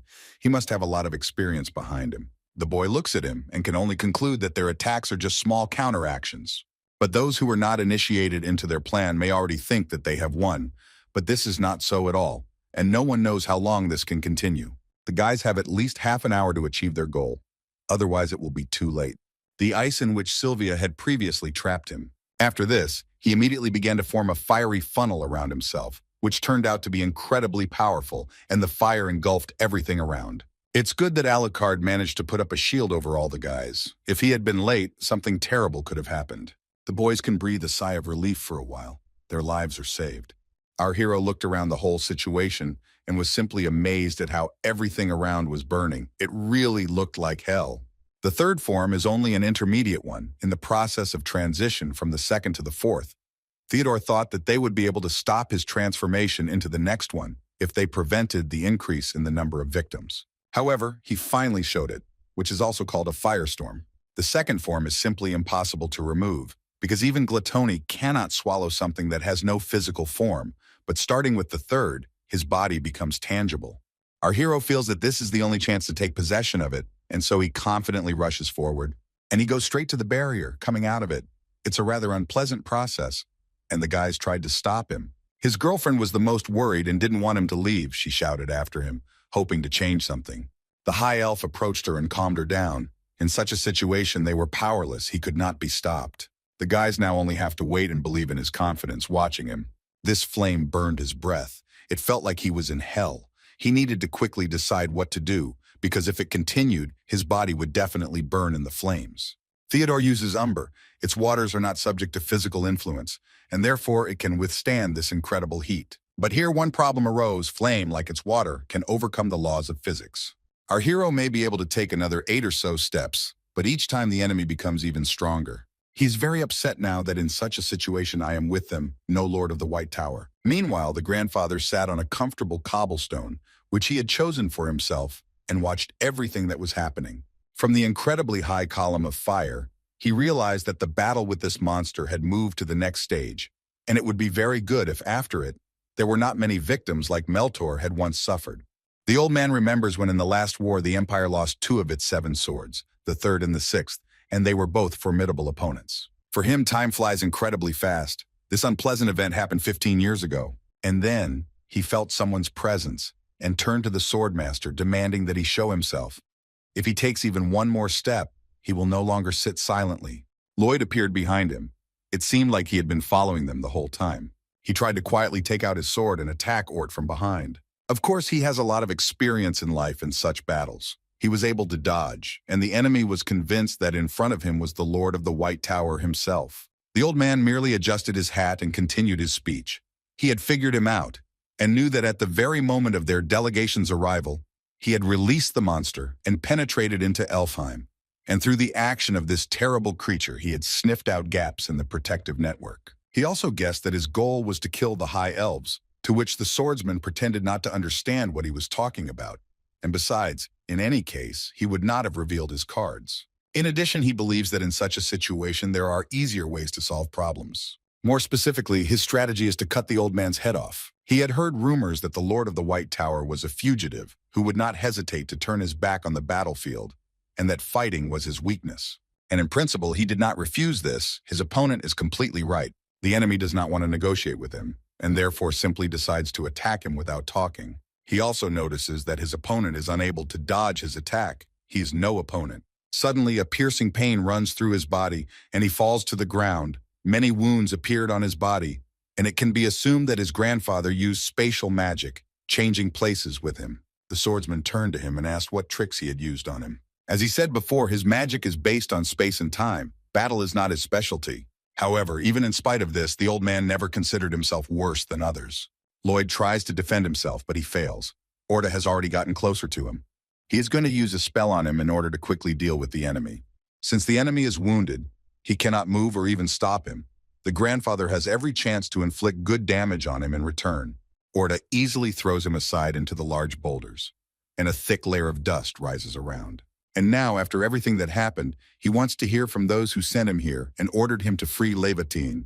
Otherwise, if he continues to remain silent, the old man promises him the most painful death. Meanwhile, on the battlefield, Theodore was not doing well. The fluidization of the umber was absolutely useless. Flame affects not only physical space, it is capable of burning everything no matter what space it is in. Our hero tries to get as close to the very center as possible, but feels an incredible heat throughout his body. At times, it even seems that he might burn out, and it's simply unbearable. His girlfriend and other elves are watching everything that is happening and are very worried about him. The guy falls to his knees. It's all useless. He can't get any closer. The heat here is so intense that if he takes even one step forward, his entire body will burn up in a second. He looks at the source of all this chaos and does not know what to do. Now he actually has a fear of death. However, he remembers the times when he fought that monster in order to save the High Elf. That's when he was able to overcome it, and that means he can do it now. And that's why he's slowly trying to get back on his feet. The boys continued to watch him, and it was especially painful for Sylvia to watch him suffer there.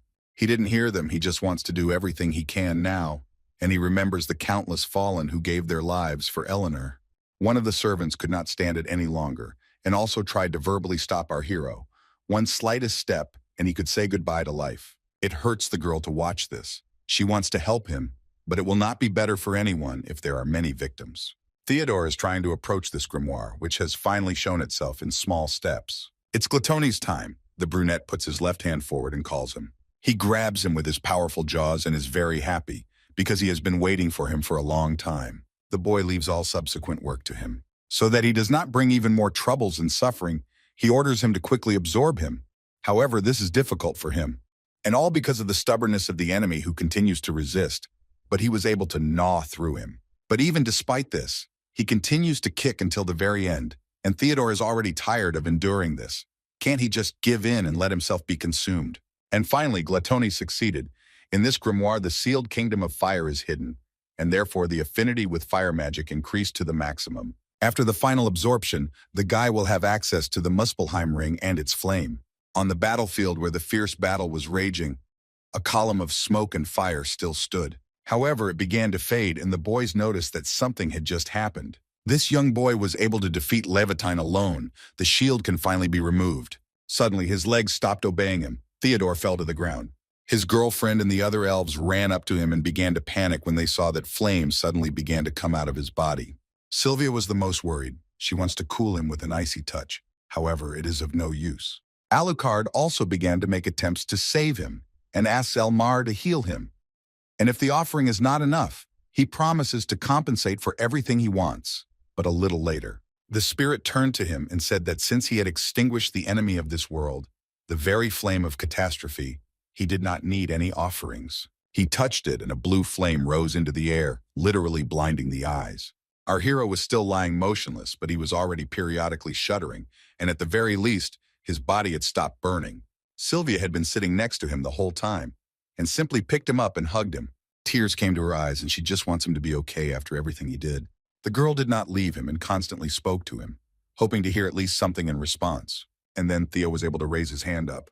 He heard everything. The guy hugged her back but didn't say anything. Sylvia's heart began to tremble, and finally he was able to talk to her. He was fine, and he felt great. There was still a large column of smoke around, and a fire had broken out. It looks like he really managed to defeat Levatine, and everyone is very grateful to him. Theodore looked at his left hand.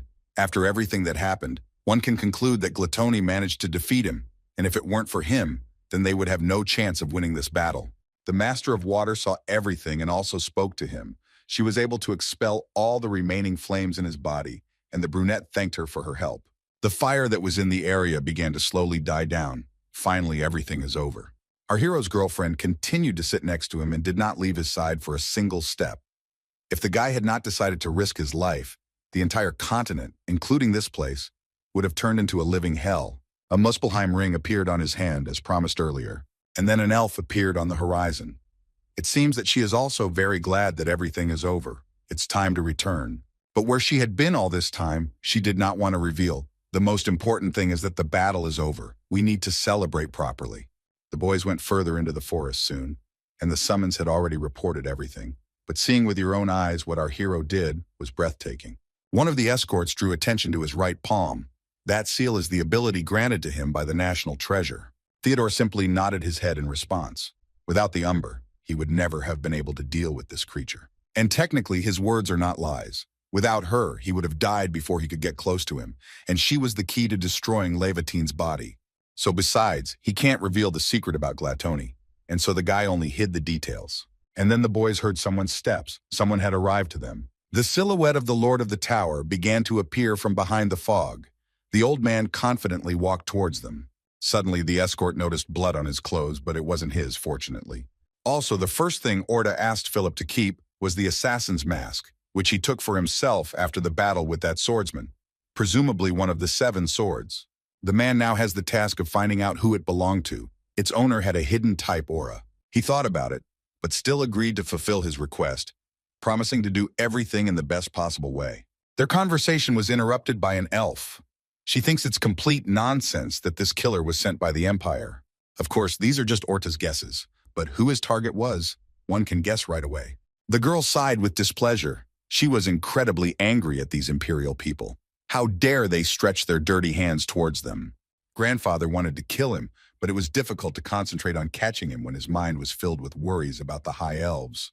However, he can confidently say that he taught him a good lesson, but pursuing such an opponent in a location with so many shelters is not the easiest thing, and the girl is very grateful to him. If it weren't for him, her children could be in danger. Theodore stood aside and listened to their entire conversation. There is no evidence that the Andrus Empire is involved here, but everything is too obvious and points to it. The attempt to burn the Great Forest by the hands of Levantine, as well as the assassination attempt on the High Elves, this is a terrible crime. Suddenly, the Lord of the White Tower noticed that someone was approaching them. It was our hero's teacher. Now they should talk. Vince was also given not the easiest of tasks, and everything went as his grandfather expected. The blonde glanced behind him and ordered them to leave. People began to appear from behind the forest. Their hands were tied and their heads were lowered. They already got their testimony. They were hired by the man in the black mask. And besides, they didn't know what they were transporting. They won't be able to get more information out of them even under torture. The men stepped aside a little. They needed to be told the next action concerning them.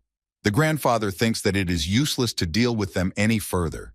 Maybe it is worth taking care of them. People began to scream when they heard about the massacre and tried to justify themselves. After all, they knew nothing, and everything they did was only on the orders of the man in the mask. Orta heard them and didn't even know what to answer. He should have turned to a more knowledgeable person. Or rather to Alice, she told about the punishment measures for criminals in Elfheim, and these are lifelong labor in the mines. Or another option is to send them to hunting grounds or fields. Judging by everything, the old man had already decided what to do, but the girl looked at him with slight bewilderment. And yet, grandfather should be recognized as so insightful at his age. After the battle with this cruel monster, the delegation took a couple of days to rest. Most of the mages who participated in the battle used up their magic in a matter of moments. The people were very tired, but thanks to Eleanor's care for Theodore, he was able to quickly restore his energy. However, something did change, namely the elves' attitude towards the delegation became more welcoming. They hadn't treated them negatively before, but their icy eyes acquired warmth, and something changed in the boy himself. That day, after the battle, when a thick layer of dust and ash was still raised from the hard battle, a familiar voice addressed him and asked him to stop for just a couple of minutes. The boy turned around and saw that tree, the head of the Ents, and he could not even believe that this address was dedicated to him. He could not even imagine that their elder himself came to him personally to ask for forgiveness for past disagreements, and also thanked him from the bottom of his heart for saving his family and the forest. Theodore was surprised at first, but then a soft smile appeared on his face. It is worth admitting that he himself was rude at their last meeting, for which he also sincerely apologized, as did his friend, his new friend. In one of the houses in Elfheim, people from the delegation were chatting among themselves, but their conversation was interrupted by an elf. It was time for them to move out. The blonde arrived with good news. They will now be holding a banquet. To make things faster, why not use a portal? And it's very similar to the one people saw last time, but it leads to a different place. When our hero and his girlfriend entered it, they felt a coolness run through their bodies. They found themselves on some kind of mountain. The girl's eyes first of all rushed upward, and she saw a snow-covered mountain and also an incredibly beautiful starry sky. Theodore was slightly surprised. He wondered how high they had climbed now. The old man easily answered his question. Its height was approximately 11 kilometers. And besides, the powers of the World Tree are protecting them now. If it weren't for them, they would have frozen to death in this place. Besides, without such protection, it would be difficult for them to even breathe, but they do not have such difficulties. All they feel is only coolness. Having heard about the tree, our hero only now realized where they were. They are now on one of its branches. It is impossible to get here unless the elves themselves open the way for him through the portal. It is so huge that it is easily confused with a mountain. Guests who see it for the first time admire this incredible view and beauty. Suddenly, they heard Alice's voice. She was standing on one of the balconies of the house and inviting everyone to come inside. She jokingly scolded the guests for being late. Everyone had been waiting for them too long. The girl was here the whole time, and during this hour she prepared a huge amount of all sorts of delicious things for the guests and already set the table. Another high elf turned to their benefactor. Today's banquet is not dedicated to their countries, and these tables are set only to hand him over as deserved to the saviors of the forest. On this day, the guys can relax and forget about all the statuses and the like. Theodore was not used to hearing this because he was more used to formalities, but now, from now on, the elves are their friends. All who were invited to this solemn celebration have appeared here, and now we can begin. The high elves turned first to Theodore and formally thanked him once again for saving their lives. Professor Vince, together with the Lord of the White Tower, also did a lot of work and were able to find out the alleged identities of those responsible for what happened. As a token of gratitude, the guys also promised that their friends from Meltor could count on them at any time for their help and support. The master of ceremonies raised his glass and invited everyone to drink to the glory of Elfheim and their new friendly country. Eleanor, after her speech, approached her savior and offered him some wine. She smiled and proudly told him that it was made from grapes grown in his tribe and was famous for its excellent taste and aroma. And since she praised him so much, our hero would not refuse one glass. It seems that their interactions are very displeasing to Sylvia. She became jealous of the elf and distracted Theodore from the conversation by offering to eat something that she made with her own hands. The brunette was a little confused, but promised to try a piece. Eleanor saw that her friend was slightly in a woozy state. It seemed that some people still hadn't learned how to drink properly. The girl was a little embarrassed and yelled at her because she celebrated her coming of age this year. She wants to prove that she is an adult, and so she takes the flask from the high elf. The boy tries to restore it, confusedly telling how to do it correctly. But it seems that it is too late. The blonde does not listen to him and does as she sees fit. The other elves saw her behavior and decided to compete with her in honor of the holiday, who would win in such a small competition. It seemed that she really wanted to prove that she was the most resilient of all those present, and she heard support addressed to her. The old man from the White Tower doesn't like such troubles, and so he stands apart from everyone by the balcony and sips his drink. Suddenly Alice turned to him. She was the first to see that he had distanced himself from everyone. Today was a holiday after all. She also wondered why he was still wearing a mask today. Perhaps he had some good reason. This may be true, but Orda preferred to keep it a secret, pushing aside all the existing circumstances. The girl did not leave him and asked him to tell her why he was doing this, or to show her face. The old man noted her curiosity. Even though she called herself that, she was not pleased to hear that addressed to her. Although the elf looks young, she's still over 100 years old. And suddenly their conversation was interrupted by Sylvia's scream. They looked in their direction in surprise, trying to understand what was going on. The girl was on the verge of tears. She was very upset that Theodore spent time day after day with the Lord of the Red Tower, or with some other girl. The brunette was confused and giggling asked her to stop drinking, not attaching much importance to her words. The blonde felt offended that they weren't hearing her, and still continued to see her as a child. But then, her eyes began to slowly close, and she plopped face down on the table, which frightened our hero. At first, he thought that something had happened to her, but she simply fell asleep, which made him happy and smile. Sylvia was also very tired and therefore slept soundly, quietly snoring through her nose. Our hero went out onto the balcony and decided to admire this view himself, which was incredibly breathtaking. He could not even imagine building a questionnaire in such a place and at such a height. Eleanor was next to him. And you understand perfectly well now his feelings when she first came here. She was as surprised as he was. In her homeland grows a tree of incredible height. There are no others like it that would cut through the clouds. The brunette is truly delighted with this place. He feels like he is in a wonderful dream. The blonde looked at him and came a little closer. She would like to walk a little with him now. Or rather, she has a specific goal. She wants to show him one wonderful place. And she also decided to warn him that he needed to be careful and not move more than 3 steps away from her. There was a thick fog around, and it really was possible to get lost if you went a little further. And then he had a strange feeling as if they had just moved in space. The guy became wary. In order to satisfy his curiosity, he decided to turn to Eleanor and asked how they could have ended up in a different place in just a few moments. The girl decided to share the peculiarity of the high elves. The closer they are to the world tree, the more powerful their powers are, and therefore they can easily make a spatial jump without the help of portals. The boys laughed and decided to continue on their way. During a pleasant conversation, they did not notice how they had already arrived at the right place, and it looked rather strange to the boy. He had never seen anything like it, and that was because it was impossible to get here without an invitation from a high elf. This small hut was called the Source of Wisdom. And besides this, our hero is the second person in the history of the elves who is allowed to be here. This small hut that our hero was looking at is the Source of Wisdom. It arrived here because one wise man predicted it. His existence is outside the treaty with the 4 great elemental kings. He left something for himself in the Source of Wisdom, and his name is Myrtle Herzim. He said earlier that a long time will pass and the 6th dancer will open her eyes, and then long-forgotten creatures will awaken from deep sleep. However, there is no need to be afraid. The guest who came from afar will soon pacify the fire of discord. As Theodore understood, this is the very prediction. Eleanor nodded her head. That's all she could tell him. Then she glanced at the door and promised that he would find out the rest in this place. Our hero thought about all this, even though this man is a great elementalist. But he is just a mere mortal. How he was able to see what will happen in a few decades is now a mystery to him. Theodore agreed to go there. He was wondering why he invited him to the Source of Wisdom. He promised to come back soon and asked the girl to wait here, and after that, he turned around and went up the stairs. The blonde smiled back. She would wait for her benefactor as long as he needed.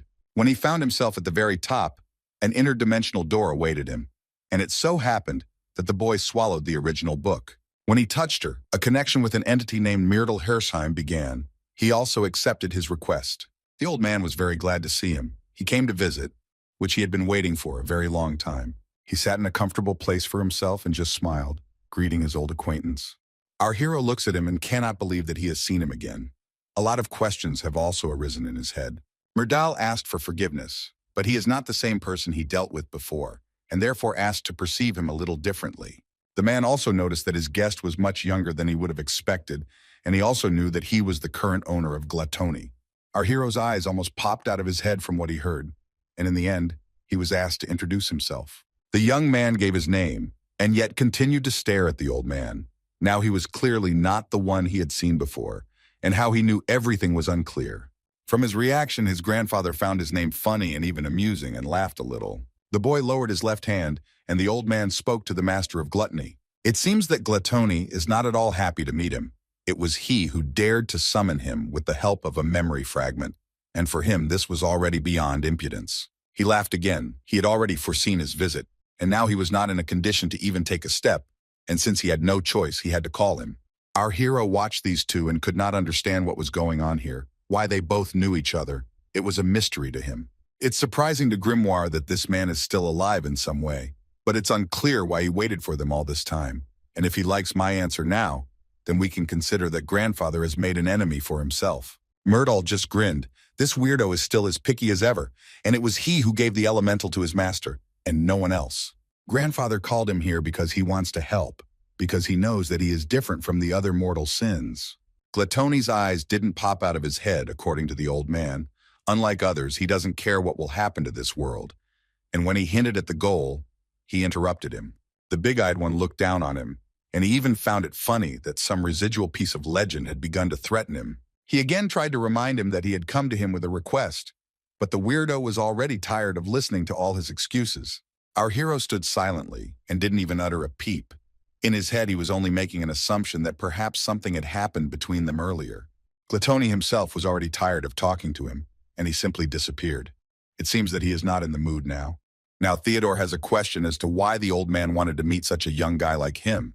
But he doesn't think so at all. Could some youth make a contract with one of the deadly sins? And in the guy's eyes, he saw only fear. He looked at him calmly and asked him not to worry, because he just wanted to help him. The young man does not want and will not get involved in something he does not know about, but first asks to explain to him the reason why he is doing this. Myrdal sighed heavily. There are secrets that he cannot reveal to him now, and among them there are some that are completely forbidden to me. For example, one among such, why did the 7 deadly sins appear in this world? What traces did they leave behind them and many others? Having heard about them, the boy became wary.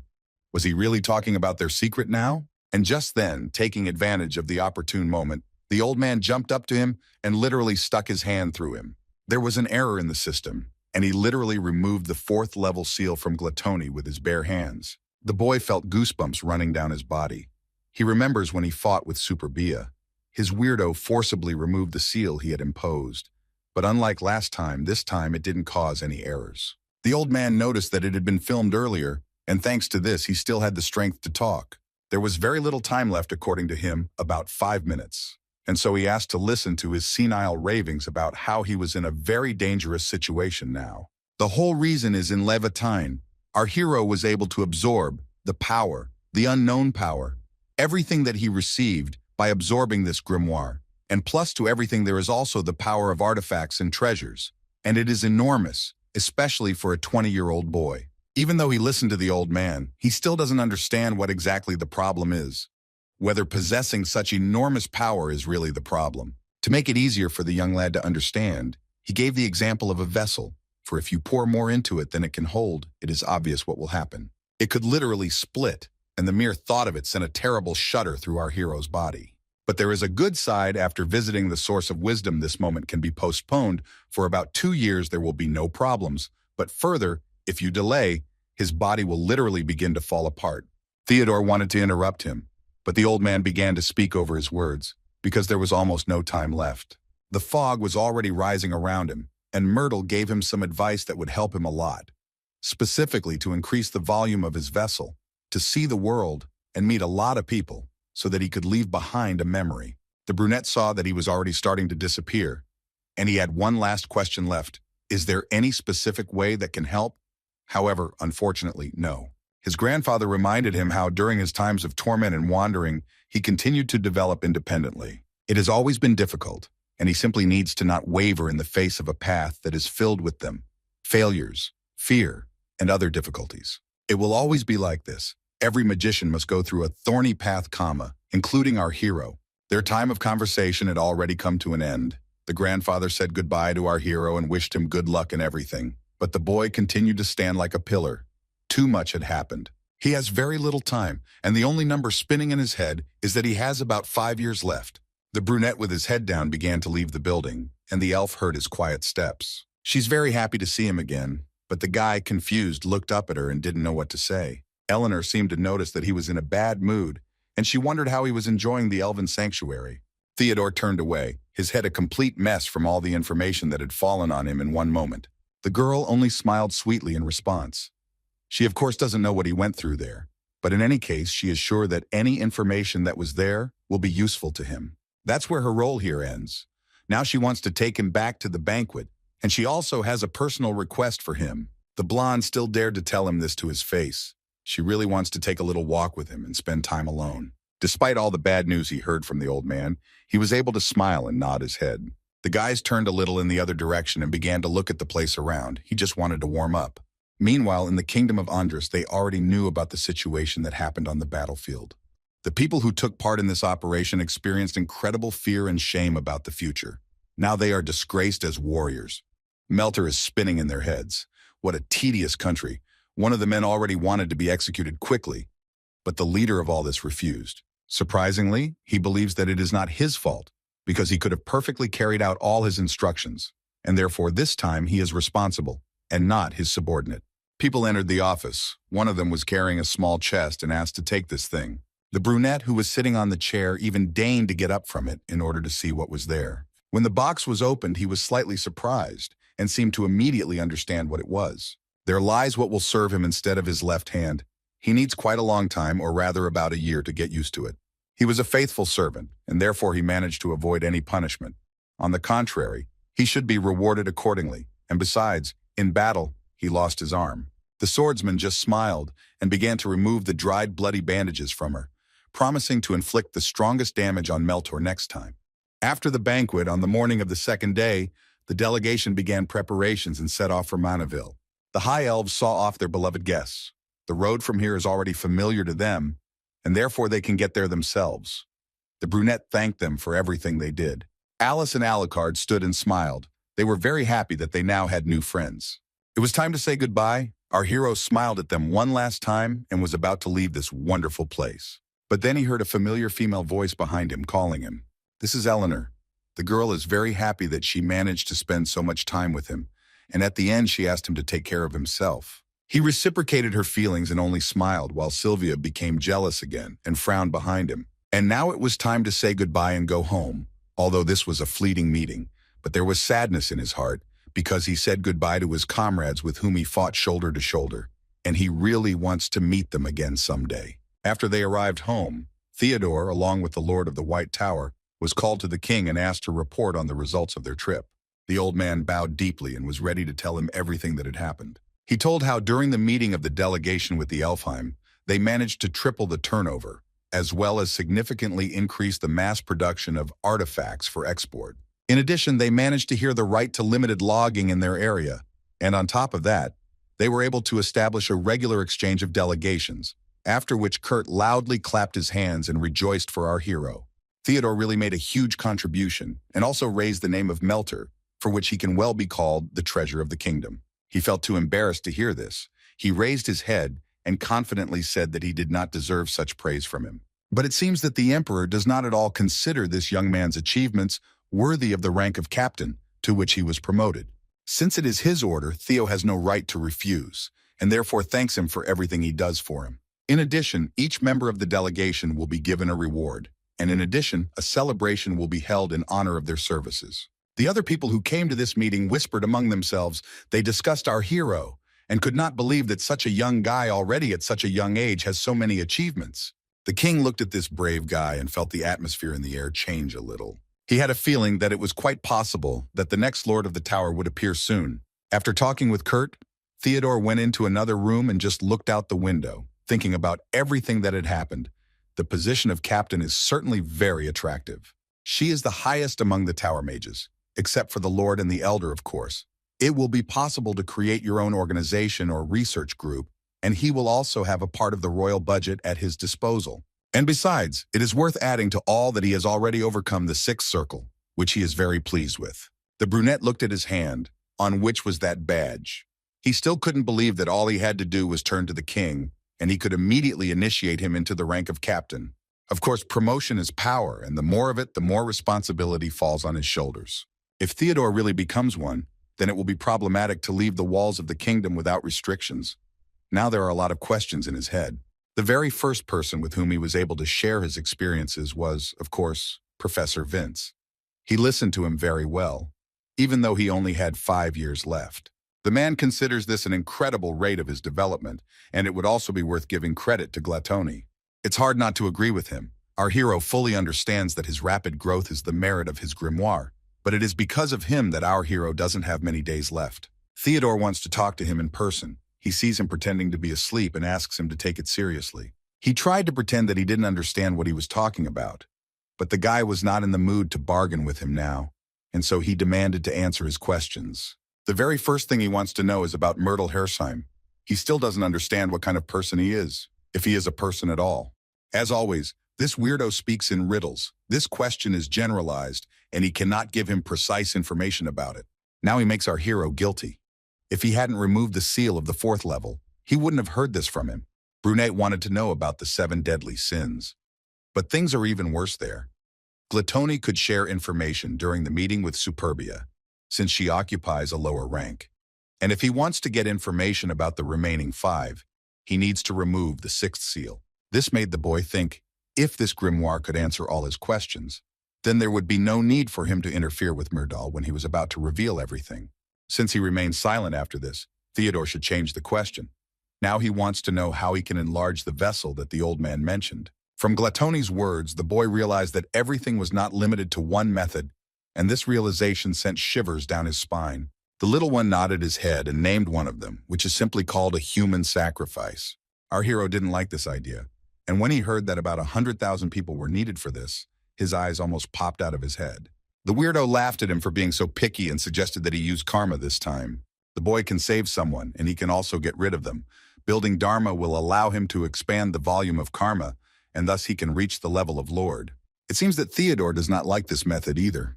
Gluttony, it was very funny, and he just decided to give advice. What he has been doing so far, this is the right direction, and he just needs to put in more effort in this. Our hero did not quite understand what was being discussed, but after clarification it became clear that we were talking about the originals. He needs to find them, the basis of ballistics, introduction to elementology, song of battle, and they will surely be able to help him expand the vessel. And here again he did not understand what he needed to do. After all, wasn't his vessel already overflowing? He finds this weirdo's words suspicious, because absorbing the originals is like continuing to overfill an already full cup. The boy's question is quite understandable. Their knowledge will eventually become the content of his, but there is something else that he needs now.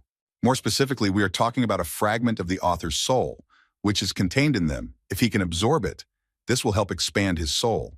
Their business conversation was interrupted by Vince. It seems that they have already decided on how to proceed, and he sees good options that were offered to them. He just decided to give something to his student. Of course, if his current goal is to hunt for the original, he has something for him. The man took something out from under his jacket and gave it to him. The boy began to examine the book with interest, and after some time he learned that he was dealing with a complete collection of ancient magic of Balkard, an ancient state. Since his student needs the original, she could be very useful to him, although Vince is not entirely sure that he will be able to get enough of her.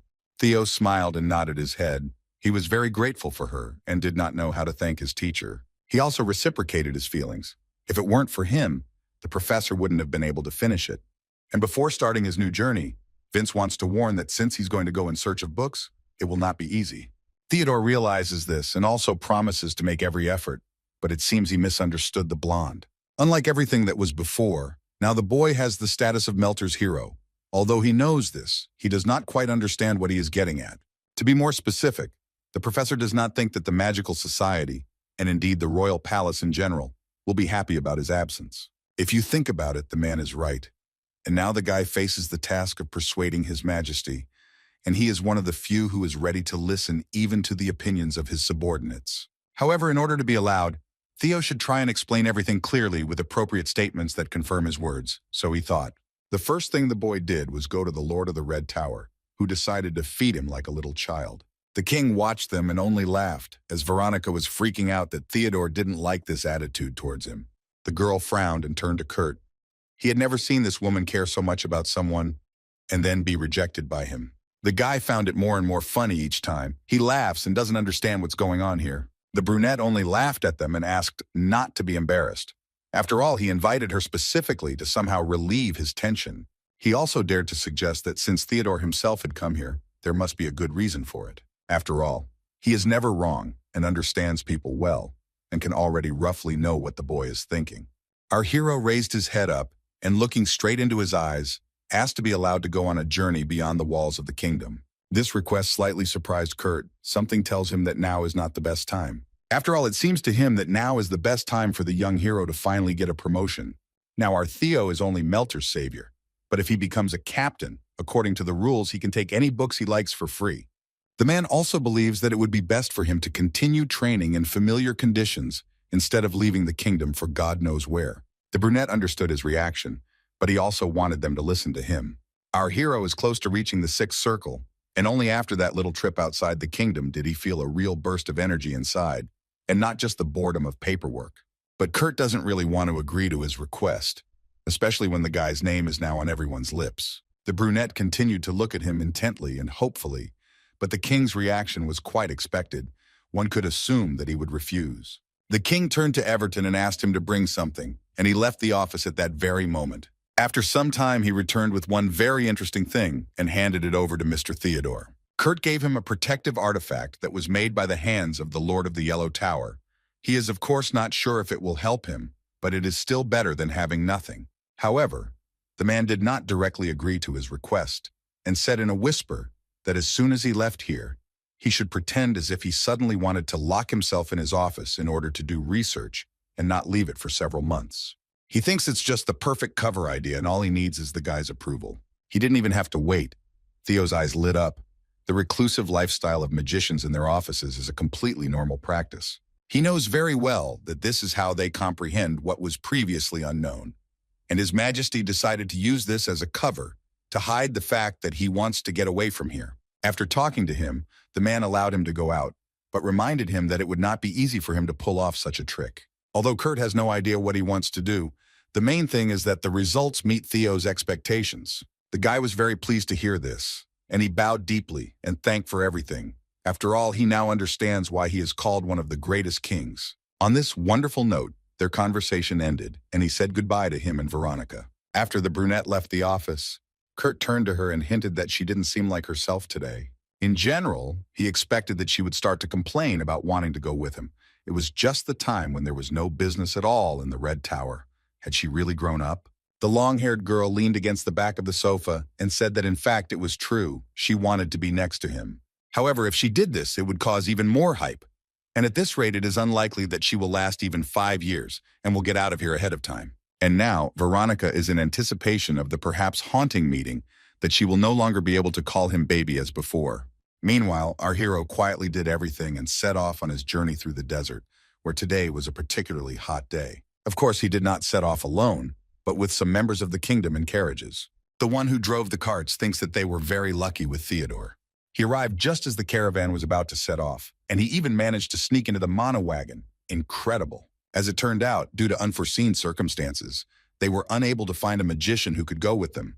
But then our hero appeared. It was like luck. While they were chatting, Theodore thought about this artifact he was holding in his hand. At first, he didn't have much hope for it, but who knew that it would be so effective? It itself is made in the form of a bead. It changes the appearance of the owner, allowing him to look like another person.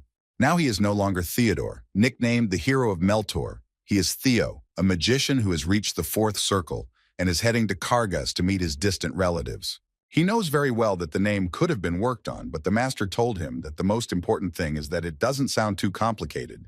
And now, unfortunately, he won't be able to see him anytime soon. And not only with him, but also with his friend Sylvia. Although she sometimes drives him crazy, she is still good, like Veronica, if you close your eyes to her obsession during the playful period.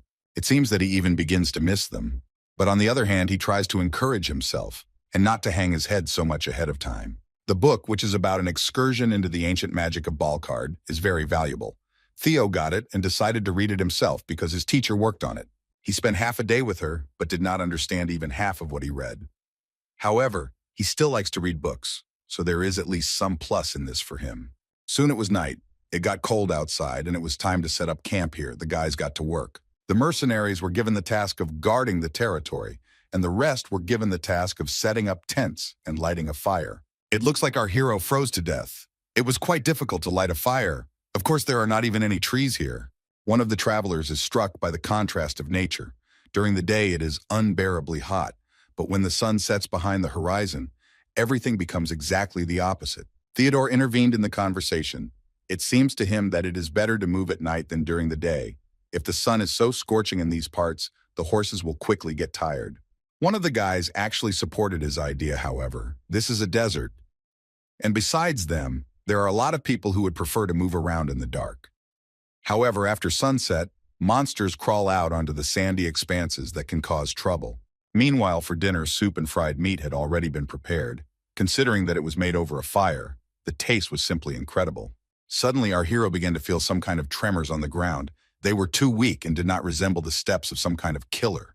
They are getting closer and closer, and the guy is already starting to look around. The guys he'll be dealing with are the bandits, who always show up at this time of day. It seems that other members of his team have already noticed them. One of them began to command everyone.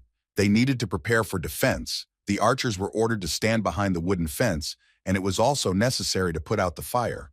Our hero felt when they came closer that there were no more than 10 people here who owned the aura, and one of them was a master level. Perhaps this was their leader, who was on par with Rebecca.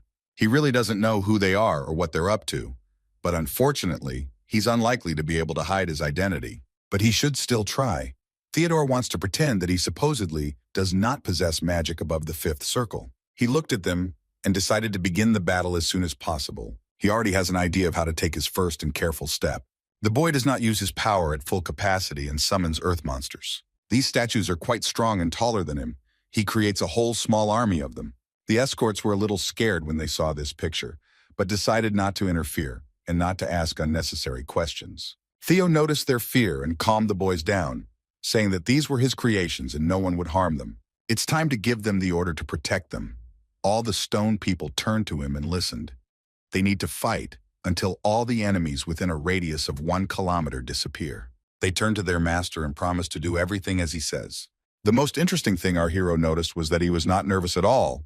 He felt calm. Unlike the opponents he fought until recently, these bandits are nothing more than rubble in his path. And then he decided to help his stone people and raised 4 fireballs up. But it shouldn't be like this. Theo is confused and can't understand why this happened because he intentionally reduced the number of balls to 2. But in the end, there were twice as many of them. He has a hunch that it's because of the Muspelheim ring, but there's no time to think about it now. It's enough for a guy to simply calculate the forces of a fire circle and substitute them into the equation. The enemy noticed that Theo was conjuring something, and they began to whisper to each other in an incomprehensible language. Still, several targets hit them, and some were able to reflect them. Seeing this, our hero only became convinced that they all already knew how to use the aura. And that is precisely why he used a completely different game tactic, especially for such guys. There is still a trick they couldn't even imagine. After many targets were hit, Theo had a smile on his face. But it seems there was a brave man among them who was able to dodge, and now he is running straight towards the guy on his camel. He decided to face him one-on-one and took out his sword, jumped off the animal, and headed straight towards the young magician. The man in the mask hopes for a quick victory over the enemy, and therefore confidently moves towards him. After a strong swing of the blade, he aimed at our hero, but it was not to be. The brunette managed to jump to the side and avoid a direct hit, and the enemy quite quickly nevertheless decides to use the Song of Battle on him. However, in order not to reveal himself, not such a strong attack, mezzo forte as he thinks will be quite enough. The other members of his team stared at him as he crashed into the rocks, but now was not the time to help him. Their leader looked at all his subordinates and showed something with his fingers that only they would understand. All those sitting on the camels nodded their heads and understood what he was hinting at. 4 of them surrounded our hero in a circle, and he stands and watches them closely. It was not difficult to guess that this is exactly what they were ordered to do. One of them took off his mask and turned to Theodore. He had to admit that this little boy was very capable, and the guy was most surprised by the fact that he spoke fluently in the language of the North. However, the bald one, like the others, is not going to mess around with him for long, and if he continues to resist, then they want to kill him right here and now. They didn't even hide their plan. The enemies just want to take his things and get ransom money. However, if he deigns to surrender now, they will send him back home. Of course, the words of the robber cannot be trusted, and the other swordsmen began to complain that everything was not going the way they wanted. And then it dawned on our hero that in front of him was an unusual gang of bandits, but real Austin soldiers led by a janissary. All signs of their behavior pointed only to them. Their leader's eyes almost popped out of his head. He tried to pretend that he was not a member of this detachment, just like his subordinates. Taking out the sword from behind their backs, they repeated again that they were ordinary bandits who had abandoned their names and honor. They only robbed passing merchants and were nothing more than ordinary robbers. And when he took out his blade, he prepared to send Theodore to the next world. But it seems to him that he is not afraid at all. All 4 of those who surrounded him were about to attack, but the boy skillfully used earth magic. A strange earthquake appeared near them. Their camels could not stand on all 4s. And now, to finally put an end to this whole battle, the guy uses a special storm that literally cuts like a blade. More precisely, it is a storm of blades which he uses for the first time. Meanwhile, those stone creatures that Theodore created are also not bored and are fighting with the bandits. Among them was also a professional archer who took aim from afar at the monsters that our hero had created. And it looks like he managed to pierce his hand with his arrow. The man thought he had already defeated him. But it seems that even in this situation, the brave stone warrior is not going to retreat. His arm was restored, and he rushed into battle again. Jord, the head of the Flannel Guild, appeared among the crowd. When he saw the living armor, he was delighted. He had never seen such strong warriors. The man also guessed that Mr. Theo was controlling them with the help of that bracelet artifact, and he would really like to get it by any means necessary. He sighed heavily, and right next to him was our hero at that moment. Of course, he didn't expect it, but still decided to greet him, waving his hand, hinting that a strong storm had passed through here. The brunette laughed, and it seemed he already understood that it was because of one bandit who was using a hidden artifact. The man's face took on a worried look. He couldn't even imagine that they didn't own such dangerous objects. Theodore decided to tell him that he had dealt with several when the storm began.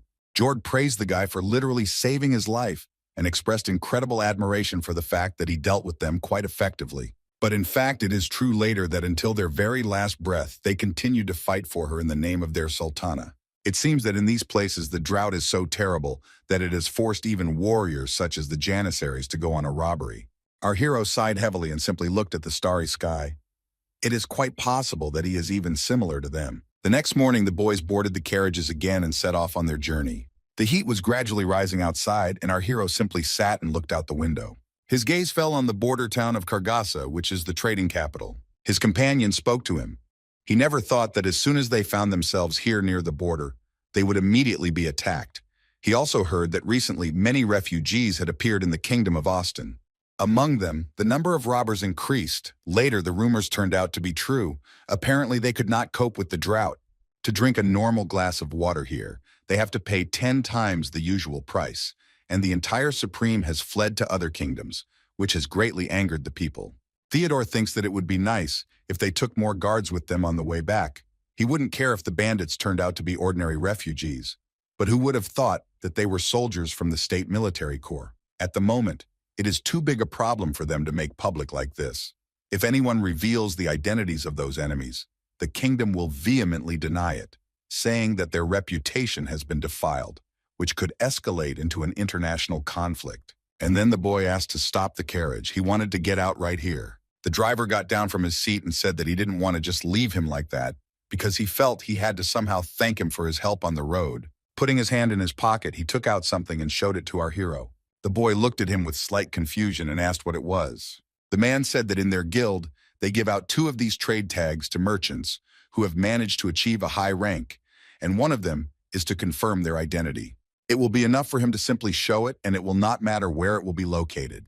Everyone will treat them with the same respect as the head of the guild himself. And besides, the blonde took full responsibility for this upon himself. Our hero was shocked by what he heard. Is he really ready to do such a thing? And he just smiled in response. Is he really ready to answer for everything he wants to do? And then he became a little embarrassed and looked at the young guy's hand, not knowing how to express his thoughts. Theodore laughed, and now it became clear to him why he had been staring at him like that. It has a precious rank, and a man is ready to pay a whole 100 gold pieces for it.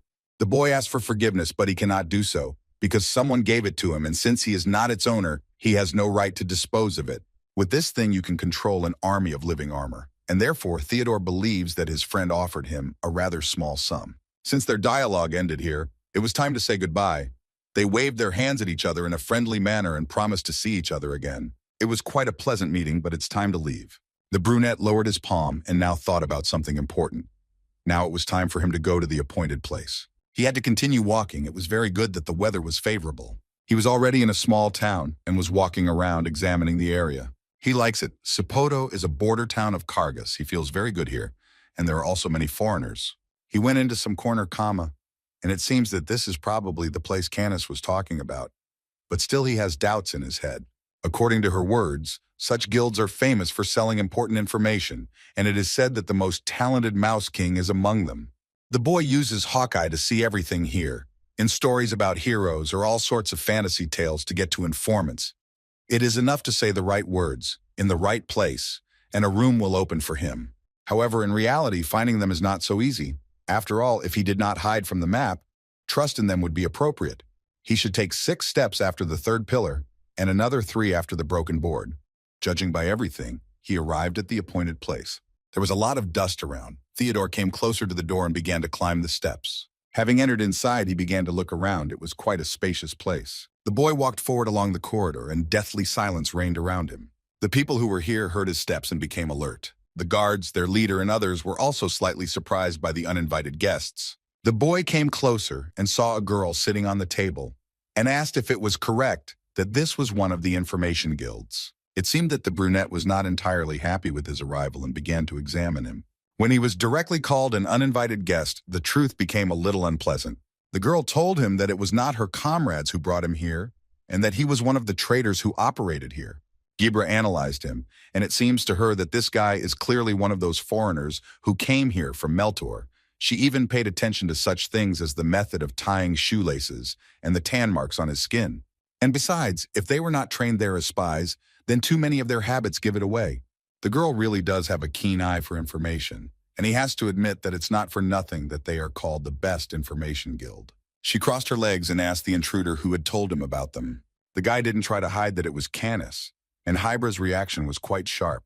She doesn't like people who rely only on their pretty face. But surprisingly, one way or another, she is happy to meet Theodore and extended her hand to him. She is the head of the Sapporo branch. Our hero also introduced himself in response, and the girl asks what exactly brought him to them. In order not to waste time, the boy turned to her and told her that he would like to know the location of all the original manuscripts and books and information about their owners, and it would be enough that they were easy to read. If she can buy them at a reasonable price, Theo is willing to pay the extra cost. It looks like Jibra is interested in his offer. It looks like he will have to fork out a lot. The brunette was a little confused and asked how much she wanted to take from him, and the girl named the sum of 30 zlotys with an advance payment. She looked at her fingers and tried to count more while they were looking for it. But then she asked for forgiveness and said that nothing would come of it. The first thing our hero thought was that it was all about money. Jibra interrupted him. For them it was all very easy, however, he chose the wrong moment. She completely forgot that the boy had come from the north, and therefore was not aware of all the hubbub that was going on in Kargas. In a few days, the largest auction will begin here, and it takes place only a few weeks every year. But all this is kept in the strictest secret, and they say that such incredible volumes of money are circulating there that exceed the budget of the kingdom several times. But still, even though she told the story, the guest does not understand the essence. The girl explained to him that he only needed to wait a couple of months. That would be enough time for the market to calm down. The brunette thought for a couple of seconds, and an idea occurred to him. Why not take part in this auction personally? But there could be obstacles here too. They don't let just anyone in. It seems that all is lost, but at the last moment, Theodore takes out that flannel guild card. Apparently she knows it very well. And it's quite amazing. She certainly couldn't imagine what he did to get this badge at such an age, but he can't divulge it either. As it turned out, she knows that the guild merchant sign alone is enough. But aside from that, there was something else she would like to clarify. She still can't believe that Theo is going to the auction in Sapporo. But the boy did not retreat and confidently nodded his head.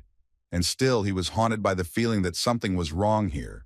But he did not have that much time. He could not hesitate. In that case, the short-haired one agrees to the comma and asks to call him her employer. Before starting, she needs to find out how much capital he has, because that's the most important thing there. He began to remember how much he took with him, and it was about 500 gold, however. If it was not enough, they could easily increase the budget. His new acquaintance's eyes almost popped out of her head. If he had appeared earlier, for that kind of money she could have bought all the manuscripts in the country. She sighed heavily. It seemed that there would be no problems with this, but it was also important for her to know his wishes. For Theodore, the manuscript alone will be sufficient in general, but it would also be good if it excluded the goods, which have greatly increased in price. The larger it can be, the better. From this, she concluded that their quantity was much more important than their quality, and she smiled easily. Her servant brought a map. Also, these auctions will start opening exactly 3 days after sunset. And all these points that are marked on this piece of paper, these are them. It is also worth noting that they are held in separate rooms. The boy began to carefully examine the map. In addition, each hall sells different types of items, and therefore it is worthwhile to somehow find out about the goods in advance. For example, the Karga auction rents premises in the north, south, and west of the country. And here it is, in the east, equipment and military technology. In the west, clothing sales. And in the south, various kinds of anniversary jewelry. In the north, goods are put up for auction, which are sold in other branches, and perhaps there are manuscripts there. However, no matter how much the guy would like to, he should skip some trades. But if he were to do this alone, then only then yes. In this, she promises that the young guest can rely on them. Having a guild trademark, he can take 3 assistants with him. Given their knowledge, they will be much more useful to our hero. They should be much better acquainted with the market than he is. The girl thinks that his budget will be more than enough for 3 guys. And now it remains to decide the last and most important thing. The huge auction in the center, which covers all kinds of goods from all houses, is the flower and pearl of the underground in Kargas. And it is there that it will be in itself. He will have to go to that place alone, and in principle he does not mind. A smile appears on his face. Although Jibra has no idea whether he is a newbie or some big shot, since they took on this matter, it means they are going to see it through to the end. But then she asked where he was going to wait for news. If he had settled down somewhere, then she would like to know about it. But in fact, Theodore didn't even think about where he would stay tonight, which made her eyes almost pop out of her head. And since it comes down to it, the guy wants her to recommend him some places to visit. And only now she realized what an impudent guest had come to see her, and she got a little angry but still agreed to his request. 3 days later, it was quite warm outside, calm weather as always. Our hero spoke with Gibra 3 days ago, and he was just wandering around Sapporo all this time. There are no unique attractions or features in this place, but the beauty of the commercial heart of the West was worth the time. The boy thought about it and wondered how long it would take them to get everything he asked for. Their team looked pretty trustworthy.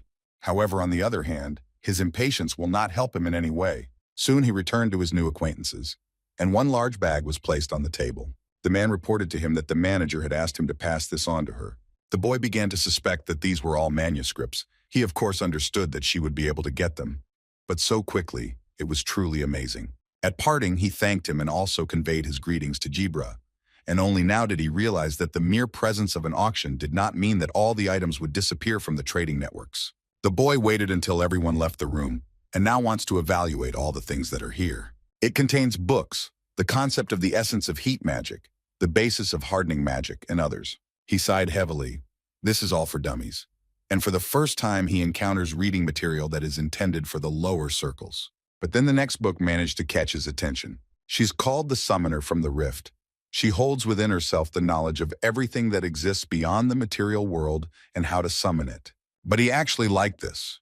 The boy came across a manuscript of a rare class, but he is worried about why it is summoning magic that is always looked down upon as a relic of the times. There's no need to even think about summoning mud giants or ice dragons.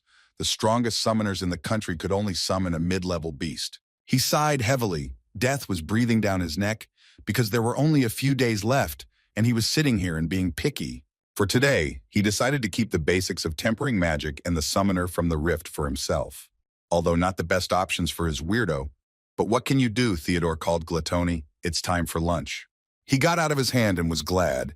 It had been a long time since he had tasted a manuscript. The boy placed all the necessary books in front of him and asked him to begin eating. The first book did not go as usual for him. They were needed to learn synchronization, but for the second one, everything started. Our hero found himself in a strange place where chaos reigned. St. Thomas was busy with his books and was very busy. He's been on edge all day today and can't figure out what he's doing wrong. When he was convinced by the results of his work, he became very upset. This is not what he wanted. The man fell to his knees and simply sighed heavily. He no longer had the strength for anything. Tears started flowing from his eyes on their own, and his head started to hurt from the stress. But then he was stopped by some strange noise behind him, and he was able to come to his senses. When he turned his head back, he saw our hero, according to the records. Even in his time, the potential of swinging and summoning had long since reached its peak, and this man who was now in front of him passed away very early. Thomas looked at him and his eye even twitched. It seemed that he was not at all happy about his arrival. First of all, our hero did not quite understand why he was being addressed in such a rude intonation. Sen continued to shout at him. He already felt that a sixth circle mage was standing in front of him, and he clearly considered him much better than himself. What made him even more angry was the fact that he was asking him for knowledge, and therefore he was sure that this was another idiot who came to laugh at him. When he calmed down, Theodore tried to talk to him in a calm voice. He had completely misunderstood everything. In addition, our hero learned that this man does not like being called a mentor. But then he sat down on the floor and coldly said that he didn't give a damn what they called him. But he doesn't care at all that he continues to console him. He doesn't want to hear anything like that from some brat. And since this man saw Theodore's memories, he must know that he is the owner of the grimoire. Even in this, the man noticed mockery. Now it seems to him that he wants to boast to him how great he is now. The guy began to tell him that one day he asked his friend why the magic of summoning is weaker than the rest, why it is described in legends as fiction, and it seems that he was able to interest his taciturn friend. And the reason why summoning magic couldn't reach its full potential wasn't because of it. When the times of myths and legends came to an end, the barrier between dimensions became stronger, and therefore it became more difficult to summon beings from other dimensions and use their power. He had to explain all this on his fingers to such an adult. However, Thomas, although he listened to him after a couple of seconds, began to laugh loudly. He was amused that he understood why they did not answer his calls. The problem was in the world, and fixing the magic circles was useless. Now it seems he finally understood that he is not stupid, his studies are not a failure, and his magic and dreams are not pathetic. He looked back and just think how many years he spent on all this, on such useless things, and it's even embarrassing to laugh at it. Theodore is completely confused. He doesn't understand what's wrong with this man. The man looked at him and asked if he could do what he could not do in life.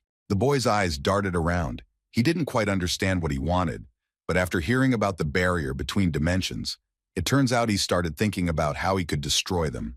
But being undead, he couldn't do anything. Thomas directly said that he really wanted him to fulfill his dream instead of himself. It is for this reason that the man promises to give him all the knowledge that he has collected over these long years.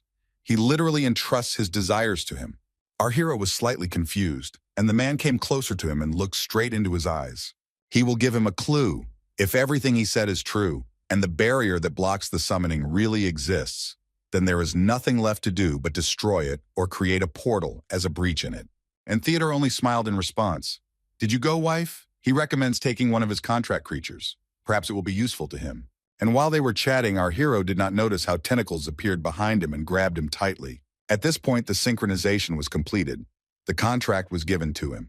If he wanted to use it, he had to use its bonds to produce the creature. It was a dark night outside. Theodore was walking with Jibra through the bazaar, where a man stopped him and tried to sell him some goods for only 1 coin. And then their conversation was interrupted by someone's male voice. It's surprising that there is someone else here besides them. It was a mustachioed man who was sitting in the carriage. In front of the guys was the head of the guild, Orcus himself. There were several carts next to him, and they were heading somewhere. It seemed like they were heading in their direction. Their organization is one of the 3 largest guilds on the Middle Eastern continent, and it is said that the amount of gold at their disposal is comparable to that in the royal family's treasury. Having seen this whole picture, our hero only sighed heavily. He could not understand why he was rushing through the city center in a procession of carriages. He can only assume that the official must be rotten to do such a thing. The girl cleared her throat and whispered to watch her language in such a place. But the guy still doesn't understand why she's so afraid of them, because she's also the head, but only of the Information Guild. She turned to him and said that these were no people with a lot of gold, and if he continued in the same spirit, he might make unnecessary enemies for himself. Theodore still doesn't believe it, but asked to tell more about them. He's interested in finding out what kind of people they are. The girl began to hint to him that she would do this only for an additional fee. Of course he agreed, although he was dissatisfied. Jibra winked at him and was glad that her employer had such a deep pocket. And now after payment, she warned him in advance that what she would tell him was not accurate information. And all this happened in a very strange way. Through telepathy, it was immediately clear that in front of him was an aura user. The girl began her story. She heard that this guild was relatively young compared to others, and they had no information about their past, and their presence in the market was insignificant. However, they are already one of the 3 largest in the Middle East. They are too lucky, and their growth cannot be explained by normal methods, and so their guild decided to infiltrate their ranks and find out what is going on behind the scenes. And all their guys did not return back home. They were competent enough to escape even if their enemy was the Lord of the Tower. But no one ever returned, and after all the events, they decided to reject all requests that concern these people. To prevent this from continuing, they decided to turn a blind eye to everything. Any person who says anything against them or goes into direct confrontation dies, and this is not the work of hired killers. They are betrayed by their own environment, including people they consider their own. And besides, this guild always gets what it wants. The girl's story made our hero think. It may all look like she has nothing to do with it, but it seems to him that there is some connection to it. Magic that can control diseases, draw a curse and bring bad luck, and also blacken the hearts of anyone who passes against it. This was officially prohibited and is called black magic. Theodore looked at those carts again and finally remembered their name for the future. The boys moved on and already arrived at the designated place. Arkan met them, and first of all greeted the leader in a friendly manner. The girl began to approach them with a smile. She is a branch of Sipoto. The head has not yet introduced them to each other, and therefore it is high time to get acquainted, she told our hero, who is standing in front of him now. He was a little absent-minded, but still glad to meet you. And she seemed to, too, and only smiled broadly at him in response. Arkan turned her back to them and is going to lead the guys to their destination. A man met her at the entrance and did not let her go further. He asked for forgiveness and said that there was a special event taking place in their house, and therefore, for those who do not have an invitation, entry is prohibited. Theodore rushed to him and said that they actually had the right to take part in the auction. Arkan laughed and hinted that this would probably be the last such event held here for the next couple of years. The bald man was a little scared, and in a trembling voice said that if they had a right, then he was just doing his job. The girl laughed and asked if he was really ready to open his mouth to guests who had the flannel sign. Just hearing its name made him shudder. He asked for forgiveness for not recognizing the guys right away and bowed low so as not to get hit in the head. Arkin repeated the question again, whether he was ready to take responsibility for his actions, but he was still terrified. The girl walked past him, patting him on the back. This time she decided to turn a blind eye to this incident, for which the man was grateful to her. He could not believe that because of their ridiculous appearance, he did not immediately understand everything. And our hero only laughed, and from his face you couldn't tell that he was such an important guest. Gibran noticed that he was standing and flying in the clouds. Perhaps he was thinking about this funny situation. He winked at her. The rumors are true, she is incredible, and he has no doubt that he gave the money for a reason. She looked proudly at the boy. He was still surprised too early. As Arkin said, the real show is just beginning, everything is still ahead. And perhaps her guest thought that this place would be shabby unless it was an underground auction. When he saw this place, his eyes almost popped out of his head. It is incredibly pleasant here, and the atmosphere is as if he had entered some kingdom. There were cooks nearby who prepared food and served it to the participants. Jibra came closer to her employer and asked what he thought of this luxurious place.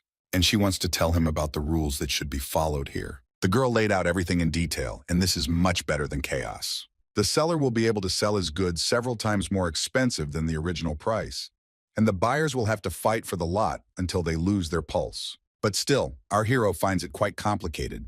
He has read many books about these auctions, however. This will be a good lesson for him. Don't stand for him as a newbie. Don't get involved here, as he thinks. The dark-haired girl just laughed in response. She asked him not to worry about it.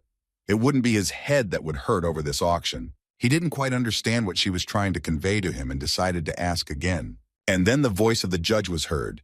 The manuscript on the basics of thunder arrows was already the first to be sold. Arkin stood proudly and smiled. Our hero was given this book, and he still stands there in bewilderment. Although he didn't understand anything that happened, it was still worth admitting that he knew his business very well, and it didn't seem like there were any rare manuscripts among all this. But even if so, it was still not bad. The boy watches everything that is happening and has already roughly calculated in his head that he will be able to take away approximately 24 books from here. And then he had a very strange feeling that made him panic. Theo felt someone else's gaze on him, and quite intently. Jibra came up to him and also looked in the same direction as he did. The man who was standing nearby had been looking at him for quite a long time. According to the guild, his name is Henry, a scholar who said he would read until his last breath. They gave him the name of a mad scientist. This man will not pounce on every reading matter, but if she interests him, he will not give up so easily. It looks like he's going to be a real pain in the ass, and our hero is starting to get worried about it. And then, his thoughts were interrupted by the voice of the judge. It was time to move on to the next lot, and this is another manuscript. Before he could say anything, the same man made a 100% bet. The initial cost will be about 24 gold, but thanks to him, the guys will have to fork out and pay at least 42 for it. Jibra is truly delighted with this bookish madman. There was no other option. Theodore turned to Arkan and asked her to do everything possible to get this book, and promised in return to give her carte blanche of 200 gold pieces. But why exactly this amount, he cannot reveal, and therefore he just keeps silent. The boy relies on her this time and looks with hope. She only sighed heavily, but still agreed, because in the end it was his money and not hers. The blonde raised her hand with the sign, and now the total cost of the lot reached 60 coins. This book is an introduction to elementology, or rather its second part, and therefore our hero wants to get it no matter what the means. The theory of summoning magic was written by Myrtle herself. If it falls into his hands, then the boy will be able to talk to him again, and also ask him about everything that he told him before. Suddenly that bald man made a bid again, and lot's price reached 80 coins. The judge seemed to be in a state of excitement, and the question now hung in the courtroom as to who would become the new owner of this manuscript. Arkin turned to Theodore and asked if he was sure that she should continue in the same spirit. He only smiled in response, which meant yes, and the girl raised the bet. And once again the countdown arrow was wound up. Now the price jumped up to almost 100 gold. The bald man raised an eyebrow and seemed to be wondering whether he should continue. Our hero looks at him and does not understand whether he really seriously intends to spend so much money for some book. Grandfather really decided to set the rate at 50%. The judge seems incredibly delighted. This is the record price of the evening. He is still interested in who will become the owner of this manuscript. All the people present here are standing in anticipation of what number 381 will decide. Since she was given the money, she raised the stakes again. The one who is in charge of the whole process stands with his eyes wide open. Has even one book in the world cost that much money before? This is happening for the first time in the last 10 years. It looks like the grandfather backed down and surrendered, thereby declaring the end of the duel. As a result, the book about the introduction to elementology ends up in the hands of our hero. When they handed it to him, he smiled broadly. He was very glad that he finally got it. While Theo was looking at it, Gibra came up to him from behind and asked if it was worth a whole 130 gold pieces. Its author is a living legend. This can be felt even through the lines of the books, and this is our hero's chance to meet him again. And therefore, for such an experience, this is still a small price to pay. Now his escort asked if he would take part in the last auction on the final day. Whatever his answer, she warned him in advance that there would be no manuscripts there, and he would be an eyesore to some high-ranking persons. She's right. It would be better if the boy refused to participate. However, he doesn't intend to. The brunette noticed her anxiety, but he doesn't think at all that there will be much to his taste there, and besides, he understands perfectly well the risks he's taking. And besides, he had a premonition that he was sure that such a chance should not be missed. Well, our hero finally arrived at that place, and it was quite spacious and bright. One of the guards put a blade under his back and led him to the head. He didn't look like a local at all, and their leader looked at the boy carefully. He was very confused about how Theodore was able to get into the auction. Since he decided to show himself to the Orcus Guild, it means he has plenty of courage. This great auction is very different from the usual ones, since only rare artifacts are put up for auction, and therefore, for this event, a price of over 100 is the norm. One participant already had the first victory. He took the heart of the lake for himself for as many as 8 pieces. The gem found its owner. Theodore was a little shocked that such a huge price was paid for an ordinary piece of mineral. Gibra saw his dull face and only laughed, but she had warned him that it was better not to come here. And only now the boy understood why she had dissuaded him at that moment. Those who literally have everything make those who have nothing feel uncomfortable. Their watches, clothes, words, and actions through all this. They literally mock those who have nothing like that. There is truth in her words. The boy was the same. He was outraged by his lack of talent and despised those who were born with it. The judge of this auction will remind everyone present that he has already passed half of the way, and during a short intermission, they prepared something interesting for the guests. His assistant came and brought one thing, and the leader began to tell that a long time ago, an entire kingdom disappeared in one night for unknown reasons, and now before everyone is the legacy left by them. Suddenly, at that very moment, Gluttony woke up, which our hero certainly did not expect. The weirdo laughed and said that this incredible luck had befallen him. It seemed that it was about this necklace. This thing is so fascinating, so much so that he has records of it. It is a special cursed item that holds the malice of an entire nation. Hearing that he was unusual, the boy became wary. It turns spirits and ghosts into phantoms and banshees. If it falls into the hands of a skilled necromancer, it will be no less than a national treasure. He really does emanate incredible power, and some kind of ominous aura. Theodore feels danger. He knows very well that there are countless wandering ghosts in this world. However, most of them are invisible and are not capable of causing any harm. However, this necklace contains a power that can turn all of them into monsters. The judge decided to start with a bet of 30 gold, and in other words, the maximum price he could reach was 300.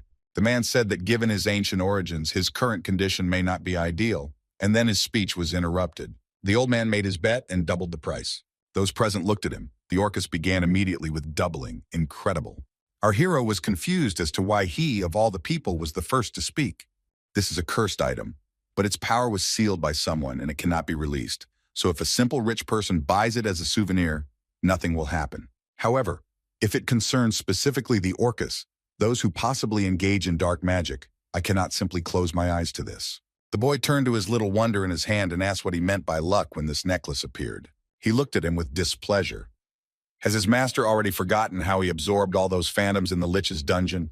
Our hero thought about it, but still did not fully understand it. Gluttony will create them with the help of a necklace and feed them to himself, and this will be much easier to perform and more effective than simply absorbing manuscripts, and will also help its owner to expand his abilities. Now Theodore is confused. He understands that in this case he will be able to progress much more effectively, as opposed to simply absorbing books. However, placing a bet now is tantamount to crossing the path of an Orcus. After thinking about it for a bit, he decides to raise his hand. Gibra tries to stop him, as he understands the consequences this could have. The judge saw and counted his vote. Now the current value increased to 90 gold. The boy took all his risk because he really needed this necklace. The grandfather did not look askance at what an impudent opponent he had encountered. It seems that he was no longer cheerful, and he turned to his servants. One of them nodded his head and walked straight towards Theodore, slowly pulling out his sword. He put the blade under his neck and asked what he had done here. But our hero does not understand why such questions are asked, because he is an ordinary participant in the auction. Everyone has already figured out that he is not a local, and it is unclear how he got here, but it seems that there is not a drop of fear in his eyes. Even with the blade of his ears, he didn't even blink an eye, and it seems that the old man suspects that there is something more behind his actions. The servant began to offer him money in exchange for him simply giving them this unfortunate necklace. However, the boy turned to their leader and confidently said that he would urgently need this necklace. And even in his presence, he will not be able to withdraw the bet, a very bold move. The mustachioed man looked at him from under his forehead. He noticed that it seemed that this young man was not afraid of the Orcus representative. He does not want to mess around with it for long, and therefore asked to take his last advice, to forget about this decoration. And then at that moment, Gluttony came out. He was incredibly angry that this old man dared to interrupt his sleep. He looked at him with an angry look, and was incredibly angry at this man who dared to go against his master. Many strange tentacles began to appear behind our hero. Several of them headed straight towards the man on the throne. They grabbed him with 2 pieces on each eye, and it looks like it's incredibly painful. He suddenly covered his face with his hands and screamed. The servant seemed to be frightened and did not know what to do. Still sitting on the throne, Orcus tried to open his eyes and at least see something. He sees this boy for the first time, but already hates him. The man does not understand what is happening now. Magic does not obey him. On top of everything else, he is interested in how he managed to hurt his spirit. And therefore, since he incredibly desires this necklace, they have no choice but to take part in the duel of stakes. Our hero certainly didn't expect this from him. It sounds somehow strange to him. But it seems that his opponent is already serious and is not going to back down, much less talk to him. When he could finally see normally, the mustachioed man looked Theodore straight in the eye and promised to personally deal with his impudent manners. After these words, he went somewhere, and our hero was confused. Gebra approached him and asked what was going on here, although he himself really didn't understand. With slight bewilderment, the young man told her that they were planning an unexpected betting duel here. Well, at least that's what this man said, and went off somewhere. After hearing this, she became very angry with him, because they had discussed more than once that they should never get involved in such messes. This is not a basic rule, existing only at the underground auction. If the bid on the lot has reached the maximum, and both participants still intend to continue to purchase it, then the participants must choose warriors for a duel, and the winner will be able to take it. The girl already understood perfectly well that he was a skilled man, but she had said that the auction participant could not take part in the duel himself. But our hero simply wanted to find a duelist. But it's not that simple. Participating on his behalf means crossing the path of the Orcus Guild. Even any madman would hardly agree to something like that. She looked straight into his eyes and saw a smile. It seems he already has a cunning plan, and he knows who will take part in it. The girl certainly didn't expect this, but still, the guy's word calmed her down a little. If it's not a Lord-level opponent, no matter if it's the Black Knight or someone else, a human will definitely defeat him. Soon the duel began to be organized, and quite a lot of people from that guild arrived. Everyone sat down in their places and chatted among themselves. The last duel of this kind was about 5 years ago. That time, the Duke of Soldan challenged the head of the mercenaries and won the elixir. And this time, our hero's opponent will be Isaac, who represents the Orcus Guild, and it will be very interesting to watch them. And then the curtain opens, and from the same side onto the battlefield comes a man in armor. The spectators who came to watch their battle were a little shocked. It seems that this is the famous Black Knight. He already feels this incredible aura and does not see a single weak spot of the enemy. Perhaps he is making it up, but everything looks as if he is not alive at all. The swordsman came closer to Isaac, and then the judge announced that others had also arrived. Our Theodore came to the arena, and it seems he brought someone with him. And so these 3 days have already passed. The enemy of our hero was very surprised that he did not escape and still remained to fight with him. The judge said with a smile that they would start when everyone was ready, and asked whether Isaac would be represented by this Black Knight. He nodded his head in response. The girl looked at Theodore and asked who would help him. The boy heard footsteps behind him and said that he had already arrived. Randolph, the commander of the Stray Wolves mercenary squad, entered the arena. He came across this name a couple of days ago while he was studying the Sapoto registry all night. If he hadn't known about its existence, he might not have had the opportunity to take part in the duel. In appearance, this person looks completely weak and does not inspire confidence, and you can't say that he has any strength. The blonde began to examine his opponent. He is quite strange. Could it really be that Tin Can is his opponent? The judge was a little confused and asked if she could find out the name of the new participant. Randolph winked at her and answered the question politely. Now she would like to begin explaining the rules. The leading role in the betting duel is played by the two gentlemen who hired the participants in the duel, and even if they are no longer able to fight, the right to admit defeat belongs entirely to them. The blonde was fired up by this idea. He really liked the idea that once you enter a fight, you won't be able to escape. He started to tease this Tin Can, but he seemed to be serious and was already taking out his huge sword. Iron Man looked at his opponent, but he couldn't understand why this man didn't even react to his thirst for blood. Now he's watching his every action. For some reason, it seems to him that something is wrong here. Randolph ran to him first and was already preparing to draw his swords. Before he could do that, he was already blocked by that huge blade. The man leaned his foot on it and jumped straight up, holding onto the creature's shoulders. He tied some long rope around his neck and began to pull him down with all his might. It looks like Iron Man was able to put up her barrier and the man was thrown back. The blonde was a little confused when he found himself high in the air. However, there was no time to cool off, and he caught his balance and stood up straight on his feet. And yet something is wrong with this man. He doesn't even feel his breath, and this worries him a little. Doesn't look like he's holding it back or suppressing it. There's just no hint that he's breathing. He had to use the hidden voice technique and talk to Theodore mentally. Hearing that they were trapped, he was at a loss. Randolph explained to him that this guy seemed strange to him from the very beginning, did not react in any way to his thirst for blood, and did not breathe at all. One can conclude that he is a real undead. Our hero got a serious look on his face. It seems that his friend is right. During the battle with the ancient lich, this man defeated the creature from the body of his ancestor with his own hands. Although he was not a high-ranking one like the Knights in Death, his strength was not much different from that, and so there was no point in doubting Randolph's intuition. He began to be indignant in his mind. Now he understood how stupid it was to rush here without a second thought, just having heard that his sister was in trouble. But on the other hand, he is still in debt to Theodore. And so what difference does it make? They will come to an agreement after all.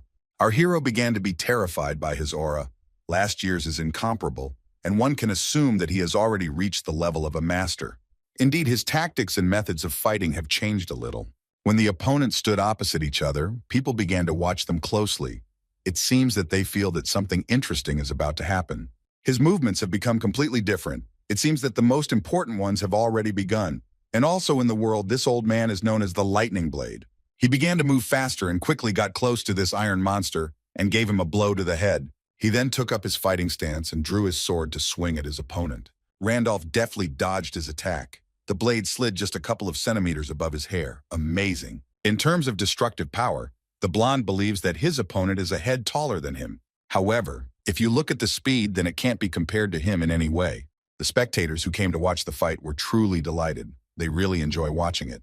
Jibra and Theodore stood aside and also watched their fight. The girl was shocked by who her friend chose.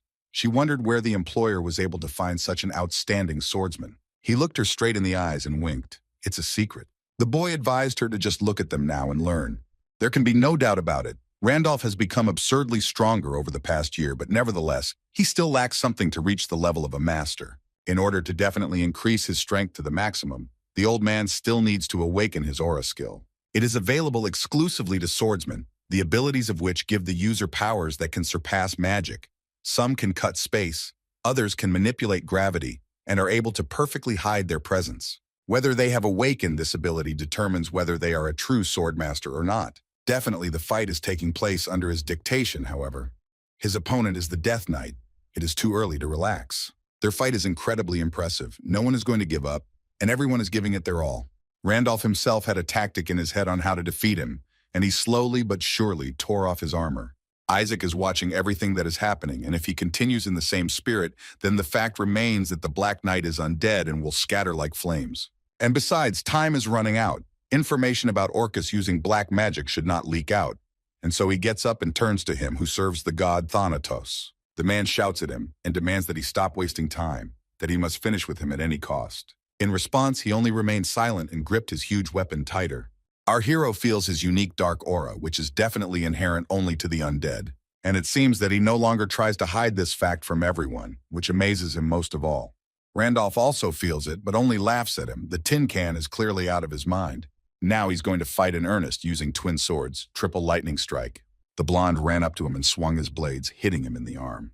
The undead was going to block him and hit him again, but he failed. He deftly descended down. The man was able to take advantage of this moment and attacked again. This time, his enemy dropped his sword and seemed to be slightly lost in space. Randolph looked at him with a slight mockery. Was he really already exhausted? It's a pity because he still has one more blow in reserve, which he intends to use.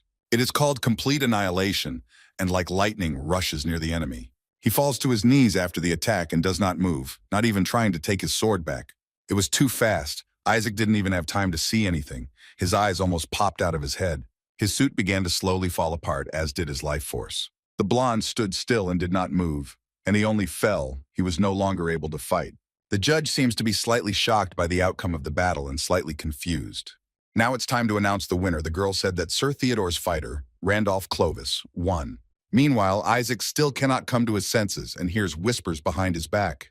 And what was most suspicious for our spectators was that there was not a drop of blood in the arena. He jumped out onto the battlefield and demanded that everything be quickly collected before the truth came to light, and that the warrior's body also needed to be restored immediately. His subordinates ran up and began to think how this could be done after such serious injuries. The judge winked at Randolph and officially announced that Charlotte's necklace, which had been the subject of a duel in the 7th Underground auction, would go to Theodore, whose warrior had won the duel. The boy came closer to her, and she loudly clapped her hands, calling on the guys to congratulate the winner. Her subordinate approached her and brought a small chest. From this moment on, Charlotte's necklace is the property of our hero. Hearing this, a wide smile appeared on his face. As soon as he reached out his hand to the chest, he was stopped by Isaac's voice. He looked at him sideways and said that if he took him away like that, he would pay for it twice. It would be a wonderful day, and then it would be too late to regret what he had done. The boy laughed slightly and said that he was absolutely right, because if he had just started the bet alone, then they would not have suffered such damage from the duel. It seems that the mustachioed man really does hate him, and yet he promises that he will make him pay for it one day. Randolph approached Theodore and just smiled. What an incredible sight. Who would have thought that someone of his level would make someone like him blush? And since such a moment had come, he wanted to chat with his old friend. He was interested in what he was planning to do next, whether it was the higher ranks of Orcus or their black magic, whether they would be able to cope with them. It seems they have no choice but to notify the magical community, because the power of dark magicians, who enhance their abilities through various methods, not disdaining even human sacrifices, requires at least the mobilization of a national extermination squad. The boy had already decided that he would simply leave a message to the White Tower's information network. Over the next 2 weeks, the reconnaissance squad would begin to monitor the highest ranks of Orcus. He has no right to make mistakes, and therefore it is quite expected that he was prepared for everything. But to be honest, he thinks that everything that happened was a complete mess. In a sense, everything worked out only thanks to luck. Even the decision to participate in the duel was made on the occasion of Randolph's presence in this city. And the fact that the marriage would turn out to be a death night could not be predicted. The old man hugged him, one way or another. They had won. He thought that the young master still managed to get into trouble. The men agreed to go to a nice bar together, where they could relax with the 300 gold coins they had saved today. Jibra watched them go and wondered how he could actually win. This warrior so strong passed by their information network. Now she became interested in the identity of the employer, and it was he who interrupted her thoughts. Theodore was in a very good mood and asked if she would go with them or just leave them. And besides, the swordsman himself, who had impressed her, asked to join them. The girl only smiled in response. She would never refuse such an interesting offer. The next day after their little party, there was noise outside the windows from early morning. Necessary things. Soon she herself came out to them and asked our hero whether he had really decided to leave this place so quickly. It seems she came to say goodbye, and a wide smile appeared on her face. Such a mission turned into such a grand event contrary to her expectations. She would feel lousy if she left everyone like this. Theodore guessed that perhaps she wanted to share some secret information with him. This could be considered an additional service. She remembered how he had said before that he had no specific goal, and that was the case from the beginning, because he wanted to stay here longer. Gebra advised him to go east. She knows very well that Orcus's base is located in the southwest of the central continent. Their influence is strong there, but to the east it dissipates. And if he can reach the coastal kingdom, then he might be able to rest a little. Theodore thanked her for such valuable information, However, it seems to him that such additional services are too great a loss for them. It turned out that this was not the case at all. She really liked the fact that for the first time in a long time, she had so much fun from the heart. As we parted, our hero smiled at her and thanked the head of the branch for such work. Gibber wants to meet him again sometime and promises to collect manuscripts from time to time as long as she is well paid. She is ready to collect as many volumes as he wishes. At the end, they waved their hands to each other and said goodbye, and the carriage continued on its way. Arkan was spying on all of them and was finally able to get to her. The blonde thanked her colleague for a job well done, leaning against the wall. The branch manager took out a cigarette and can finally relax a little. She couldn't wait for Arkan to be interested in why Ta helped him so easily. Seems the girl didn't quite understand what she meant. But Jibra understands perfectly well now that she is pretending. She is not stupid either. She has had the information for a long time. Although their empire is filled with savages, none of them will go back on their word. So she thinks she would definitely get the gold. She began to ask leading questions, but the brunette from the braid looked at her. Even if they are rats living in their own ditch. A couple of gold coins are not worth a war with Meltor. She knows very well that Arkan cannot keep his mouth shut when it comes to money and other things, no matter how hard she tries to justify or hide it. And in such a place, there is no point in ranting. It seemed that the brunette had spilled a little, and so she quickly darted towards her. Bouncing off the wall, she deftly grabbed her by the neck with her foot. And after that, I was able to knock her down. Their Mouse King will not tolerate those who cannot keep their mouths shut. And that is why she promises that her end will come here. Meanwhile, Theodore's carriage had already set out into the desert and was heading east. Our hero was drawing something, and opposite him, Randolph was resting after such a fight with the undead. And so, Theodore finished his drawing, and it turned out to be a pentagram. And now the final touch is to put your thumb in the center. He began to call out to someone. Now he is the new owner of the contract, the guardian of the horizon. A strange bird began to emerge from his drawing. At least the silhouette looked like it. And from now on, his name was Eugene. When the process was completed, the boy saw a small chick among the smoke. He didn't immediately understand what it was, and was a little indignant. But it seemed that he expected to see something more interesting. This strange sound woke Randolph, who looked like a drunkard throwing up. Raising his hand, the boy showed him that it was this guy with the forelock who had published it. The blonde was slightly confused. Why did this raven look like it had no brains? And after explaining that it was he who summoned it and made a contract with it, he almost laughed. But it seems he couldn't hold back. This bird looks pretty funny to him, and that's why it caused such a violent reaction. To him, it's a cute bird, but he thought summoned creatures should look stylish and so on. Besides, the moment had come when Theodore asked his friend for forgiveness for dragging him into all this. He believes that it was because of him that he crossed Orcus's path. If it weren't for all this, he could have continued to live in that small town in peace. The blonde just smiled in response. He doesn't regret it and doesn't harbor any grudges against our hero, because he's only pursuing his own interests in all of this. And on the contrary, he thinks that it's a great success to travel with Theo. It had been a whole year since he had gotten his swords back, and all that time he had been improving his skills in some ways. But he felt no progress, and this battle was the first time in many years that it had been so exciting. After all, for him, this is just a journey to complete his sword, and so he asks the young master to put all worries and concerns aside. The boy thanked him, and now the man became interested in where they were going this time. They need to visit the west. He was told that the influence of the Orcus is weakening closer to the borders of the kingdom of Soldan. He needs a break to recuperate, and besides, he still has about 20 manuscripts to absorb. And besides, he needs to conduct experiments with Charlotte's necklace. The old man decided to remind him that wherever he was, there would be incidents and accidents, and this place he mentioned was no exception. He understands this perfectly well, and right now the guys are heading exactly there. The boy released the raven into the street in advance. He was given an important task to monitor the situation around him. And then the baby seemed to sense something and became wary. Our hero heard his cry and began to slowly wake up. And then he suddenly jumps up and demands Randolph to stop the carriage immediately. Theo got out of his mobile transport and began to examine the situation around him. The swordsman also jumped off, who did not understand at all what was going on. The young gentleman's expression became quite serious, but the blond man's body began to tremble, and then it appeared under their feet. It seemed as if a lot of creatures began to emerge from the ground, making terrible sounds. They had human form and began to form a huge group. The undead muttered under their breath that they were trying to kill all the living, and began to look at our hero and his friend. Theodore somehow feels that something is wrong here. Such a sudden attack in the middle of the desert cannot be a mere coincidence. Randolph just looked at them with displeasure. Such a sly attack is typical for the undead. And then our hero thought, why not increase their ranks too, and is going to use his power as last time. He summons a whole army of his stone warriors, and they quickly fall into line. The blonde seems to be delighted with his abilities. This could really help them win. Theodore asked his friend to guide them, and it seemed like he was really getting into the swing of things. It had been a long time since he had had such a fight. The man runs deftly straight towards them, waving his favorite blades. Their stone warriors and those monsters that crawled out from under the ground collided and began to fight among themselves. It seems that the army that Theo summoned has become much stronger than last time. The guys needed a little help, which is what our hero wants to do now. He opens all the slots and releases 6 fireballs above himself. They, distributing sparks to the sides, go straight to this huge army and inflict crushing blows.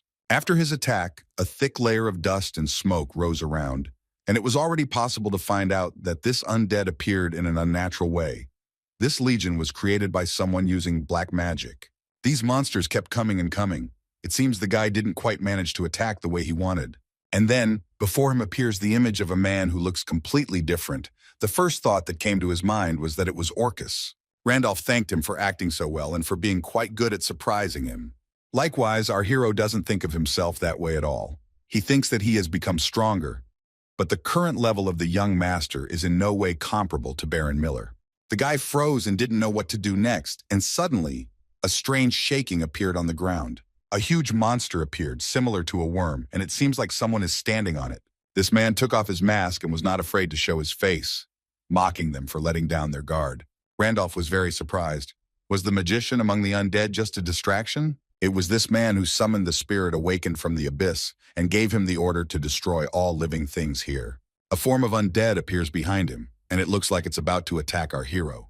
His friend doesn't know what to do. He was careless and therefore ended up too far away and doesn't have time to run closer to him. And now it was already next to our hero, and for some reason, instead of attacking or being afraid, he only smiled. It seems that this is exactly the moment he was waiting for, together with Gluttony, who had not slept all this time. Theodore thrust his left hand forward. It looks like his weirdo is about to swallow this toothy opponent now. And then in turn, he came closer and closer to them and froze in place. It looks like he's not going to run away anywhere, which pleases Gluttony. He was able to easily absorb the vengeful essence of the weight of fate. His powers slightly increased. And his owner, who saw this picture, almost burst into tears. He did not understand what had just happened. Meanwhile, our hero is already preparing his next gift, a blazing explosion. He's quite strong. His friend even had to close his eyes. The man was thrown back and was unable to resist the guy. Theodore in turn stands and watches only this picture. When he finally landed, our hero approached him. It seems he is still alive, and he cannot believe that a 5th circle mage, and a rather young one at that, is standing in front of him now. But it seems that Theo is not going to chat with him here about trifles now. He will ask questions and he will answer immediately. But the man just laughed. He is a dark magician. His whole life consists of deaths and pain, and therefore, he does not believe that such pathetic tortures will somehow magically make him talk. When Theodore heard this, he laughed, and I will remind him so that he does not regret what he said. His raven at this time simply sat nearby and was silent, as always staring at one point. It seems that after a little torture, the man finally repented and now agrees to tell everything. Our hero realized that he was just a windbag for a mage trained in pain and death. It does not seem that he is capable of resisting the magic of invading the mind. So that he wouldn't suffer any longer, he decided to answer the questions anyway. And during their short dialogue, it turned out that Isak had sent him here, and he was here to buy time for the other group. When asked what their organization was called, he could not give an answer, and since we are on the subject, our hero asked to repeat the black magic that he used. He told him in a trembling voice that if he meant the gravity of fate, then this was only a one-time opportunity to use a spell of this kind. It seems that this is all he could get out of him. There is no longer any need for this warlock. He decided to use his magic to deal with him once and for all. After what he had done, he would not let him go just like that. His comrade Randolph watched this and could not believe that Theodore was capable of such a thing, first torturing him and then finishing him off altogether. He also praised his friend, for him such an outcome was quite unexpected. Our hero believes that such people do not deserve human treatment, and also, he just remembered the 8th commandment of the Red Tower. Surprisingly, this was the first time the old man had heard of such a thing, but it was clear that he was interested in the idea. It says that a good warlock is a dead warlock. He seemed to understand, but he wasn't going to ask him to go into detail. Even though they still haven't found out who he is, Sending such a huge group just to buy time is certainly strange, but Orcus is no pushover. Their reinforcements will be impressive. Randolph completely agrees with him. Even though he dealt with everyone so easily, they can't be underestimated. If they are going to appear on a daily basis, it can't be ignored. The boy thinks so too, and so he has already come up with something. Specifically, he wants to go to Ramos right now. The man was a little surprised. Why should he go to the port town of Cargasa? And soon he realized that instead of exposing himself to the land routes, he was going to take a boat with him. His guesses were correct. In the midst of the raging storms and all the sea monsters, even the undead Orcus would have a hard time showing his powers.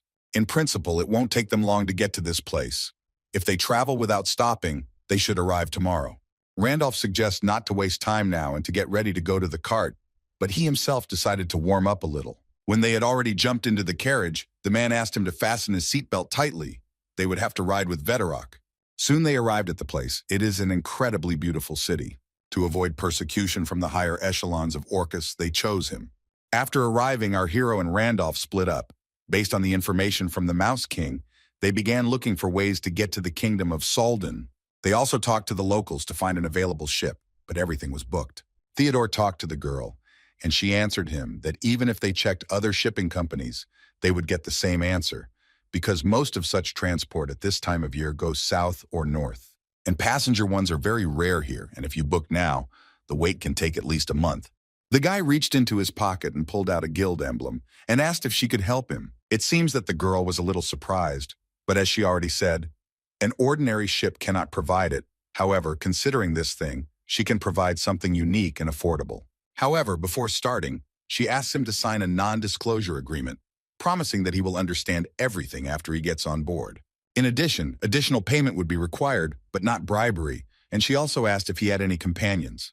Since Randolph is with him, the guy will have to pay 10 gold pieces for each, and she promised that he will later understand what is being discussed. Theodore became indignant. He had never seen such ships before, but now they could not reveal this information to him. She took out 2 small pieces of paper and also said that the sails would be raised today, and therefore it was important to be on board without delay. Since almost all the information here is secret, our hero asks to tell at least when they will approximately arrive in the kingdom of Solden.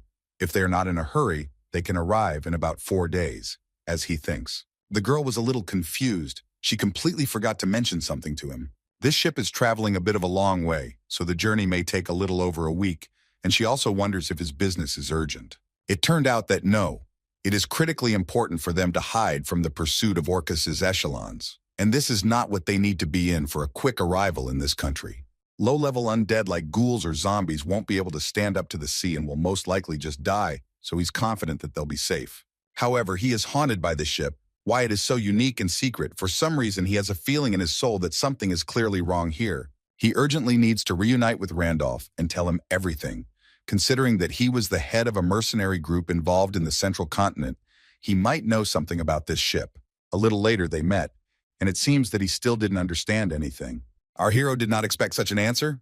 He expected something completely different. Of course, Theodore is right that he did indeed arrive in the central continent before him. But his area of operations was not so extensive. His additions, he was never so far to the east, where he could see the sea. And besides, if he was operating there, the likelihood that he would have such information is incredibly small. If they assume that this is a cargo story, then information about this ship should not appear anywhere at all. Given the way they keep their secrets, they look like they'll be able to figure something out. They'll have to do it themselves. After the conversation, they left this cozy restaurant together and went on. As they descended the stairs, they did not utter a sound. The guys are now at the 3rd pier, and the 5th one must be a little further away. And then at one moment, our hero raised his head and began to examine this ship. It must be admitted that they are much more than they could have expected. The men looked at it and just think that this was exactly what they were given. Suddenly behind them, they hear a quiet female voice. The brunette looked at them from under her forehead and asked to let her check their tickets. Theo came closer to her and extended his hand forward with them. She began to read the contents carefully, sometimes looking at the passengers. Soon the girl gave them to them, and also asked to keep them on hand for 2 hours. There will be a recheck, but in case of refusal, boarding will be canceled. Randolph just snorted under his breath. For him, this was some kind of piggish attitude towards guests, and no one would even accompany them on such a huge ship. Considering the price of tickets, it was too much. Suddenly, our hero heard something similar to someone's whispering, and turning around, he saw a group of people. Theodore thought these guys were somehow strange. He really had some kind of bad feeling about them. Soon they finally got on board, and it was incredibly bright and beautiful here. The men entered the first room, and their eyes almost popped out of their heads from such incredible luxury. She's here for a honeymoon, and Randolph starts to panic that the ship might sink because of her. And then, Theodore's gaze fell on the bed, and he wondered why she was here alone. The old man immediately jumped on it and decided to lie down for a bit, and the boy watched intently. Just in case, the boy decided to check everything here using eagle vision. After studying everything here, he found out that there was nothing strange here, and besides that, it did not seem like these people had ulterior motives. Theo decided to sit down anyway and told his friend that he had not found any special mechanisms. But he still doesn't understand why it's worth keeping such a ship a secret, because it would be much more profitable to use it as a passenger liner. The passengers he saw boarding looked like nobles or at least wealthy people, and therefore there should be something here that could fit into their pockets. But even using clairvoyance magic, he found nothing. The blonde just smiled in response and asked to leave it for later, because this problem clearly does not need an immediate solution, and therefore asked to first focus on what is in front of them and then think about it later. Theodore was a little angry that his friend was so frivolous. He has already settled comfortably on the bed and is going to rest a little, since such an opportunity has already arisen, and asked not to be paranoid. Why doesn't he just take a rest? He also doesn't understand. Our hero only snorted something in response, rolling his eyes. Overall, if you think about it, it's a good idea, and it looks like the best solution for today would be to get a really great night's sleep. Just at night, the sea became a little rough, and the whole sky was covered with clouds. The ship sailed high on the waves, which rose quite high. A very restless night. With such waves, some of the crew were afraid to even sleep. However, in the morning, everything calmed down, and a bright sun began to appear from behind the horizon. Our hero was still sleeping, but began to toss and turn when he heard a familiar voice. His assistant Mitra came to him and called him for some reason. The girl grabbed the little raven that he had recently summoned and made a contract with him. Theodore addressed her in a slightly rude tone. He asked her not to bother Eugene, but she did not listen. The bird was a little confused, but the girl promised him that she would definitely feed him some goodies. Suddenly, it seemed, the raven noticed something and suddenly jerked up. He broke free from the girl's hands and flew somewhere. Our hero began to watch him closely and also became a little confused. As always, Randolph wakes up from these bird cries and does not understand what is happening here. A pirate ship began to appear on the horizon, and our hero asked his fellow traveler to prepare for battle. And he himself stood up and began to straighten his things. For some reason, his soul felt uneasy. Theodore feels that something here is clearly not right to me, but for some reason the sixth sense does not react. After all, it should have detected evil intentions, and even a banal thirst for blood, given the appearance of a pirate ship. But this should not happen so suddenly. The entire crew of the ship came out of their rooms, as did these two guys. It was too surprising that in such circumstances, no one was even going to evacuate. People seemed to have gone crazy. Suddenly, our hero was called from above by an unfamiliar male voice. Theodore turned back and checked to see if he was the one being addressed. The man noticed that he and his friend were on a ship for the first time, since they were so excited. He just laughed. Everyone who is here for the first time goes crazy in such a situation when a pirate ship appears and no one cares. It turns out, to put it simply, they are not some kind of passenger ship. They are a real cruise liner. Their final destination is the Kingdom of Solden, but the places where they make stops are quite unusual. The man looked Theodore straight in the eye and said that before they arrived at their destination, they planned to visit the pirate island. To the boy, it looks as if they are going to hand themselves over to them on a silver platter. The brunette just laughed. If everything he thought was true, there would be no reason for this ship to sail all the way here. According to him, 50 years ago, it really was a simple pirate harbor. But suddenly there was a widespread demand for their island. This is an unregulated area where illegal transactions and contracts are allowed. So for those who have an insatiable thirst for simple money, this is a tempting place. Finally, after their conversation, the boy realized that this was an island of pleasure that he had never seen before. And he was not mistaken. This place is the one where you can fully enjoy freedom, and that is why it is called that. The boy looked at everyone present here. Now everything became clear to him. Perhaps that is why there is such a lively atmosphere here. If everything he was told is true, it means that this ship serves as a guide for them to the pirate island, and the passenger ship transports tourists there, and that is why the sixth sense did not react to them. And then, through telepathy, Randolph addressed our hero. He would not like them to be associated with all this rabble, and they are faced with the question of whether it is worth starting a coup here. Theodore confidently refused. If everything that man said is true, then this ship pirates leading their people's side. There is no point in not getting away with the fact that one of the passengers is not aware of what is happening and will take their side. He advises his friend to hold his horses for now. He remembered the perfect proverb that fits their situation. The boy looked at him and said that you can't catch a tiger without entering his den. And so soon they arrived at the place, and the ship began to park nearby. People were very happy that they finally found themselves in this place. Our hero slightly does not understand what is happening here. The weather is clear, but the fog overflowing with magical energy covers the entire island. Randolph turned to him. He had some strange feeling, as if he was again drawn into some dangerous place. The guys found themselves in the very pirate archipelago. Our hero looked somewhere into the distance and just nodded his head. He completely agreed that he felt something strange. People were asked to disembark in the same order in which they boarded, and to do it all in an organized manner. And it seems that they have already begun to recognize the familiar faces that greeted them. Theodore looks at everyone present. They look terrifying. Pirates are pirates, but compared to Randolph, they are nothing. However, they are skilled in their own way. Before entering, a guard stopped them and demanded an entrance tax of 10 gold pieces from each. Our hero rummaged in his pocket and found a 20 and threw it into the bag. After this, a wide smile spread across the man's face and he greeted them joyfully. Theo had no intention of letting his guard down, and so he answered him briefly and coldly. The jock asked what his young guests thought about the guide. For just 1 gold coin, he promised to find a wonderful companion. The brunette tossed him a coin because he didn't want to give it straight into his hands. The man only smiled in response and promised to bring someone right away. He stepped aside and began calling Jack to come to them. He heard him and began to rush to the place with a huge bag on his back. The man informed him that the guests had just arrived, and as always, 50% would be his. He promised to pay him when he finished doing everything, and he himself said goodbye to the people who had just arrived. Finally, the jock wished them a pleasant journey and smiled broadly. Although he behaved in a friendly manner, Theodore was somehow wary. An incredibly bad feeling emanated from him. And then from the other side, another man turned to them and greeted those who had just arrived. The guy introduced himself as their guide to the pirate archipelago, and if they had a specific place they wanted to visit, he asked them to let him know. On the way, he told how he grew up here on this island, and finding someone who knows the area better than him is tantamount to a miracle. The boy also hadn't seen them before and asked if this was their first time here. Our hero looked around and only nodded his head in response. He was very interested in learning about this place and asked to tell us more about it. The blonde turned out to be quite a cheerful guy, and he would be happy to give us a short tour. And the first location he wants to show you is the financial center of their pirate society. It is home to no less than 17 gambling establishments. However, at this time it is not a casino. Unlike the archipelagic gambling houses, they have no limit on bets, and accordingly, they can win exclusive and hard-to-get prizes. It is also important to know that if the participants decide to cheat, they are obliged to pay their bet tenfold. And now our hero became interested in what would happen if there was no money for this. The attendant looked away. He promises that the consequences will be terrible.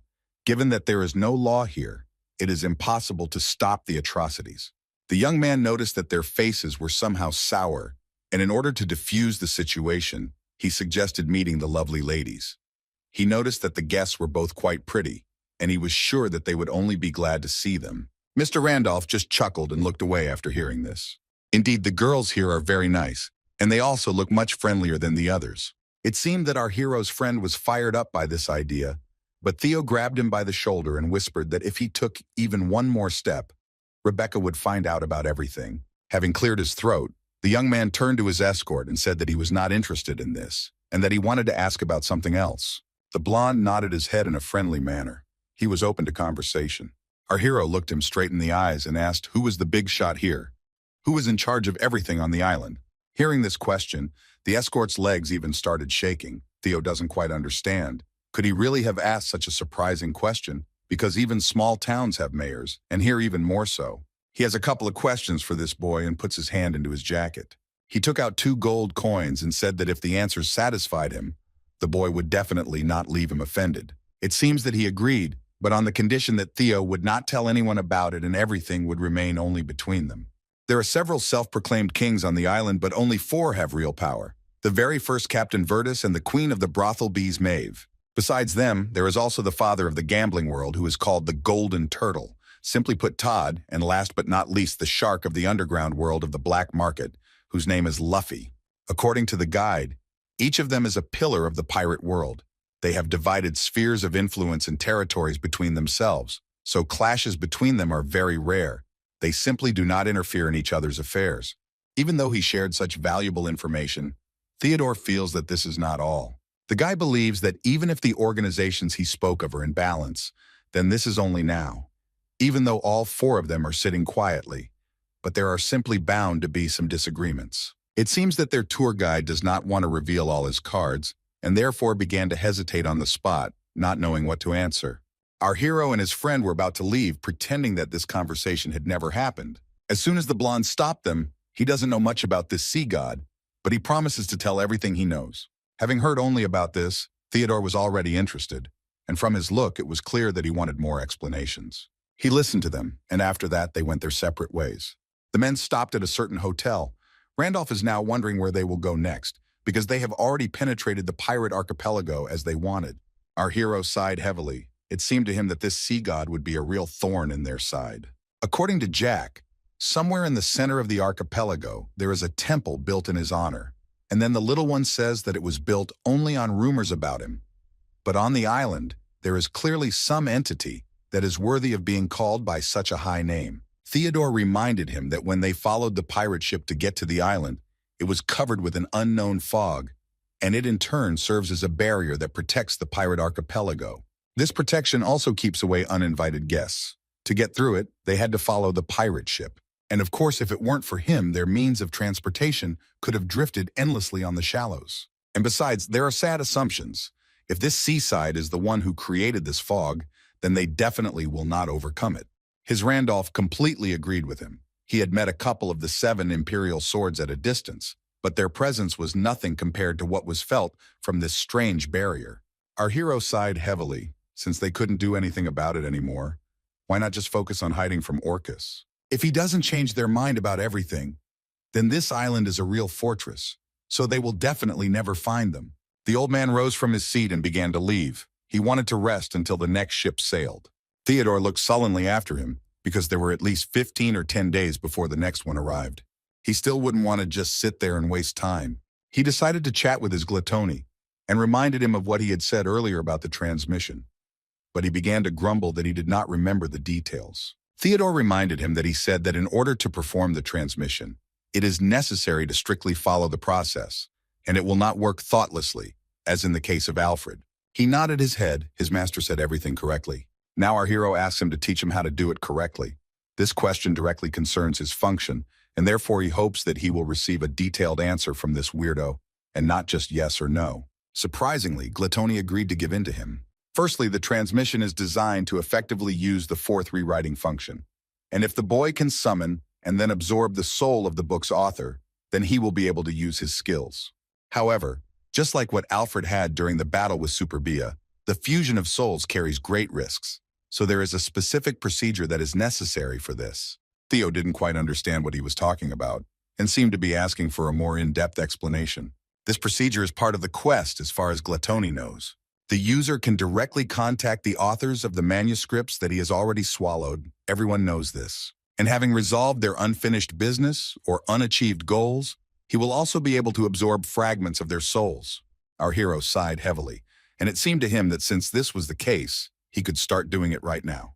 The big-eyed one nodded his head, and if he wants, he can call on Li Yun-sun or St. Thomas and find out their wishes. Now our hero has a choice to make. Considering that he only recently received summoning magic from the second candidate, it would be best to increase his battle song and hand-to-hand combat skills. The boy still makes his choice and asks to summon Yun-sun. Glatoni heard him and activated the transmission. His essence responded to the call, and now a temporary synchronization of awareness occurs. When the man saw our hero, he smiled broadly and greeted him. He seems very glad to see his benefactor again. He could not even imagine that he would be able to meet our hero again under such circumstances, but he was still happy about his appearance. Theodore looked up at him and asked if he knew why he had come here. He was stroking his long beard, and it seemed that he was already quite aware of the current situation. He understood perfectly well that the boy had come here to fulfill his long-standing desire, and in return he would give him what he wanted. Surprisingly, the man is ready to sacrifice his essence for the sake of desires, and completely agrees to his conditions without hesitation. But still, doubts raged inside Theodore. If they did this, then Li Yun-sung as a person would simply disappear. He came closer to him. It was obvious that this was exactly what he wanted. And why was he backing away when he had already gone so far? After all, he is already literally a walking corpse, and if he can fulfill his long-standing desires in this way, then he has zero objections. Our hero only smiled in response and still asked what he wanted from him. His wish sounds simple enough. He just wants to go home, but Theo demands extensive explanations. He wants to go back to his homeland, the mountains and hidden in the clouds, to the Mui family. In the eyes of our hero, this is very sentimental and an incredibly unique situation. If you believe the memories of this man, the city of white clouds is located far away on the eastern continent, and to cross the huge ocean even halfway will be necessary. It will take at least a year.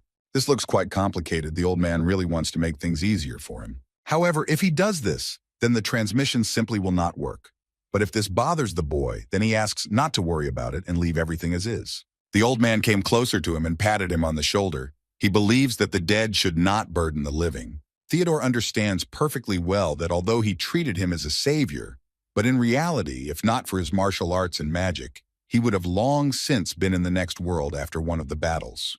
Although he tried to dissuade him, our hero is serious, and although a little uncertainly, he promises to do it. Of course, he cannot tell the exact date, but he will certainly deliver him to the mountains hidden in the white clouds. The old man certainly didn't expect this from him, and was slightly surprised, but then he closed his eyes and just smiled, thanking the young boy. Fog appeared around him again, and Li Yun asked him to take care of all his unfulfilled dreams. He finally turned away and wished him all the best. And with this, the ritual with him was finished. The boy went somewhere. Gluttony stopped him and asked if they would move on. There is still one person left, and the quest is from him, and we are talking about St. Thomas. The brunette only nodded his head in response. It turns out that his weirdo is also capable of sensing the hidden desires of several entities at once. Since it comes down to it, he asked him to call that crybaby. He just smiled in response and sent a request for a quest, which was confirmed immediately. It seems that Thomas was a little surprised, because he had recently passed on his knowledge to him, and now he was going to drain the cup to the end. This time he was much more friendly, and even asked about Eugene, whether he had ever been useful to him. Our hero nodded his head with a smile, and said that this raven had been very useful in the last sorties, and summoned him. But then Mitra came to him, who still would not let him go and literally tormented him. The bird was already tired of this farce, and simply began to break free from her hands. It was noticeable that Theodore was doing well, and the great thing was that the man was feeling great. Everything was going as usual. And besides, Thomas is very happy that things are going wonderfully for Eugene, although he himself does not think so. It's time to get down to business. The man is going to talk to him about his long-standing desires, and it seems to him that guessing about them is a very simple task. Our hero gets straight to the root of the matter. We are talking about summoning high-ranking creatures. Thomas hit a wall and said with displeasure that even if this happened just once and for a very short time, even for a split second, he would die happy. But unfortunately, he didn't succeed, and now all hopes fall on the shoulders of this young man. Maybe he will succeed. Theodore looked at him with slight misunderstanding. If he does this, he is not sure that it will fulfill his dream. Of course, Thomas is very sad that he won't be the one to do it, but in principle, it doesn't really matter to him how it happens. In addition, he added that if his guest did this with his help, then he would have nothing left to keep him in this world. The boy looked at him confidently and said that he would definitely cope with this task. He looked at his room, which was as always in his creative disarray. Since such a moment had arisen, the old man told him that the boy had entered someone's property. Considering that it is in the middle of the ocean, it is most likely either a kraken or a megalodon, or at least a sea lizard. Of course, this was said in dialect, but in simple terms, it can be called a blue dragon or a sea dragon. And after these words, finally, everything came together in our hero's head. The pirate archipelago could not possibly exist in such conditions, and the one who controlled everything, the so-called sea god who held all the pirates, was precisely this creature. And somehow he came across his name while reading the legend in the library. The evil essence of the dragon that lures sailors to wreck ships with the help of the essence of mermaids, calls tidal waves in a childish manner. And he remembers also that this creature is called Aquilo, who is also known as the tyrant of the seas. Theodore urgently met with his fellow traveler and told him everything, even that he had come across mentions of him in the library a couple of times. The ancients called the sea lizard and the kraken two scourge of the sea, but this particular creature is a completely different beast. In a word, Theodore told him everything he knew, and Randolph drew logical conclusions from everything that if everything he said was true, then this was clearly not a creature to cross.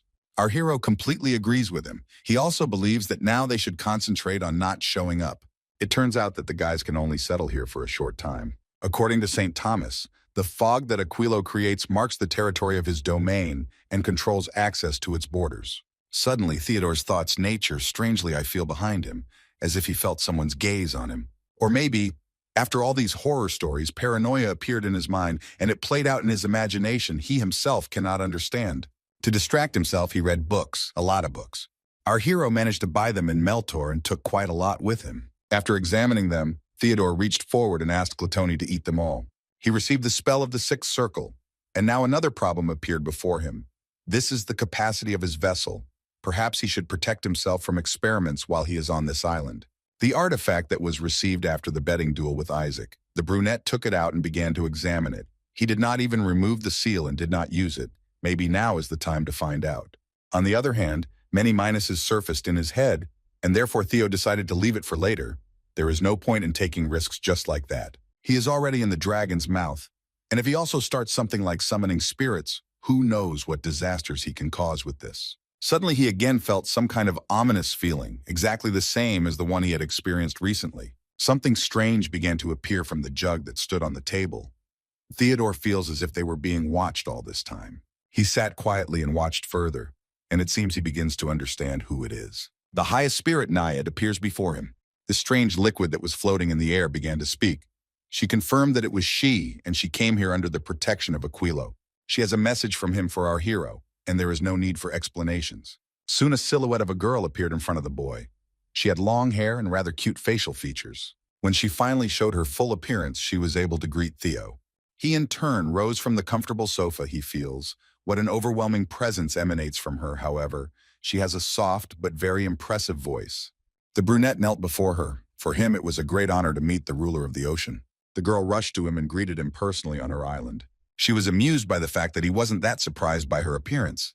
The guy had a pure poker face. She should have admitted that although the guest's face looked quite young, she was sure that he had been through a lot. To tell the truth, Theodore's heart is in terror now. It is incredibly difficult for him to talk to her. The long-haired girl looked at him sideways. She had to admit that he was quite honest, and from her expression it was clear that she didn't like this. She moved closer to him and whispered in his ear that next time he should be careful with his words, because she could deal with him at any moment. The spirit saw the horror in his eyes but still decided not to torment him and get straight to the point. In 3 days there will be a festival of worship in her honor in the very heart of the island, and Naiad is very eager to see him and his friend among the participants. The brunette has no choice, and so he agrees to her whims without thinking.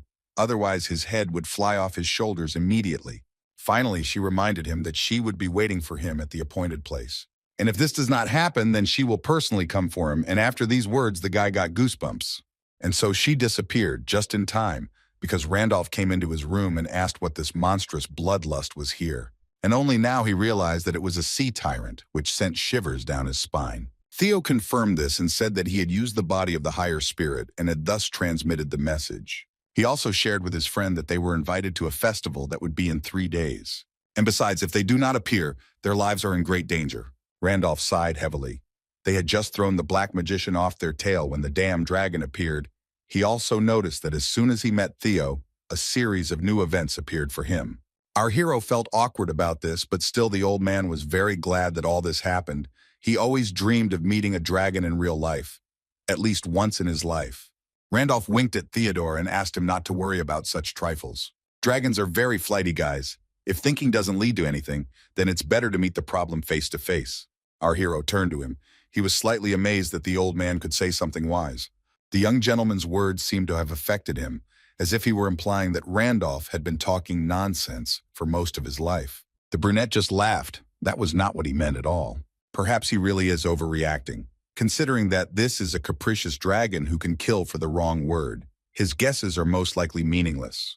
But as his friend told him, they have no choice but to simply face the problem. His friend just smiled in response and was very glad that they listened to him. Theo went ahead, eager to try something new for himself. Soon they arrived at the festival of the sea god. Even the 4 pillars, the rulers of the islands, have no right to interfere with its celebration. People were already waiting for them at the entrance, especially our hero. Just like the naiads, they are driven by fear of the dragon and therefore follow his orders. And that is why they had no choice but to follow them. People with long robes escorted them, and Theodore carefully examined the area. In front of them stands a large castle with a large dome. It takes your breath away. One of the guides told him that the festival of the sea god is held once a year, and at it half of the goods from the entire pirate archipelago are presented, and of course, it is clear to whom all this is intended. Theodore simply nodded his head in response and asked what festival it was this year. They answered him that he was already 52nd. Our hero's eyes almost popped out of his head. It turns out that he had been collecting half or even more of the goods from the entire archipelago for so many years. There's a good reason why dragon slayers are known for pushing their luck all the time. Some of them are greedy for wealth. They enjoy two things, robbery, and when offerings are brought to them, Aquila is just one of them. And they keep most of the treasures in the lair. And to think how many of them he has there, Theodore began to talk about this with interest. He raised his head up and began to look at their dome, which from the inside seemed even larger. Suddenly his thoughts were interrupted by one of the servants. This year they all present these riches to pay homage to the protector of the sea. The man prays that this year too he will watch over his wanderings. It turns out that these guys are much more religious than Theo could have thought. Maybe they don't care about the well-being of their followers, and in general about how they live, terrifying self-esteem. As soon as he remembered his friend Randolph, he hadn't seen him since they separated at the entrance to the building. He would like everything to be fine with him. Suddenly behind him he heard a whisper, a very familiar tone, after which goosebumps ran down his skin. Aquilo sent his companion to another place for a short time, and today she specifically needs our hero. The butterfly began to tell him her feelings. For some reason her heart is drawn to him, and she wants to have fun during this festival. When he walked a couple of meters, he felt a strange smell. From the very beginning, an incomprehensible stench began to come from the cave. With every step the smell became stronger. He had to cover his nose and mouth with his hand, but it gave almost no result. And then his heart began to ache as if some arrow had rushed through it. Fortunately, Theodore managed to activate his ability for protection. If it weren't for the umber, in just a moment he would no longer be alive. A girl began to appear in front of him from the fog. To be honest, she couldn't even think that he would be able to dodge. She sat down next to him. This was the sea tyrant Aquilo, about whom everyone was talking so much. She seems to really like this guy and wants to start a little game.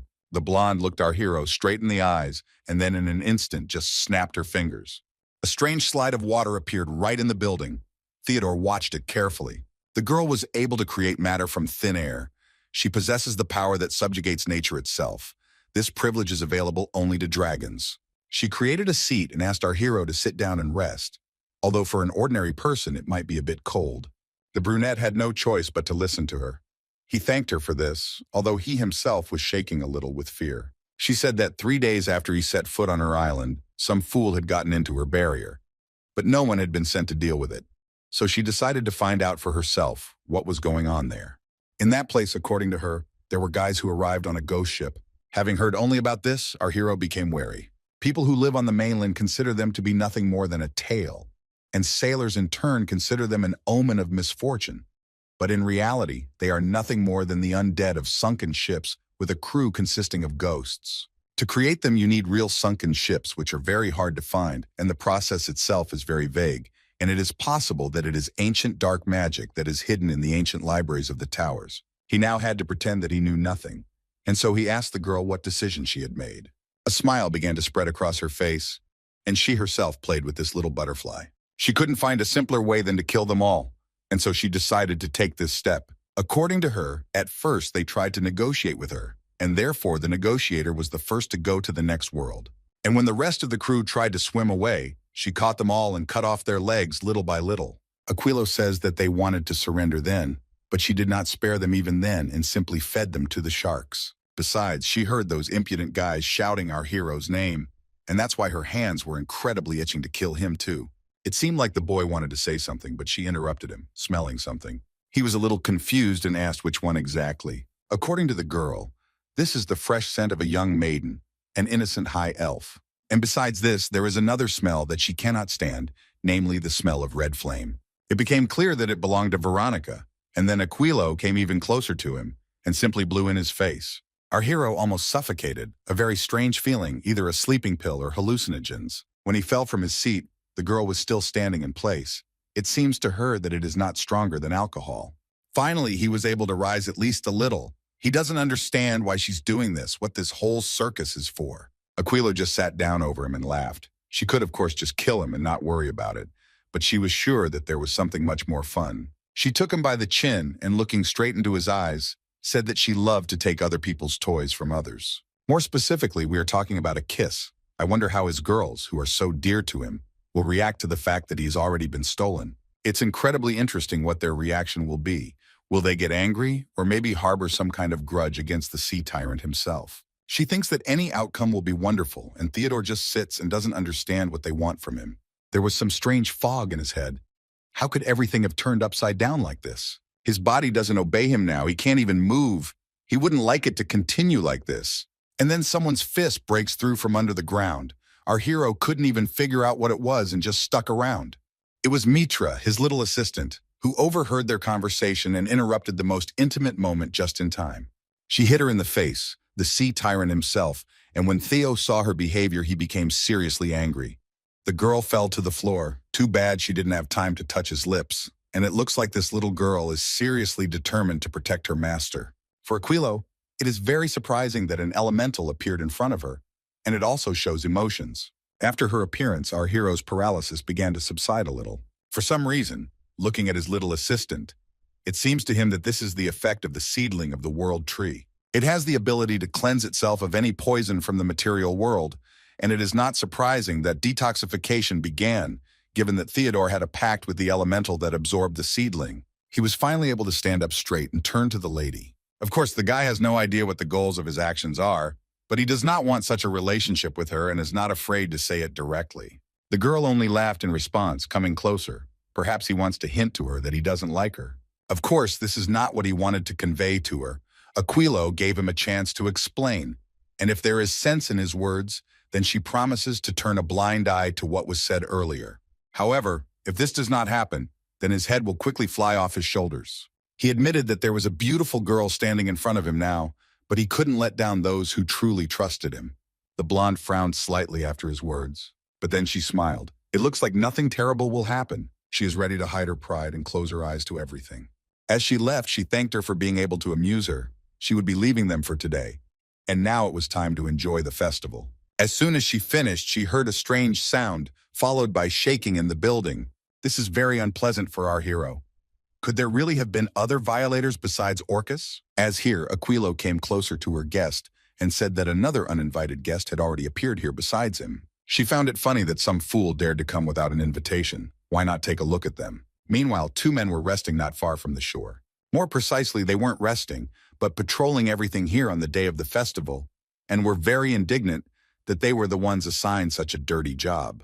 And then their friends will brag to them about how cool and fun everything was. They seemed to be very jealous and also sad that they were not invited there. The guys had plans for that evening, but unfortunately, they can only spend time here.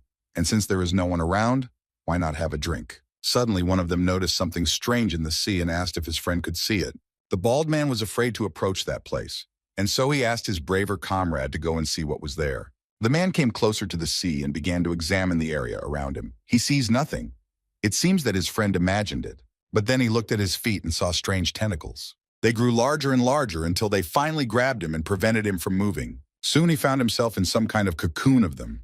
His friend was worried about Tommy but didn't know what to do. He can barely speak, his voice trembles, and he can't do anything about it. Seeing how he was being sucked right up there, he ran towards him, hoping to save him. He screams and wants to at least hear his voice, but in response there is only silence. Suddenly, he feels something strange in his lower abdomen. One of the tentacles pierced him through. And then several more of the same blows were dealt to him. This was done by a huge creature, which with its forked tongue was able to deal with both of them so cruelly. A little later it devoured him completely, in the literal sense of the word. Right in the middle of the ocean, a huge creature began to rise from the depths of the sea, making terrifying sounds.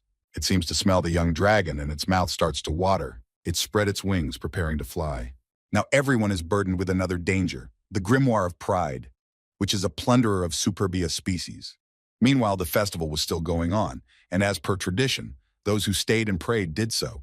One of the participants who were invited worshiped God for all their sins, and also spoke out their strange desires. The sea tyrant was still next to our hero. She doesn't like these little people, and especially their strange whims. And in such a situation, Aquilo is incredibly irritated. She stood in the center and declared the meeting over. Now all people had the right to remain silent and run home. Everyone who was there except one rose from their seats and left the room. Our hero looked at all this with interest. He knows very well about the dragon's fear as a supernatural skill of the race, which controls the minds of the lower races. And it seems that it is so easy for her to instantly take control of so many people, and how this is even possible does not stick in the guy's head. Finally, the hall became quiet until a man appeared who dared to enter without permission. It seems that the girl does not like the atmosphere here at all, and even less the attitude towards her. When Theo saw his friend, he cried out with joy. Now Aquilo understood who it was that was disrespecting her and interrupting her, and again threatening to take her head off her shoulders. Randolph was now able to see this legendary dragon with his own eyes, and so he bowed before it and greeted it. Although she looks like a beautiful woman, behind her beautiful appearance there is an aura of incredible strength that is impossible to ignore, and the guys have no chance of defeating her. The blonde still doesn't understand why Theodore is chatting calmly with him without any fear. The boy turned to him and whispered that after some incidents, she was no longer a threat to them for the time being. It doesn't matter now. There are still uninvited guests on the island, and it seems the girl already senses that they are coming. A monster of simply incredible size burst into their castle. It flew in on its little wings and landed on the floor, raising dust around itself. Our hero flew back after such a jump. His eyes almost popped out of his head from surprise. What an all-encompassing aura he has. It's incredible. It's possibly on par with Aquila. But here, for some reason, she seems familiar to him, even very much so. And this monster, it seems, also recognized his enemy.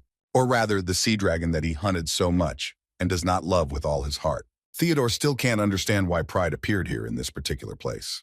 So besides, he was able to increase his strength and become even more dangerous, and there is no comparison after their meeting. And then Gluttony jumped out of our hero's hand, warning him that the creature had moved on to the 5th stage, and that he couldn't think about a desperate battle with it now. Even if Veronica were here, their chances of winning were no more than 50-50, maybe even less. The girl herself looks at him with incredible hatred in her eyes. She would not like to see his face again. According to Gluttony, for them, the 7 sins, the removal of the seals, and the return to their original form is a natural process. If Pride reaches the 6th phase, then it will be able to destroy the ancient dragon alone. And even such a strong opponent is unable to defeat the 6. It doesn't matter even that he has achieved semi-divine status. And since this is the case, then our hero is interested in what this 7th phase is. It seems that Pride noticed Theodore and his grimoire too. What an unpleasant meeting. Aquilo looked at our hero with interest and asked how he managed to get acquainted with this thing. He was a little confused, but still said that he knew him. However, they had a very complicated relationship with each other. And this time, Pride did not come here for him, but he has personal business with the young sea dragon. He wants to ask if Aquilo will agree to become part of the ultimate ideal being. This is his ideal. The blonde threw off her cloak, and from her reaction, it was clear that she was not going to agree to his conditions. She jumps high up like lightning, preparing to attack. The girl gets up too fast and punches his scary face. It looks like she managed to deal good damage to the enemy. He jerked his head back sharply and flew to the side. The girl controlled the entire process and was ready for the next attack. When the monster landed, it began to laugh. Now her blow became an answer to the question. He considered it a refusal. It turns out that the sea tyrant himself is now afraid of Pride. It seems that he has gone completely mad during all this time. It even makes you shudder. But even if so, she's not going to give in and let him go just like that. The girl already knows what she will do next, or at least she will try. It's been a while since she released the essence of the dragon itself. It's high time to try it. The huge lizard that emerged from it clashed with Pride. This battle is incredibly merciless. Our hero barely managed to put up a barrier so that the blast waves would not touch him and Randolph. To be honest, the old man doesn't quite understand what's going on here, but just being so close to the battle is basically a ticket to the afterlife. He also wondered if his friend had a plan, but it seemed that he didn't. His assistant Gluttony also said that if this creature was still in the 4th phase, everything would be possible. But since he is in the 5th, the chances are 0. The combat power of this monster does not depend on the environment, no matter whose territory it is in. And besides, he is able to transfer the fire magic of the 5th circle and instantly create shields that will reflect magic arrows. Judging from everything, Theodore concludes that he needs to personally fight this monster. The old man tries to convince him otherwise. Before them is not an enemy with whom they have a chance to cope. He made the two of them look like shrimps in a fight between 2 whales. The boy himself finds it unpleasant to talk about this topic. He has a very sad story connected with this monster. However, if the dragon loses, then it will definitely take them for dessert. And that is why he believes that it is better to fight side by side with Aquilo. He finally thanked Randolph for everything. It's time to admit that even though he was just accompanying him all this time, he paid him more than he should have. And since he believes that this may be the last time, his last battle, it is worth saying goodbye. In any case, the choice has already been made. The old man simply looked after him and could not say anything. And then he began to be haunted by the feeling that he was standing here like some kind of coward and could not do anything about it. And it looks like he's trying to make his final push to defeat and fight this monster, and so he's preparing his blades. Meanwhile, the dragon is already trying to somehow damage Pride and no longer knows what to do. Their battle is incredibly brutal. Although Aquilo is strong, something is not quite working out for her. And only after some time she could catch up with him in speed. They are now almost equal. And finally she wants to use her power, waiting for the right moment. The girl was able to outwit the monster and wrap her long tail around it, and then release the water-breathing beam. But it didn't seem to work quite right. It turned into slime, nasty and sticky. This is also a skill, the physical form of the royal slime. Pride praised him for being very smart, and therefore now it is his turn to attack and demonstrate what he is capable of. It rose up and is about to use the Kraken's tentacles. Literally just a couple of seconds, and it already grabbed the dragon and doesn't let go. The girl can't believe that he can use such two abilities at the same time. There is no such creature in the world except him. It dared to invade her domain without permission, and what's more, it is now talking about all sorts of nonsense. Just the thought of this is enough to drive Aquilo crazy. She certainly isn't going to forgive him for this. Pride just laughed. He still continues to think that this will be the last game in the dragon's life. It used its form to become like a lizard and grabbed his tail with its teeth, and then it clenched its jaws powerfully. At the sight of their battle, a big bang was formed, which was of an unusual shape and appearance. Our hero didn't care. He was already rushing to that place. He found the two of them. The water should in principle absorb the shock wave. However, these splashes confuse him. Soon they found themselves underwater, about 3 kilometers from the coastline, and began an underwater battle. Theodore looks at them, and unfortunately, he cannot predict how the battle will go. However, he knows for sure that his intervention will not play any role, considering that he is nothing more than a bookworm. And then Glatoni appears from his hand and tries to convince him to give up the fight. He reminds him that it is not too late to change his mind. Superbia may be emotional, but he is still one of the grimoires, and he will not kill him because of some banal stupidity. The boy understands perfectly well that running away now would be the wisest decision. However, even if he survives the collision, there is no guarantee that he will meet him again. It is hard to disagree with this. If we leave things as they are, he will only become stronger, and even the powers of the World Tree may not be enough to stop him, which means that even Eleanor's safety will be in great question. That is why Theodore decides to finally get involved in their fight and stop the grimoire here and now. Of course, Glatoni puts his survival first, but there is truth in his words, and therefore he respects the decision of his risky master. Our hero only pretended to be rational, but he is not at all sure that he can really overcome this terrible creature. He looks at him and is simply in shock. He's much, much stronger than before, and then his thoughts are interrupted by someone. And then turning around, he saw Randolph, who was smiling cheerfully at him. Our hero did not expect such a turn of events. The old man could have said goodbye to his life by taking such a risk. The green-eyed man shouted to him with a smile that he couldn't abandon the boy who had grown up right before his eyes. And besides, he himself had made the decision to follow him. Of course, the old man knew perfectly well that such a decision could destroy him, but he still rushed to help. Our hero is going to help him. After a little magic, he can now calmly perform maneuvers as on the ground, of course. The feeling will be so much different from the solid ground under your feet, but you need to get used to this little thing. It looks like he can move a lot better now, but there's no need to fudge things with the aura either. And then he began to feel something strange beneath him, specifically that the sea had simply frozen. And then it started to crack. Randolph tried to jump away from these huge cracks. A dragon and a chimera emerged from under the water. It seems that Aquilo was seriously angry with him, but it's not that she hates him. Now it's the guy's turn. They're going to save this girl right now. She's incredibly irritated by his technique with tentacles and slime. He uses it constantly. And since he uses only her, it seems that he underestimates his opponent. Aquilo wants to show him what her true power is. He's about to use Ice Storm and hits the grimoire straight. No matter who he is, he can't break through this whirlwind now. That's what the dragon thought, until it got out and hit him in the face. And soon he grabbed him with his tentacles, immobilizing him, and struck him. After all this, the monster attacked the dragon again. Our hero watches this, and it's just incredible. Ice Breath didn't work. And besides, Pride was able to break through this storm. Now Grimoire has grabbed it and is simply holding it in her hand. Aquilo is exhausted. She does not even have the strength to escape from his claw. And the monster mocks her. She has no need to know his identity. She is just a young dragoness. And just in time, our hero came to the rescue using the lightning magic of the sixth circle. Theodore decided to get involved in their fight, despite the fact that he was asked not to stick his nose in there either. And besides, saving Aquilo has nothing to do with it. He has his own scores to settle with this creature. And then this monster noticed him too, and it seems to remember him well. And our hero reminded him of how he had then run away with his tail between his legs. And then, as if nothing had happened, he appeared after a while. It stood next to him. His thoughts are different from everyone else's. He believes that this little man lost that day, but not him. And if it weren't for that man in red, then such an exodus would not have happened. Our hero began to snap back at him, and it seems that he doesn't like it at all. Pride spread his arms and took the swords, looking intently at the enemy. He also warns that this time will not be like the last time, if she hints that he has become stronger since their last meeting. The monster is now going to turn its attention to Theodore and deal with him for the first time. He released a lot of tentacles from himself, dissolving his body into slime, but it seems that he missed. And then from behind him, he hears someone's voice, quite familiar.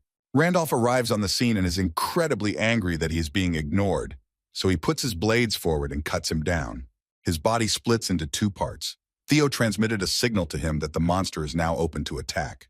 Our hero uses a special technique on him, opening all memory cells, or rather later casts a triple flame burst spell and fire shots. After finishing, a weak blow came to his back. The monster screamed, and after all that the boy had done, it plopped into the water. But after some time, some strange silhouette began to appear behind the fog. This beast looks very much like a werewolf, and he mocks his comrade for daring to drag out his affair with some human for so long. Our hero began to examine them carefully, and indeed he was not mistaken in his conclusions. He thought so until Glatoni said that this race was called werewolves. It turns out that the guy had heard of them before.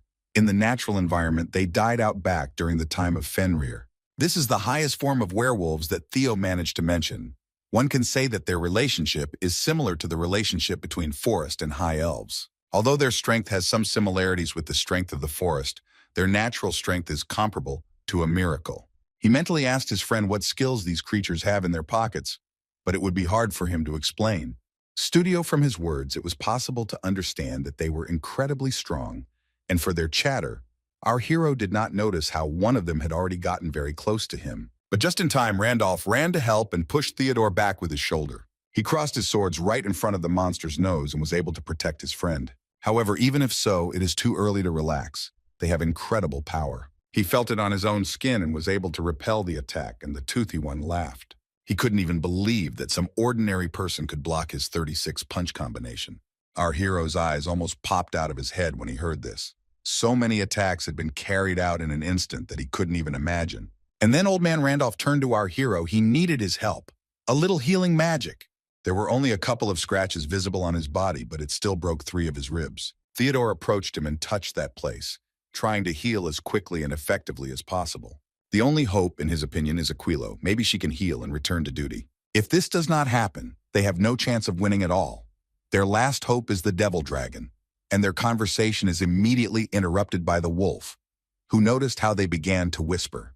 He doesn't like that attention has been switched to something else. Now he's going to deal with everyone at once. He began to use his strength.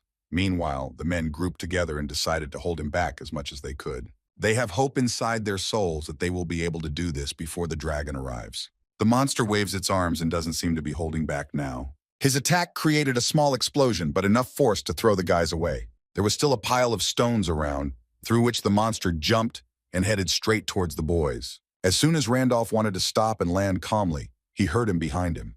He had to turn around and block his blow. Our hero is already crouched down and is about to attack the wolf. He still can't decide which magic will be more effective here. It seems that the fastest one in the arsenal will do here. And so he chooses to be struck by lightning when his friend has jumped back to a safe distance. It seemed like a good attack, but judging by the expression on this monster's face, it seemed ineffective. The wolf was able to easily dodge her using his peripheral vision. Theodore tries to hold his hands tight, but the assistant of pride has already gotten close to him. He pressed it to the stones with his paw, and it was worth admitting that he really held up well. He is truly grateful to this person's fortitude, and therefore wants to enjoy how he will become a part of him. The wolf laughed and was finally going to deal with Theodore instead of his stupid partner. But then he literally freezes in place and becomes just one big block of ice. This is the work of Aquilo. She arrived just in time to help. This is the first time she sees such chimeras. Our hero looked at her with a tired look, but still, deep down, he was glad that she was able to get back on her feet.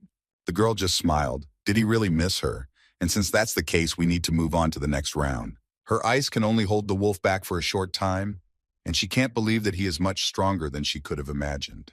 And besides, what is much more important, she remembers that he mentioned that he had already met him, so it is logical that he came here to fight in the hope that she would help him. The guy doesn't want to say it directly, but basically he gave a hint that her words are true. She just laughed, and in principle it was expected. Aquilo can't believe that the day has come when she can calmly accept help from a person. It's new to her. And besides that, she agreed to do everything according to his plan in such a situation, which the boy certainly did not expect. However, the girl had a question about how the boy was going to kill this monster. Even her spell at full power could not affect him in any way. Randolph appeared behind him, and he completely agreed with the dragon's words. Even if they fought by joining forces, it was still unlikely that anything would work out. Theodore looked at the two of them and said that he had a small outline of a plan in his head, but it would be very difficult to explain. And all because they have little time, the monster that was imprisoned in ice began to move slowly. He needs at least about 15 minutes, and so he asked the guys to hold him for a while. The ice began to crack. The wolf had already crawled out of it and was incredibly angry at the dragon, who dared to interfere in their battle. Although it seems impossible, they have no choice but to listen to the young master. They promise to hold out until their last breath, holding back this shaggy creature. Meanwhile, Teo turned away from them and activates the overwrite. A notification appeared in the system that he needs to select a personality for this action, but there are only two available. Theodore chooses St. Thomas without hesitation, and the essence begins to be downloaded into his body. And Randolph has already gotten carried away and is going to attack the toothy one. The wolf cleverly blocks his attacks, but he still does not give up. The girl also tries her best to gain as much time as possible. And then, Theodore had already turned into Thomas. He began to examine the battlefield around him and saw that there was complete chaos going on here. He believes that in a similar situation, even that Eastern master would be much more useful than him. There is very little time. The boy asks to listen to him, or rather to his plan. It's very good that he was able to convey all his thoughts to him with the help of telepathy. A smile began to appear on his face. All the necessary preparations had been completed by his junior, and this plan was incredible. It's time to begin the main action. He asks everyone to disperse so that nothing can interfere with him, no matter what the cost. He clapped his hands sharply and began to cast a spell that could work on this monster. But it does not end with just the spoken words. They are the result of enormous calculations expressed in the text. He single-handedly surpasses all established algorithms in constructing magic, but he may have even surpassed the concept of computation itself. The wolf looks at him and seems angry that a new player has been added to this game. It was hard not to notice that he was up to something, and that's why the shaggy one immediately rushed forward towards him. And then Aquilo attacks him with his foot, so that he definitely does not interfere with the process of witchcraft. Randolph also came to the rescue and defended Thomas. The wolf was literally knocked off his feet in mid-flight, so this is a very good moment to attack. The old man tries to hold him as tightly as he can, and besides, he will never allow some shaggy guy to get close to Theo. When the toothy one stood in line, he began to look at everyone from under his forehead and tried to catch his breath. He certainly doesn't like being disturbed. He began to cast some spells on himself, which is not very good for Randolph. He has at most 5 minutes to hold out. Meanwhile, Thomas's spell was almost complete, and he had to use Charlotte's necklace as an offering. But here, he tells our hero that they will not succeed. And why not give a simple analogy with fishing? It is obvious that the summoned creature is a fish. And with a fishing line, the summoner, or rather his soul, and as a fishing rod, Theo's body is ideal. The bait was successfully eaten, and all that's left now is to fish it out. They lack just a little strength. If they pull now, it will break, and his soul, which serves as a fishing line for them, will literally break. And that is why Thomas submitted a request to complete this mission. Our hero thought about it. His friend decided to supplement it with his own soul, requesting the completion of the quest. He is risking his life now, but now these two figures are trying to protect him, and therefore he should worry about these two, but not about him. His dream is literally one step away from fulfillment, and therefore he does not feel sorry at all about going to the next world. A man wants to fight to the fullest and is waiting for the best moment. It didn't take much time at all for this to happen, and it can just now begin to act and initiate the transmission. After all, in the end, it was Thomas who did everything, from the circle of magic to the spells themselves, and taught it to our hero. Our hero uses his skill and calls Fafnir to appear here. Literally from the sky appears an incredibly red bright beam. From there appears the harbinger of the end. Aquilo and Randolph took a short rest and looked at this huge red cloud in the sky. The dragoness activated her barrier. As soon as the sky was destroyed, the icy ocean turned into melting ice. The evaporating condensation turned into salt crystals. And then the old man asked his young master what exactly he had called here. A large red dragon appeared in front of them and was slowly released downwards. It seemed that the girl became scared, and she simply looked at him and asked him to have mercy on them. The wolf's eyes almost popped out of his head. How dare such a little man call Fafnir? He dived under the water after changing his appearance. He would like to finish this battle as soon as possible. And that fiery dragon has already fixed its target and is about to attack. This time he definitely won't miss. And it seems that this time the monster is really in pain. The monster is ready to say goodbye to its life this time. It tried to hold on until the very end, but for some reason it didn't work out and he feels like he's disappearing. Fafnir's goal was fulfilled and he can return back home. Or rather to its base, and that big red cloud closes. It was still raining all around and our hero stood and looked at the sky. He turned to the elder and said that he had finally succeeded and that without his help, the boys would never have managed. It is a pity that he will no longer hear his voice, but his soul will become a part of him and will continue to live within him. The thought of all this calms him down, but now he has no strength left at all. The boy is so exhausted that he can no longer float in the air above the ocean, and so he simply falls into the water, exhausted. Aquilo noticed this and immediately went to his aid. She caught him. The girl just smiled looking at him. Our hero was able to do something outrageous. This kind of summoning magic is already beyond her skills, as far as she knows. However, she didn't want to chat and think about it for long, and so she simply burst out, closer to the surface. In her long life, this day was one of the most interesting, and she does not regret that she saved our hero. After some time, our hero found himself in another place. The sun began to blind his eyes, and so he decided to wake up. The first thing he thought about was where he was. Gluttony spoke to him, and the first thing Theodore wanted to ask was what happened to Pride in the end. He only smiled in response and said that not a single cell of hers survived. And besides that, he would need at least 10,000 years to appear again in this world. However, our hero understood almost nothing of his words and asked him to explain it to him. It turned out that among the 7 deadly sins, he and Pride are just avatars. These are not their true bodies. In order to get to the lower dimension, they were reduced to their lowest possible functions and powers. Now it became clear to Theodore that the real essence was in another dimension. And in another world, it is impossible to overcome them. The originals of these sins are immortal entities that collect endless information and power from countless worlds. It immediately became clear to our hero that all this was beyond his strength. The weirdo just nodded his head, and as a being from this world, he thinks that the kid did a great job. And so Gluttony advises him to just focus on his own problems now, like before. Suddenly, someone entered his room when he heard conversations through the door. The boy greeted Mrs. Aquilo so politely, as always, that she even felt awkward about it. The girl sat down next to him on the bed and asked if he was hungry. Theodore felt awkward about such excessive concern, and he mumbled that he was full, which was strange, because he had slept for 3 whole days. He glanced sideways at AKV. It seemed that she even laughed. Besides this, the girl said that his friend was also almost awake. And when they got ready, they would need to go to the kitchen. She would entrust the servants with preparing something edible. Our hero just nodded his head in response, drinking water, after which he sighed heavily. It seemed that his friend Randolph was also safe, and the sea tyrant was no longer hostile towards him. He found the strength to get up and go to the window.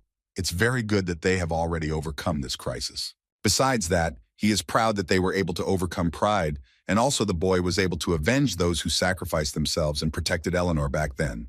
And finally, he remembered them and asked them to rest in peace. Suddenly, Theodore hears his name again and gets a little furious. But then, when he looked out, he saw his friend Randolph, who had come to tell him that Aquilo was calling them to breakfast. Theodore agreed to go with a smile. He just needed to tidy himself up and then feel the dragon's gratitude. Then they went for a short walk together, and the old man was truly amazed that after experiencing such a thing, he passed out for 3 whole days. To be honest, Randolph was very worried about him all this time, and was very afraid that he might not wake up after this. The boy looked him straight in the eyes among all the locals, only he surprisingly walked with a healthy gait. The blond man, although he looks fine on the outside, was seriously injured. An ordinary person would have been bedridden for at least a month. And yet they are both very glad that they met then, and he truly believes that his success is tied to meeting Theo. And here our hero became slightly confused and asked for more clarification. The man decided to say directly that thanks to him, he was able to awaken the ability of his aura. Before this, Randolph had proven himself through her and his physical skills, but now he had finally stepped 1 foot into the realm of the supernatural. Now it can be considered that he has reached the level of a sword master, but still the old man is being mean, hinting that he is exaggerating, because he will need years of diligent training to fully achieve it. However, he is grateful for everything that happened. It does not compare to those meaningless wanderings. And only now is Theodore ready to admit that everything is fine with them. The blonde put his arm around his shoulder. He thinks it's all because they're together as a team. Randolph also promises to follow him no matter what. But even though he says so, Theo noticed how he hesitated when it was time to fight the all-powerful being. But the main thing is the result, so everything should be fine. During a pleasant conversation, they completely forgot where they were, a place very similar to a dragon's lair. Turns out Aquilo said this is her villa. This island is off limits to pirates, an area they can't enter just by wishing. If we talk about dragons, it doesn't look like they curl up and sleep in their cave dwellings. Suddenly, goosebumps ran across Theodore's body. He heard someone's voice. Old man Randolph heard it too.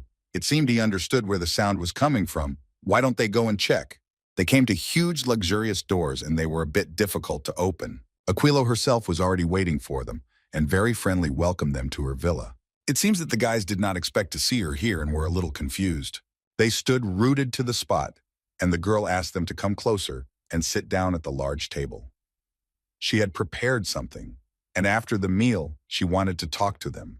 A servant approached her, and the girl asked to serve refreshments, especially for the guests. Baldy merely nodded his head and would soon follow his orders. First, he went into another room, and then he brought plates with all sorts of delicious dishes.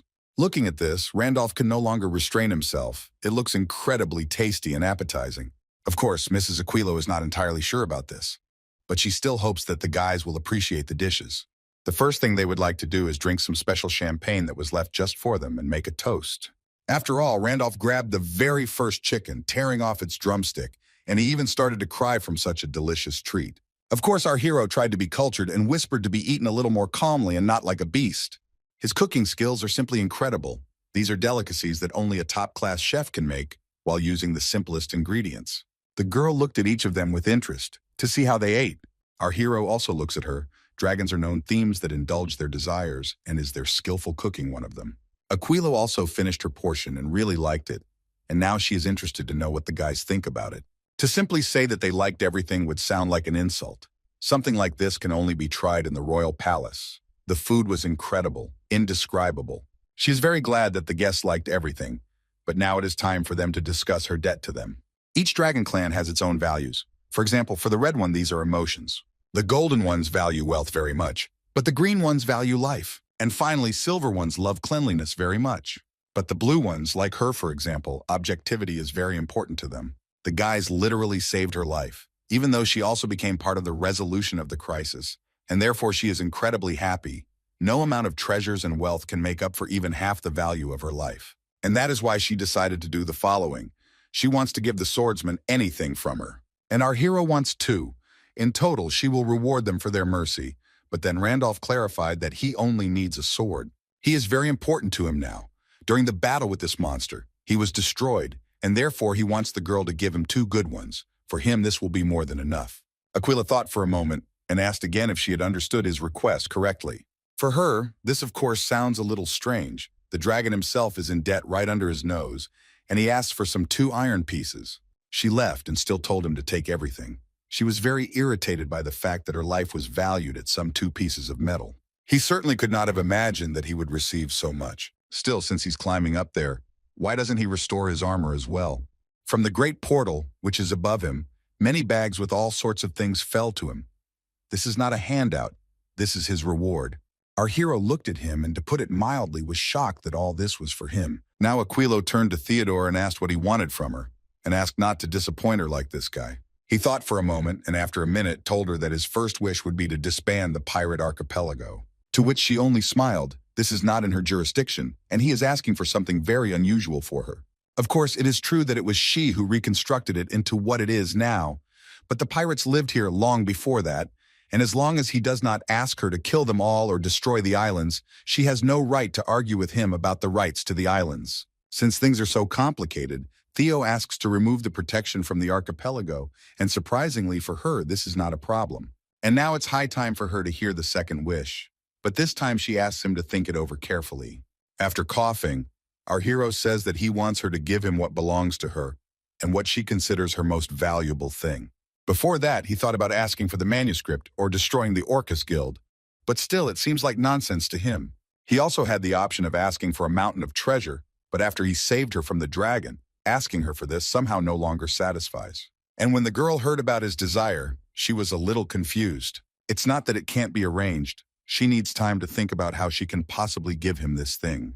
And it seems that she came up with an idea right away and asked the boy to come closer to her. It seemed that Theodore became very nervous, but the girl insisted that he listen to her. She hugged him and told him to relax. There might be a tingling sensation in his body. Aquilo slightly unbuttoned his shirt and removed his tie so that she could do it more easily. She bit him on the collarbone, but Theo stood motionless and did not know how to react. Randolph. When he saw this, he got scared and shouted at her, but his friend stopped him, asking him not to interfere. An old man can't just stand aside when he sees that he's being attacked. For our hero, this is a little strange. He doesn't even know how to explain it correctly. The cool sensation comes from the place of Aquilo's bite. This is definitely not an attack, but how to explain it, he doesn't know. And then she moved away from him. Everything went pretty well. No rejection was expected.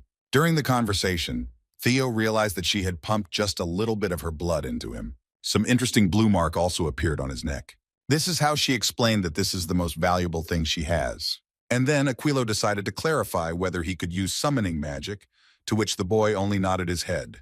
If he needs her help, then without hesitation she allows him to call upon her with her own blood. One day this will definitely help him, and all thanks to his sincerity and desires and her prudence. And now she wonders if her friend is happy with his last wish. He winked at her, making it clear that he was happy with everything. He didn't really have a choice. The girl just laughed. She also warned that there might be a couple more side effects. He would find out about them himself. The brunette was a little confused after this, and began to examine the bite instead, straightening his jacket back. This seal is of treasure rank. The user's water attribute handling level has been increased, and it has also been given Aquilo's blessing and the ability to summon her. In addition, he can use the dragon's language, which is a completely different level, a power only available to the dragons of the material world, and only one opportunity to learn it, making this the value of the blood seal immeasurable. And now she wants to proceed to his very first desire. The girl came closer to the balcony and slowly began to raise her left hand. She opened the door with a spell and cast a disappearance spell. A strong wind began to rise around her, and she began to literally suck in that thick fog. Now there is no trace of her on this island. She also plans to move her nest. The pirate archipelago will be completely destroyed. This place had been incredibly irritating to her for centuries, and it turned out that the thought of leaving it was quite refreshing. She also gave him some kind of bag, calling it change. Although his wishes had been fulfilled, there was still a little debt left. For her, it was the most fun day of her life, and she really hopes that after all this, she will someday be able to meet Theodore again. The blonde turned to our hero and just smiled, saying goodbye, after which she literally jumped from a great height, and the guy ran up to her and began to look down. Like a dragon, she plunged into the water, into the vast sea that was beneath them. And for some reason, the guy thinks that she planned all this from the very beginning. Randolph was also surprised that she left the island in such an interesting way, and then immediately changed the subject and asked what else she gave him. Our hero decided to open the bag right now in front of him, and when he saw what was there, his eyes almost popped out of his head from what he saw. The next day, they set off on their journey further, as planned, to the kingdom of Soldan. The blessing of Aquilo allowed them to sail at the highest speed, and therefore, the effect of this was immediately noticeable. As for the pirate archipelago, as expected, it fell. Its leaders panicked as soon as they realized that the protection of their deity was gone, and immediately their ambition to take over the island burst out, and the peaceful existence was a lie.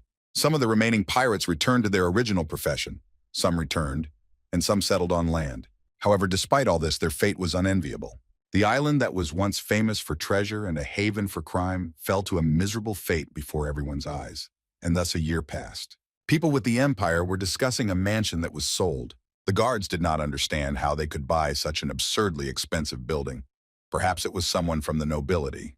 One of them reported that there was a man here who was under the protection of an extraordinarily skilled bodyguard. Perhaps he was the son of some noble sultan undercover. And from what he heard, he rarely leaves his mansion, except for his rare trips to get original manuscripts of magical books. He came to the leader and said that one of the family from the Eastern Kingdom, Bak Chung-myun, and his family wished to have an audience with him. One of the guests came in response to their gracious call to provide shelter for him and his family who had fled here. Of course, this is quite troublesome. He thought that it was nothing more than a light interest. But it seems that the head of the Beck family is quite interested in this palace. And in his present weak position, this guest from the East is a great power that has fallen into his hands. And so, in the midst of the crisis, he wants to win his heart and offers to see his mansion. The bearded man just smiled. This is a very wise proposal, because before making a decision, everything needs to be seen with your own eyes, of course. And therefore, he really wants to go on a short excursion there.